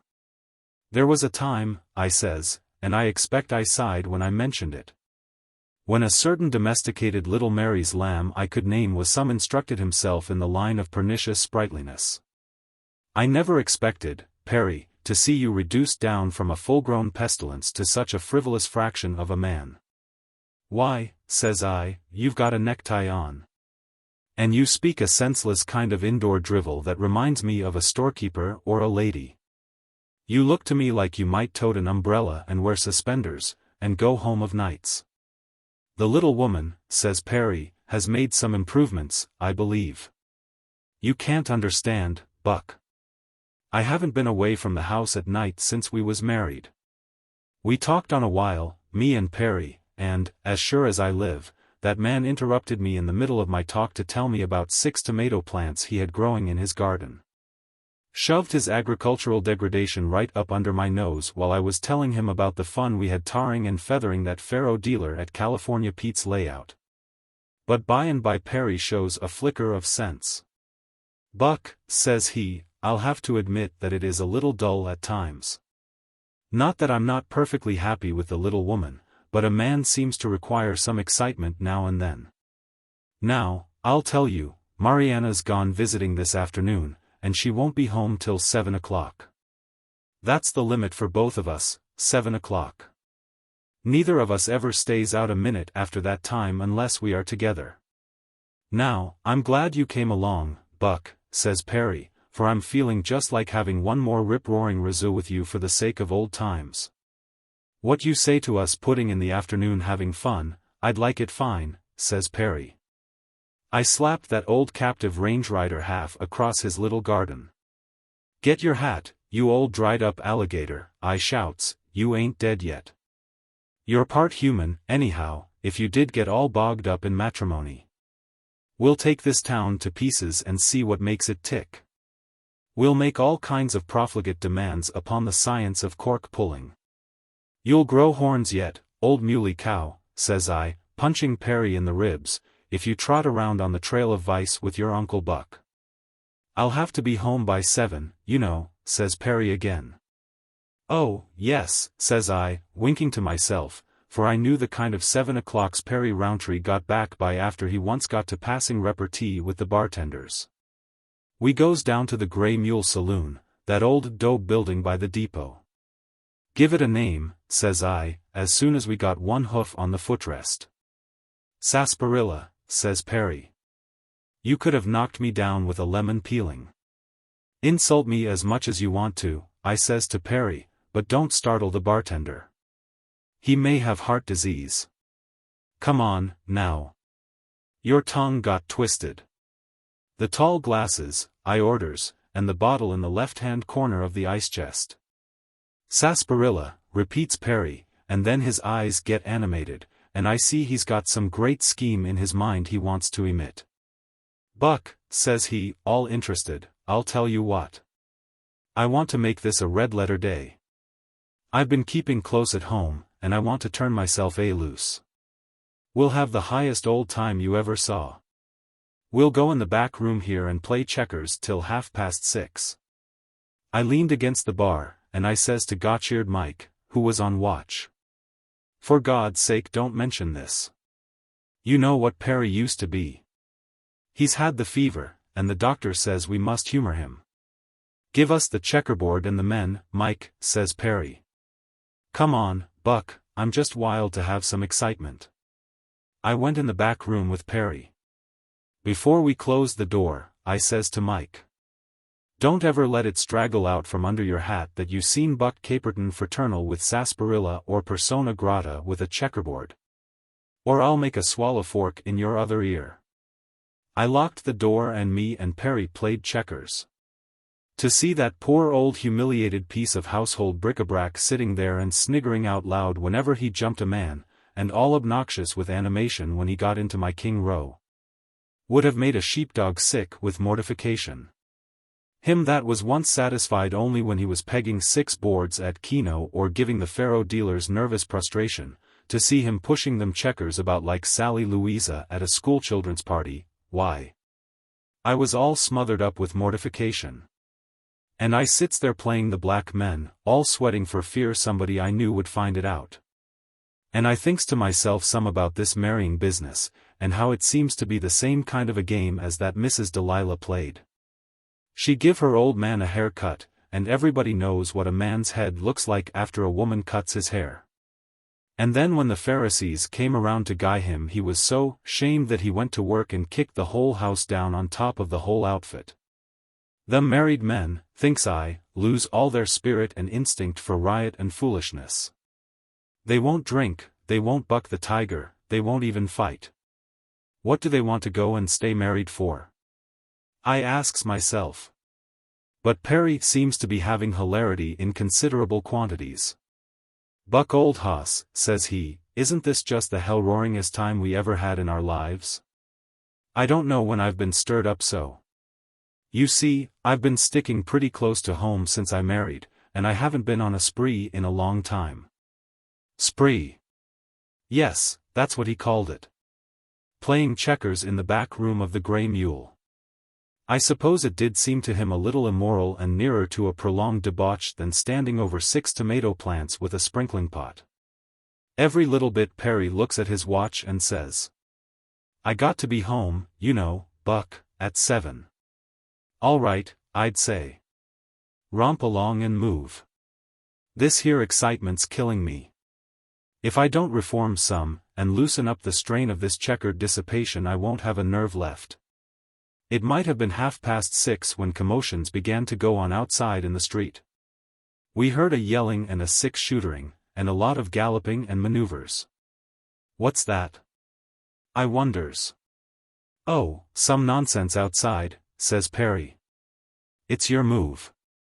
We just got time to play this game. I'll just take a peep through the window, says I, and see. You can't expect a mere mortal to stand the excitement of having a king jumped and listen to an unidentified conflict going on at the same time. The Grey Mule Saloon was one of them old Spanish adobe buildings, and the back room only had 2 little windows a foot wide, with iron bars in them. I looked out one, and I see the cause of the ruckus. There was the Trimble gang, 10 of them, the worst outfit of desperados and horse thieves in Texas, coming up the street shooting right and left. They was coming right straight for the Grey Mule. Then they got past the range of my sight, but we heard 'em ride up to the front door, and then they socked the place full of lead. We heard the big looking-glass behind the bar knocked all to pieces and the bottles crashing.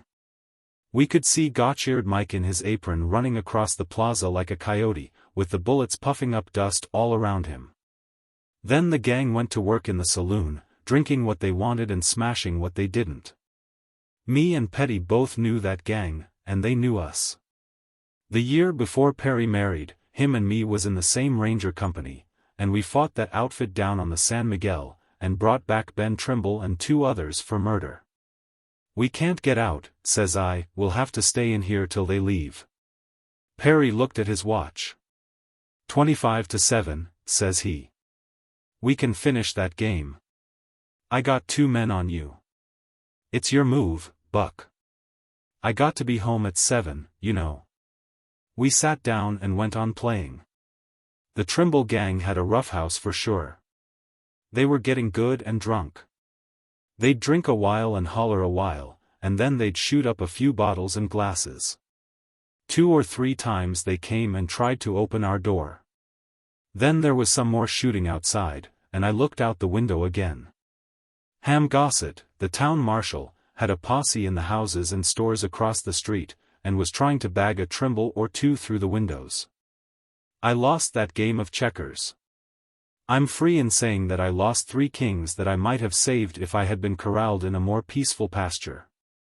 But that driveling married man sat there and cackled when he won a man like an unintelligent hen picking up a grain of corn.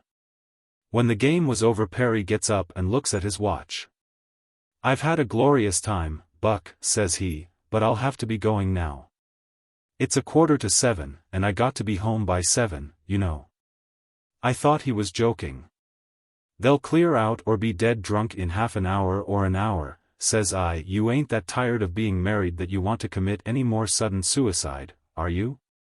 says I, giving him the laugh.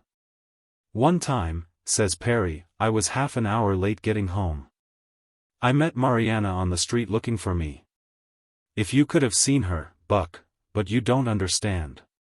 She knows what a wild kind of a snoozer I've been, and she's afraid something will happen. I'll never be late getting home again. I'll say goodbye to you now, Buck." I got between him and the door.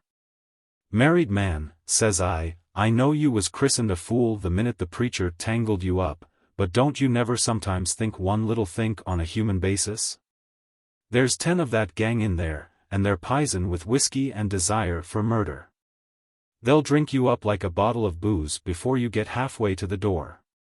Be intelligent, now, and use at least wild hog sense. Sit down and wait till we have some chance to get out without being carried in baskets." "I got to be home by 7, Buck," repeats this henpecked thing of little wisdom, like an unthinking poll parrot. "Mariana," says he, "will be out looking for me." And he reaches down and pulls a leg out of the checker table. "I'll go through this Trimble outfit," says he, like a cottontail through a brush corral. I'm not pestered any more with a desire to engage in rucuses, but I got to be home by 7. "You lock the door after me, Buck. And don't you forget, I won 3 out of them 5 games. I'd play longer, but Mariana—" "Hush up, you old locoed roadrunner," I interrupts. "Did you ever notice your Uncle Buck locking doors against trouble? I'm not married," says I, "but I'm as big a d—n fool as any Mormon. 1 from 4 leaves 3, says I, and I gathers out another leg of the table. "We'll get home by 7, says I, whether it's the heavenly one or the other. "May I see you home," says I, "you sarsaparilla drinking, checker-playing glutton for death and destruction." We opened the door easy, and then stampeded for the front. Part of the gang was lined up at the bar. Part of them was passing over the drinks, and 2 or 3 was peeping out the door and window and taking shots at the marshal's crowd. The room was so full of smoke we got halfway to the front door before they noticed us. Then I heard Barry Trimble's voice somewhere yell out, "How'd that Buck Caperton get in here?" And he skinned the side of my neck with a bullet. I reckon he felt bad over that miss, for Barry's the best shot south of the Southern Pacific Railroad. But the smoke in the saloon was some too thick for good shooting. Me and Perry smashed over 2 of the gang with our table legs, which didn't miss like the guns did, and as we run out the door I grabbed a Winchester from a fellow who was watching the outside. And I turned and regulated the account of Mr. Barry. Me and Perry got out and around the corner all right. I never much expected to get out, but I wasn't going to be intimidated by that married man. According to Perry's idea, checkers was the event of the day. But if I am any judge of gentle recreations, that little table leg parade through the Grey Mule Saloon deserved the headlines in the bill of particulars. "Walk fast," says Perry, "it's 2 minutes to 7, and I got to be home by—" "Oh, shut up," says I. "I had an appointment as chief performer at an inquest at 7, and I'm not kicking about not keeping it." I had to pass by Perry's little house. His Mariana was standing at the gate. We got there at 7:05. She had on a blue wrapper, and her hair was pulled back smooth like little girls do when they want to look grown folksy. She didn't see us till we got close, for she was gazing up the other way. Then she backed around, and saw Perry, and a kind of a look scooted around over her face, dawngate if I can describe it. I heard her breathe long, just like a cow when you turn her calf in the lot, and she says, "You're late, Perry." "5 minutes," says Perry, cheerful. Me and old Buck was having a game of checkers. Perry introduces me to Mariana, and they ask me to come in. No, siree. I'd had enough truck with married folks for that day. I says I'll be going along, and that I've spent a very pleasant afternoon with my old partner, especially, says I, just to jostle Perry, during that game when the table legs came all loose. But I'd promised him not to let her know anything. I've been worrying over that business ever since it happened, continued Buck. There's one thing about it that's got me all twisted up, and I can't figure it out. What was that? I asked, as I rolled and handed Buck the last cigarette. Why? I'll tell you, when I saw the look that little woman gave Perry when she turned round and saw him coming back to the ranch safe, why was it I got the idea all in a minute that that look of hers was worth more than the whole caboodle of us, sarsaparilla, checkers, and all, and that the D.N. fool in the game wasn't named Perry Rountree at all? Confessions of a Humorist. There was a painless stage of incubation that lasted 25 years, and then it broke out on me, and people said I was it. But they called it humor instead of measles. The employees in the store bought a silver inkstand for the senior partner on his 50th birthday. We crowded into his private office to present it. I had been selected for spokesman, and I made a little speech that I had been preparing for a week. It made a hit.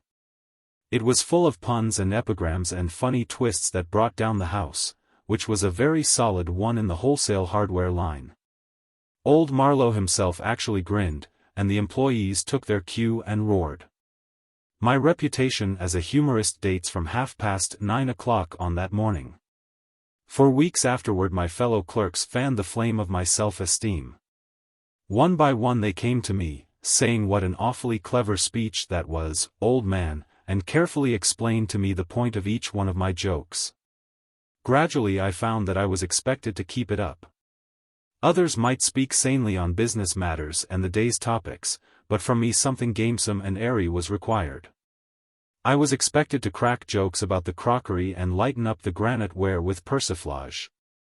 I was second bookkeeper, and if I failed to show up a balance sheet without something comic about the footings or could find no cause for laughter in an invoice of plows, the other clerks were disappointed. By degrees my fame spread, and I became a local character. Our town was small enough to make this possible. The daily newspaper quoted me. At social gatherings I was indispensable. I believe I did possess considerable wit and a facility for quick and spontaneous repartee. This gift I cultivated and improved by practice. And the nature of it was kindly and genial, not running to sarcasm or offending others. People began to smile when they saw me coming, and by the time we had met I generally had the word ready to broaden the smile into a laugh. I had married early. We had a charming boy of 3 and a girl of 5.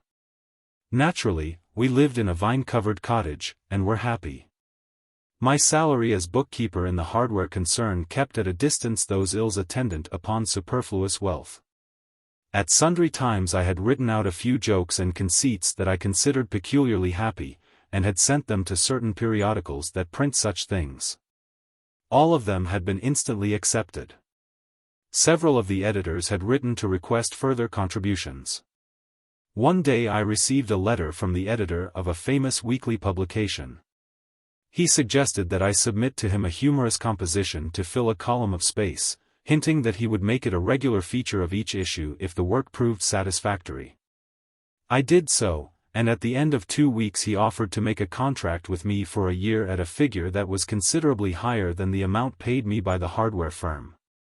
I was filled with delight. My wife already crowned me in her mind with the imperishable evergreens of literary success. We had lobster croquettes and a bottle of blackberry wine for supper that night. Here was the chance to liberate myself from drudgery. I talked over the matter very seriously with Louisa. We agreed that I must resign my place at the store and devote myself to humor. I resigned. My fellow clerks gave me a farewell banquet. The speech I made there coruscated.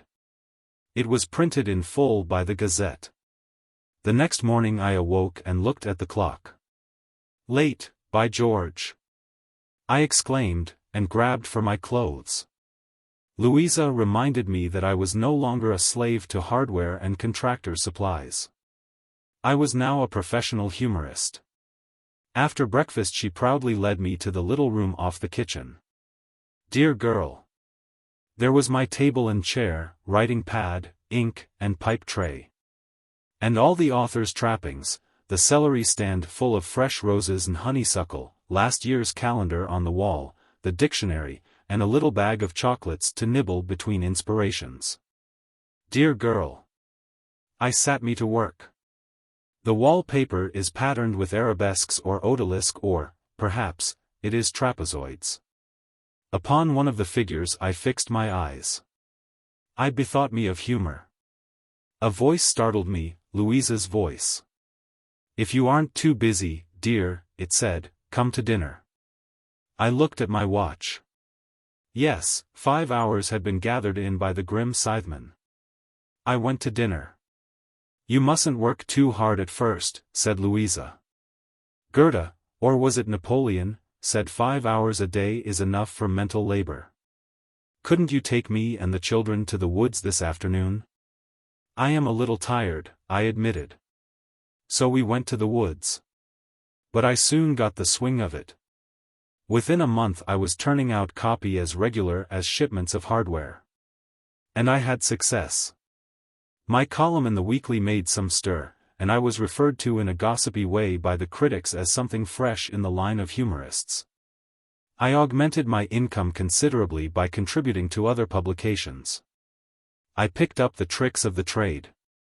I could take a funny idea and make a 2-line joke of it, earning $1.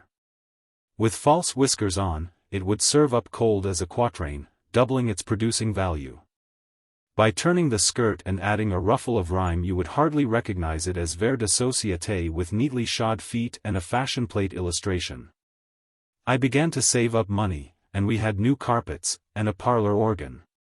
My townspeople began to look upon me as a citizen of some consequence instead of the merry trifler I had been when I clerked in the hardware store. After 5 or 6 months the spontaneity seemed to depart from my humor. Quips and droll sayings no longer fell carelessly from my lips. I was sometimes hard run for material. I found myself listening to catch available ideas from the conversation of my friends. Sometimes I chewed my pencil and gazed at the wallpaper for hours trying to build up some gay little bubble of unstudied fun. And then I became a harpy, a Moloch, a Jonah, a vampire, to my acquaintances. Anxious, haggard, greedy, I stood among them like a veritable killjoy. Let a bright saying, a witty comparison, a piquant phrase fall from their lips and I was after it like a hound springing upon a bone. I dared not trust my memory. But, turning aside guiltily and meanly, I would make a note of it in my ever-present memorandum book or upon my cuff for my own future use. My friends regarded me in sorrow and wonder. I was not the same man. Where once I had furnished them entertainment and jollity, I now preyed upon them. No jests from me ever bid for their smiles now. They were too precious. I could not afford to dispense gratuitously the means of my livelihood. I was a lugubrious fox praising the singing of my friends, the crows, that they might drop from their beaks the morsels of wit that I coveted. Nearly everyone began to avoid me. I even forgot how to smile, not even paying that much for the sayings I appropriated.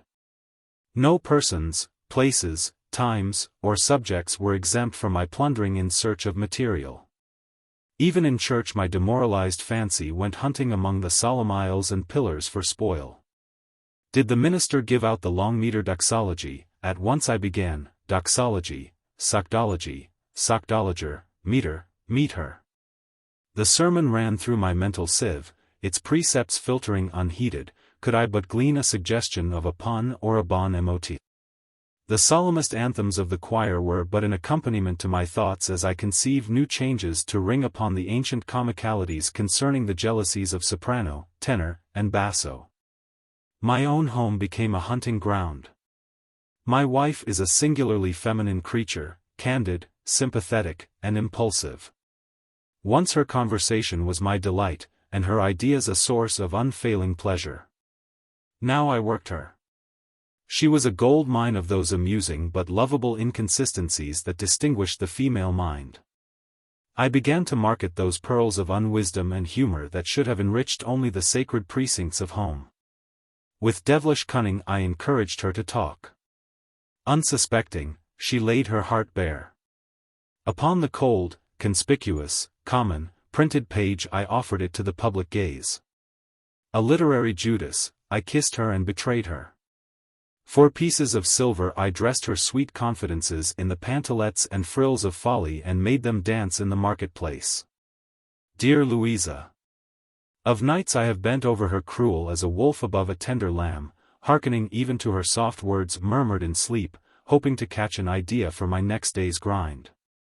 There is worse to come. God help me. Next my fangs were buried deep in the neck of the fugitive sayings of my little children. Guy and Viola were two bright fountains of childish, quaint thoughts and speeches. I found a ready sale for this kind of humor, and was furnishing a regular department in a magazine with funny fancies of childhood. I began to stalk them as an Indian stalks the antelope. I would hide behind sofas and doors, or crawl on my hands and knees among the bushes in the yard to eavesdrop while they were at play. I had all the qualities of a harpy except remorse. Once, when I was barren of ideas, and my copy must leave in the next mail, I covered myself in a pile of autumn leaves in the yard, where I knew they intended to come to play. I cannot bring myself to believe that Guy was aware of my hiding place, but even if he was, I would be loath to blame him for his setting fire to the leaves, causing the destruction of my new suit of clothes, and nearly cremating a parent. Soon my own children began to shun me as a pest. Often, when I was creeping upon them like a melancholy ghoul, I would hear them say to each other, "Here comes Papa," and they would gather their toys and scurry away to some safer hiding place. Miserable wretch that I was. And yet I was doing well financially. Before the first year had passed I had saved $1,000, and we had lived in comfort. But at what a cost! I am not quite clear as to what a pariah is, but I was everything that it sounds like. I had no friends, no amusements, no enjoyment of life. The happiness of my family had been sacrificed. I was a bee, sucking sordid honey from life's fairest flowers, dreaded and shunned on account of my stingo. One day a man spoke to me, with a pleasant and friendly smile. Not in months had the thing happened. I was passing the undertaking establishment of Peter Heffelboer. Peter stood in the door and saluted me. I stopped, strangely wrung in my heart by his greeting. He asked me inside. The day was chill and rainy. We went into the back room, where a fire burned, in a little stove. A customer came, and Peter left me alone for a while. Presently I felt a new feeling stealing over me, a sense of beautiful calm and content. I looked around the place. There were rows of shining rosewood caskets, black palls, trestles, hearse plumes, mourning streamers, and all the paraphernalia of the solemn trade. Here was peace, order, silence, the abode of grave and dignified reflections. Here, on the brink of life, was a little niche pervaded by the spirit of eternal rest. When I entered it, the follies of the world abandoned me at the door. I felt no inclination to wrest a humorous idea from those somber and stately trappings.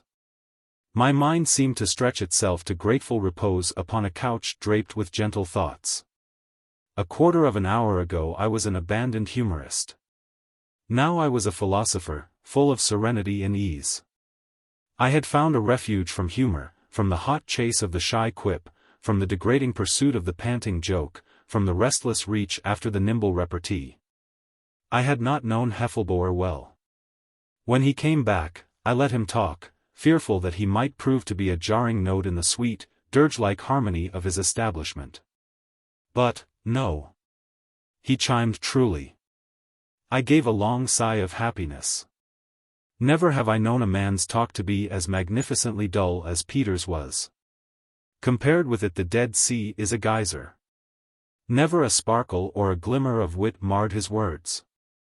Commonplaces as trite and as plentiful as blackberries flowed from his lips, no more stirring in quality than a last week's tape running from a ticker. Quaking a little, I tried upon him one of my best pointed jokes. It fell back ineffectual, with the point broken. I loved that man from then on. 2 or 3 evenings each week I would steal down to Heffelboer's and revel in his back room. That was my only joy. I began to rise early and hurry through my work, that I might spend more time in my haven. In no other place could I throw off my habit of extracting humorous ideas from my surroundings. Peter's talk left me no opening had I besieged it ever so hard. Under this influence I began to improve in spirits. It was the recreation from one's labor which every man needs. I surprised 1 or 2 of my former friends by throwing them a smile and a cheery word as I passed them on the streets. Several times I dumbfounded my family by relaxing long enough to make a jocose remark in their presence. I had so long been ridden by the incubus of humor that I seized my hours of holiday with a schoolboy's zest. MV work began to suffer. It was not the pain and burden to me that it had been. I often whistled at my desk, and wrote with far more fluency than before. I accomplished my tasks impatiently, as anxious to be off to my helpful retreat as a drunkard is to get to his tavern. My wife had some anxious hours in conjecturing where I spent my afternoons. I thought it best not to tell her. Women do not understand these things. Poor girl, she had one shock out of it. One day I brought home a silver coffin handle for a paper weight and a fine, fluffy hearse plume to dust my papers with. I loved to see them on my desk, and think of the beloved back room down at Heffelboer's. But Louisa found them, and she shrieked with horror. I had to console her with some lame excuse for having them, but I saw in her eyes that the prejudice was not removed. I had to remove the articles, though, at double-quick time. One day Peter Heffelboer laid before me a temptation that swept me off my feet. In his sensible, uninspired way he showed me his books, and explained that his profits and his business were increasing rapidly.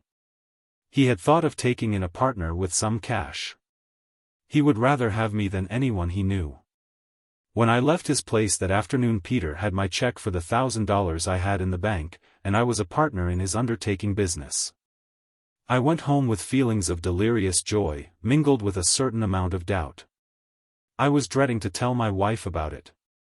But I walked on air. To give up the writing of humorous stuff, once more to enjoy the apples of life. Instead of squeezing them to a pulp for a few drops of hard cider to make the pubic feel funny, what a boon that would be. At the supper table Louisa handed me some letters that had come during my absence. Several of them contained rejected manuscript. Ever since I first began going to Heffelboer's my stuff had been coming back with alarming frequency. Lately I had been dashing off my jokes and articles with the greatest fluency. Previously I had labored like a bricklayer, slowly and with agony. Presently I opened a letter from the editor of the weekly with which I had a regular contract. The checks for that weekly article were still our main dependence. The letter ran thus. Dear Sir, as you are aware, our contract for the year expires with the present month. While regretting the necessity for so doing, we must say that we do not care to renew same for the coming year. We were quite pleased with your style of humor, which seems to have delighted quite a large proportion of our readers. But for the past 2 months we have noticed a decided falling off in its quality. Your earlier work showed a spontaneous, easy, natural flow of fun and wit. Of late it is labored, studied, and unconvincing, giving painful evidence of hard toil and drudging mechanism. Again regretting that we do not consider your contributions available any longer, we are, yours sincerely. The Editor. I handed this letter to my wife. After she had read it, her face grew extremely long, and there were tears in her eyes. "The mean old thing," she exclaimed indignantly. "I'm sure your pieces are just as good as they ever were. And it doesn't take you half as long to write them as it did." And then, I suppose, Louisa thought of the checks that would cease coming. "Oh, John," she wailed, "what will you do now?" For an answer I got up and began to do a polka step around the supper table. I am sure Louisa thought the trouble had driven me mad. And I think the children hoped it had, for they tore after me, yelling with glee and emulating my steps. I was now something like their old playmate as of yore. "The theater for us tonight," I shouted, nothing less. And a late, wild, disreputable supper for all of us at the Palace Restaurant. Lumpty-diddle-da-dee-da-dum. And then I explained my glee by declaring that I was now a partner in a prosperous undertaking establishment, and that written jokes might go hide their heads in sackcloth and ashes for all me. With the editor's letter in her hand to justify the deed I had done, my wife could advance no objection save a few mild ones based on the feminine inability to appreciate a good thing such as the little back room of Peter Hegg, no, of Heffelboer and Company. Undertaking establishment. In conclusion, I will say that today you will find no man in our town as well liked, as jovial, and full of merry sayings as I. My jokes are again noised about and quoted. Once more I take pleasure in my wife's confidential chatter without a mercenary thought. While Guy and Viola play at my feet distributing gems of childish humor without fear of the ghastly tormentor who used to dog their steps, notebook in hand. Our business has prospered finely. I keep the books and look after the shop, while Peter attends to outside matters. He says that my levity and high spirits would simply turn any funeral into a regular Irish wake. At arms with Morpheus.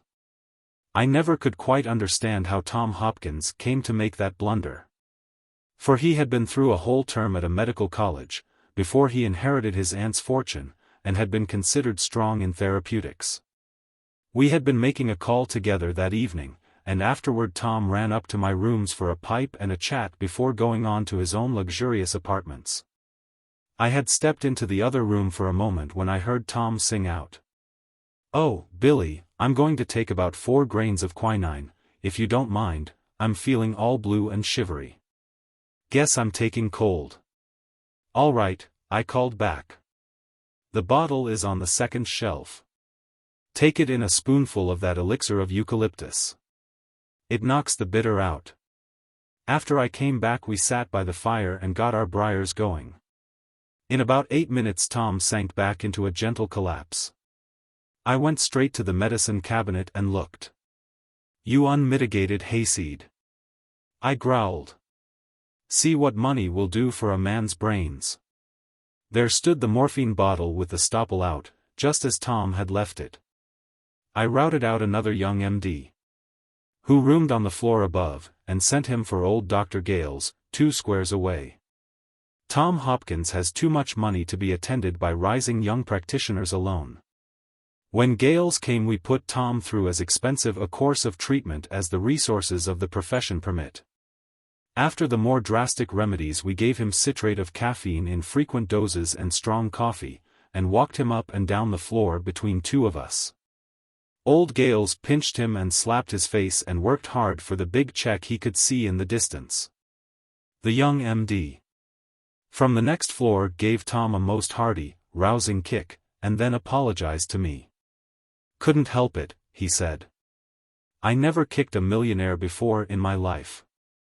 I may never have another opportunity." "Now," said Dr. Gales, after a couple of hours, "he'll do. But keep him awake for another hour. You can do that by talking to him and shaking him up occasionally. When his pulse and respiration are normal then let him sleep. I'll leave him with you now." I was left alone with Tom, whom we had laid on a couch. He lay very still, and his eyes were half closed. I began my work of keeping him awake. "Well, old man," I said, "you've had a narrow squeak, but we've pulled you through. When you were attending lectures, Tom, didn't any of the professors ever casually remark that Morphia never spells Kania, especially in 4-grain doses? But I won't pile it up on you until you get on your feet. But you ought to have been a druggist, Tom, you're splendidly qualified to fill prescriptions." Tom looked at me with a faint and foolish smile. "Bly," he murmured, "I feel just like a hummingbird flyin' around a jolly lot of most expensive roses. Don't bother me. Go and sleep now." And he went to sleep in 2 seconds. I shook him by the shoulder. "Now, Tom," I said, severely, "this won't do. The big doctor said you must stay awake for at least an hour. Open your eyes. You're not entirely safe yet, you know. Wake up." Tom Hopkins weighs 198. He gave me another somnolent grin, and fell into deeper slumber. I would have made him move about, but I might as well have tried to make Cleopatra's Needle waltz around the room with me. Tom's breathing became stertorous, and that, in connection with morphia poisoning, means danger. Then I began to think. I could not rouse his body, I must strive to excite his mind. Make him angry, was an idea that suggested itself. Good. I thought, but how? There was not a joint in Tom's armor. Dear old fellow. He was good nature itself, and a gallant gentleman, fine and true and clean as sunlight. He came from somewhere down south, where they still have ideals and a code. New York had charmed, but had not spoiled, him. He had that old-fashioned chivalrous reverence for women, that, eureka, there was my idea. I worked the thing up for a minute or two in my imagination. I chuckled to myself at the thought of springing a thing like that on old Tom Hopkins. Then I took him by the shoulder and shook him till his ears flopped. He opened his eyes lazily. I assumed an expression of scorn and contempt, and pointed my finger within 2 inches of his nose. "Listen to me, Hopkins," I said, in cutting and distinct tones, "you and I have been good friends. But I want you to understand that in the future my doors are closed against any man who acts as much like a scoundrel as you have." Tom looked the least bit interested. "What's the matter, Billy?" he muttered, composedly. "Don't your clothes fit you?" "If I were in your place," I went on, "which, thank God, I am not, I think I would be afraid to close my eyes. How about that girl you left waiting for you down among those lonesome southern pines, the girl that you've forgotten since you came into your confounded money? Oh, I know what I'm talking about. While you were a poor medical student she was good enough for you. But now, since you are a millionaire, it's different. I wonder what she thinks of the performances of that peculiar class of people which she has been taught to worship, the Southern gentlemen. I'm sorry, Hopkins, that I was forced to speak about these matters, but you've covered it up so well and played your part so nicely that I would have sworn you were above such unmanly tricks." Poor Tom. I could scarcely keep from laughing outright to see him struggling against the effects of the opiate. He was distinctly angry, and I didn't blame him. Tom had a Southern temper. His eyes were open now, and they showed a gleam or two of fire. But the drug still clouded his mind and bound his tongue. "CC confound you," he stammered, "I'll smash you." He tried to rise from the couch. With all his size he was very weak now. I thrust him back with one arm.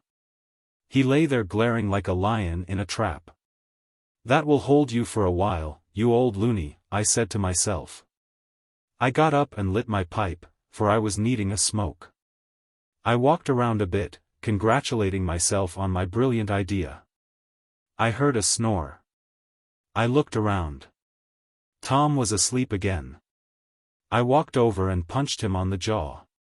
He looked at me as pleasant and ungrudging as an idiot. I chewed my pipe and gave it to him hard. "I want you to recover yourself and get out of my rooms as soon as you can," I said, insultingly. "I've told you what I think of you. If you have any honor or honesty left, you will think twice before you attempt again to associate with gentlemen. She's a poor girl, isn't she? I sneered. Somewhat too plain and unfashionable for us since we got our money. Be ashamed to walk on Fifth Avenue with her, wouldn't you? Hopkins, you're 47 times worse than a cad. Who cares for your money? I don't. I'll bet that girl don't. Perhaps if you didn't have it you'd be more of a man. As it is you've made a cur of yourself, and, I thought that quite dramatic, perhaps broken a faithful heart. Old Tom Hopkins breaking a faithful heart. Let me be rid of you as soon as possible. I turned my back on Tom, and winked at myself in a mirror. I heard him moving, and I turned again quickly. I didn't want 198 pounds falling on me from the rear. But Tom had only turned partly over, and laid one arm across his face. He spoke a few words rather more distinctly than before. I couldn't have talked this way to you, Billy, even if I'd heard people lying about you. But just soon's I can stand up, I'll break your neck, Don F. Get it? I did feel a little ashamed then. But it was to save Tom. In the morning, when I explained it, we would have a good laugh over it together. In about 20 minutes Tom dropped into a sound, easy slumber. I felt his pulse, listened to his respiration, and let him sleep. Everything was normal, and Tom was safe. I went into the other room and tumbled into bed. I found Tom up and dressed when I awoke the next morning. He was entirely himself again with the exception of shaky nerves and a tongue like a white oak chip. What an idiot I was, he said, thoughtfully. I remember thinking that quinine bottle looked queer while I was taking the dose. Have much trouble in bringing me round? I told him no. His memory seemed bad about the entire affair. I concluded that he had no recollection of my efforts to keep him awake, and decided not to enlighten him. Some other time, I thought, when he was feeling better, we would have some fun over it. When Tom was ready to go he stopped, with the door open, and shook my hand. Much obliged, old fellow, he said, quietly, for taking so much trouble with me, and for what you said. I'm going down now to telegraph to the little girl. The princess and the puma. There had to be a king and queen, of course. The king was a terrible old man who wore 6-shooters and spurs, and shouted in such a tremendous voice that the rattlers on the prairie would run into their holes under the prickly pear. Before there was a royal family they called the man Whispering Ben. When he came to own 50,000 acres of land and more cattle than he could count, they called him O'Donnell, the Cattle King. The queen had been a Mexican girl from Laredo. She made a good, mild, Colorado Clara wife, and even succeeded in teaching Ben to modify his voice sufficiently while in the house to keep the dishes from being broken. When Ben got to be king she would sit on the gallery of Espinosa Ranch and weave rush mats. When wealth became so irresistible and oppressive that upholstered chairs and a center table were brought down from San Antone in the wagons, she bowed her smooth, dark head. And shared the fate of the Danae.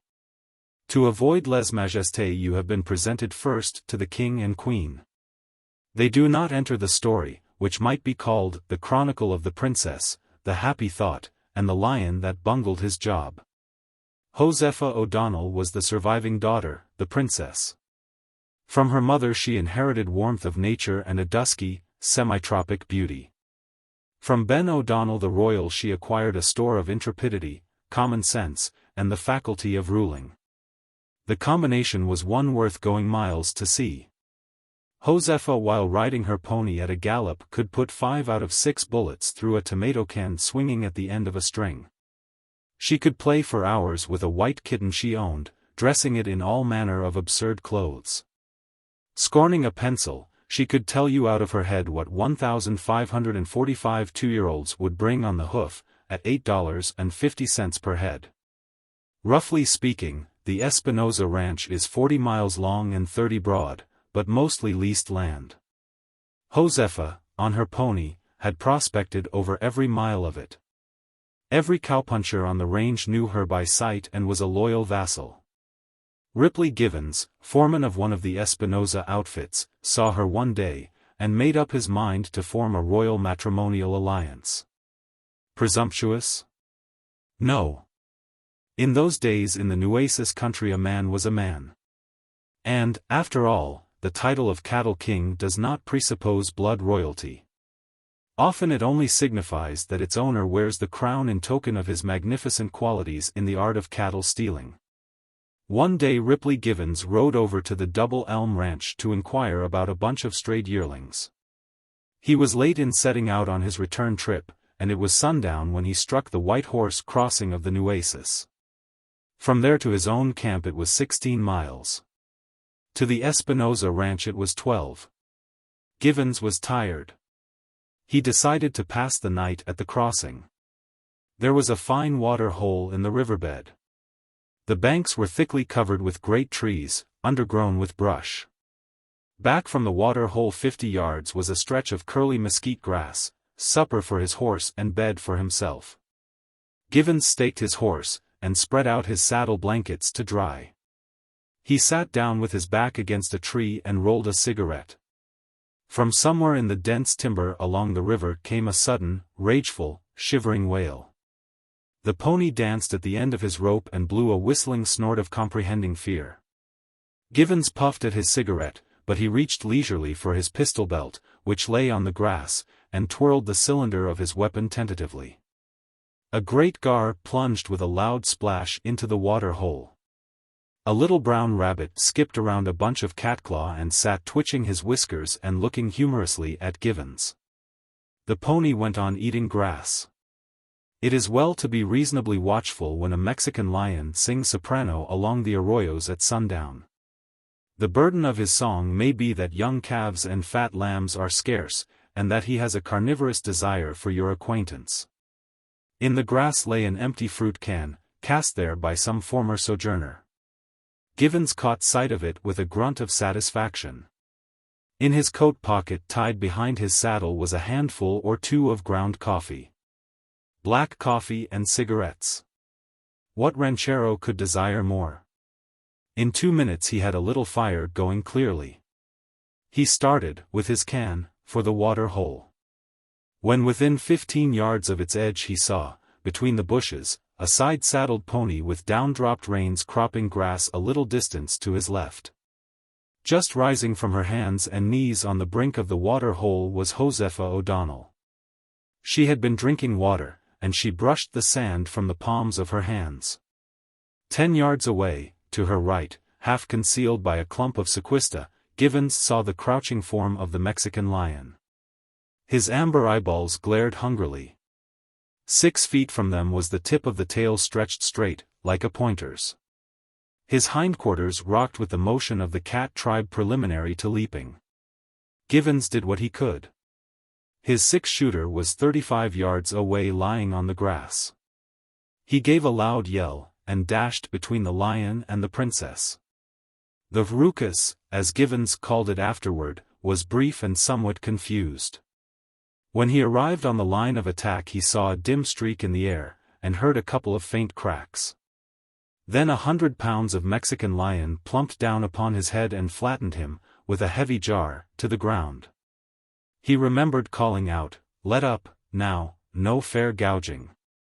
And then he crawled from under the lion like a worm, with his mouth full of grass and dirt, and a big lump on the back of his head where it had struck the root of a water elm. The lion lay motionless. Givens, feeling aggrieved, and suspicious of fouls, shook his fist at the lion, and shouted, "I'll wrestle you again for 20, and then he got back to himself. Josepha was standing in her tracks, quietly reloading her silver-mounted .38. It had not been a difficult shot. The lion's head made an easier mark than a tomato can swinging at the end of a string. There was a provoking, teasing, maddening smile upon her mouth and in her dark eyes. The would-be rescuing knight felt the fire of his fiasco burn down to his soul. Here had been his chance, the chance that he had dreamed of, and Momus, and not Cupid, had presided over it. The satyrs in the wood were, no doubt, holding their sides in hilarious, silent laughter.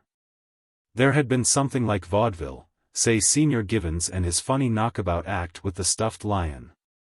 "Is that you, Mr. Givens?" said Josefa, in her deliberate, saccharine contralto. "You nearly spoilt my shot when you yelled.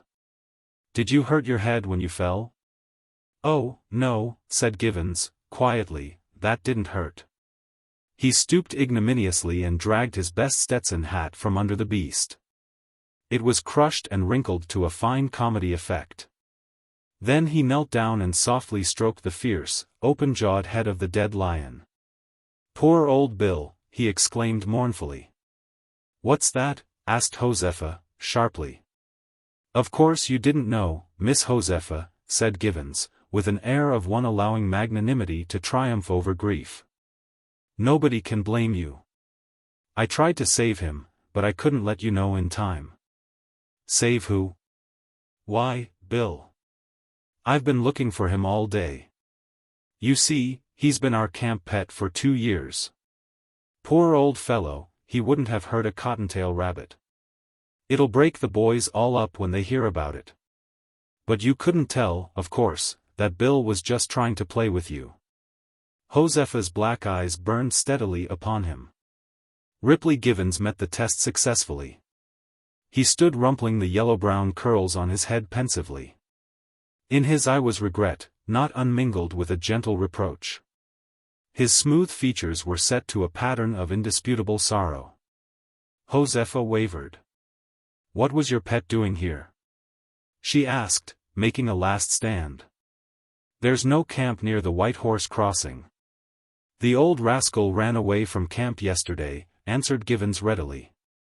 "It's a wonder the coyotes didn't scare him to death. You see, Jim Webster, our horse wrangler, brought a little terrier pup into camp last week. The pup made life miserable for Bill. He used to chase him around and chew his hind legs for hours at a time. Every night when bedtime came, Bill would sneak under one of the boys' blankets and sleep to keep the pup from finding him. I reckon he must have been worried pretty desperate or he wouldn't have run away. He was always afraid to get out of sight of camp." Josefa looked at the body of the fierce animal. Givens gently patted one of the formidable paws that could have killed a yearling calf with one blow. Slowly a red flush widened upon the dark olive face of the girl.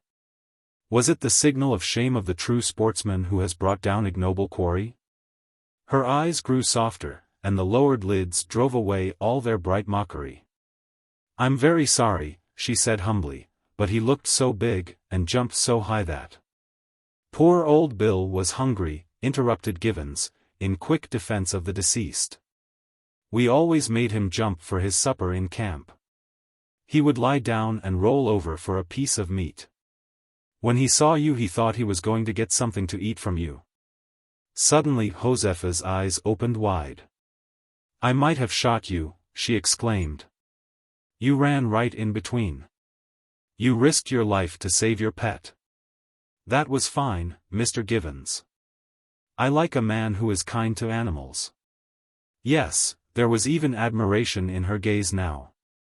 After all, there was a hero rising out of the ruins of the anticlimax.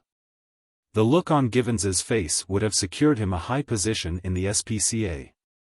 "I always loved them," said he. "Horses, dogs, Mexican lions, cows, alligators."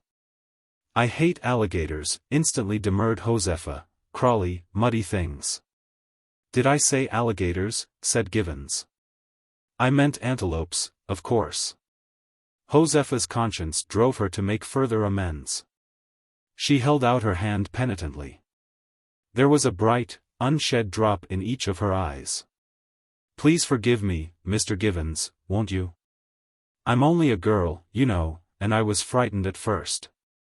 I'm very, very sorry I shot Bill. You don't know how ashamed I feel. I wouldn't have done it for anything." Givens took the proffered hand. He held it for a time while he allowed the generosity of his nature to overcome his grief at the loss of Bill. At last it was clear that he had forgiven her. "Please don't speak of it any more, Miss Josefa. 'Twas enough to frighten any young lady the way Bill looked. I'll explain it all right to the boys. Are you really sure you don't hate me?" Josefa came closer to him impulsively. Her eyes were sweet, oh, sweet and pleading with gracious penitence. I would hate anyone who would kill my kitten. And how daring and kind of you to risk being shot when you tried to save him. How very few men would have done that. Victory wrested from defeat. Vaudeville turned into drama. Bravo, Ripley Givens. It was now twilight. Of course Miss Josefa could not be allowed to ride on to the ranch house alone. Givens resaddled his pony in spite of that animal's reproachful glances, and rode with her.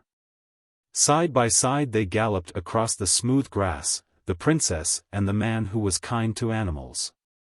The prairie odors of fruitful earth and delicate bloom were thick and sweet around them. Coyotes yelping over there on the hill. No fear. And yet. Josefa rode closer. A little hand seemed to grope. Givens found it with his own. The ponies kept an even gait. The hands lingered together, and the owner of one explained. I never was frightened before, but just think. How terrible it would be to meet a really wild lion. Poor Bill. I'm so glad you came with me. O'Donnell was sitting on the ranch gallery. Hello, Rip, he shouted, that you? He rode in with me, said Josefa. I lost my way and was late. Much obliged, called the Cattle King. Stop over, Rip, and ride to camp in the morning. But Givens would not. He would push on to camp. There was a bunch of steers to start off on the trail at daybreak. He said good night, and trotted away. An hour later, when the lights were out, Josefa, in her night robe, came to her door and called to the king in his own room across the brick-paved hallway. Say, Pop. You know that old Mexican lion they call the gotch-eared devil, the one that killed Gonzalez, Mr. Martin's sheep herder, and about 50 calves on the Salado range? Well, I settled his hash this afternoon over at the White Horse Crossing. Put 2 balls in his head with my .38 while he was on the jump. I knew him by the slice gone from his left ear that old Gonzalez cut off with his machete. You couldn't have made a better shot yourself, Daddy. Bully for you. Thundered Whispering Ben from the darkness of the royal chamber. A Chaparral Christmas gift. The original cause of the trouble was about 20 years in growing. At the end of that time it was worth it. Had you lived anywhere within 50 miles of Sundown Ranch you would have heard of it. It possessed a quantity of jet black hair, a pair of extremely frank, deep brown eyes and a laugh that rippled across the prairie like the sound of a hidden brook. The name of it was Rosita McMullen. And she was the daughter of Old Man McMullen of the Sundown Sheep Ranch. There came riding on red roan steeds, or, to be more explicit, on a paint and a flea-bitten sorrel, 2 wooers. One was Madison Lane, and the other was the Frio Kid. But at that time they did not call him the Frio Kid, for he had not earned the honors of special nomenclature. His name was simply Johnny McCroy. It must not be supposed that these two were the sum of the agreeable Rosita's admirers.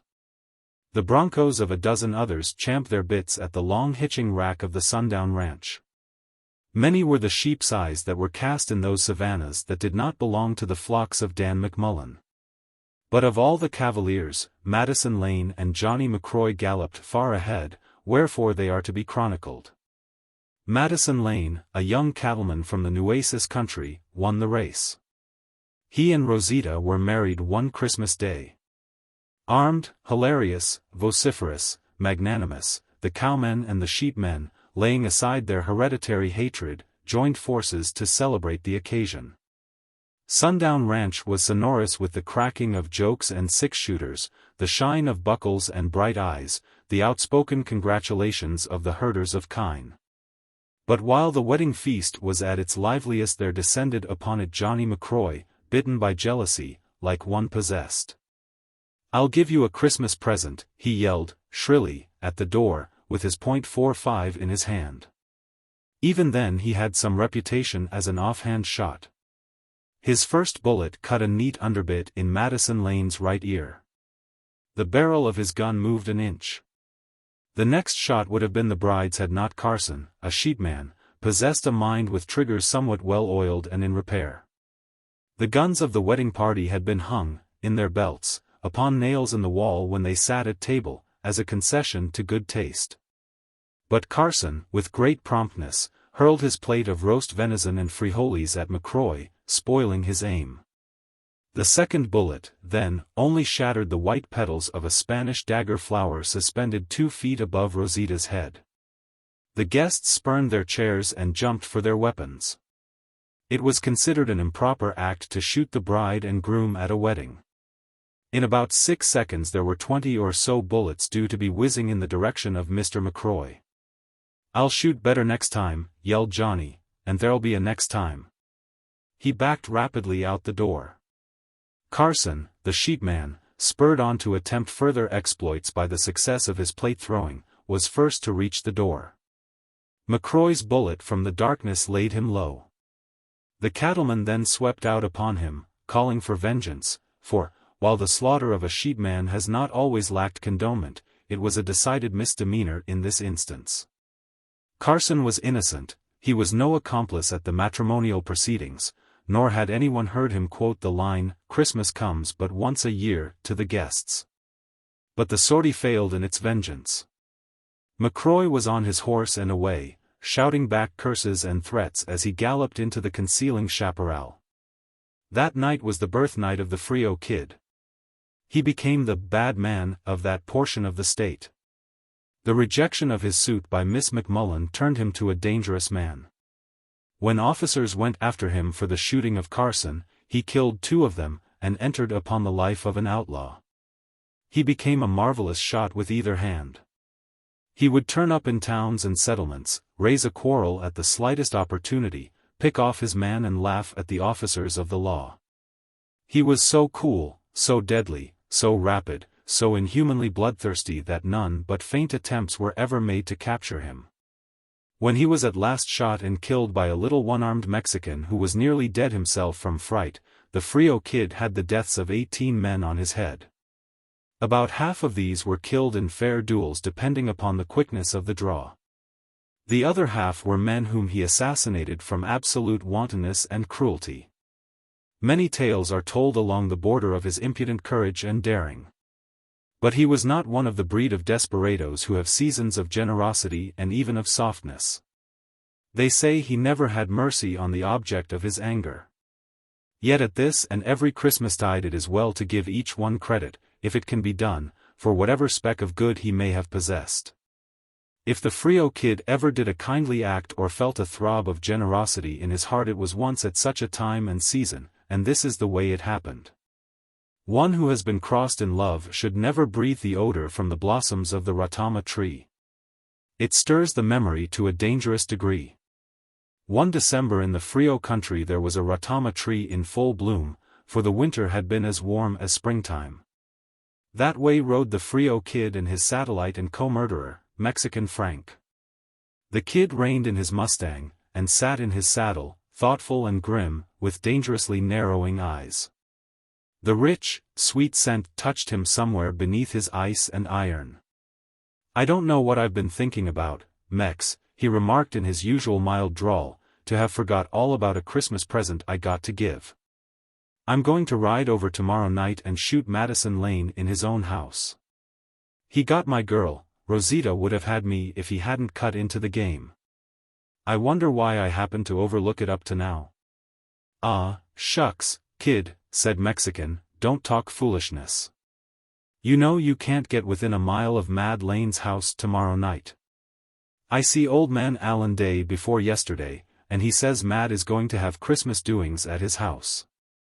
You remember how you shot up the festivities when Mad was married, and about the threats you made? Don't you suppose Mad Lane'll kind of keep his eye open for a certain Mr. Kid? You plumb make me tired, Kid, with such remarks." "I'm going," repeated the Frio Kid, without heat, "to go to Madison Lane's Christmas doings, and kill him. I ought to have done it a long time ago. Why, Mex, just 2 weeks ago I dreamed me and Rosita was married instead of her and him, and we was living in a house, and I could see her smiling at me, and, oh. Mex, he got her. And I'll get him, yes, sir, on Christmas Eve he got her, and then's when I'll get him. There's other ways of committing suicide, advised Mexican. Why don't you go and surrender to the sheriff? I'll get him, said the kid. Christmas Eve fell as balmy as April. Perhaps there was a hint of faraway frostiness in the air, but it tingles like seltzer, perfumed faintly with late prairie blossoms and the mesquite grass. When night came, the 5 or 6 rooms of the ranch house were brightly lit. In one room was a Christmas tree, for the Lanes had a boy of 3, and a dozen or more guests were expected from the nearer ranches. At nightfall Madison Lane called aside Jim Belcher and 3 other cowboys employed on his ranch. Now, boys, said Lane, keep your eyes open. Walk around the house and watch the road well. All of you know the Frio Kid, as they call him now, and if you see him, open fire on him without asking any questions. I'm not afraid of his coming around, but Rosita is. She's been afraid he'd come in on us every Christmas since we were married. The guests had arrived in buckboards and on horseback, and were making themselves comfortable inside. The evening went along pleasantly. The guests enjoyed and praised Rosita's excellent supper, and afterward the men scattered in groups about the rooms or on the broad gallery, smoking and chatting. The Christmas tree, of course, delighted the youngsters, and above all were they pleased when Santa Claus himself in magnificent white beard and furs appeared and began to distribute the toys. "It's my papa," announced Billy Sampson, aged 6. "I've seen him wear 'em before." Berkeley, a sheepman, an old friend of Lane, stopped Rosita as she was passing by him on the gallery, where he was sitting smoking. "Well, Mrs. Lane," said he, "I suppose by this Christmas you've gotten over being afraid of that fellow McCroy, haven't you? Madison and I have talked about it, you know." "Very nearly," said Rosita, smiling, "but I am still nervous sometimes. I shall never forget that awful time when he came so near to killing us." "He's the most cold-hearted villain in the world," said Berkeley. "The citizens all along the border ought to turn out and hunt him down like a wolf." "He has committed awful crimes," said Rosita, "but, I don't know. I think there is a spot of good somewhere in everybody. He was not always bad, that I know." Rosita turned into the hallway between the rooms. Santa Claus, in muffling whiskers and furs, was just coming through. "I heard what you said through the window, Mrs. Lane," he said. "I was just going down in my pocket for a Christmas present for your husband. But I've left one for you, instead. It's in the room to your right." "Oh, thank you, kind Santa Claus," said Rosita, brightly. Rosita went into the room, while Santa Claus stepped into the cooler air of the yard. She found no one in the room but Madison. "Where is my present that Santa said he left for me in here?" she asked. "Haven't seen anything in the way of a present," said her husband, laughing, "unless he could have meant me." The next day Gabriel Rad, the foreman of the XO ranch, dropped into the post office at Loma Alta. "Well, the Frio Kid's got his dose of lead at last," he remarked to the postmaster. "That so? How'd it happen?" "One of old Sanchez's Mexican sheep herders did it, think of it. The Frio Kid killed by a sheep herder. The greaser saw him riding along past his camp about 12 o'clock last night, and was so scared that he up with a Winchester and let him have it. Funniest part of it was that the kid was dressed all up with white Angora skin whiskers and a regular Santa Claus rig out from head to foot.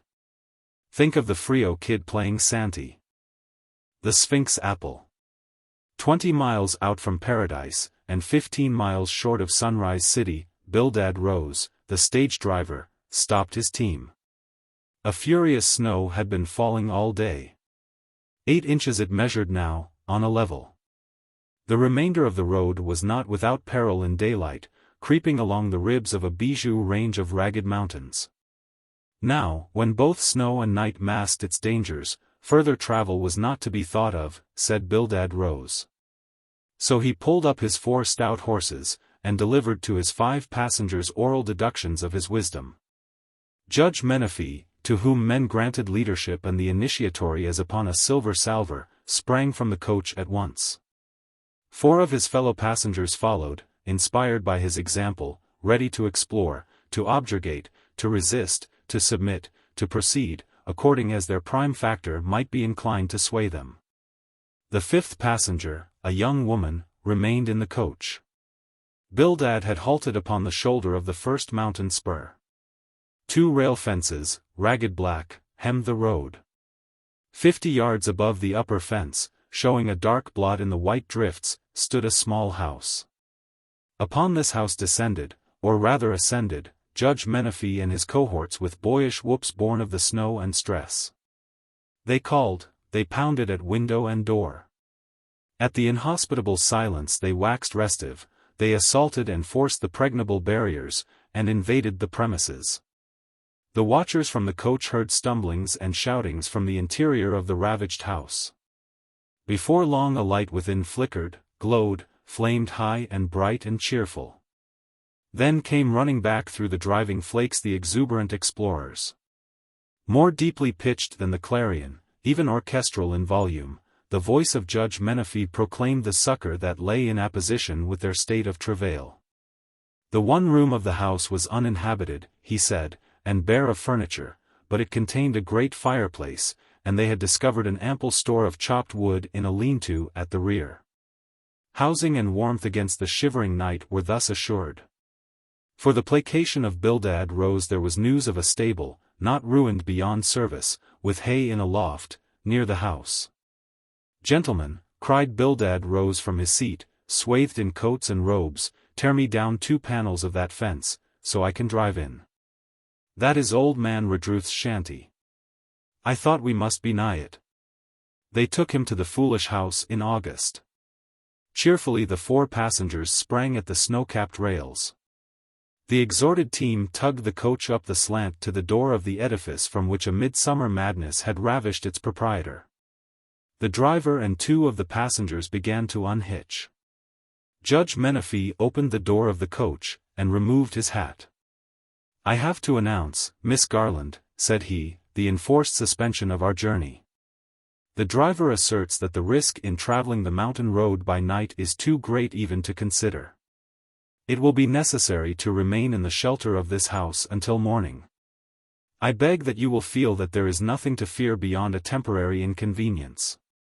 I have personally inspected the house, and find that there are means to provide against the rigor of the weather, at least. You shall be made as comfortable as possible. Permit me to assist you to alight." To the judge's side came the passenger whose pursuit in life was the placing of the little Goliath windmill. His name was Dunwoody, but that matters not much. In traveling merely from Paradise to Sunrise City one needs little or no name. Still, one who would seek to divide honors with Judge Madison L. Menifee deserves a cognominal peg upon which fame may hang a wreath. Thus spake, loudly and buoyantly, the Ariel Miller. "Guess you'll have to climb out of the ark, Mrs. McFarland. This wigwam isn't exactly the Palmer house, but it turns snow, and they won't search your grip for souvenir spoons when you leave. We've got a fire going. And we'll fix you up with dry tilbies and keep the mice away, anyhow, all right, all right." One of the 2 passengers who were struggling in a melee of horses, harness, snow, and the sarcastic injunctions of Bildad Rose, called loudly from the whirl of his volunteer duties, "Say, some of you fellows get Miss Solomon into the house, will you? Whoa, there. You confounded brute." Again must it be gently urged that in traveling from Paradise to Sunrise City an accurate name is prodigality. When Judge Menifee, sanctioned to the act by his gray hair and widespread repute, had introduced himself to the lady passenger, she had, herself, sweetly breathed a name, in response.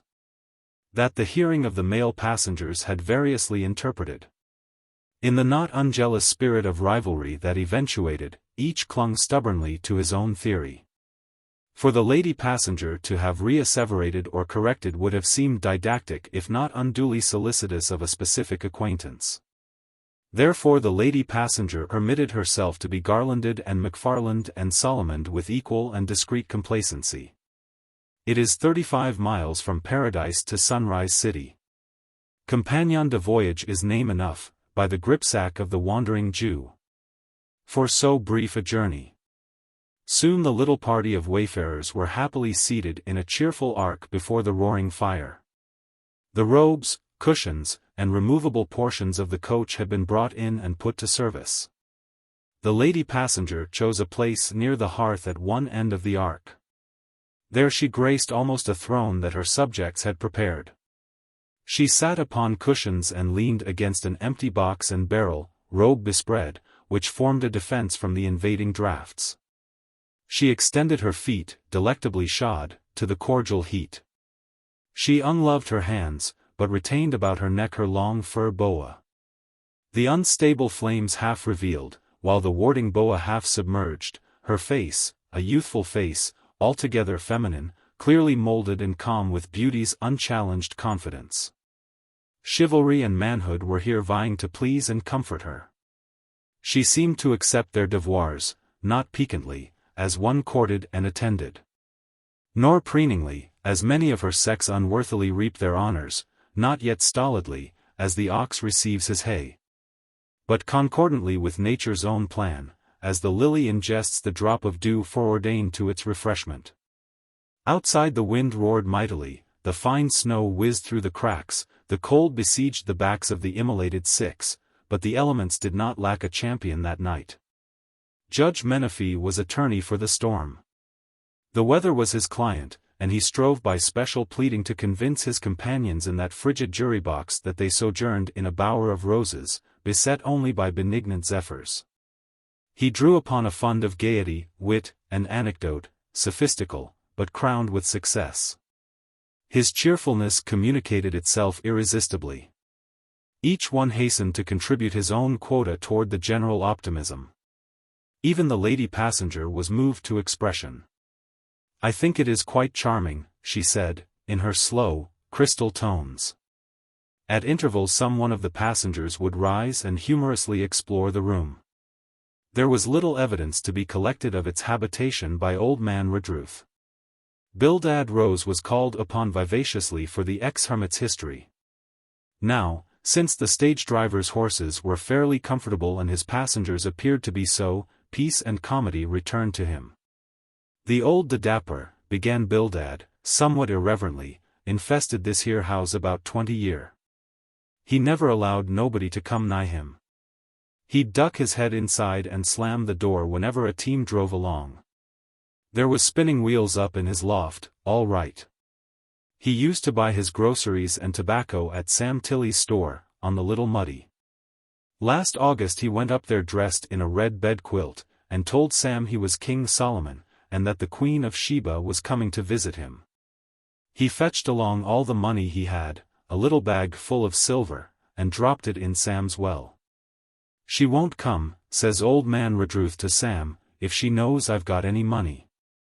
As soon as folks heard he had that sort of a theory about women and money they knowed he was crazy, so they sent down and packed him to the foolish asylum." "Was there a romance in his life that drove him to a solitary existence?" asked one of the passengers, a young man who had an agency. "No," said Bildad, "not that I ever heard spoke of. Just ordinary trouble. They say he had had unfortunateness in the way of love derangements with a young lady when he was young. Before he contracted red bed quilts and had his financial conclusions disqualified. I never heard of no romance." "Ah," exclaimed Judge Menefee, impressively. "A case of unrequited affection, no doubt." "No, sir," returned Bildad, "not at all. She never married him. Marmaduke Mulligan, down at Paradise, seen a man once that come from old Redruth's town. He said Redruth was a fine young man, but when you kicked him on the pocket all you could hear jingle was a cuff fastener and a bunch of keys. He was engaged to this young lady, Miss Alice, something was her name, I've forgot. This man said she was the kind of girl you like to have reach across you in a car to pay the fare. Well, there come to the town a young chap all affluent and easy, and fixed up with buggies and mining stock and leisure time. Although she was a staked claim, Miss Alice and the new entry seemed to strike a mutual kind of a clip. They had calls and coincidences of going to the post office and such things as sometimes make a girl send back the engagement ring and other presents, a rift within the lute. The poetry man calls it. One day folk seen Redruth and Miss Alice standing talking at the gate. Then he lifts his hat and walks away, and that was the last anybody in that town seen of him, as far as this man knew. What about the young lady? Asked the young man who had an agency. Never heard, answered Bildad. Right there is where my load of information turns to an old spavined crowbait, and folds its wings, for I've pumped it dry. A very sad, began Judge Menefee, but his remark was curtailed by a higher authority. What a charming story, said the lady passenger, in flute-like tones. A little silence followed, except for the wind and the crackling of the fire. The men were seated upon the floor, having slightly mitigated its inhospitable surface with wraps and stray pieces of boards. The man who was placing little Goliath windmills arose and walked about to ease his cramped muscles. Suddenly a triumphant shout came from him. He hurried back from a dusky corner of the room, bearing aloft something in his hand. It was an apple, a large, red-mottled, firm pippin, pleasing to behold. In a paper bag on a high shelf in that corner he had found it. It could have been no relic of the love-wrecked Redruth, for its glorious soundness repudiated the theory that it had lain on that musty shelf since August. No doubt some recent bivouackers, lunching in the deserted house, had left it there. Dunwoody, again his exploits demand for him the honors of nomenclature, flaunted his apple in the faces of his fellow marooners. See what I found, Mrs. McFarland, he cried, vaingloriously. He held the apple high up in the light of the fire, where it glowed a still richer red. The lady passenger smiled calmly, always calmly. What a charming apple, she murmured, clearly. For a brief space Judge Menefee felt crushed, humiliated, relegated. Second place galled him. Why had this blatant, obtrusive, unpolished man of windmills been selected by fate instead of himself to discover the sensational apple? He could have made of the act a scene, a function, a setting for some impromptu, fanciful discourse or piece of comedy, and have retained the role of cynosure. Actually, the lady passenger was regarding this ridiculous Dunbody or Wood Bundy with an admiring smile, as if the fellow had performed a feat. And the windmill man swelled and gyrated like a sample of his own goods, puffed up with the wind that ever blows from the chorus land toward the domain of the star. While the transported Dunwoody, with his Aladdin's apple, was receiving the fickle attentions of all, the resourceful jurist formed a plan to recover his own laurels. With his courtliest smile upon his heavy but classic features, Judge Menefee advanced, and took the apple, as if to examine it, from the hand of Dunwoody. In his hand it became Exhibit A. A fine apple, he said, approvingly. Really, my dear Mr. Dudwindy, you have eclipsed all of us as a forager. But I have an idea. This apple shall become an emblem, a token, a symbol, a prize bestowed by the mind and heart of beauty upon the most deserving. The audience, except one, applauded. Good on the stump, ain't he? Commented the passenger who was nobody in particular to the young man who had an agency. The unresponsive one was the windmill man. He saw himself reduced to the ranks. Never would the thought have occurred to him to declare his apple an emblem. He had intended, after it had been divided and eaten, to create diversion by sticking the seeds against his forehead and naming them for young ladies of his acquaintance. One he was going to name Mrs. McFarland. The seed that fell off first would be, but 'twas too late now. The apple, continued Judge Menefee, charging his jury, in modern days occupies, though undeservedly, a lowly place in our esteem. Indeed, it is so constantly associated with the culinary and the commercial that it is hardly to be classed among the polite fruits. But in ancient times this was not so. Biblical, historical, and mythological lore abounds with evidences that the apple was the aristocrat of fruits. We still say, the apple of the eye, when we wish to describe something superlatively precious. We find in Proverbs the comparison to apples of silver. No other product of tree or vine has been so utilized in figurative speech.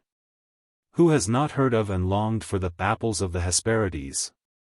I need not call your attention to the most tremendous and significant instance of the apple's ancient prestige when its consumption by our first parents occasioned the fall of man from his state of goodness and perfection.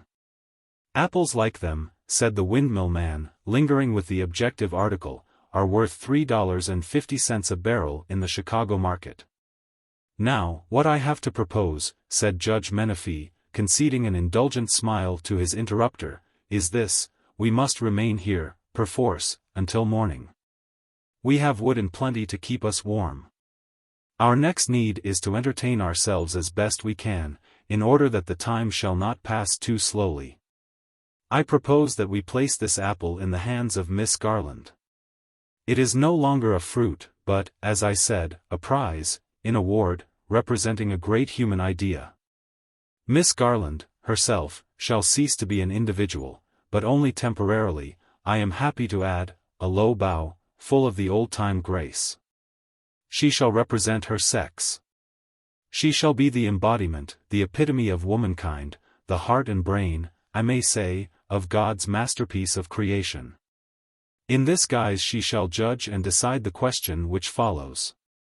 But a few minutes ago our friend, Mr. Rose, favored us with an entertaining but fragmentary sketch of the romance in the life of the former professor of this habitation.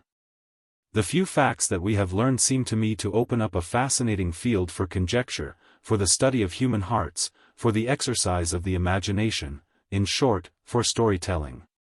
Let us make use of the opportunity. Let each one of us relate his own version of the story of Redruth, the hermit, and his ladylove, beginning where Mr. Rose's narrative ends, at the parting of the lovers at the gate. This much should be assumed and conceded, that the young lady was not necessarily to blame for Redruth's becoming a crazed and world-hating hermit. When we have done, Miss Garland shall render the judgment of woman. As the spirit of her sex she shall decide which version of the story best and most truly depicts human and love interest, and most faithfully estimates the character and acts of Redruth's betrothed according to the feminine view. The apple shall be bestowed upon him who is awarded the decision. If you are all agreed, we shall be pleased to hear the first story from Mr. Dinwiddie. The last sentence captured the windmill man. He was not one to linger in the dumps. That's a first-rate scheme, Judge, he said, heartily. Be a regular short story vaudeville, won't it? I used to be correspondent for a paper in Springfield, and when there wasn't any news I faked it. Guess I can do my turn all right. I think the idea is charming, said the lady passenger, brightly. It will be almost like a game. Judge Menefee stepped forward and placed the apple in her hand impressively. In olden days, he said, orotundly, Paris awarded the golden apple to the most beautiful. I was at the exposition, remarked the windmill man, now cheerful again, but I never heard of it. And I was on the Midway, too, all the time I wasn't at the machinery exhibit. But now, continued the judge, the fruit shall translate to us the mystery and wisdom of the feminine heart. Take the apple, Miss Garland. Here are modest tales of romance, and then award the prize as you may deem it just. The lady passenger smiled sweetly. The apple lay in her lap beneath her robes and wraps. She reclined against her protecting bulwark, brightly and cozily at ease.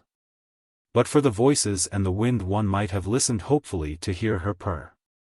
Someone cast fresh logs upon the fire. Judge Menefee nodded suavely. Will you oblige us with the initial story? He asked. The windmill man sat as sits a Turk, with his hat well back on his head on account of the drafts. Well, he began, without any embarrassment. This is about the way I size up the difficulty. Of course Redruth was jostled a good deal by this duck who had money to play ball with, who tried to cut him out of his girl. So he goes around, naturally, and asks her if the game is still square. Well, nobody wants a guy cutting in with buggies and gold bonds when he's got an option on a girl. Well, he goes around to see her. Well, maybe he's hot, and talks like the proprietor, and forgets that an engagement ain't always a lead pipe cinch. Well, I guess that makes Alice warm under the lacy yoke. Well, she answers back sharp. Well, he. Say. Interrupted the passenger who was nobody in particular, if you could put up a windmill on every one of them, wells, you're using, you'd be able to retire from business, wouldn't you? The windmill man grinned good-naturedly. Oh, I ain't no Guy de Maupassant, he said, cheerfully. I'm giving it to you in straight American. Well, she says something like this, Mr. Gold Bonds is only a friend, says she, but he takes me riding and buys me theater tickets, and that's what you never do. Ain't I to never have any pleasure in life while I can? Pass this Chatfield-Datfield thing along, says Redruth. Hand out the mitt to the willy with creases in it or you don't put your slippers under my wardrobe. Now that kind of train orders don't go with a girl that's got any spirit. I bet that girl loved her honey all the time. Maybe she only wanted, as girls do, to work the good thing for a little fun and caramels before she settled down to patch George's other pair, and be a good wife. But he is glued to the high horse, and won't come down. Well, she hands him back the ring, proper enough, and George goes away and hits the booze. Yep. That's what done it. I bet that girl fired the cornucopia with the fancy vest 2 days after her steady left. George boards a freight and checks his bag of crackers for parts unknown. He sticks to old booze for a number of years, and then the aniline and aquafortis gets the decision. Me for the hermit's hut, says George, and the long whiskers, and the buried can of money that isn't there. But that Alice, in my mind, was on the level. She never married, but took up typewriting as soon as the wrinkles began to show, and kept a cat that came when you said, weenie, weenie, weenie. I got too much faith in good women to believe they throw down the fellow they're stuck on every time for the dough. The windmill man ceased. I think, said the lady passenger, slightly moving upon her lowly throne, that is a char. Oh, Miss Garland, interposed Judge Menefee, with uplifted hand, I beg of you, no comments. It would not be fair to the other contestants. Mister, will you take the next turn? The judge addressed the young man who had the agency. My version of the romance, began the young man, diffidently clasping his hands, would be this. They did not quarrel when they parted. Mr. Redruth bade her goodbye and went out into the world to seek his fortune. He knew his love would remain true to him. He scorned the thought that his rival could make an impression upon a heart so fond and faithful. I would say that Mr. Redruth went out to the Rocky Mountains in Wyoming to seek for gold. One day a crew of pirates landed and captured him while at work, and... Hey! What's that? Sharply called the passenger who was nobody in particular. A crew of pirates landed in the Rocky Mountains. Will you tell us how they sailed? Landed from a train, said the narrator, quietly and not without some readiness. They kept him prisoner in a cave for months, and then they took him hundreds of miles away to the forests of Alaska. There a beautiful Indian girl fell in love with him, but he remained true to Alice. After another year of wandering in the woods, he set out with the diamonds. What diamonds? Asked the unimportant passenger, almost with acerbity. The ones the saddlemaker showed him in the Peruvian temple, said the other, somewhat obscurely. When he reached home, Alice's mother led him, weeping, to a green mound under a willow tree. Her heart was broken when you left, said her mother. And what of my rival, of Chester Mackintosh? Asked Mr. Redruth, as he knelt sadly by Alice's grave. When he found out, she answered, that her heart was yours, he pined away day by day until, at length, he started a furniture store in Grand Rapids. We heard lately that he was bitten to death by an infuriated moose near South Bend, Indiana, where he had gone to try to forget scenes of civilization. With which, Mr. Redruth forsook the face of mankind and became a hermit, as we have seen.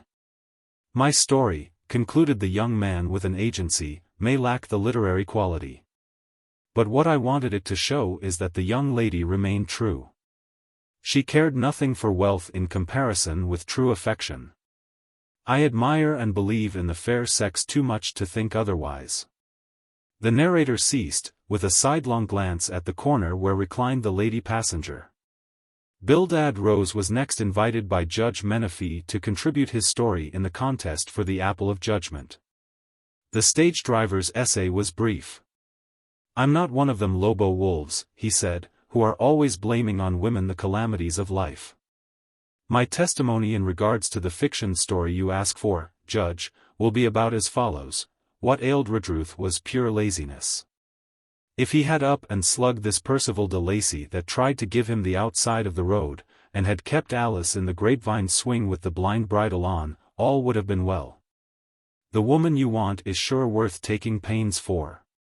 Send for me if you want me again," says Redruth, and hoists his Stetson, and walks off. He'd have called it pride, but the Nixicum logical name for it is laziness. No woman don't like to run after a man. "Let him come back, hisself," says the girl. And I'll be bound she tells the boy with the pay-or to trot, and then spends her time watching out the window for the man with the empty pocketbook and the tickly mustache. I reckon Redruth waits about 9 years expecting her to send him a note by a nigger asking him to forgive her. But she don't. "This game won't work," says Redruth, "then so won't I." And he goes in the hermit business and raises whiskers. Yes, laziness and whiskers was what done the trick. They travel together. You ever hear of a man with long whiskers and hair striking a bonanza? No. Look at the Duke of Marlborough and this Standard Oil snoozer. Have they got them? Now, this Alice didn't never marry, I'll bet a hoss. If Redruth had married somebody else she might have done so, too. But he never turns up. She has these here things they call fond memories, and maybe a lock of hair and a corset steel that he broke, treasured up. Them sort of articles is as good as a husband to some women. I'd say she played out a lone hand. I don't blame no woman for old man Redruth's abandonment of barber shops and clean shirts. Next in order came the passenger who was nobody in particular. Nameless to us, he travels the road from Paradise to Sunrise City. But him you shall see, if the firelight be not too dim, as he responds to the judge's call. A lean form, in rusty brown clothing, sitting like a frog, his arms wrapped about his legs, his chin resting upon his knees. Smooth, oakum-colored hair, long nose. Mouth like a satyr's, with upturned, tobacco-stained corners. An eye like a fish's, a red necktie with a horseshoe pin. He began with a rasping chuckle that gradually formed itself into words. Everybody wrong so far. What? A romance without any orange blossoms. Ho, ho. My money on the lad with the butterfly tie and the certified checks in his trouserings. Take 'em as they parted at the gate? All right. You never loved me, says Redruth, wildly, or you wouldn't speak to a man who can buy you the ice cream. I hate him, says she. I loathe his sidebar buggy, I despise the elegant cream bonbons he sends me in gilt boxes covered with real lace. I feel that I could stab him to the heart when he presents me with a solid medallion locket with turquoises and pearls running in a vine around the border. Away with him. 'Tis only you I love. Back to the cozy corner, says Redruth. Was I bound and lettered in East Aurora? Get platonic, if you please. No jackpots for mine. Go and hate your friend some more. For me the Nickerson girl on Avenue B, and gum, and a trolley ride. Around that night comes John W. Croesus. What? Tears, says he, arranging his pearl pin. You have driven my lover away, says little Alice, sobbing, I hate the sight of you. Marry me, then, says John W., lighting a Henry Clay. What, she cries indignantly, marry you? Never, she says, until this blows over, and I can do some shopping, and you see about the license. There's a telephone next door if you want to call up the county clerk. The narrator paused to give vent to his cynical chuckle. Did they marry? He continued. Did the duck swallow the June bug? And then I take up the case of old boy Redruth. There's where you are all wrong again, according to my theory. What turned him into a hermit? One says laziness, one says remorse, one says booze. I say women did it. How old is the old man now? Asked the speaker, turning to Bildad Rose. I should say about 65. All right. He conducted his hermit shop here for 20 years. Say he was 25 when he took off his hat at the gate. That leaves 20 years for him to account for, or else be docked. Where did he spend that 10 and 2 5s? I'll give you my idea. Up for bigamy. Say there was the fat blonde in St. Joe, and the Panatella brunette at Skillet Ridge, and the gold-toothed down in the Caw Valley. Redruth gets his cases mixed, and they send him up the road. He gets out after they are through with him, and says, any line for me except the crinoline. The hermit trade is not overdone, and the stenographers never apply to M for work. The jolly hermit's life for me. No more long hairs in the comb or dill pickles lying around in the cigar tray. You tell me they pinched old Redruth for the Noodle Villa just because he said he was King Solomon? Figs. He was Solomon. That's all of mine. I guess it don't call for any apples. Enclosed find stamps. It don't sound much like a prize winner. Respecting the stricture laid by Judge Menifee against comments upon the stories, all were silent when the passenger who was nobody in particular had concluded. And then the ingenious originator of the contest cleared his throat to begin the ultimate entry for the prize. Though seated with small comfort upon the floor, you might search in vain for any abatement of dignity in Judge Menifee. The now diminishing firelight played softly upon his face, as clearly chiseled as a Roman emperor's on some old coin, and upon the thick waves of his honorable gray hair. A woman's heart. He began, in even but thrilling tones, who can hope to fathom it? The ways and desires of men are various. I think that the hearts of all women beat with the same rhythm, and to the same old tune of love. Love, to a woman, means sacrifice. If she be worthy of the name, no gold or rank will outweigh with her a genuine devotion. Gentlemen of the, I should say, my friends, the case of Redruth versus love and affection has been called. Yet, who is on trial? Not Redruth, for he has been punished. Not those immortal passions that clothe our lives with the joy of the angels. Then who? Each man of us here tonight stands at the bar to answer if chivalry or darkness inhabits his bosom. To judge us sits womankind in the form of one of its fairest flowers.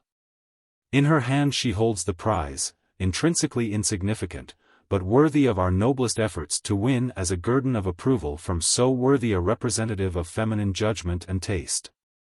In taking up the imaginary history of Redruth and the fair being to whom he gave his heart, I must, in the beginning, raise my voice against the unworthy insinuation that the selfishness or perfidy or love of luxury of any woman drove him to renounce the world. I have not found woman to be so unspiritual or venal. We must seek elsewhere, among man's baser nature and lower motives for the cause. There was, in all probability, a lover's quarrel as they stood at the gate on that memorable day. Tormented by jealousy, young Redruth vanished from his native haunts. But had he just cause to do so? There is no evidence for or against. But there is something higher than evidence. There is the grand, eternal belief in woman's goodness, in her steadfastness against temptation, in her loyalty even in the face of proffered riches. I picture to myself the rash lover, wandering, self-tortured, about the world. I picture his gradual descent, and, finally, his complete despair when he realizes that he has lost the most precious gift life had to offer him. Then his withdrawal from the world of sorrow and the subsequent derangement of his faculties becomes intelligible. But what do I see on the other hand? A lonely woman fading away as the years roll by, still faithful, still waiting, still watching for a form and listening for a step that will come no more. She is old now. Her hair is white and smoothly banded. Each day she sits at the door and gazes longingly down the dusty road. In spirit she is waiting there at the gate, just as he left her, his forever, but not here below. Yes, my belief in woman paints that picture in my mind. Parted forever on earth, but waiting. She in anticipation of a meeting in Elysium, he in the slough of despond. I thought he was in the bughouse, said the passenger who was nobody in particular.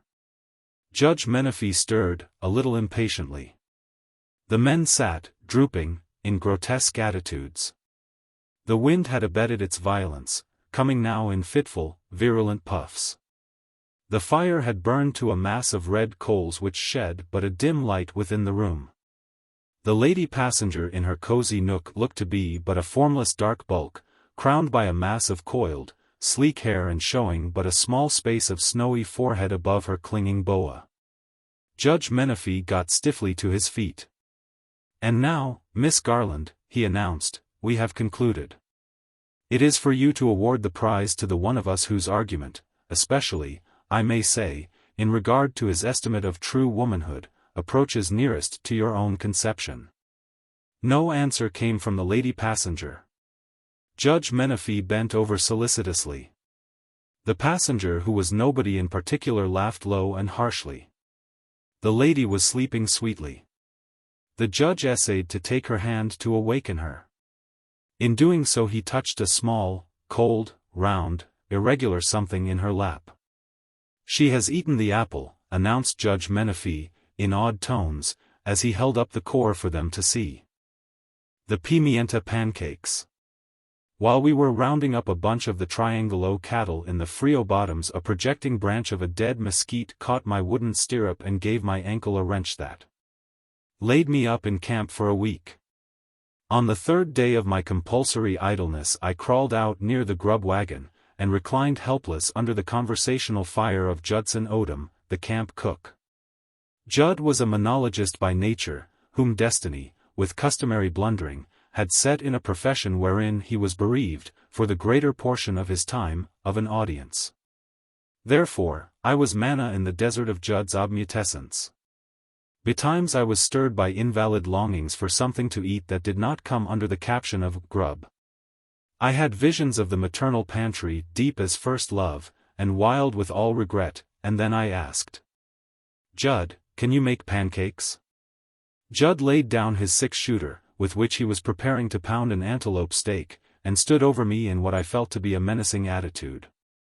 He further endorsed my impression that his pose was resentful by fixing upon me with his light blue eyes a look of cold suspicion.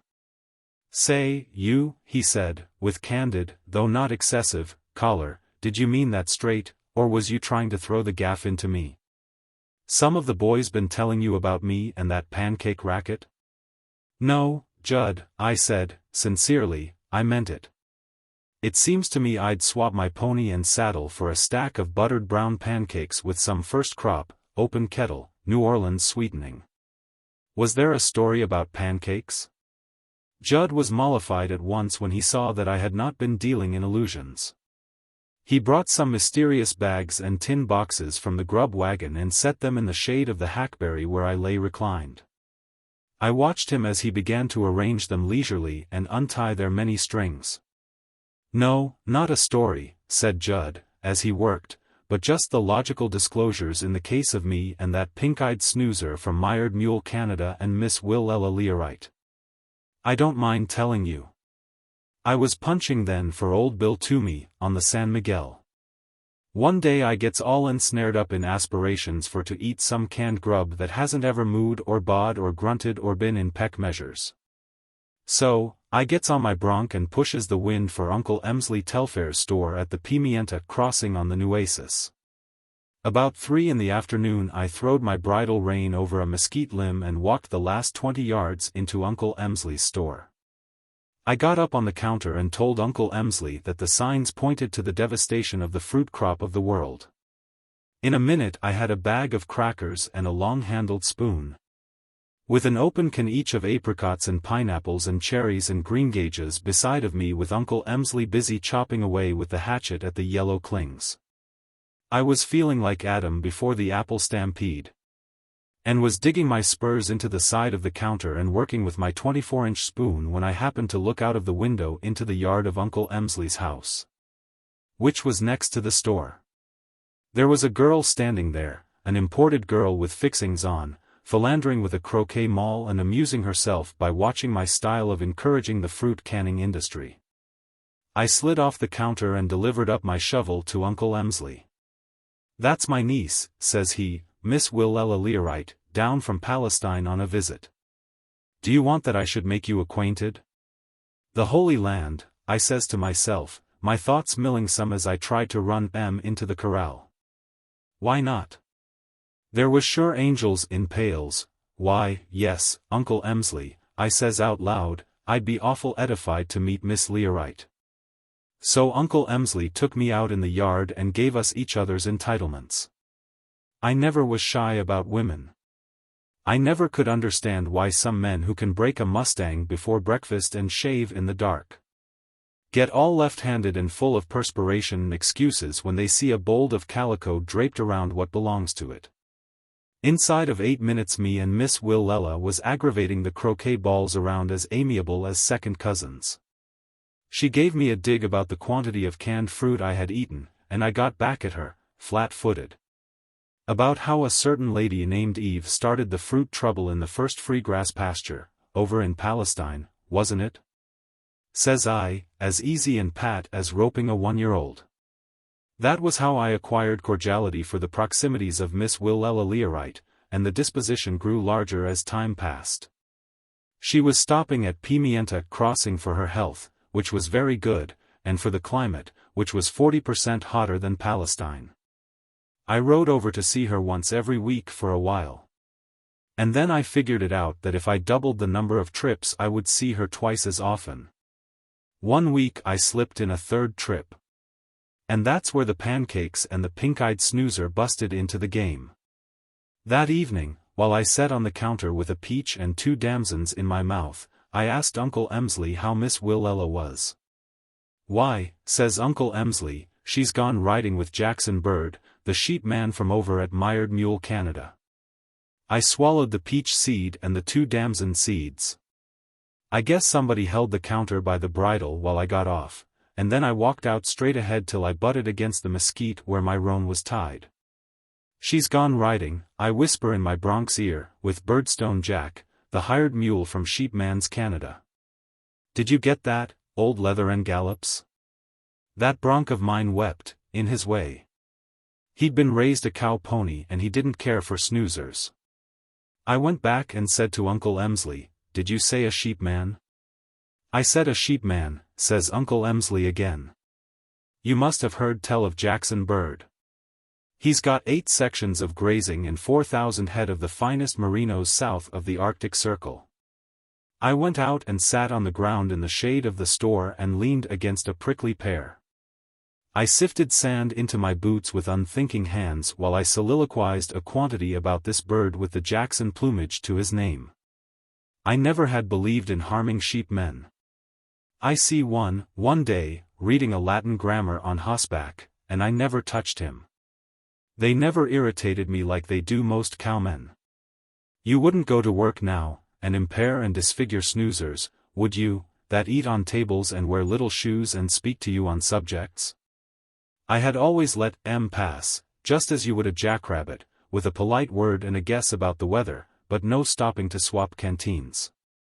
I never thought it was worthwhile to be hostile with a snoozer. And because I'd been lenient, and let live, here was one going around riding with Miss Willella Learite. An hour by sun they come loping back, and stopped at Uncle Emsley's gate. The sheep person helped her off, and they stood throwing each other sentences all spriteful and sagacious for a while. And then this feathered Jackson flies up in his saddle and raises his little stewpot of a hat, and trots off in the direction of his mutton ranch. By this time I had turned the sand out of my boots and unpinned myself from the prickly pear, and by the time he gets half a mile out of Pimienta, I single-foots up beside him on my bronc. I said that snoozer was pink-eyed, but he wasn't. His seeing arrangement was grey enough, but his eyelashes was pink and his hair was sandy, and that gave you the idea. Sheep man? He wasn't more than a lamb man, anyhow, a little thing with his neck involved in a yellow silk handkerchief, and shoes tied up in bowknots. Afternoon, says I to him. You now ride with an equestrian who is commonly called Dead Moral Certainty Judson, on account of the way I shoot. When I want a stranger to know me I always introduce myself before the draw, for I never did like to shake hands with ghosts. Ah, says he, just like that, ah, I'm glad to know you, Mr. Judson. I'm Jackson Bird, from over at Mired Mule Ranch. Just then one of my eyes saw a roadrunner skipping down the hill with a young tarantula in his bill, and the other eye noticed a rabbit hawk sitting on a dead limb in a water elm. I popped over one after the other with my .45, just to show him. 2 out of 3, says I, birds just naturally seem to draw my fire wherever I go. Nice shooting, says the sheep man, without a flutter. But don't you sometimes ever miss the third shot?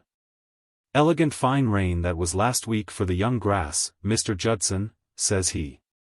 Willie, says I, riding over close to his palfrey, your infatuated parents may have denounced you by the name of Jackson.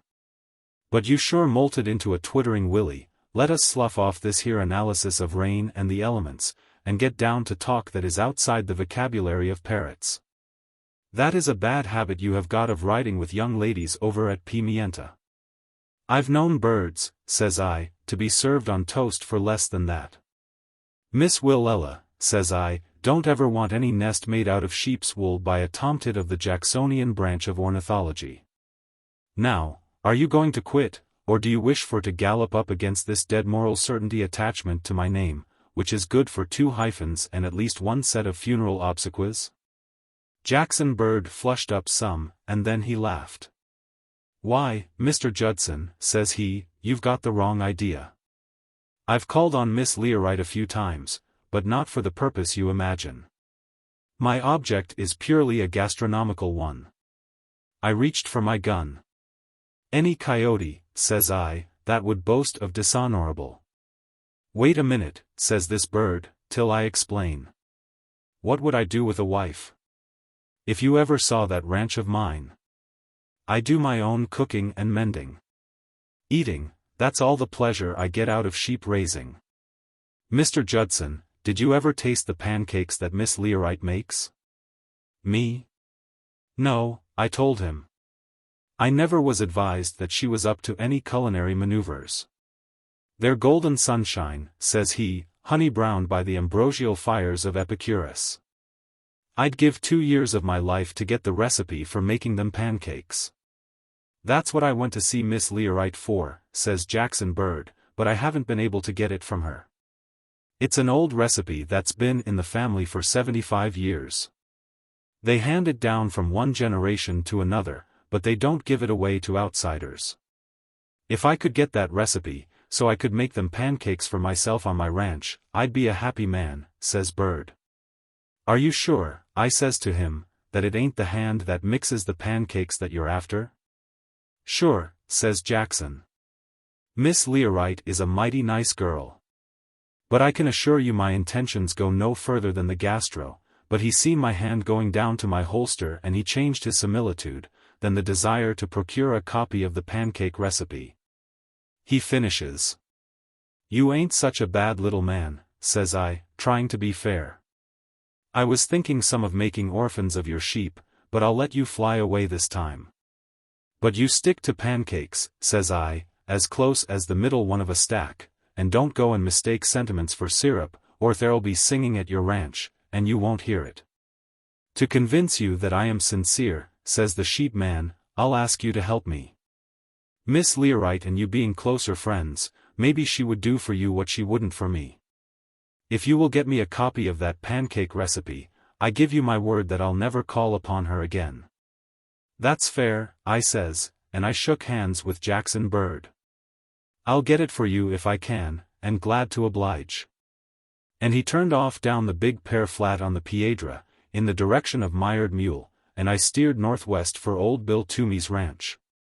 It was 5 days afterward when I got another chance to ride over to Pimienta. Miss Willella and me passed a gratifying evening at Uncle Emsley's. She sang some, and exasperated the piano quite a lot with quotations from the operas. I gave imitations of a rattlesnake, and told her about Snaky McPhee's new way of skinning cows, and described the trip I made to St. Louis once. We was getting along in one another's estimations fine. Thinks I, if Jackson Bird can now be persuaded to migrate, I win. I recollect his promise about the pancake receipt, and I thinks I will persuade it from Miss Willella and give it to him. And then if I catches Birdie off of Mired Mule again, I'll make him hop the twig. So, along about 10 o'clock, I put on a wheedling smile and says to Miss Willella, now, if there's anything I do like better than the sight of a red steer on green grass, it's the taste of a nice hot pancake smothered in sugarhouse molasses. Miss Willella gives a little jump on the piano stool, and looked at me curious. Yes, says she, they're real nice. What did you say was the name of that street in St. Louis, Mr. Odom, where you lost your hat? Pancake Avenue, says I, with a wink, to show her that I was on about the family receipt, and couldn't be side-corralled off of the subject. Come, now, Miss Willella, I says. Let's hear how you make pancakes is just whirling in my head like wagon wheels. Start her off, now, pound of flour, 8 dozen eggs, and so on. How does the catalogue of constituents run? Excuse me for a moment, please, says Miss Willella, and she gives me a quick kind of sideways look, and slides off the stool. She ambled out into the other room, and directly Uncle Emsley comes in his shirt sleeves, with a pitcher of water. He turns around to get a glass on the table, and I see a 45 in his hip pocket. Great post tolls. Thinks I, but here's a family thinks a heap of cooking receipts, protecting it with firearms. I've known outfits that wouldn't do that much by a family feud. Drink this here down, says Uncle Emsley, handing me the glass of water. You've rid too far today, Judd, and got yourself overexcited. Try to think about something else now. Do you know how to make them pancakes, Uncle Emsley? I asked. Well, I'm not as apprised in the anatomy of them as some, says Uncle Emsley, but I reckon you take a sifter of plaster of Paris and a little dough and saleratus and cornmeal. And mix with eggs and buttermilk as usual. Is old Bill going to ship beeves to Kansas City again this spring, Judd? That was all the pancake specifications I could get that night. I didn't wonder that Jackson Bird found it uphill work. So I dropped the subject and talked with Uncle Emsley for a while about Hollowhorn and cyclones. And then Miss Willella came and said good night, and I hit the breeze for the ranch. About a week afterward I met Jackson Bird riding out of Pimienta as I rode in, and we stopped on the road for a few frivolous remarks. Got the bill of particulars for them flapjacks yet? I asked him. Well, no, says Jackson. I don't seem to have any success in getting hold of it. Did you try? I did, says I, and 'twas like trying to dig a prairie dog out of his hole with a peanut hull. That pancake receipt must be a jucalorum, the way they hold on to it. I'm most ready to give it up, says Jackson, so discouraged in his pronunciations that I felt sorry for him, but I did want to know how to make them pancakes to eat on my lonely ranch, says he. I lie awake at nights thinking how good they are. You keep on trying for it, I tells him, and I'll do the same. One of us is bound to get a rope over its horns before long. Well, so on, Jacksy. You see, by this time we were on the peacefullest of terms. When I saw that he wasn't after Miss Willella, I had more endurable contemplations of that sandy-haired snoozer. In order to help out the ambitions of his appetite, I kept on trying to get that receipt from Miss Willella. But every time I would say, pancakes, she would get sort of remote and fidgety about the eye, and try to change the subject. If I held her to it she would slide out and round up Uncle Emsley with his pitcher of water and hip-pocket howitzer. One day I galloped over to the store with a fine bunch of blue verbenas that I cut out of a herd of wild flowers over on Poison Dog Prairie. Uncle Emsley looked at M with one eye shut and says, "Haven't ye heard the news? Cattle up?" I asks. "Willella and Jackson Bird was married in Palestine yesterday," says he. "Just got a letter this morning." I dropped them flowers in a cracker barrel, and let the news trickle in my ears and down toward my upper left-hand shirt pocket until it got to my feet. "Would you mind saying that over again once more, Uncle Emsley?" says I. "Maybe my hearing has got wrong, and you only said that prime heifers was 4.80 on the hoof, or something like that." "Married yesterday," says Uncle Emsley, "and gone to Waco and Niagara Falls on a wedding tour." "Why, didn't you see none of the signs all along? Jackson Bird has been courting Willella ever since that day he took her out riding." "Then," says I, in a kind of yell, "what was all this zitzaparilla he gives me about pancakes? Tell me that." When I said pancakes, Uncle Emsley sort of dodged and stepped back. "Somebody's been dealing me pancakes from the bottom of the deck," I says, "and I'll find out. I believe you know." "Talk up," says I, "or we'll mix a panful of batter right here." I slid over the counter after Uncle Emsley. He grabbed at his gun, but it was in a drawer, and he missed it 2 inches. I got him by the front of his shirt and shoved him in a corner. "Talk pancakes," says I, "or be made into one. Does Miss Willella make them?" "She never made one in her life and I never saw one," says Uncle Emsley, soothing. "Calm down now, Judd, calm down. You've got excited, and that wound in your head is contaminating your sense of intelligence. Try not to think about pancakes." "Uncle Emsley," says I, "I'm not wounded in the head except so far as my natural cognitive instincts run to runts. Jackson Bird told me he was calling on Miss Willella for the purpose of finding out her system of producing pancakes, and he asked me to help him get the bill of lading of the ingredients. I done so, with the results as you see. Have I been sodded down with Johnson grass by a pink-eyed snoozer, or what? Slack up your grip in my dress shirt," says Uncle Emsley, "and I'll tell you.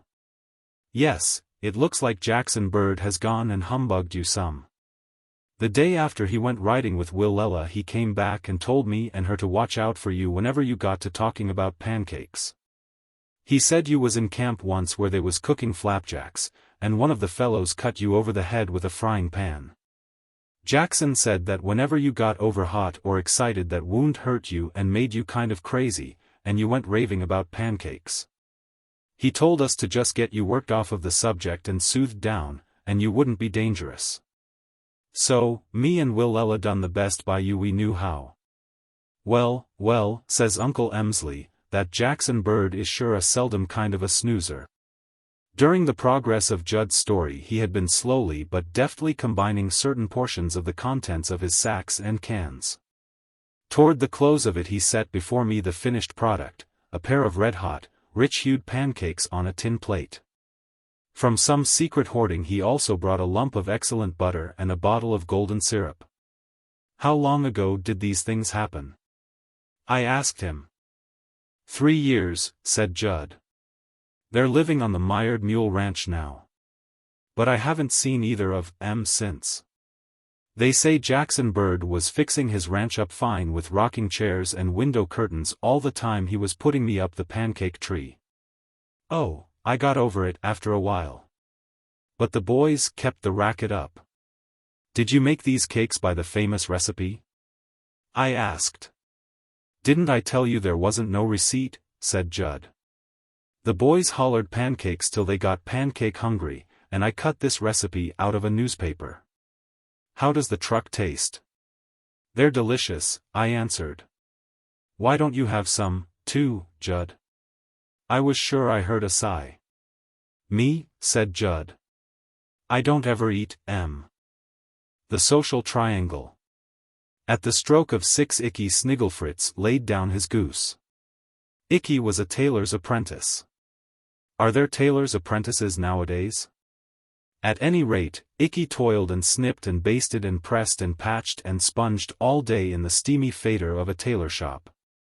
But when work was done Icky hitched his wagon to such stars as his firmament let shine. It was Saturday night, and the boss laid 12 begrimed and begrudged dollars in his hand.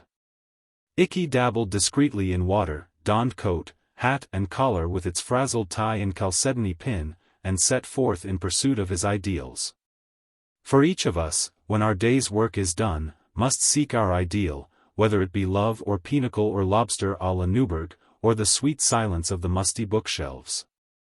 Behold Icky as he ambles up the street beneath the roaring L between the rows of reeking sweatshops. Pallid, stooping, insignificant, squalid, doomed to exist forever in penury of body and mind, yet. As he swings his cheap cane and projects the noisome inhalations from his cigarette, you perceive that he nurtures in his narrow bosom the bacillus of society. Icky's legs carried him to and into that famous place of entertainment known as the Café McGuinness, famous because it was the rendezvous of Billy McMahon, the greatest man, the most wonderful man Icky thought that the world had ever produced. Billy McMahon was the district leader. Upon him the tiger purred, and his hand held manna to scatter. Now, as Icky entered, McMahon stood, flushed and triumphant and mighty, the center of a huzzaying concourse of his lieutenants and constituents. It seems there had been an election. A signal victory had been won, the city had been swept back into line by a resistless besom of ballots. Icky slunk along the bar and gazed, breath quickened, at his idol. How magnificent was Billy McMahon, with his great, smooth, laughing face, his gray eye, shrewd as a chicken hawk's. His diamond ring, his voice like a bugle call, his prince's air, his plump and active roll of money, his clarion call to friend and comrade, oh, what a king of men he was. How he obscured his lieutenants, though they themselves loomed large and serious, blue of chin and important of mien, with hands buried deep in the pockets of their short overcoats. But Billy, oh, what small avail are words to paint for you his glory as seen by Icky Snigglefritz. The Café McGuinness rang to the note of victory. The white-coated bartenders threw themselves featfully upon bottle, cork and glass. From a score of clear Havanas the air received its paradox of clouds. The leal and the hopeful shook Billy McMahon's hand. And there was born suddenly in the worshipful soul of Icky Snigglefritz an audacious, thrilling impulse. He stepped forward into the little cleared space in which Majesty moved, and held out his hand. Billy McMahon grasped it unhesitatingly, shook it and smiled. Made mad now by the gods who were about to destroy him, Icky threw away his scabbard and charged upon Olympus. "Have a drink with me, Billy," he said familiarly, "you and your friends?" "Don't mind if I do, old man," said the great leader, just to keep the ball rolling. The last spark of Icky's reason fled. "Wine," he called to the bartender, waving a trembling hand. The corks of 3 bottles were drawn, the champagne bubbled in the long row of glasses set upon the bar. Billy McMahon took his and nodded, with his beaming smile, at Icky. The lieutenants and satellites took theirs and growled, "Here's to you." Icky took his nectar in delirium. All drank. Icky threw his week's wages in a crumpled roll upon the bar. "Correct," said the bartender, smoothing the 12 $1 notes.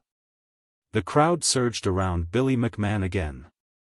Someone was telling how Brannigan fixed M over in the 11th. Icky leaned against the bar a while, and then went out. He went down Hester Street and up Christie, and down Delancey to where he lived. And there his womenfolk, a bibulous mother and 3 dingy sisters, pounced upon him for his wages. And at his confession they shrieked and objurgated him in the pithy rhetoric of the locality. But even as they plucked at him and struck him, Icky remained in his ecstatic trance of joy. His head was in the clouds, the star was drawing his wagon. Compared with what he had achieved, the loss of wages and the bray of women's tongues were slight affairs. He had shaken the hand of Billy McMahon. Billy McMahon had a wife, and upon her visiting cards was engraved the name Mrs. William Dara McMahon. And there was a certain vexation attendant upon these cards. For, small as they were, there were houses in which they could not be inserted. Billy McMahon was a dictator in politics, a 4-walled tower in business, mogul, dreaded, loved and obeyed among his own people. He was growing rich. The daily papers had a dozen men on his trail to chronicle his every word of wisdom. He had been honored in caricature holding the tiger cringing in leash. But the heart of Billy was sometimes sore within him. There was a race of men from which he stood apart, but that he viewed with the eye of Moses looking over into the promised land. He, too, had ideals, even as had Icky Snigglefritz, and sometimes, hopeless of attaining them, his own solid success was as dust and ashes in his mouth. And Mrs. William Darragh McMahon wore a look of discontent upon her plump but pretty face, and the very rustle of her silks seemed a sigh. There was a brave and conspicuous assemblage in the dining saloon of a noted hostelry where fashion loves to display her charms. At one table sat Billy McMahon and his wife. Mostly silent they were, but the accessories they enjoyed little needed the endorsement of speech. Mrs. McMahon's diamonds were outshone by few in the room. The waiter bore the costliest brands of wine to their table. In evening dress, with an expression of gloom upon his smooth and massive countenance, you would look in vain for a more striking figure than Billy's. 4 tables away sat alone a tall, slender man, about 30, with thoughtful, melancholy eyes, a Van Dyke beard and peculiarly white, thin hands. He was dining on filet mignon, dry toast and apollinaris. That man was Cortlandt Van Duyckink, a man worth 80 millions, who inherited and held a sacred seat in the exclusive inner circle of society. Billy McMahon spoke to no one around him, because he knew no one. Van Duyckink kept his eyes on his plate because he knew that everyone present was hungry to catch his. He could bestow knighthood and prestige by a nod, and he was chary of creating a too extensive nobility. And then Billy McMahon conceived and accomplished the most startling and audacious act of his life. He rose deliberately and walked over to Cortlandt Van Duyckink's table and held out his hand. "Say, Mr. Van Duyckink," he said, "I've heard you was talking about starting some reforms among the poor people down in my district. I'm McMahon, you know. Say, now, if that's straight I'll do all I can to help you. And what I says goes in that neck of the woods, don't it?" "Oh, say, I rather guess it does." Van Duyckink's rather somber eyes lighted up. He rose to his lank height and grasped Billy McMahon's hand. "Thank you, Mr. McMahon," he said, in his deep, serious tones. "I have been thinking of doing some work of that sort. I shall be glad of your assistance. It pleases me to have become acquainted with you." Billy walked back to his seat. His shoulder was tingling from the accolade bestowed by royalty. 100 eyes were now turned upon him in envy and new admiration. Mrs. William Darragh McMahon trembled with ecstasy, so that her diamonds smote the eye almost with pain.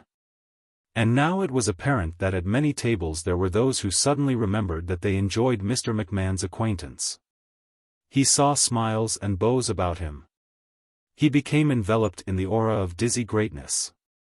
His campaign coolness deserted him. "Wine for that gang," he commanded the waiter, pointing with his finger. "Wine over there. Wine to those 3 gents by that green bush. Tell 'em it's on me. D.N. it. Wine for everybody." The waiter ventured to whisper that it was perhaps inexpedient to carry out the order, in consideration of the dignity of the house and its custom. "All right," said Billy, "if it's against the rules. I wonder if 'twould do to send my friend Van Duyckink a bottle? No? Well, it'll flow all right at the café tonight, just the same. It'll be rubber boots for anybody who comes in there any time up to 2 a.m. Billy McMahon was happy. He had shaken the hand of Cortlandt Van Duyckink. The big pale grey auto with its shining metal work looked out of place moving slowly among the push carts and trash heaps on the Lower East Side. So did Cortlandt Van Duyckink, with his aristocratic face and white, thin hands, as he steered carefully between the groups of ragged, scurrying youngsters in the streets. And so did Miss Constance Schuyler, with her dim, ascetic beauty, seated at his side.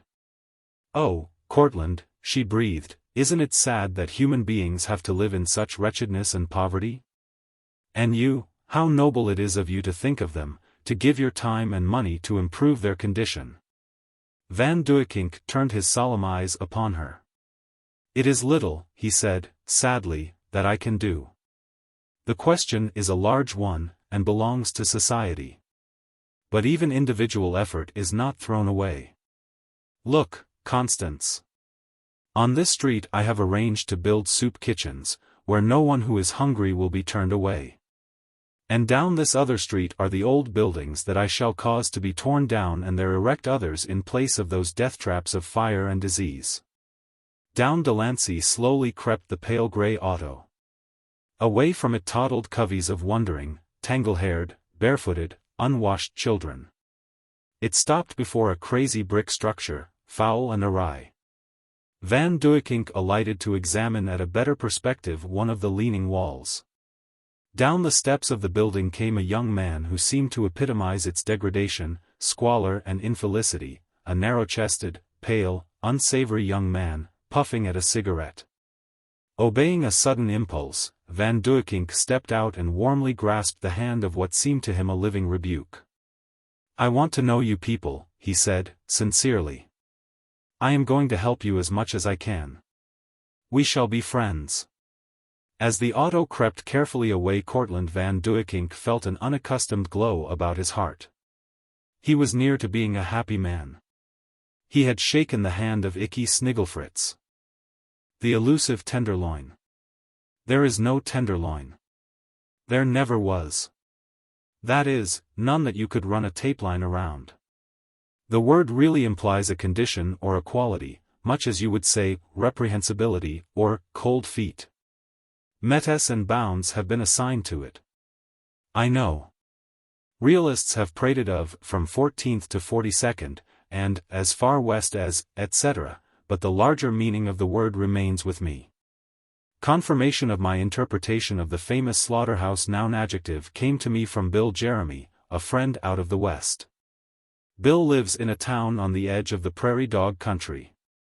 At times Bill yearns to maintain the tradition that ginger shall be hot i' the mouth. He brought his last yearning to New York. And it devolved upon me. You know what that means. I took Bill to see the cavity that has been drilled in the city's tooth, soon to be filled with the new gold subway. And the Eden Museum, and the Flatiron and the crack in the front windowpane of Russell Sage's house. And the old man that threw the stone that did it when he was a boy, and I asked Bill what he thought of New York. You may mean well, said Bill, with gentle reproach, but you've got in a groove. You thought I was underwear buyer for the Bluefront Dry Goods Emporium of Pine Knob, NC, didn't you? Or the junior partner of Slowcoach and Green, of Gigiwakami, State of Goobers, come on for the fall stock of jeans, lingerie, and whetstones? Don't treat me like a business friend. Do you suppose the wild, insensate longing I feel for metropolitan gaiety is going to be satisfied by waxworks and razorback architecture? Now you get out the old envelope with the itinerary on it, and cross out the Brooklyn Bridge and the cab that Morgan rides home in and the remaining objects of interest, for I am going it alone. The Tenderloin, well done, is what I shall admire for to see. Bill Jeremy has a way of doing as he says he will. So I did not urge upon him the bridge, or Carnegie Hall or the Great Tomb, wonders that the unselfish New Yorker reserves, unseen, for his friends. That evening Bill descended, unprotected, upon the Tenderloin. The next day he came and put his feet upon my desk and told me about it. This Tenderloin, said he, is a cross between a fake sideshow and a footrace. It's a movable feast, somethin' like Easter, or tryin' to eat spaghetti with chopsticks. Last night I put all my money but $9 under a corner of the carpet and started out. I had along a bill of fare of this here Tenderloin. It said it begins at 14th Street and runs to 42nd, with 4th Avenue and 7th on each side of it. Well, I started up from 14th so I wouldn't miss any of it. Lots of people was travelin' on the streets in a hurry. Thinks I, the Tenderloin's sizzlin' tonight, if I don't hurry I won't get a seat at the performance. Most of the crowd seemed to be goin' up and I went up. And then they seemed to be goin' down, and I went down. I asks a man in a light overcoat with a blue jaw leanin' against a lamppost where was this tenderloin. Up that way, he says, wavin' his finger ring. How'll I know it when I get to it? I asks. Yah, says he, like he was sick. Easy. You'll see a flax-headed cull stakin' a doll in a 98-cent shirtwaist to a cheese sandwich and sarsaparilla, and 5 Salvation Army corporals waitin' round for de change. Dere'll be a phonograph playin' and 9 cops gettin' ready to raid de joint. That'll be it. I asked that fellow where I was then. 2 blocks from de pump, says he. I goes on uptown, and seein' nothin' particular in the line of sinful delight, I strikes across down to another avenue. That was 6th, I reckon. People was still walkin' up and down, puttin' first one foot in front and then the other in the irreligious and wicked manner that I suppose has given the Tenderloin its frivolous reputation. Streetcars was runnin' past, most impious and unregenerate, and the profligate Dagos was split tin chestnuts to roast with a wild abandon that reminded me considerably of doings in Paris, France. The dissipated bootblacks was sleepin' in their chairs, and the roast peanut whistles sounded gay and devilish among the mad throng that leaned against the awnin' posts. A fellow with a high hat and brass buttons gets down off the top of his covered sulky, and says to me, "Keb, sir? Whereabouts is this Tenderloin, Colonel?" I asks. "You're right in the center of it, boss," says he. "You are standin' right now on the wickedest corner in New York. Not 10 feet from here a pushcart man had his pocket picked last night. And if you're here for a week I can show you at least 2 moonlight trolley parties go by on the New Amsterdam line. Look here," says I, "I'm out for a razoo. I've got 9 iron medallions of liberty wearin' holes in my pocket linen. I want to split this Tenderloin in 2 if there's anything in it. Now put me onto something that's real degraded and boisterous and sizzling with cultured and uproarious sin. Something in the way of metropolitan vice that I can be proud of when I go back home. Ain't you got any civic pride about you?" This sulky driver scratched the heel of his chin. "Just now, boss," says he, "everything's layin' low. There's a tip out that Jerome's cigarettes ain't agreein' with him. If it was any other time, say," says he, like an idea struck him, "how'd you like to take in the all-night restaurants? Lots of electric lights, boss, and people and fun. Sometimes they laugh right out loud. Out-of-town visitors mostly visit our restaurants. Get away," says I, "I'm beginnin' to think your old Tenderloin is nothin' but the butcher's article. A little spice and infamy and audible riot is what I am after. If you can't furnish it go back and climb on your demi-barouche. We have restaurants out west," I tells him, "where we eat grub attended by artificial light and laughter. Where is the boasted badness of your unjustly vituperated city?" The fellow rubs his chin again. "'Deed if I know, boss," says he, "right now. You see Jerome," and then he buds out with another idea. "Tell you what," says he, "be the very thing. You jump in my keb and I'll drive you over to Brooklyn. My aunt's giving a euchre party tonight," says he, "because Miles O'Reilly is busy, watchin' the natatorium. Somebody tipped him off it was a poolroom. Can you play euchre? The keb'll be $3.50 an hour. Jump right in, boss." That was the best I could do on the wickedest corner in New York. So I walks over where it's more righteous, hopin' there might be somethin' doin' among the Pharisees. Everything, so far as I could see, was as free from guile as a hammock at a Chautauqua picnic. The people just walked up and down, speakin' of chrysanthemum shows and oratorios, and enjoyin' the misbegotten reputation of bein' the wickedest rakes on the continent. "It's too bad, Bill," I said, "that you were disappointed in the Tenderloin. Didn't you have a chance to spend any of your money?" "Oh, yes," said Bill. "I managed to drop $1 over on the edge of the sinful district. I was goin' along down a boulevard when I hears an awful hollerin' and fussin' that sounded good, it reminded me of a real enjoyable roughhouse out west. Some fellow was quarrelin' at the top of his voice, usin' cuss words, and callin' down all kinds of damnation about somethin'. The sounds come out through a big door in a high buildin', and I went in to see the fun. Thinks I'll get a small slice of this here tenderloin anyhow. Well, I went in, and that's where I dropped the $1. They came around and collected it. What was inside? Bill? I asked. A fellow told me, when we come out, said Bill, it was a church, and one of these preachers that mixes up in politics was denouncin' the evils of the tenderloin. A Chaparral Prince. 9 o'clock at last, and the drudging toil of the day was ended. Lena climbed to her room in the third half-story of the Quarryman's Hotel. Since daylight she had slaved, doing the work of a full-grown woman, scrubbing the floors, washing the heavy ironstone plates and cups, making the beds, and supplying the insatiate demands for wood and water in that turbulent and depressing hostelry. The din of the day's quarrying was over, the blasting and drilling, the creaking of the great cranes, the shouts of the foreman, the backing and shifting of the flat cars hauling the heavy blocks of limestone.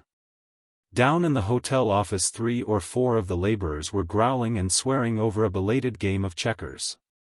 Heavy odors of stewed meat, hot grease, and cheap coffee hung like a depressing fog about the house.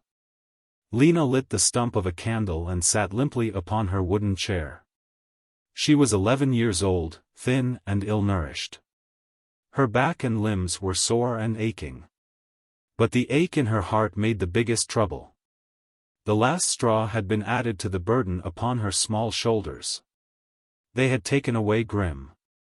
Always at night, however tired she might be, she had turned to Grim for comfort and hope.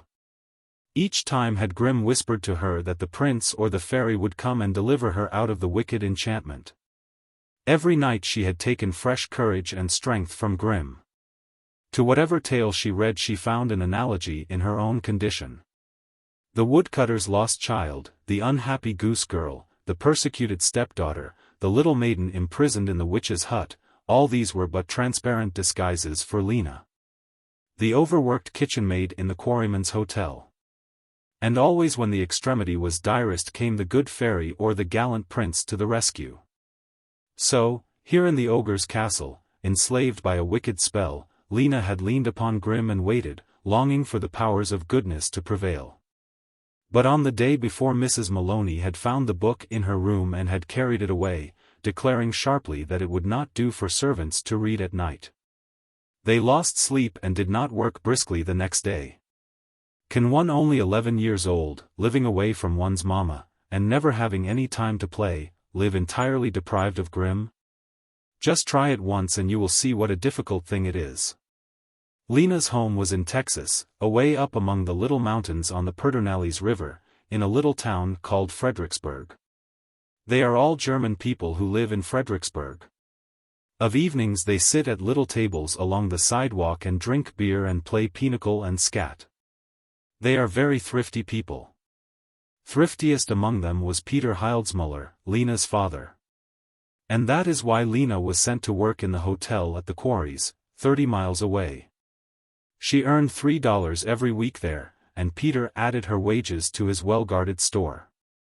Peter had an ambition to become as rich as his neighbor, Hugo Heffelbauer, who smoked a meerschaum pipe 3 feet long and had Wiener Schnitzel and Hassenpfeffer for dinner every day in the week.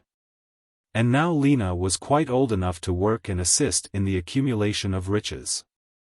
But conjecture, if you can, what it means to be sentenced at 11 years of age from a home in the pleasant little Rhine village to hard labor in the ogre's castle, where you must fly to serve the ogres, while they devour cattle and sheep, growling fiercely as they stamp white limestone dust from their great shoes for you to sweep and scour with your weak, aching fingers.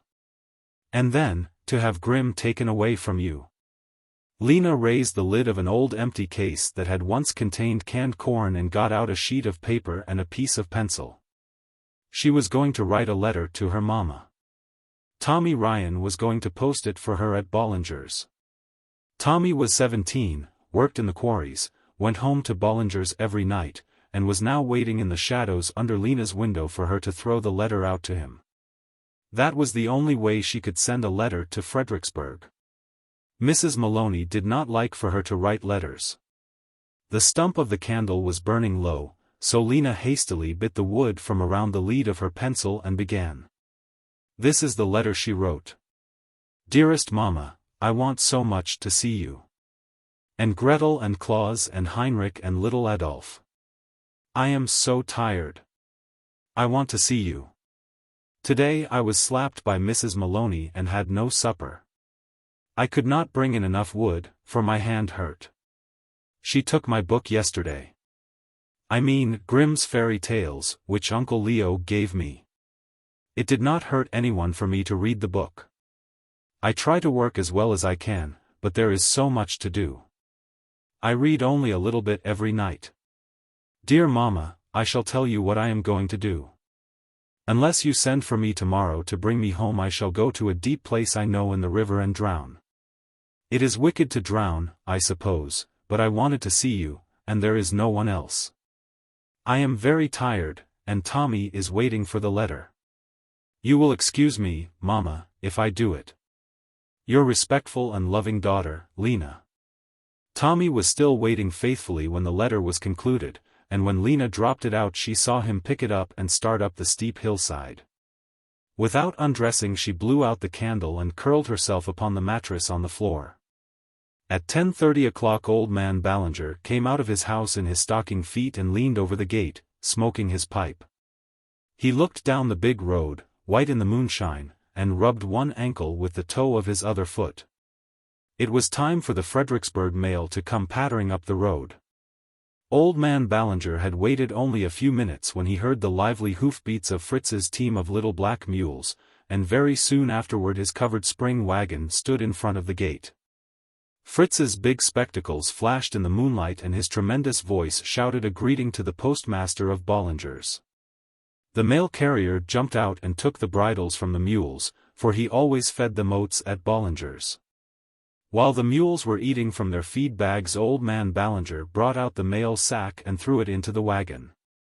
Fritz Bergmann was a man of three sentiments, or to be more accurate, for the pair of mules deserving to be reckoned individually. Those mules were the chief interest and joy of his existence.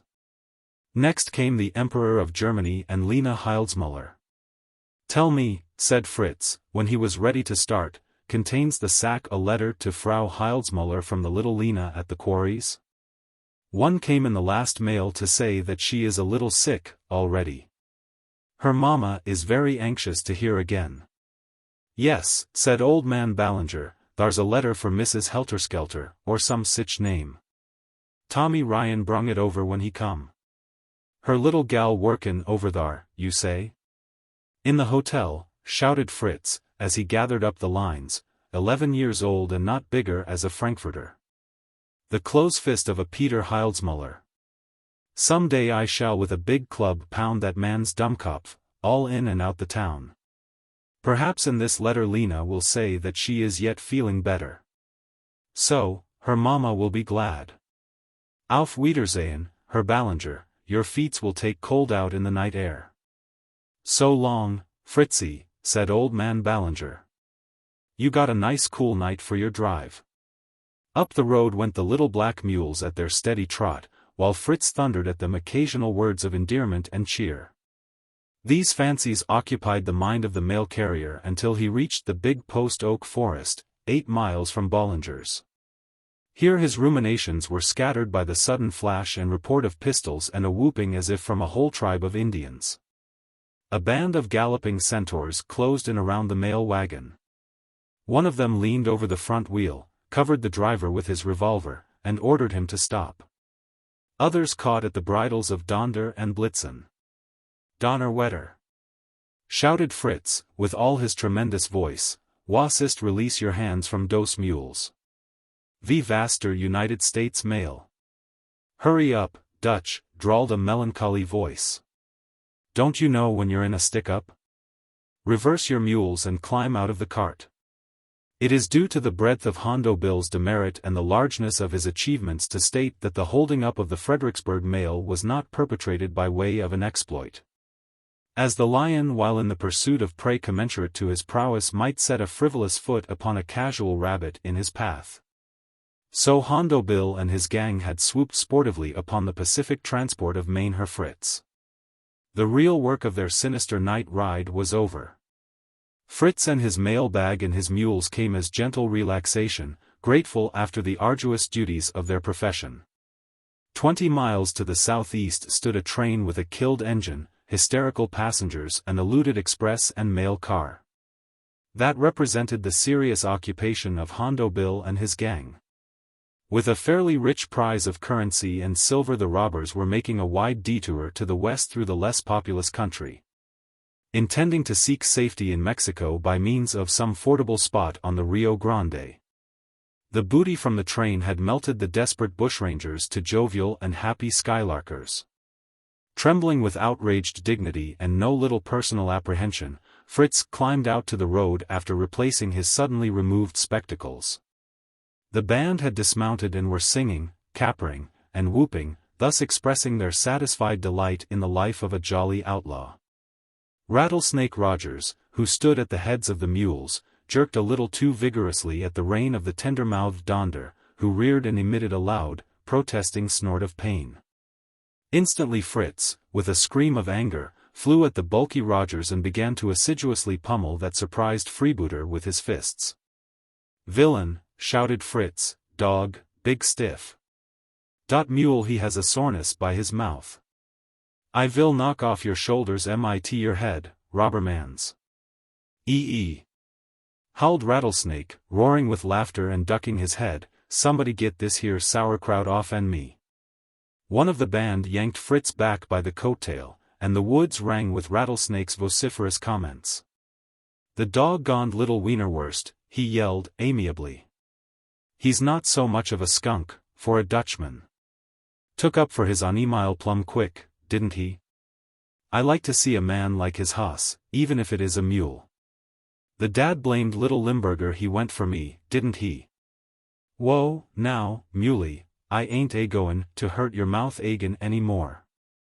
Perhaps the mail would not have been tampered with had not Ben Moody, the lieutenant, possessed certain wisdom that seemed to promise more spoils. "Say, Cap," he said, addressing Hondo Bill, "there's likely to be good pickings in these mail sacks. I've done some hoss tradin' with these Dutchmen around Fredericksburg, and I know the style of the varmints. There's big money goes through the mails to that town. Them Dutch risk $1,000 sent wrapped in a piece of paper before they'd pay the banks to handle the money."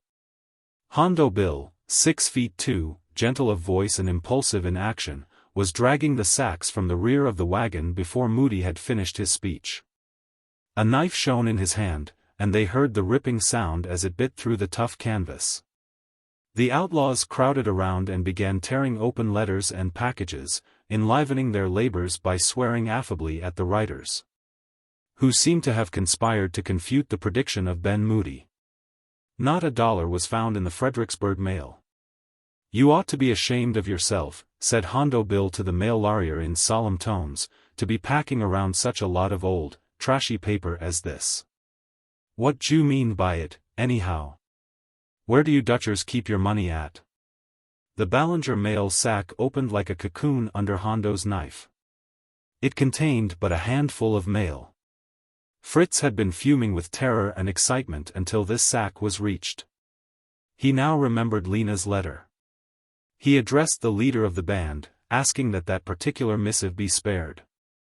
"Much obliged, Dutch," he said to the disturbed carrier. "I guess that's the letter we want. Got spondulics in it, ain't it? Here she is. Make a light, boys." Hondo found and tore open the letter to Mrs. Heildsmuller. The others stood about, lighting twisted-up letters one from another. Hondo gazed with mute disapproval at the single sheet of paper covered with the angular German script.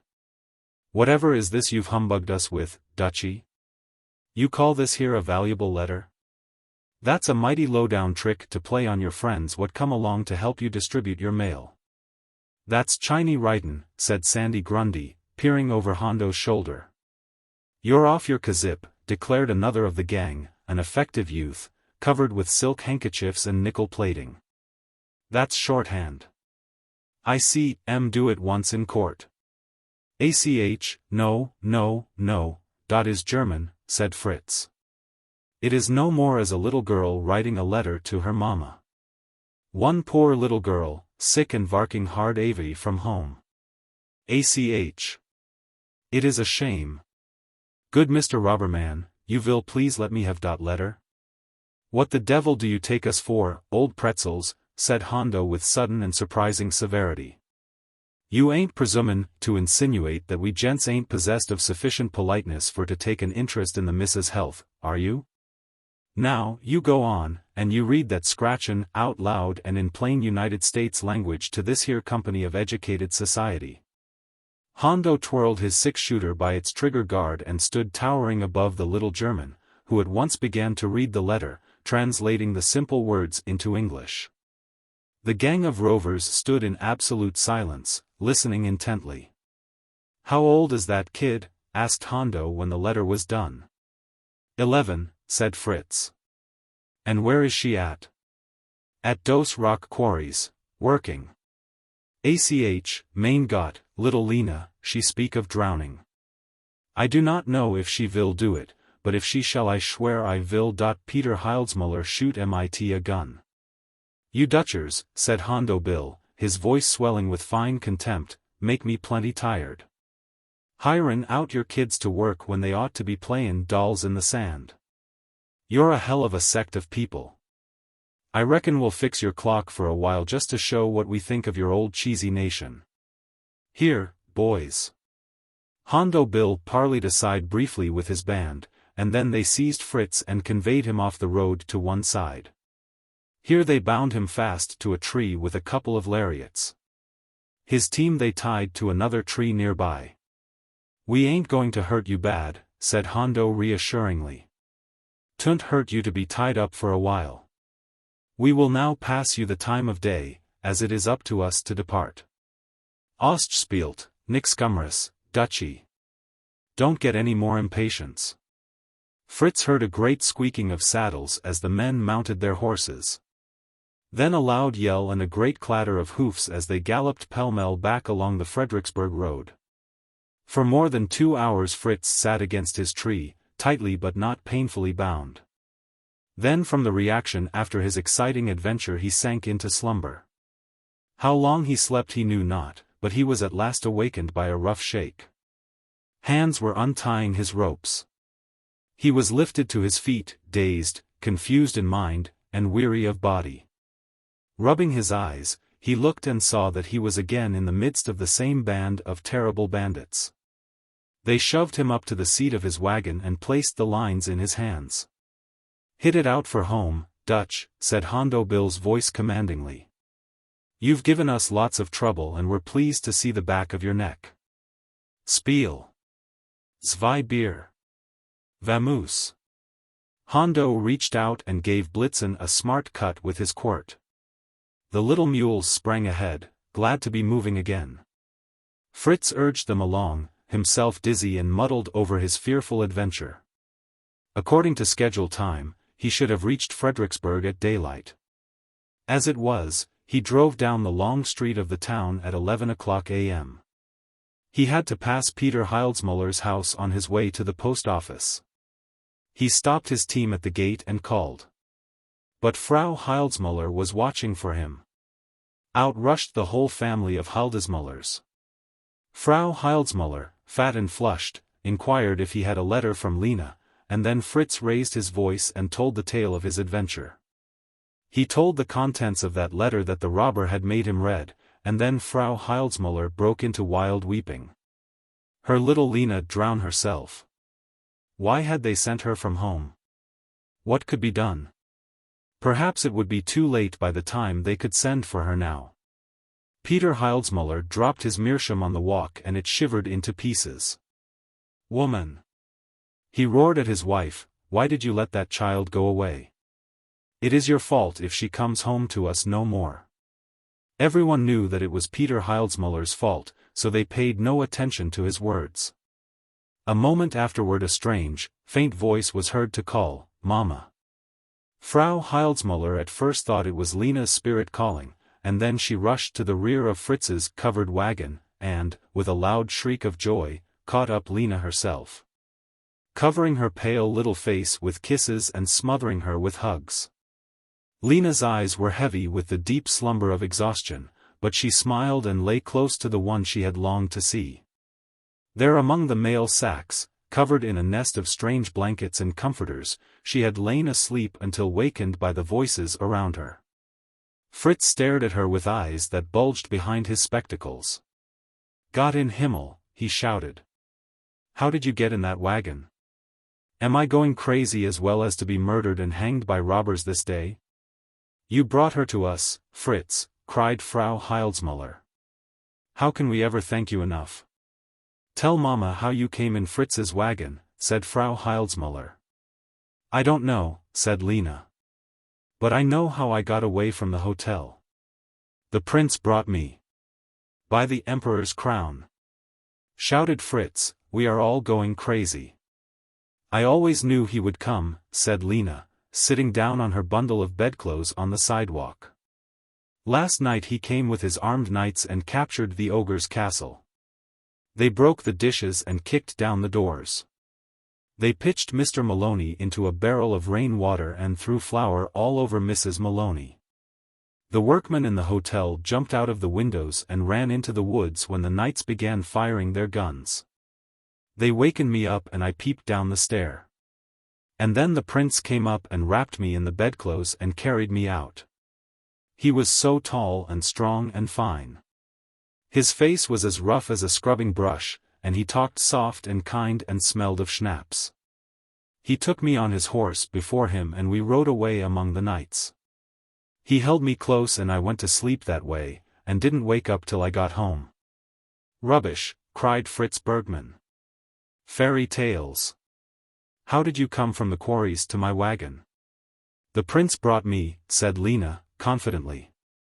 And to this day the good people of Fredericksburg haven't been able to make her give any other explanation. The Ferry of Unfulfilment. At the street corner, as solid as granite in the rush hour tide of humanity, stood the man from Nome. The Arctic winds and sun had stained him berry brown. His eyes still held the azure glint of the glaciers. He was as alert as a fox, as tough as a caribou cutlet and as broad-gauged as the aurora borealis. He stood sprayed by a Niagara of sound, the crash of the elevated trains, clanging cars, pounding of rubberless tires and the antiphony of the cab and truck drivers indulging in scarifying repartee. And so, with his gold dust cashed into the merry air of 100,000, and with the cakes and ale of 1 week in Gotham turning bitter on his tongue, the man from Nome sighed to set foot again in Chilkoot, the exit from the land of street noises and Dead Sea apple pies. Up 6th Avenue, with the tripping, scurrying, chattering, bright-eyed, homing tide came the girl from Sieber Mason's. The man from Nome looked and saw, first, that she was supremely beautiful after his own conception of beauty. And next, that she moved with exactly the steady grace of a dog sled on a level crust of snow. His third sensation was an instantaneous conviction that he desired her greatly for his own. This quickly do men from Nome make up their minds. Besides, he was going back to the north in a short time, and to act quickly was no less necessary. 1,000 girls from the great department store of Sieber Mason flowed along the sidewalk, making navigation dangerous to men whose feminine field of vision for 3 years has been chiefly limited to Siwash and Chilkat squaws. But the man from Nome, loyal to her who had resurrected his long-cached heart, plunged into the stream of pulchritude and followed her. Down 23rd Street she glided swiftly, looking to neither side, no more flirtatious than the bronze Diana above the garden. Her fine brown hair was neatly braided. Her neat waist and unwrinkled black skirt were eloquent of the double virtues, taste and economy. 10 yards behind followed the smitten man from Nome. Miss Clarabelle Colby, the girl from Sieber Mason's, belonged to that sad company of mariners known as Jersey commuters. She walked into the waiting room of the ferry, and up the stairs, and by a marvelous swift, little run, caught the ferryboat that was just going out. The man from Nome closed up his 10 yards in 3 jumps and gained the deck close beside her. Miss Colby chose a rather lonely seat on the outside of the upper cabin. The night was not cold, and she desired to be away from the curious eyes and tedious voices of the passengers. Besides, she was extremely weary and drooping from lack of sleep. On the previous night she had graced the annual ball and oyster fry of the West Side Wholesale Fish Dealers Assistants Social Club No. 2, thus reducing her usual time of sleep to only 3 hours. And the day had been uncommonly troublous. Customers had been inordinately trying, the buyer and her department had scolded her roundly for letting her stock run down. Her best friend, Mamie Tuthill, had snubbed her by going to lunch with that Dockery girl. The girl from Sieber Mason's was in that relaxed, softened mood that often comes to the independent feminine wage earner. It is a mood most propitious for the man who would woo her. Then she has yearnings to be set in some home and heart, to be comforted, and to hide behind some strong arm and rest. But Miss Clarabelle Colby was also very sleepy. There came to her side a strong man, browned and dressed carelessly in the best of clothes, with his hat in his hand. "Lady," said the man from Nome, respectfully, "excuse me for speaking to you, but I saw you on the street, Anne." "Oh, gee," remarked the girl from Sieber Mason's, glancing up with the most capable coolness. "Ain't there any way to ever get rid of you mashers? I've tried everything from eating onions to using hatpins. Be on your way, Freddie." "I'm not one of that kind, lady," said the man from Nome, "honest, I'm not. As I say, I saw you on the street, and I wanted to know you so bad I couldn't help followin' after you. I was afraid I wouldn't ever see you again in this big town unless I spoke. And that's why I done so." Miss Colby looked once shrewdly at him in the dim light on the ferryboat. No, he did not have the perfidious smirk or the brazen swagger of the lady killer. Sincerity and modesty shone through his boreal tan. It seemed to her that it might be good to hear a little of what he had to say. "You may sit down," she said, laying her hand over a yawn with ostentatious politeness, "and, mind, don't get fresh or I'll call the steward." The man from Nome sat by her side. He admired her greatly. He more than admired her. She had exactly the looks he had tried so long in vain to find in a woman. Could she ever come to like him? Well, that was to be seen. He must do all in his power to stake his claim, anyhow.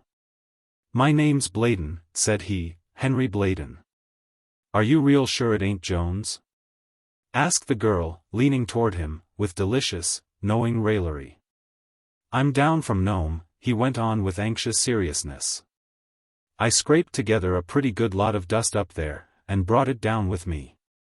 "Oh, say," she rippled, pursuing persiflage with engaging lightness, "then you must be on the White Wings force. I thought I'd seen you somewhere. You didn't see me on the street today when I saw you. I never look at fellows on the street. Well, I looked at you. And I never looked at anything before that I thought was half as pretty. Shall I keep the change?" "Yes, I reckon so. I reckon you could keep anything I've got. I reckon I'm what you would call a rough man, but I could be awful good to anybody I liked. I've had a rough time of it up yonder, but I beat the game. Nearly 5,000 ounces of dust was what I cleaned up while I was there." "Goodness," exclaimed Miss Colby, obligingly sympathetic. "It must be an awful dirty place, wherever it is." And then her eyes closed. The voice of the man from Nome had a monotony in its very earnestness. Besides, what dull talk was this of brooms and sweeping and dust? She leaned her head back against the wall. "Miss," said the man from Nome, with deeper earnestness and monotony, "I never saw anybody I liked as well as I do you. I know you can't think that way of me right yet, but can't you give me a chance? Won't you let me know you, and see if I can't make you like me?" The head of the girl from Mason slid over gently and rested upon his shoulder. Sweet sleep had won her, and she was dreaming rapturously of the wholesale fish dealer's assistant's ball. The gentleman from Nome kept his arms to himself. He did not suspect sleep, and yet he was too wise to attribute the movement to surrender. He was greatly and blissfully thrilled, but he ended by regarding the head upon his shoulder as an encouraging preliminary, merely advanced as a harbinger of his success. And not to be taken advantage of. One small speck of alloy discounted the gold of his satisfaction. Had he spoken too freely of his wealth? He wanted to be liked for himself. "I want to say, miss," he said, "that you can count on me. They know me in the Klondike from Juneau to Circle City and down the whole length of the Yukon. Many a night I've laid in the snow up there where I worked like a slave for 3 years, and wondered if I'd ever have anybody to like me. I didn't want all that dust just myself. I thought I'd meet just the right one sometime, and I'd done it today. Money's a mighty good thing to have, but to have the love of the one you like best is better still. If you was ever to marry a man, miss, which would you rather he'd have? Cash." The word came sharply and loudly from Miss Colby's lips, giving evidence that in her dreams she was now behind her counter in the great department store of Mason. Her head suddenly bobbed over sideways. She awoke, sat straight, and rubbed her eyes. The man from Nome was gone. "Gee. I believe I've been asleep," said Miss Colby. "Wonder what became of the white wings." The pendulum. 81st Street, "Let 'em out, please," yelled the shepherd in blue. A flock of citizen sheep scrambled out and another flock scrambled aboard.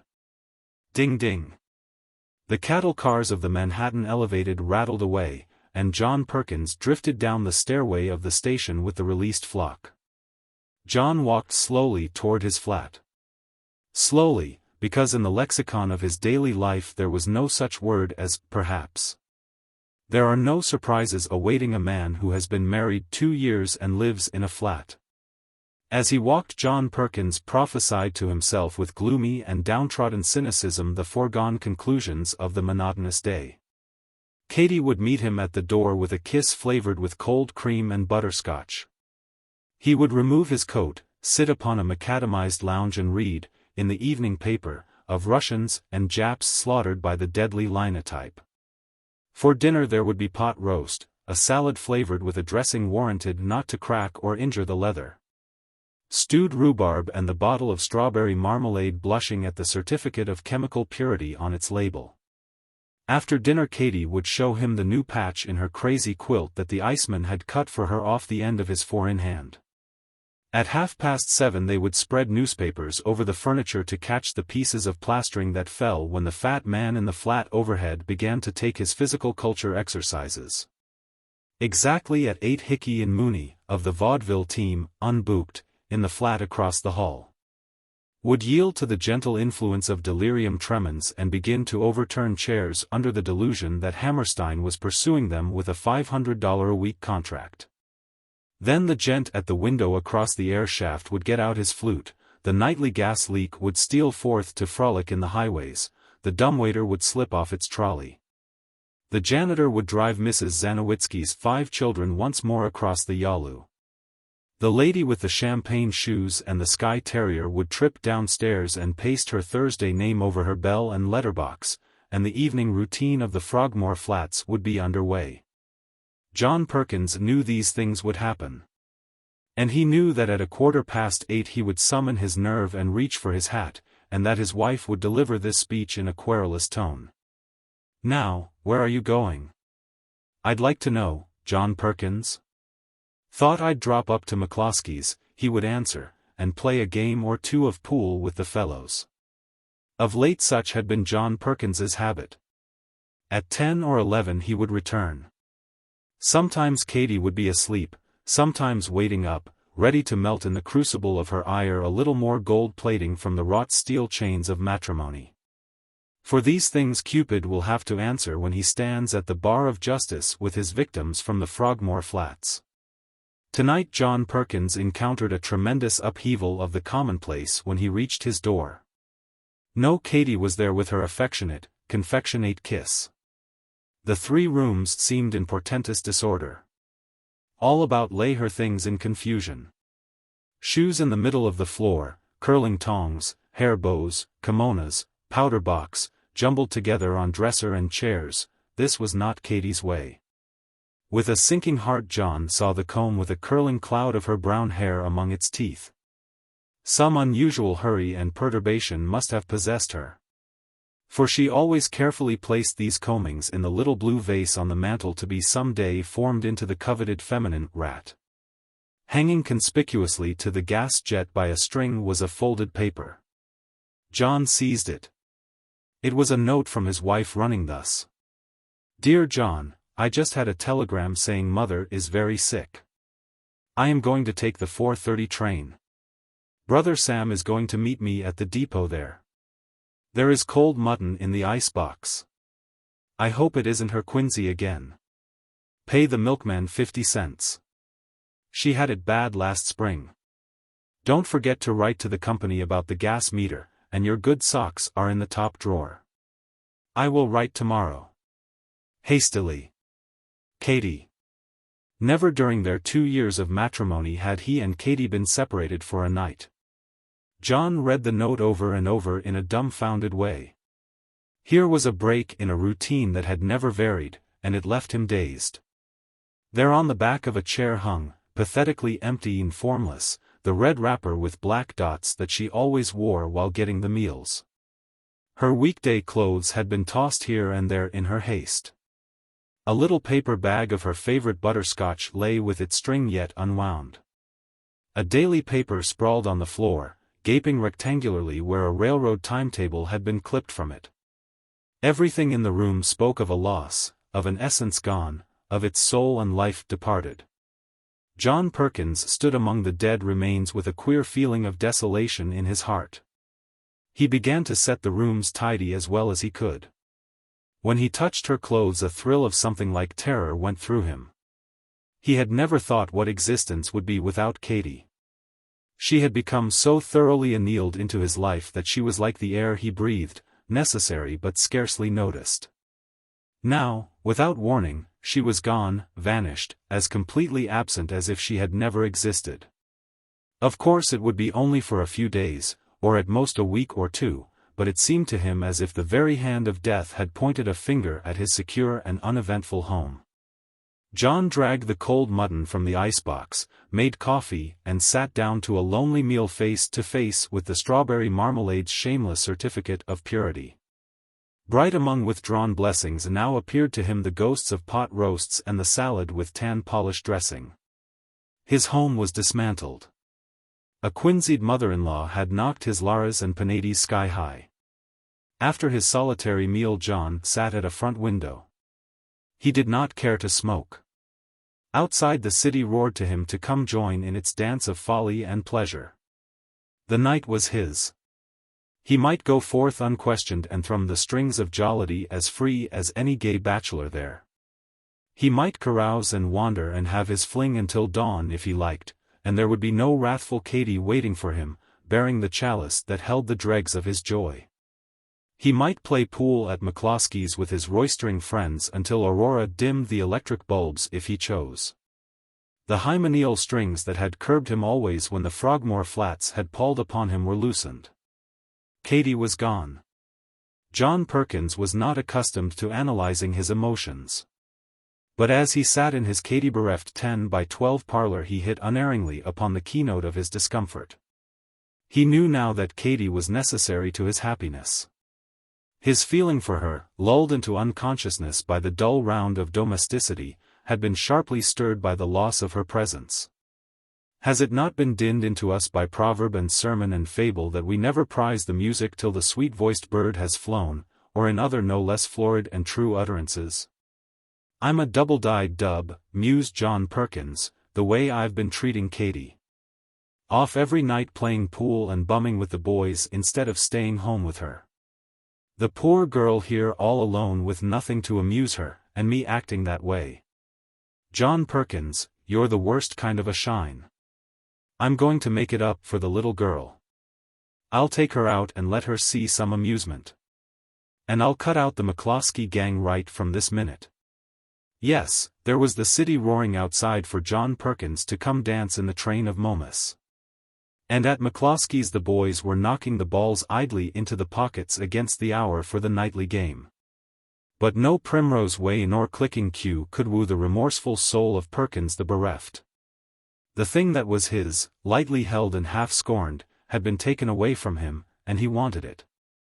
Backward to a certain man named Adam, whom the cherubim bounced from the orchard, could Perkins, the remorseful, trace his descent.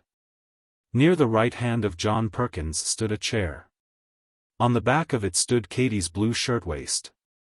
It still retained something of her contour. Midway of the sleeves were fine, individual wrinkles made by the movements of her arms in working for his comfort and pleasure. A delicate but impelling odor of bluebells came from it. John took it and looked long and soberly at the unresponsive grenadine. Katie had never been unresponsive. Tears, yes, tears, came into John Perkins's eyes. When she came back things would be different. He would make up for all his neglect. What was life without her? The door opened. Katie walked in carrying a little hand satchel. John stared at her stupidly. "My. I'm glad to get back," said Katie. "Ma wasn't sick to amount to anything. Sam was at the depot, and said she just had a little spell, and got all right soon after they telegraphed. So I took the next train back. I'm just dying for a cup of coffee." Nobody heard the click and rattle of the cogwheels as the third-floor front of the Frogmore Flats buzzed its machinery back into the order of things. A band slipped, a spring was touched, the gear was adjusted and the wheels revolve in their old orbit. John Perkins looked at the clock. It was 8:15. He reached for his hat and walked to the door. "Now, where are you going, I'd like to know, John Perkins?" asked Katie, in a querulous tone. "Thought I'd drop up to McCloskey's," said John, "and play a game or two of pool with the fellows." The Hypotheses of Failure. Lawyer Gooch bestowed his undivided attention upon the engrossing arts of his profession. But one flight of fancy did he allow his mind to entertain. He was fond of likening his suite of office rooms to the bottom of a ship. The rooms were 3 in number, with a door opening from one to another. These doors could also be closed. Ships, Lawyer Gooch would say, are constructed for safety, with separate, watertight compartments in their bottoms. If one compartment springs a leak it fills with water. But the good ship goes on unhurt. Were it not for the separating bulkheads one leak would sink the vessel. Now it often happens that while I am occupied with clients, other clients with conflicting interests call. With the assistance of Archibald, an office boy with a future, I cause the dangerous influx to be diverted into separate compartments, while I sound with my legal plummet the depth of each. If necessary, they may be bailed into the hallway and permitted to escape by way of the stairs, which we may term the lee scuppers. Thus the good ship of business is kept afloat. Whereas if the element that supports her were allowed to mingle freely in her hold we might be swamped, ha, ha, ha. The law is dry. Good jokes are few. Surely it might be permitted Lawyer Gooch to mitigate the bore of briefs, the tedium of torts and the prosiness of processes with even so light a levy upon the good property of humor. Lawyer Gooch's practice leaned largely to the settlement of marital infelicities. Did matrimony languish through complications, he mediated, soothed and arbitrated. Did it suffer from implications, he readjusted, defended and championed. Did it arrive at the extremity of duplications, he always got light sentences for his clients. But not always was Lawyer Gooch the keen, armed, wily belligerent, ready with his two-edged sword to lop off the shackles of Hymen. He had been known to build up instead of demolishing, to reunite instead of severing, to lead erring and foolish ones back into the fold instead of scattering the flock. Often had he by his eloquent and moving appeal sent husband and wife, weeping, back into each other's arms. Frequently he had coached childhood so successfully that, at the psychological moment, and at a given signal, the plaintive pipe of "Papa, won't you tom home a dane to me and mother?" had won the day and upheld the pillars of a tottering home. Unprejudiced persons admitted that Lawyer Gooch received as big fees from these reoked clients as would have been paid him had the cases been contested in court. Prejudiced ones intimated that his fees were doubled, because the penitent couples always came back later for the divorce, anyhow. There came a season in June when the legal ship of Lawyer Gooch, to borrow his own figure, was nearly becalmed. The divorce mill grinds slowly in June. It is the month of Cupid and Hymen. Lawyer Gooch, then, sat idle in the middle room of his clientless suite. A small anteroom connected, or rather separated, this apartment from the hallway. Here was stationed Archibald, who wrested from visitors their cards or oral nomenclature which he bore to his master while they waited. Suddenly, on this day, there came a great knocking at the outermost door. Archibald, opening it, was thrust aside as superfluous by the visitor, who without due reverence at once penetrated to the office of Lawyer Gooch and threw himself with good-natured insolence into a comfortable chair facing that gentleman. "You are Phineas C. Gooch, attorney at law," said the visitor, his tone of voice and inflection making his words at once a question, an assertion and an accusation. Before committing himself by a reply, the lawyer estimated his possible client in one of his brief but shrewd and calculating glances. The man was of the emphatic type, large-sized, active, bold and debonair in demeanor, vain beyond a doubt, slightly swaggering, ready and at ease. He was well clothed, but with a shade too much ornateness. He was seeking a lawyer, but if that fact would seem to saddle him with troubles they were not patent in his beaming eye and courageous air. "My name is Gooch," at length the lawyer admitted. Upon pressure he would also have confessed to the Phineas C. But he did not consider it good practice to volunteer information. "I did not receive your card," he continued, by way of rebuke, "so I know you didn't," remarked the visitor, coolly, "and you won't just yet. Light up." He threw a leg over an arm of his chair, and tossed a handful of rich-hued cigars upon the table. Lawyer Gooch knew the brand. He thawed just enough to accept the invitation to smoke. "You are a divorce lawyer," said the cardless visitor. This time there was no interrogation in his voice. Nor did his words constitute a simple assertion. They formed a charge, a denunciation, as one would say to a dog, "You are a dog." Lawyer Gooch was silent under the imputation. "You handle," continued the visitor, "all the various ramifications of busted-up connubiality. You are a surgeon, we might saw, who extracts Cupid's darts when he shoots into the wrong parties. You furnish patent, incandescent lights for premises where the torch of Hymen has burned so low you can't light a cigar at it. Am I right, Mr. Gooch?" "I have undertaken cases," said the lawyer, guardedly, "in the line to which your figurative speech seems to refer. Do you wish to consult me professionally, Mr.?" The lawyer paused, with significance. "Not yet," said the other, with an arch wave of his cigar, "not just yet. Let us approach the subject with the caution that should have been used in the original act that makes this powwow necessary. There exists a matrimonial jumble to be straightened out. But before I give you names I want your honest, well, anyhow, your professional opinion on the merits of the mix-up. I want you to size up the catastrophe, abstractly, you understand? I'm Mr. Nobody. And I've got a story to tell you. Then you say what's what. Do you get my wireless?" "You want to state a hypothetical case," suggested Lawyer Gooch. "That's the word I was after. Apothecary was the best shot I could make at it in my mind. The hypothetical goes. I'll state the case. Suppose there's a woman, a deuced fine-looking woman, who has run away from her husband and home. She's badly mashed on another man who went to her town to work up some real estate business. Now, we may as well call this woman's husband Thomas R. Billings, for that's his name. I'm giving you straight tips on the cognomens. The Lothario chap is Henry K. Jessup. The Billingses lived in a little town called Susanville, a good many miles from here. Now, Jessup leaves Susanville 2 weeks ago. The next day Mrs. Billings follows him. She's dead gone on this man Jessup, you can bet your law library on that. Lawyer Gooch's client said this with such unctuous satisfaction that even the callous lawyer experienced a slight ripple of repulsion. He now saw clearly in his fatuous visitor the conceit of the lady killer, the egoistic complacency of the successful trifler.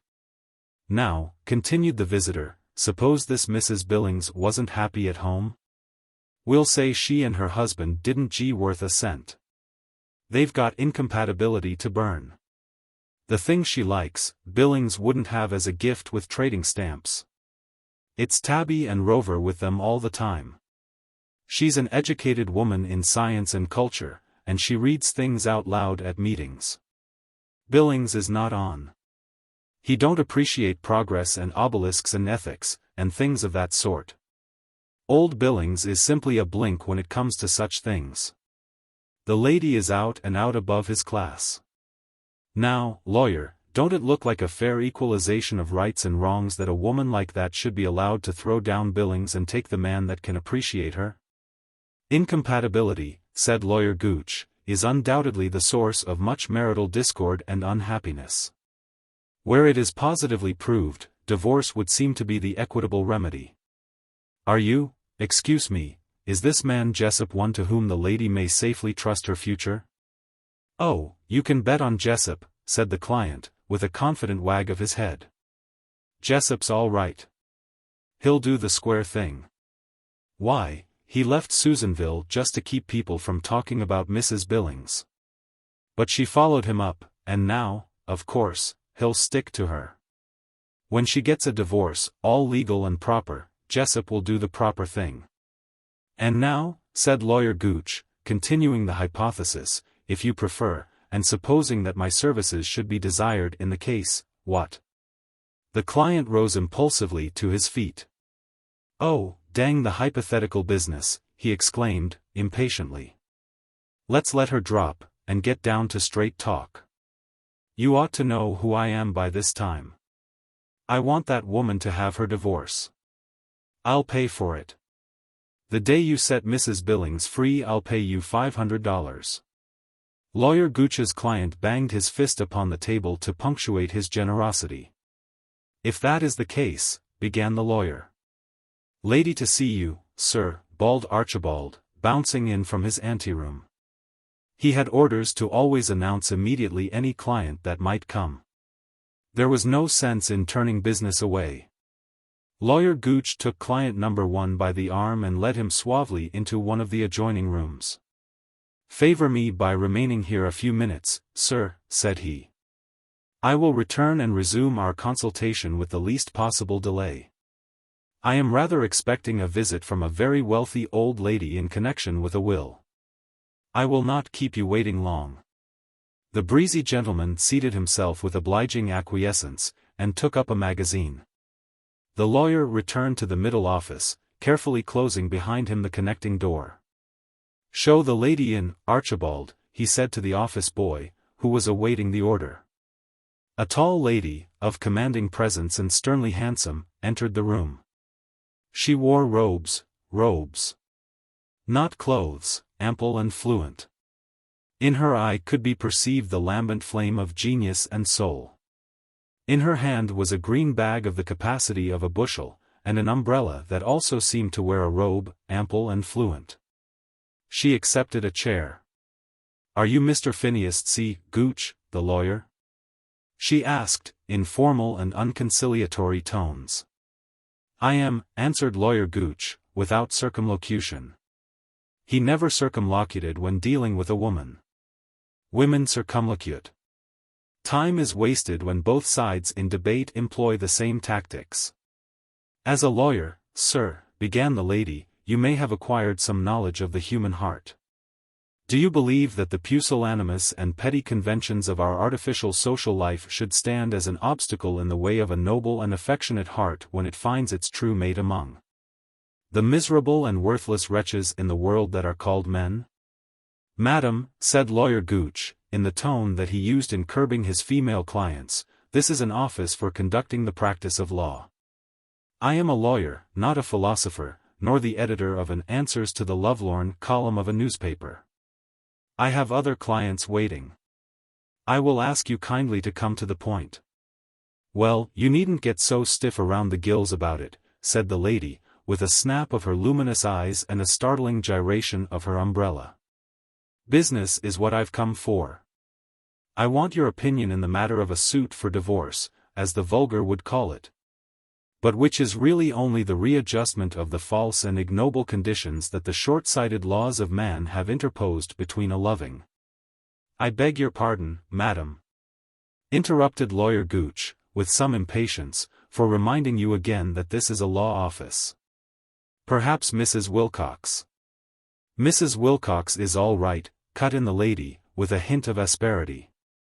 And so are Tolstoy, and Mrs. Gertrude Atherton, and Omar Khayyam, and Mr. Edward Bach. I've read them all. I would like to discuss with you the divine right of the soul as opposed to the freedom-destroying restrictions of a bigoted and narrow-minded society. But I will proceed to business. I would prefer to lay the matter before you in an impersonal way until you pass upon its merits. That is to describe it as a supposable instance, without. You wish to state a hypothetical case? Said Lawyer Gooch. I was going to say that, said the lady, sharply. Now, suppose there is a woman who is all soul and heart and aspirations for a complete existence. This woman has a husband who is far below her in intellect, in taste, in everything. Bah! He is a brute. He despises literature. He sneers at the lofty thoughts of the world's great thinkers. He thinks only of real estate and such sordid things. He is no mate for a woman with soul. We will say that this unfortunate wife one day meets with her ideal, a man with brain and heart and force. She loves him. Although this man feels the thrill of a newfound affinity, he is too noble, too honorable to declare himself. He flies from the presence of his beloved. She flies after him, trampling, with superb indifference, upon the fetters with which an unenlightened social system would bind her. Now, what will a divorce cost? Eliza and Timmins, the poetess of Sycamore Gap, got one for $340. Can this lady I speak of get one that cheap? Madam, said Lawyer Gooch, your last 2 or 3 sentences delight me with their intelligence and clearness. Can we not now abandon the hypothetical and come down to names and business? I should say so, exclaimed the lady, adopting the practical with admirable readiness. Thomas R. Billings is the name of the low brute who stands between the happiness of his legal, but not his spiritual, wife and Henry K. Jessup, the noble man whom nature intended for her mate. I, concluded the client, with an air of dramatic revelation, am Mrs. Billings. Gentlemen to see you, sir, shouted Archibald, invading the room almost at a handspring. Lawyer Gooch arose from his chair. Mrs. Billings, he said courteously, allow me to conduct you into the adjoining office apartment for a few minutes. I am expecting a very wealthy old gentleman on business connected with a will. In a very short while I will join you, and continue our consultation. With his accustomed chivalrous manner, Lawyer Gooch ushered his soulful client into the remaining unoccupied room, and came out, closing the door with circumspection. The next visitor introduced by Archibald was a thin, nervous, irritable-looking man of middle age, with a worried and apprehensive expression of countenance. He carried in one hand a small satchel, which he set down upon the floor beside the chair which the lawyer placed for him. His clothing was of good quality, but it was worn without regard to neatness or style, and appeared to be covered with the dust of travel. You make a specialty of divorce cases, he said, in an agitated but business-like tone. I may say, began Lawyer Gooch, that my practice has not altogether avoided. I know you do, interrupted client number 3. You needn't tell me. I've heard all about you. I have a case to lay before you without necessarily disclosing any connection that I might have with it, that is. You wish, said Lawyer Gooch, to state a hypothetical case. You may call it that. I am a plain man of business. I will be as brief as possible. We will first take up hypothetical woman. We will say she is married uncongenially. In many ways she is a superior woman. Physically she is considered to be handsome. She is devoted to what she calls literature, poetry and prose, and such stuff. Her husband is a plain man in the business walks of life. Their home has not been happy, although the husband has tried to make it so. Some time ago a man, a stranger, came to the peaceful town in which they lived and engaged in some real estate operations. This woman met him, and became unaccountably infatuated with him. Her attentions became so open that the man felt the community to be no safe place for him, so he left it. She abandoned husband and home, and followed him. She forsook her home, where she was provided with every comfort, to follow this man who had inspired her with such a strange affection. Is there anything more to be deplored, concluded the client, in a trembling voice, than the wrecking of a home by a woman's uncalculating folly? Lawyer Gooch delivered the cautious opinion that there was not. This man she has gone to join, resumed the visitor, is not the man to make her happy. It is a wild and foolish self-deception that makes her think he will. Her husband, in spite of their many disagreements, is the only one capable of dealing with her sensitive and peculiar nature. But this she does not realize now. Would you consider a divorce the logical cure in the case you present? Asked Lawyer Gooch, who felt that the conversation was wandering too far from the field of business. A divorce, exclaimed the client, feelingly, almost tearfully. No, not that.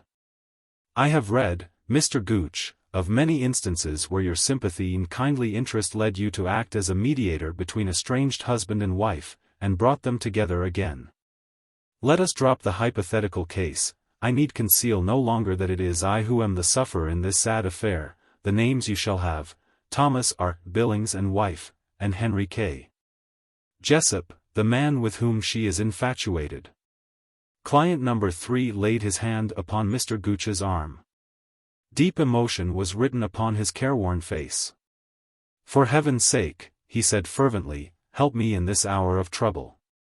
Seek out Mrs. Billings, and persuade her to abandon this distressing pursuit of her lamentable folly. Tell her, Mr. Gooch, that her husband is willing to receive her back to his heart and home. Promise her anything that will induce her to return. I have heard of your success in these matters. Mrs. Billings cannot be very far away. I am worn out with travel and weariness. Twice during the pursuit I saw her, but various circumstances prevented our having an interview. Will you undertake this mission for me, Mr. Gooch, and earn my everlasting gratitude? It is true, said Lawyer Gooch, frowning slightly at the other's last words, but immediately calling up an expression of virtuous benevolence. That on a number of occasions I have been successful in persuading couples who sought the severing of their matrimonial bonds to think better of their rash intentions and return to their homes reconciled. But I assure you that the work is often exceedingly difficult. The amount of argument, perseverance, and, if I may be allowed to say it, eloquence that it requires would astonish you. But this is a case in which my sympathies would be wholly enlisted. I feel deeply for you, sir, and I would be most happy to see husband and wife reunited. But my time, concluded the lawyer, looking at his watch as if suddenly reminded of the fact, is valuable. I am aware of that, said the client. And if you will take the case and persuade Mrs. Billings to return home and leave the man alone that she is following, on that day I will pay you the sum of $1,000. I have made a little money in real estate during the recent boom in Susanville, and I will not begrudge that amount. Retain your seat for a few moments, please, said Lawyer Gooch, arising, and again consulting his watch. I have another client waiting in an adjoining room whom I had very nearly forgotten. I will return in the briefest possible space. The situation was now one that fully satisfied Lawyer Gooch's love of intricacy and complication. He reveled in cases that presented such subtle problems and possibilities. It pleased him to think that he was master of the happiness and fate of the 3 individuals who sat, unconscious of one another's presence, within his reach. His old figure of the ship glided into his mind. But now the figure failed, for to have filled every compartment of an actual vessel would have been to endanger her safety. With his compartments full, his ship of affairs could but sail on to the advantageous port of a fine, fat fee. The thing for him to do, of course, was to wring the best bargain he could from some one of his anxious cargo. First he called to the office boy, lock the outer door, Archibald, and admit no one. Then he moved, with long, silent strides into the room in which client number 1 waited. That gentleman sat, patiently scanning the pictures in the magazine, with a cigar in his mouth and his feet upon a table. "Well," he remarked, cheerfully, as the lawyer entered, "have you made up your mind? Does $500 go for getting the fair lady a divorce?" "You mean that as a retainer?" asked Lawyer Gooch, softly interrogative. "Hey? No, for the whole job. It's enough, ain't it?" "My fee," said Lawyer Gooch, "would be $1,500. $500 down, and the remainder upon issuance of the divorce." A loud whistle came from client number 1. His feet descended to the floor. "Guess we can't close the deal," he said, arising. "I cleaned up $500 in a little real estate dicker down in Susanville. I'd do anything I could to free the lady, but it outsizes my pile." "Could you stand $1,200? asked the lawyer, insinuatingly. "500 is my limit, I tell you. Guess I'll have to hunt up a cheaper lawyer." The client put on his hat. "Out this way, please," said Lawyer Gooch, opening the door that led into the hallway. As the gentleman flowed out of the compartment and down the stairs, Lawyer Gooch smiled to himself. "Exit Mr. Jessup," he murmured, as he fingered the Henry Clay tuft of hair at his ear. "And now for the forsaken husband." He returned to the middle office, and assumed a businesslike manner. "I understand," he said to client number 3, "that you agree to pay $1,000 if I bring about, or am instrumental in bringing about, the return of Mrs. Billings to her home, and her abandonment of her infatuated pursuit of the man for whom she has conceived such a violent fancy. Also that the case is now unreservedly in my hands on that basis. Is that correct?" "Entirely," said the other, eagerly. "And I can produce the cash any time at 2 hours' notice." Lawyer Gooch stood up at his full height. His thin figure seemed to expand. His thumbs sought the armholes of his vest. Upon his face was a look of sympathetic benignity that he always wore during such undertakings. "Then, sir," he said, in kindly tones, "I think I can promise you an early relief from your troubles. I have that much confidence in my powers of argument and persuasion, in the natural impulses of the human heart toward good, and in the strong influence of a husband's unfaltering love. Mrs. Billings, sir, is here, in that room." The lawyer's long arm pointed to the door. "I will call her in at once." "And our united pleadings?" Lawyer Gooch paused, for client number 3 had leaped from his chair as if propelled by steel springs, and clutched his satchel. "What the devil," he exclaimed, harshly, "do you mean? That woman in there? I thought I shook her off 40 miles back." He ran to the open window, looked out below, and threw one leg over the sill. "Stop," cried Lawyer Gooch, in amazement. "What would you do? Come, Mr. Billings, and face your erring but innocent wife. Our combined entreaties cannot fail to—" "Billings," shouted the now thoroughly moved client. "I'll Billings you, you old idiot." Turning, he hurled his satchel with fury at the lawyer's head. It struck that astounded peacemaker between the eyes, causing him to stagger backward a pace or two. When Lawyer Gooch recovered his wits he saw that his client had disappeared. Rushing to the window, he leaned out, and saw the recreant gathering himself up from the top of a shed upon which he had dropped from the second-story window. Without stopping to collect his hat he then plunged downward the remaining 10 feet to the alley, up which he flew with prodigious celerity until the surrounding building swallowed him up from view. Lawyer Gooch passed his hand tremblingly across his brow. It was a habitual act with him, serving to clear his thoughts. Perhaps also it now seemed to soothe the spot where a very hard alligator hide satchel had struck. The satchel lay upon the floor, wide open, with its contents spilled about. Mechanically, Lawyer Gooch stooped to gather up the articles. The first was a collar, and the omniscient eye of the man of law perceived, wonderingly, the initials H, K, J, marked upon it. Then came a comb, a brush, a folded map, and a piece of soap. Lastly, a handful of old business letters, addressed, every one of them, to Henry K. Jessup, Esq. Lawyer Gooch closed the satchel, and set it upon the table. He hesitated for a moment, and then put on his hat and walked into the office boy's anteroom. "Archibald," he said mildly, as he opened the hall door, "I am going around to the Supreme Court rooms. In 5 minutes you may step into the inner office, and inform the lady who is waiting there that," here Lawyer Gooch made use of the vernacular, "that there's nothing doing." Transformation of Martin Burney. In behalf of Sir Walter's soothing plant, let us look into the case of Martin Burney. They were constructing the speedway along the west bank of the Harlem River. The grub boat of Dennis Corrigan, subcontractor, was moored to a tree on the bank. 22 men belonging to the little green island toiled there at the sinew-cracking labor. One among them, who wrought in the kitchen of the grub boat, was of the race of the Goths. Over them all stood the exorbitant Corrigan, harrying them like the captain of a galley crew. He paid them so little that most of the gang, work as they might, earned little more than food and tobacco. Many of them were in debt to him.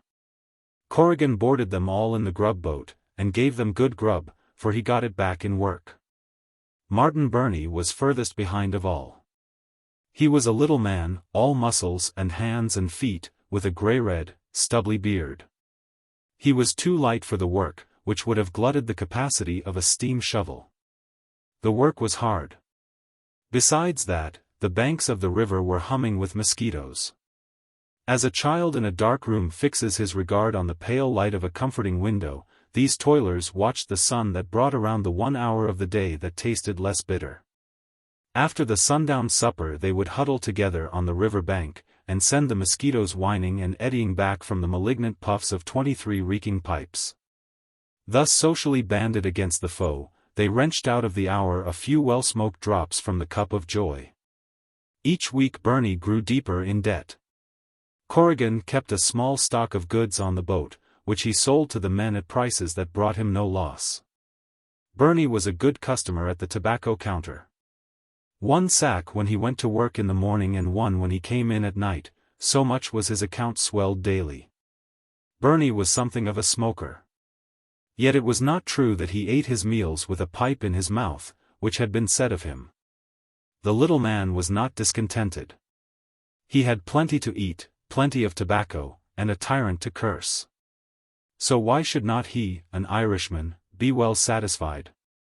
One morning as he was starting with the others for work he stopped at the pine counter for his usual sack of tobacco. "There's no more for ye," said Corrigan. "Your account's closed. Ye are a losing investment. No, not even tobaccy, my son.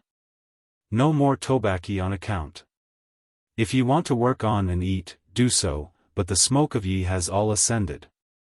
'Tis my advice that ye hunt a new job."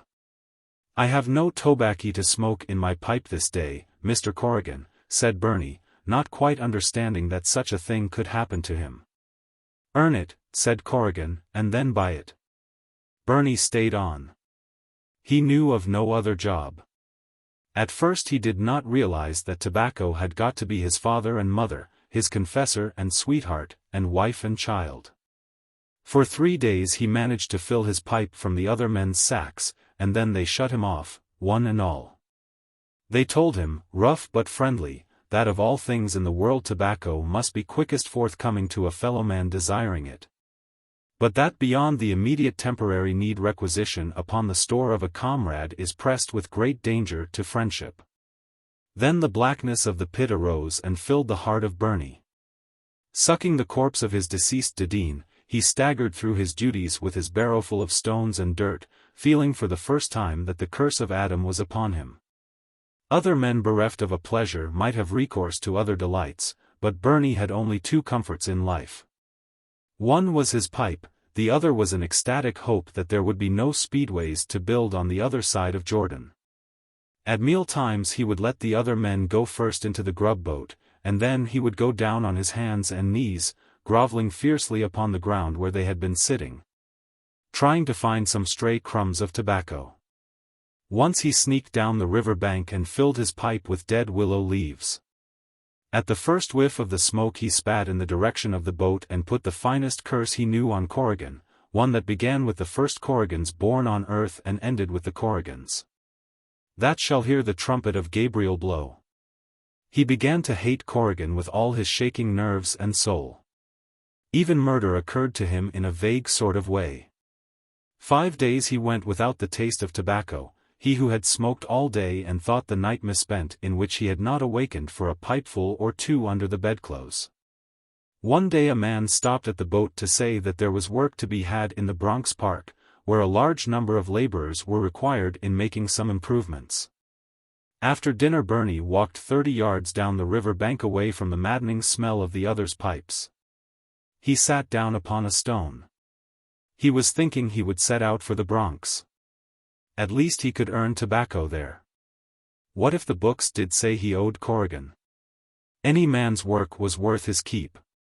But then he hated to go without getting even with the hard-hearted screw who had put his pipe out. Was there any way to do it? Softly stepping among the clods came Tony, he of the race of Goths, who worked in the kitchen.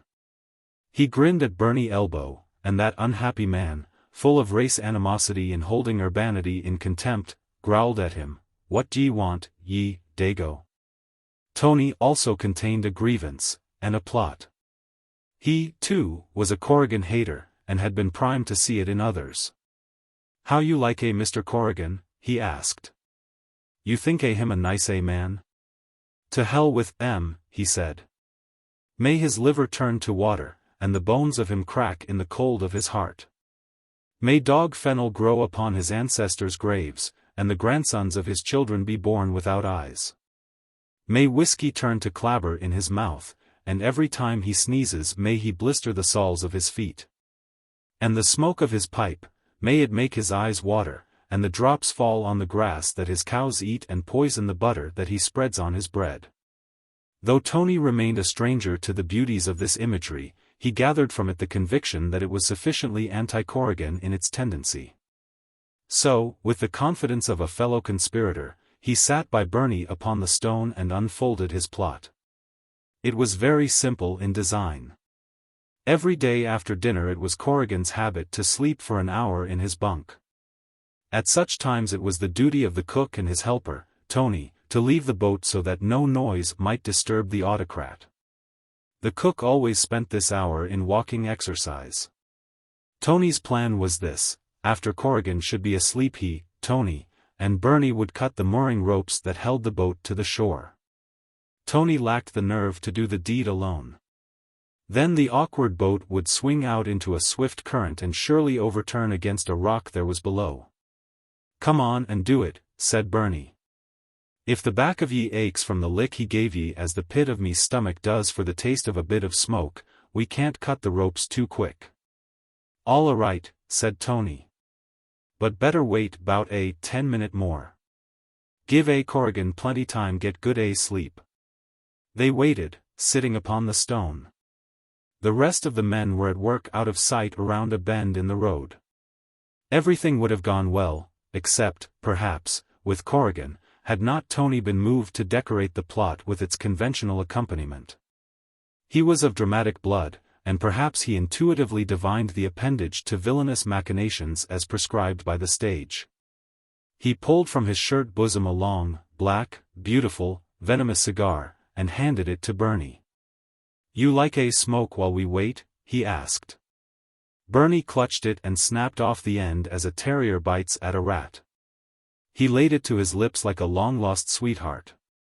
When the smoke began to draw he gave a long, deep sigh, and the bristles of his gray-red mustache curled down over the cigar like the talons of an eagle. Slowly the red faded from the whites of his eyes. He fixed his gaze dreamily upon the hills across the river. The minutes came and went. "'Bout time to go now," said Tony. "That damn A. Corrigan he be in the river very quick." Bernie started out of his trance with a grunt. He turned his head and gazed with a surprised and pained severity at his accomplice. He took the cigar partly from his mouth, but sucked it back again immediately, chewed it lovingly once or twice, and spoke, in virulent puffs, from the corner of his mouth. "What is it? Ye yaller hay then? Would ye lay contrivances against the enlightened races of the earth, ye instigator of illegal crimes? Would ye seek to persuade Martin Burney into the dirty tricks of an indecent dago? Would ye be for murderin' your benefactor, the good man that gives ye food and work? Take that, ye pumpkin-colored assassin." The torrent of Burney indignation carried with it bodily assault. The toe of his shoe sent the would-be cutter of ropes tumbling from his seat. Tony arose and fled. His vendetta he again relegated to the files of things that might have been. Beyond the boat he fled and away, he was afraid to remain. Burney, with expanded chest, watched his late co-plotter disappear. Then he, too, departed, setting his face in the direction of the Bronx. In his wake was a rank and pernicious trail of noisome smoke that brought peace to his heart and drove the birds from the roadside into the deepest thickets. A little local color. I mentioned to Rivington that I was in search of characteristic New York scenes and incidents, something typical, I told him. Without necessarily having to spell the first syllable with an I. "Oh, for your writing business," said Rivington, "you couldn't have applied to a better shop.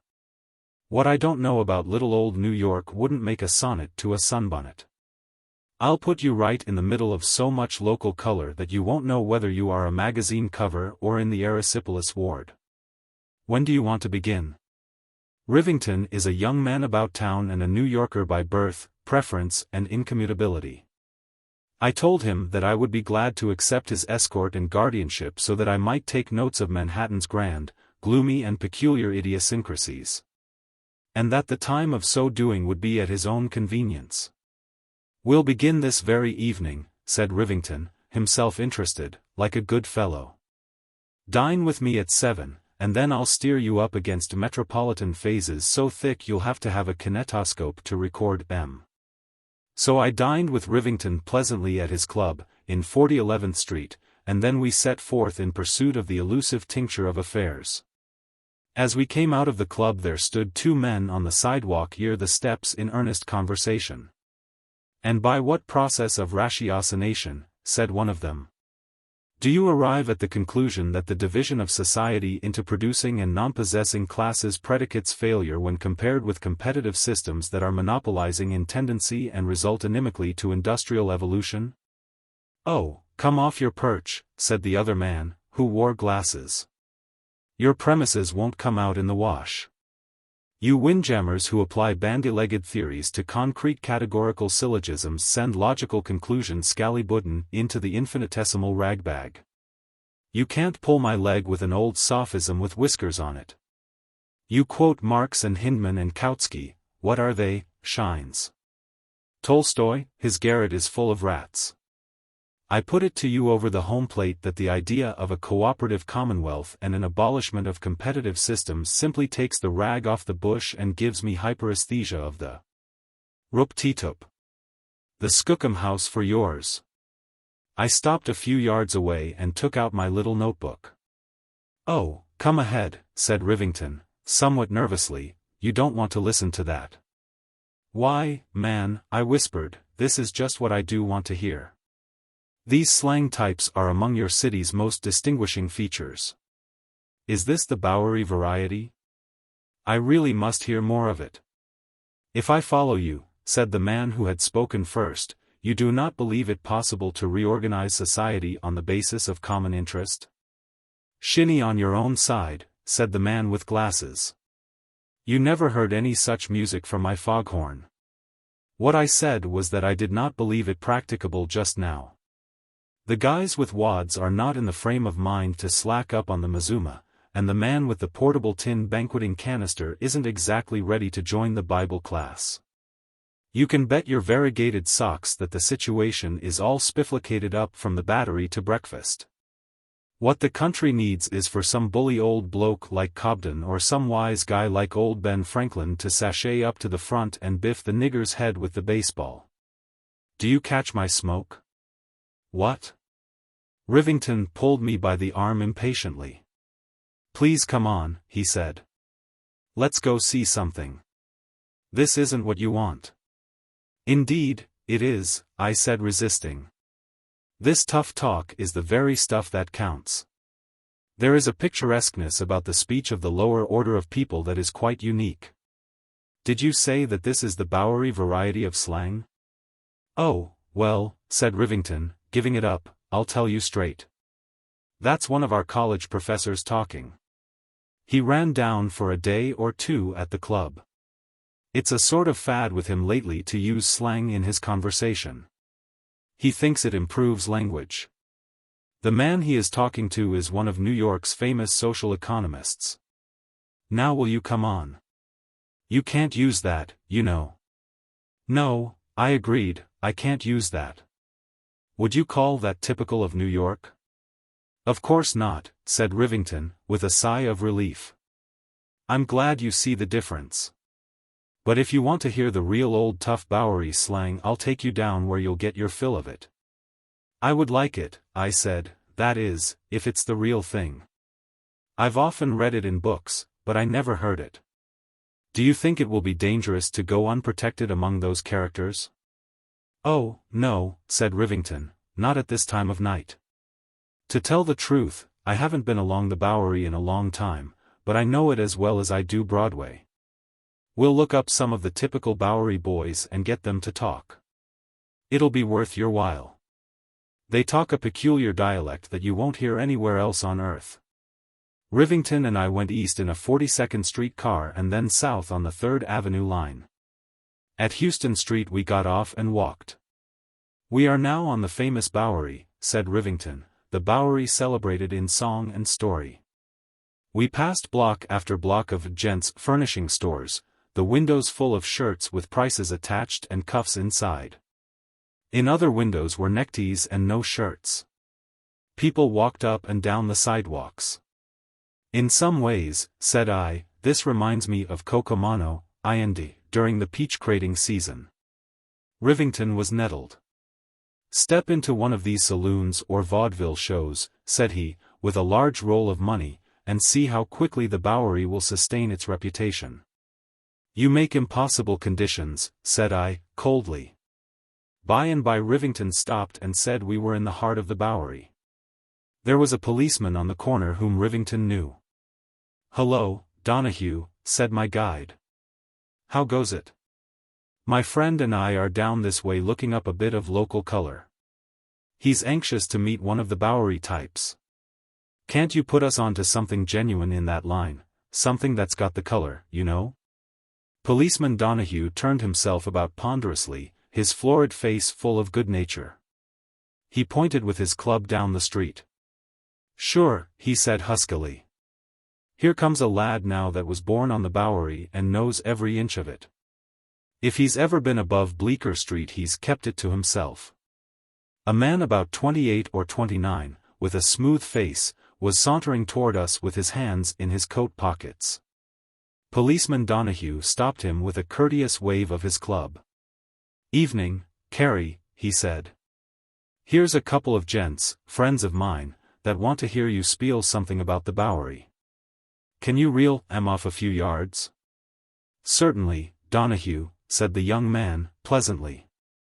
Good evening, gentlemen, he said to us, with a pleasant smile.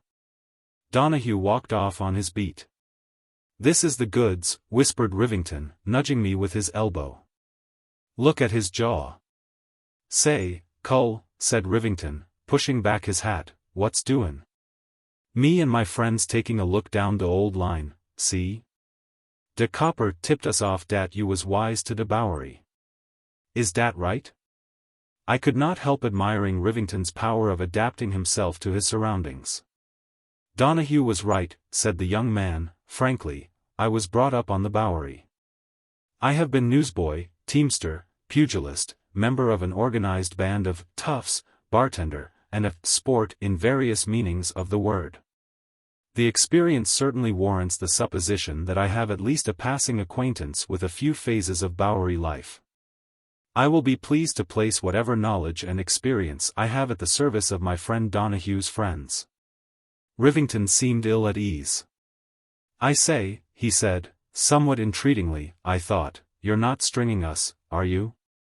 It isn't just the kind of talk we expected. You haven't even said, Hully G, once. Do you really belong on the Bowery?" "I am afraid," said the Bowery boy, smilingly, "that at some time you have been enticed into one of the dives of literature and had the counterfeit coin of the Bowery passed upon you. The argot to which you doubtless refer was the invention of certain of your literary discoverers, who invaded the unknown wilds below 3rd Avenue and put strange sounds into the mouths of the inhabitants.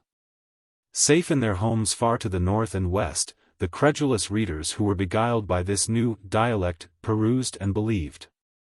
Like Marco Polo and Mungo Park, pioneers indeed. But ambitious souls who could not draw the line of demarcation between discovery and invention, the literary bones of these explorers are dotting the trackless wastes of the subway. While it is true that after the publication of the mythical language attributed to the dwellers along the Bowery certain of its pat phrases and apt metaphors were adopted and, to a limited extent, used in this locality, it was because our people are prompt in assimilating whatever is to their commercial advantage. To the tourists who visited our newly discovered clime, and who expected a realization of their literary guide books, they supplied the demands of the market. But perhaps I am wandering from the question. In what way can I assist you, gentlemen? I beg you will believe that the hospitality of the street is extended to all. There are, I regret to say, many catchpenny places of entertainment, but I cannot conceive that they would entice you. I felt Rivington lean somewhat heavily against me.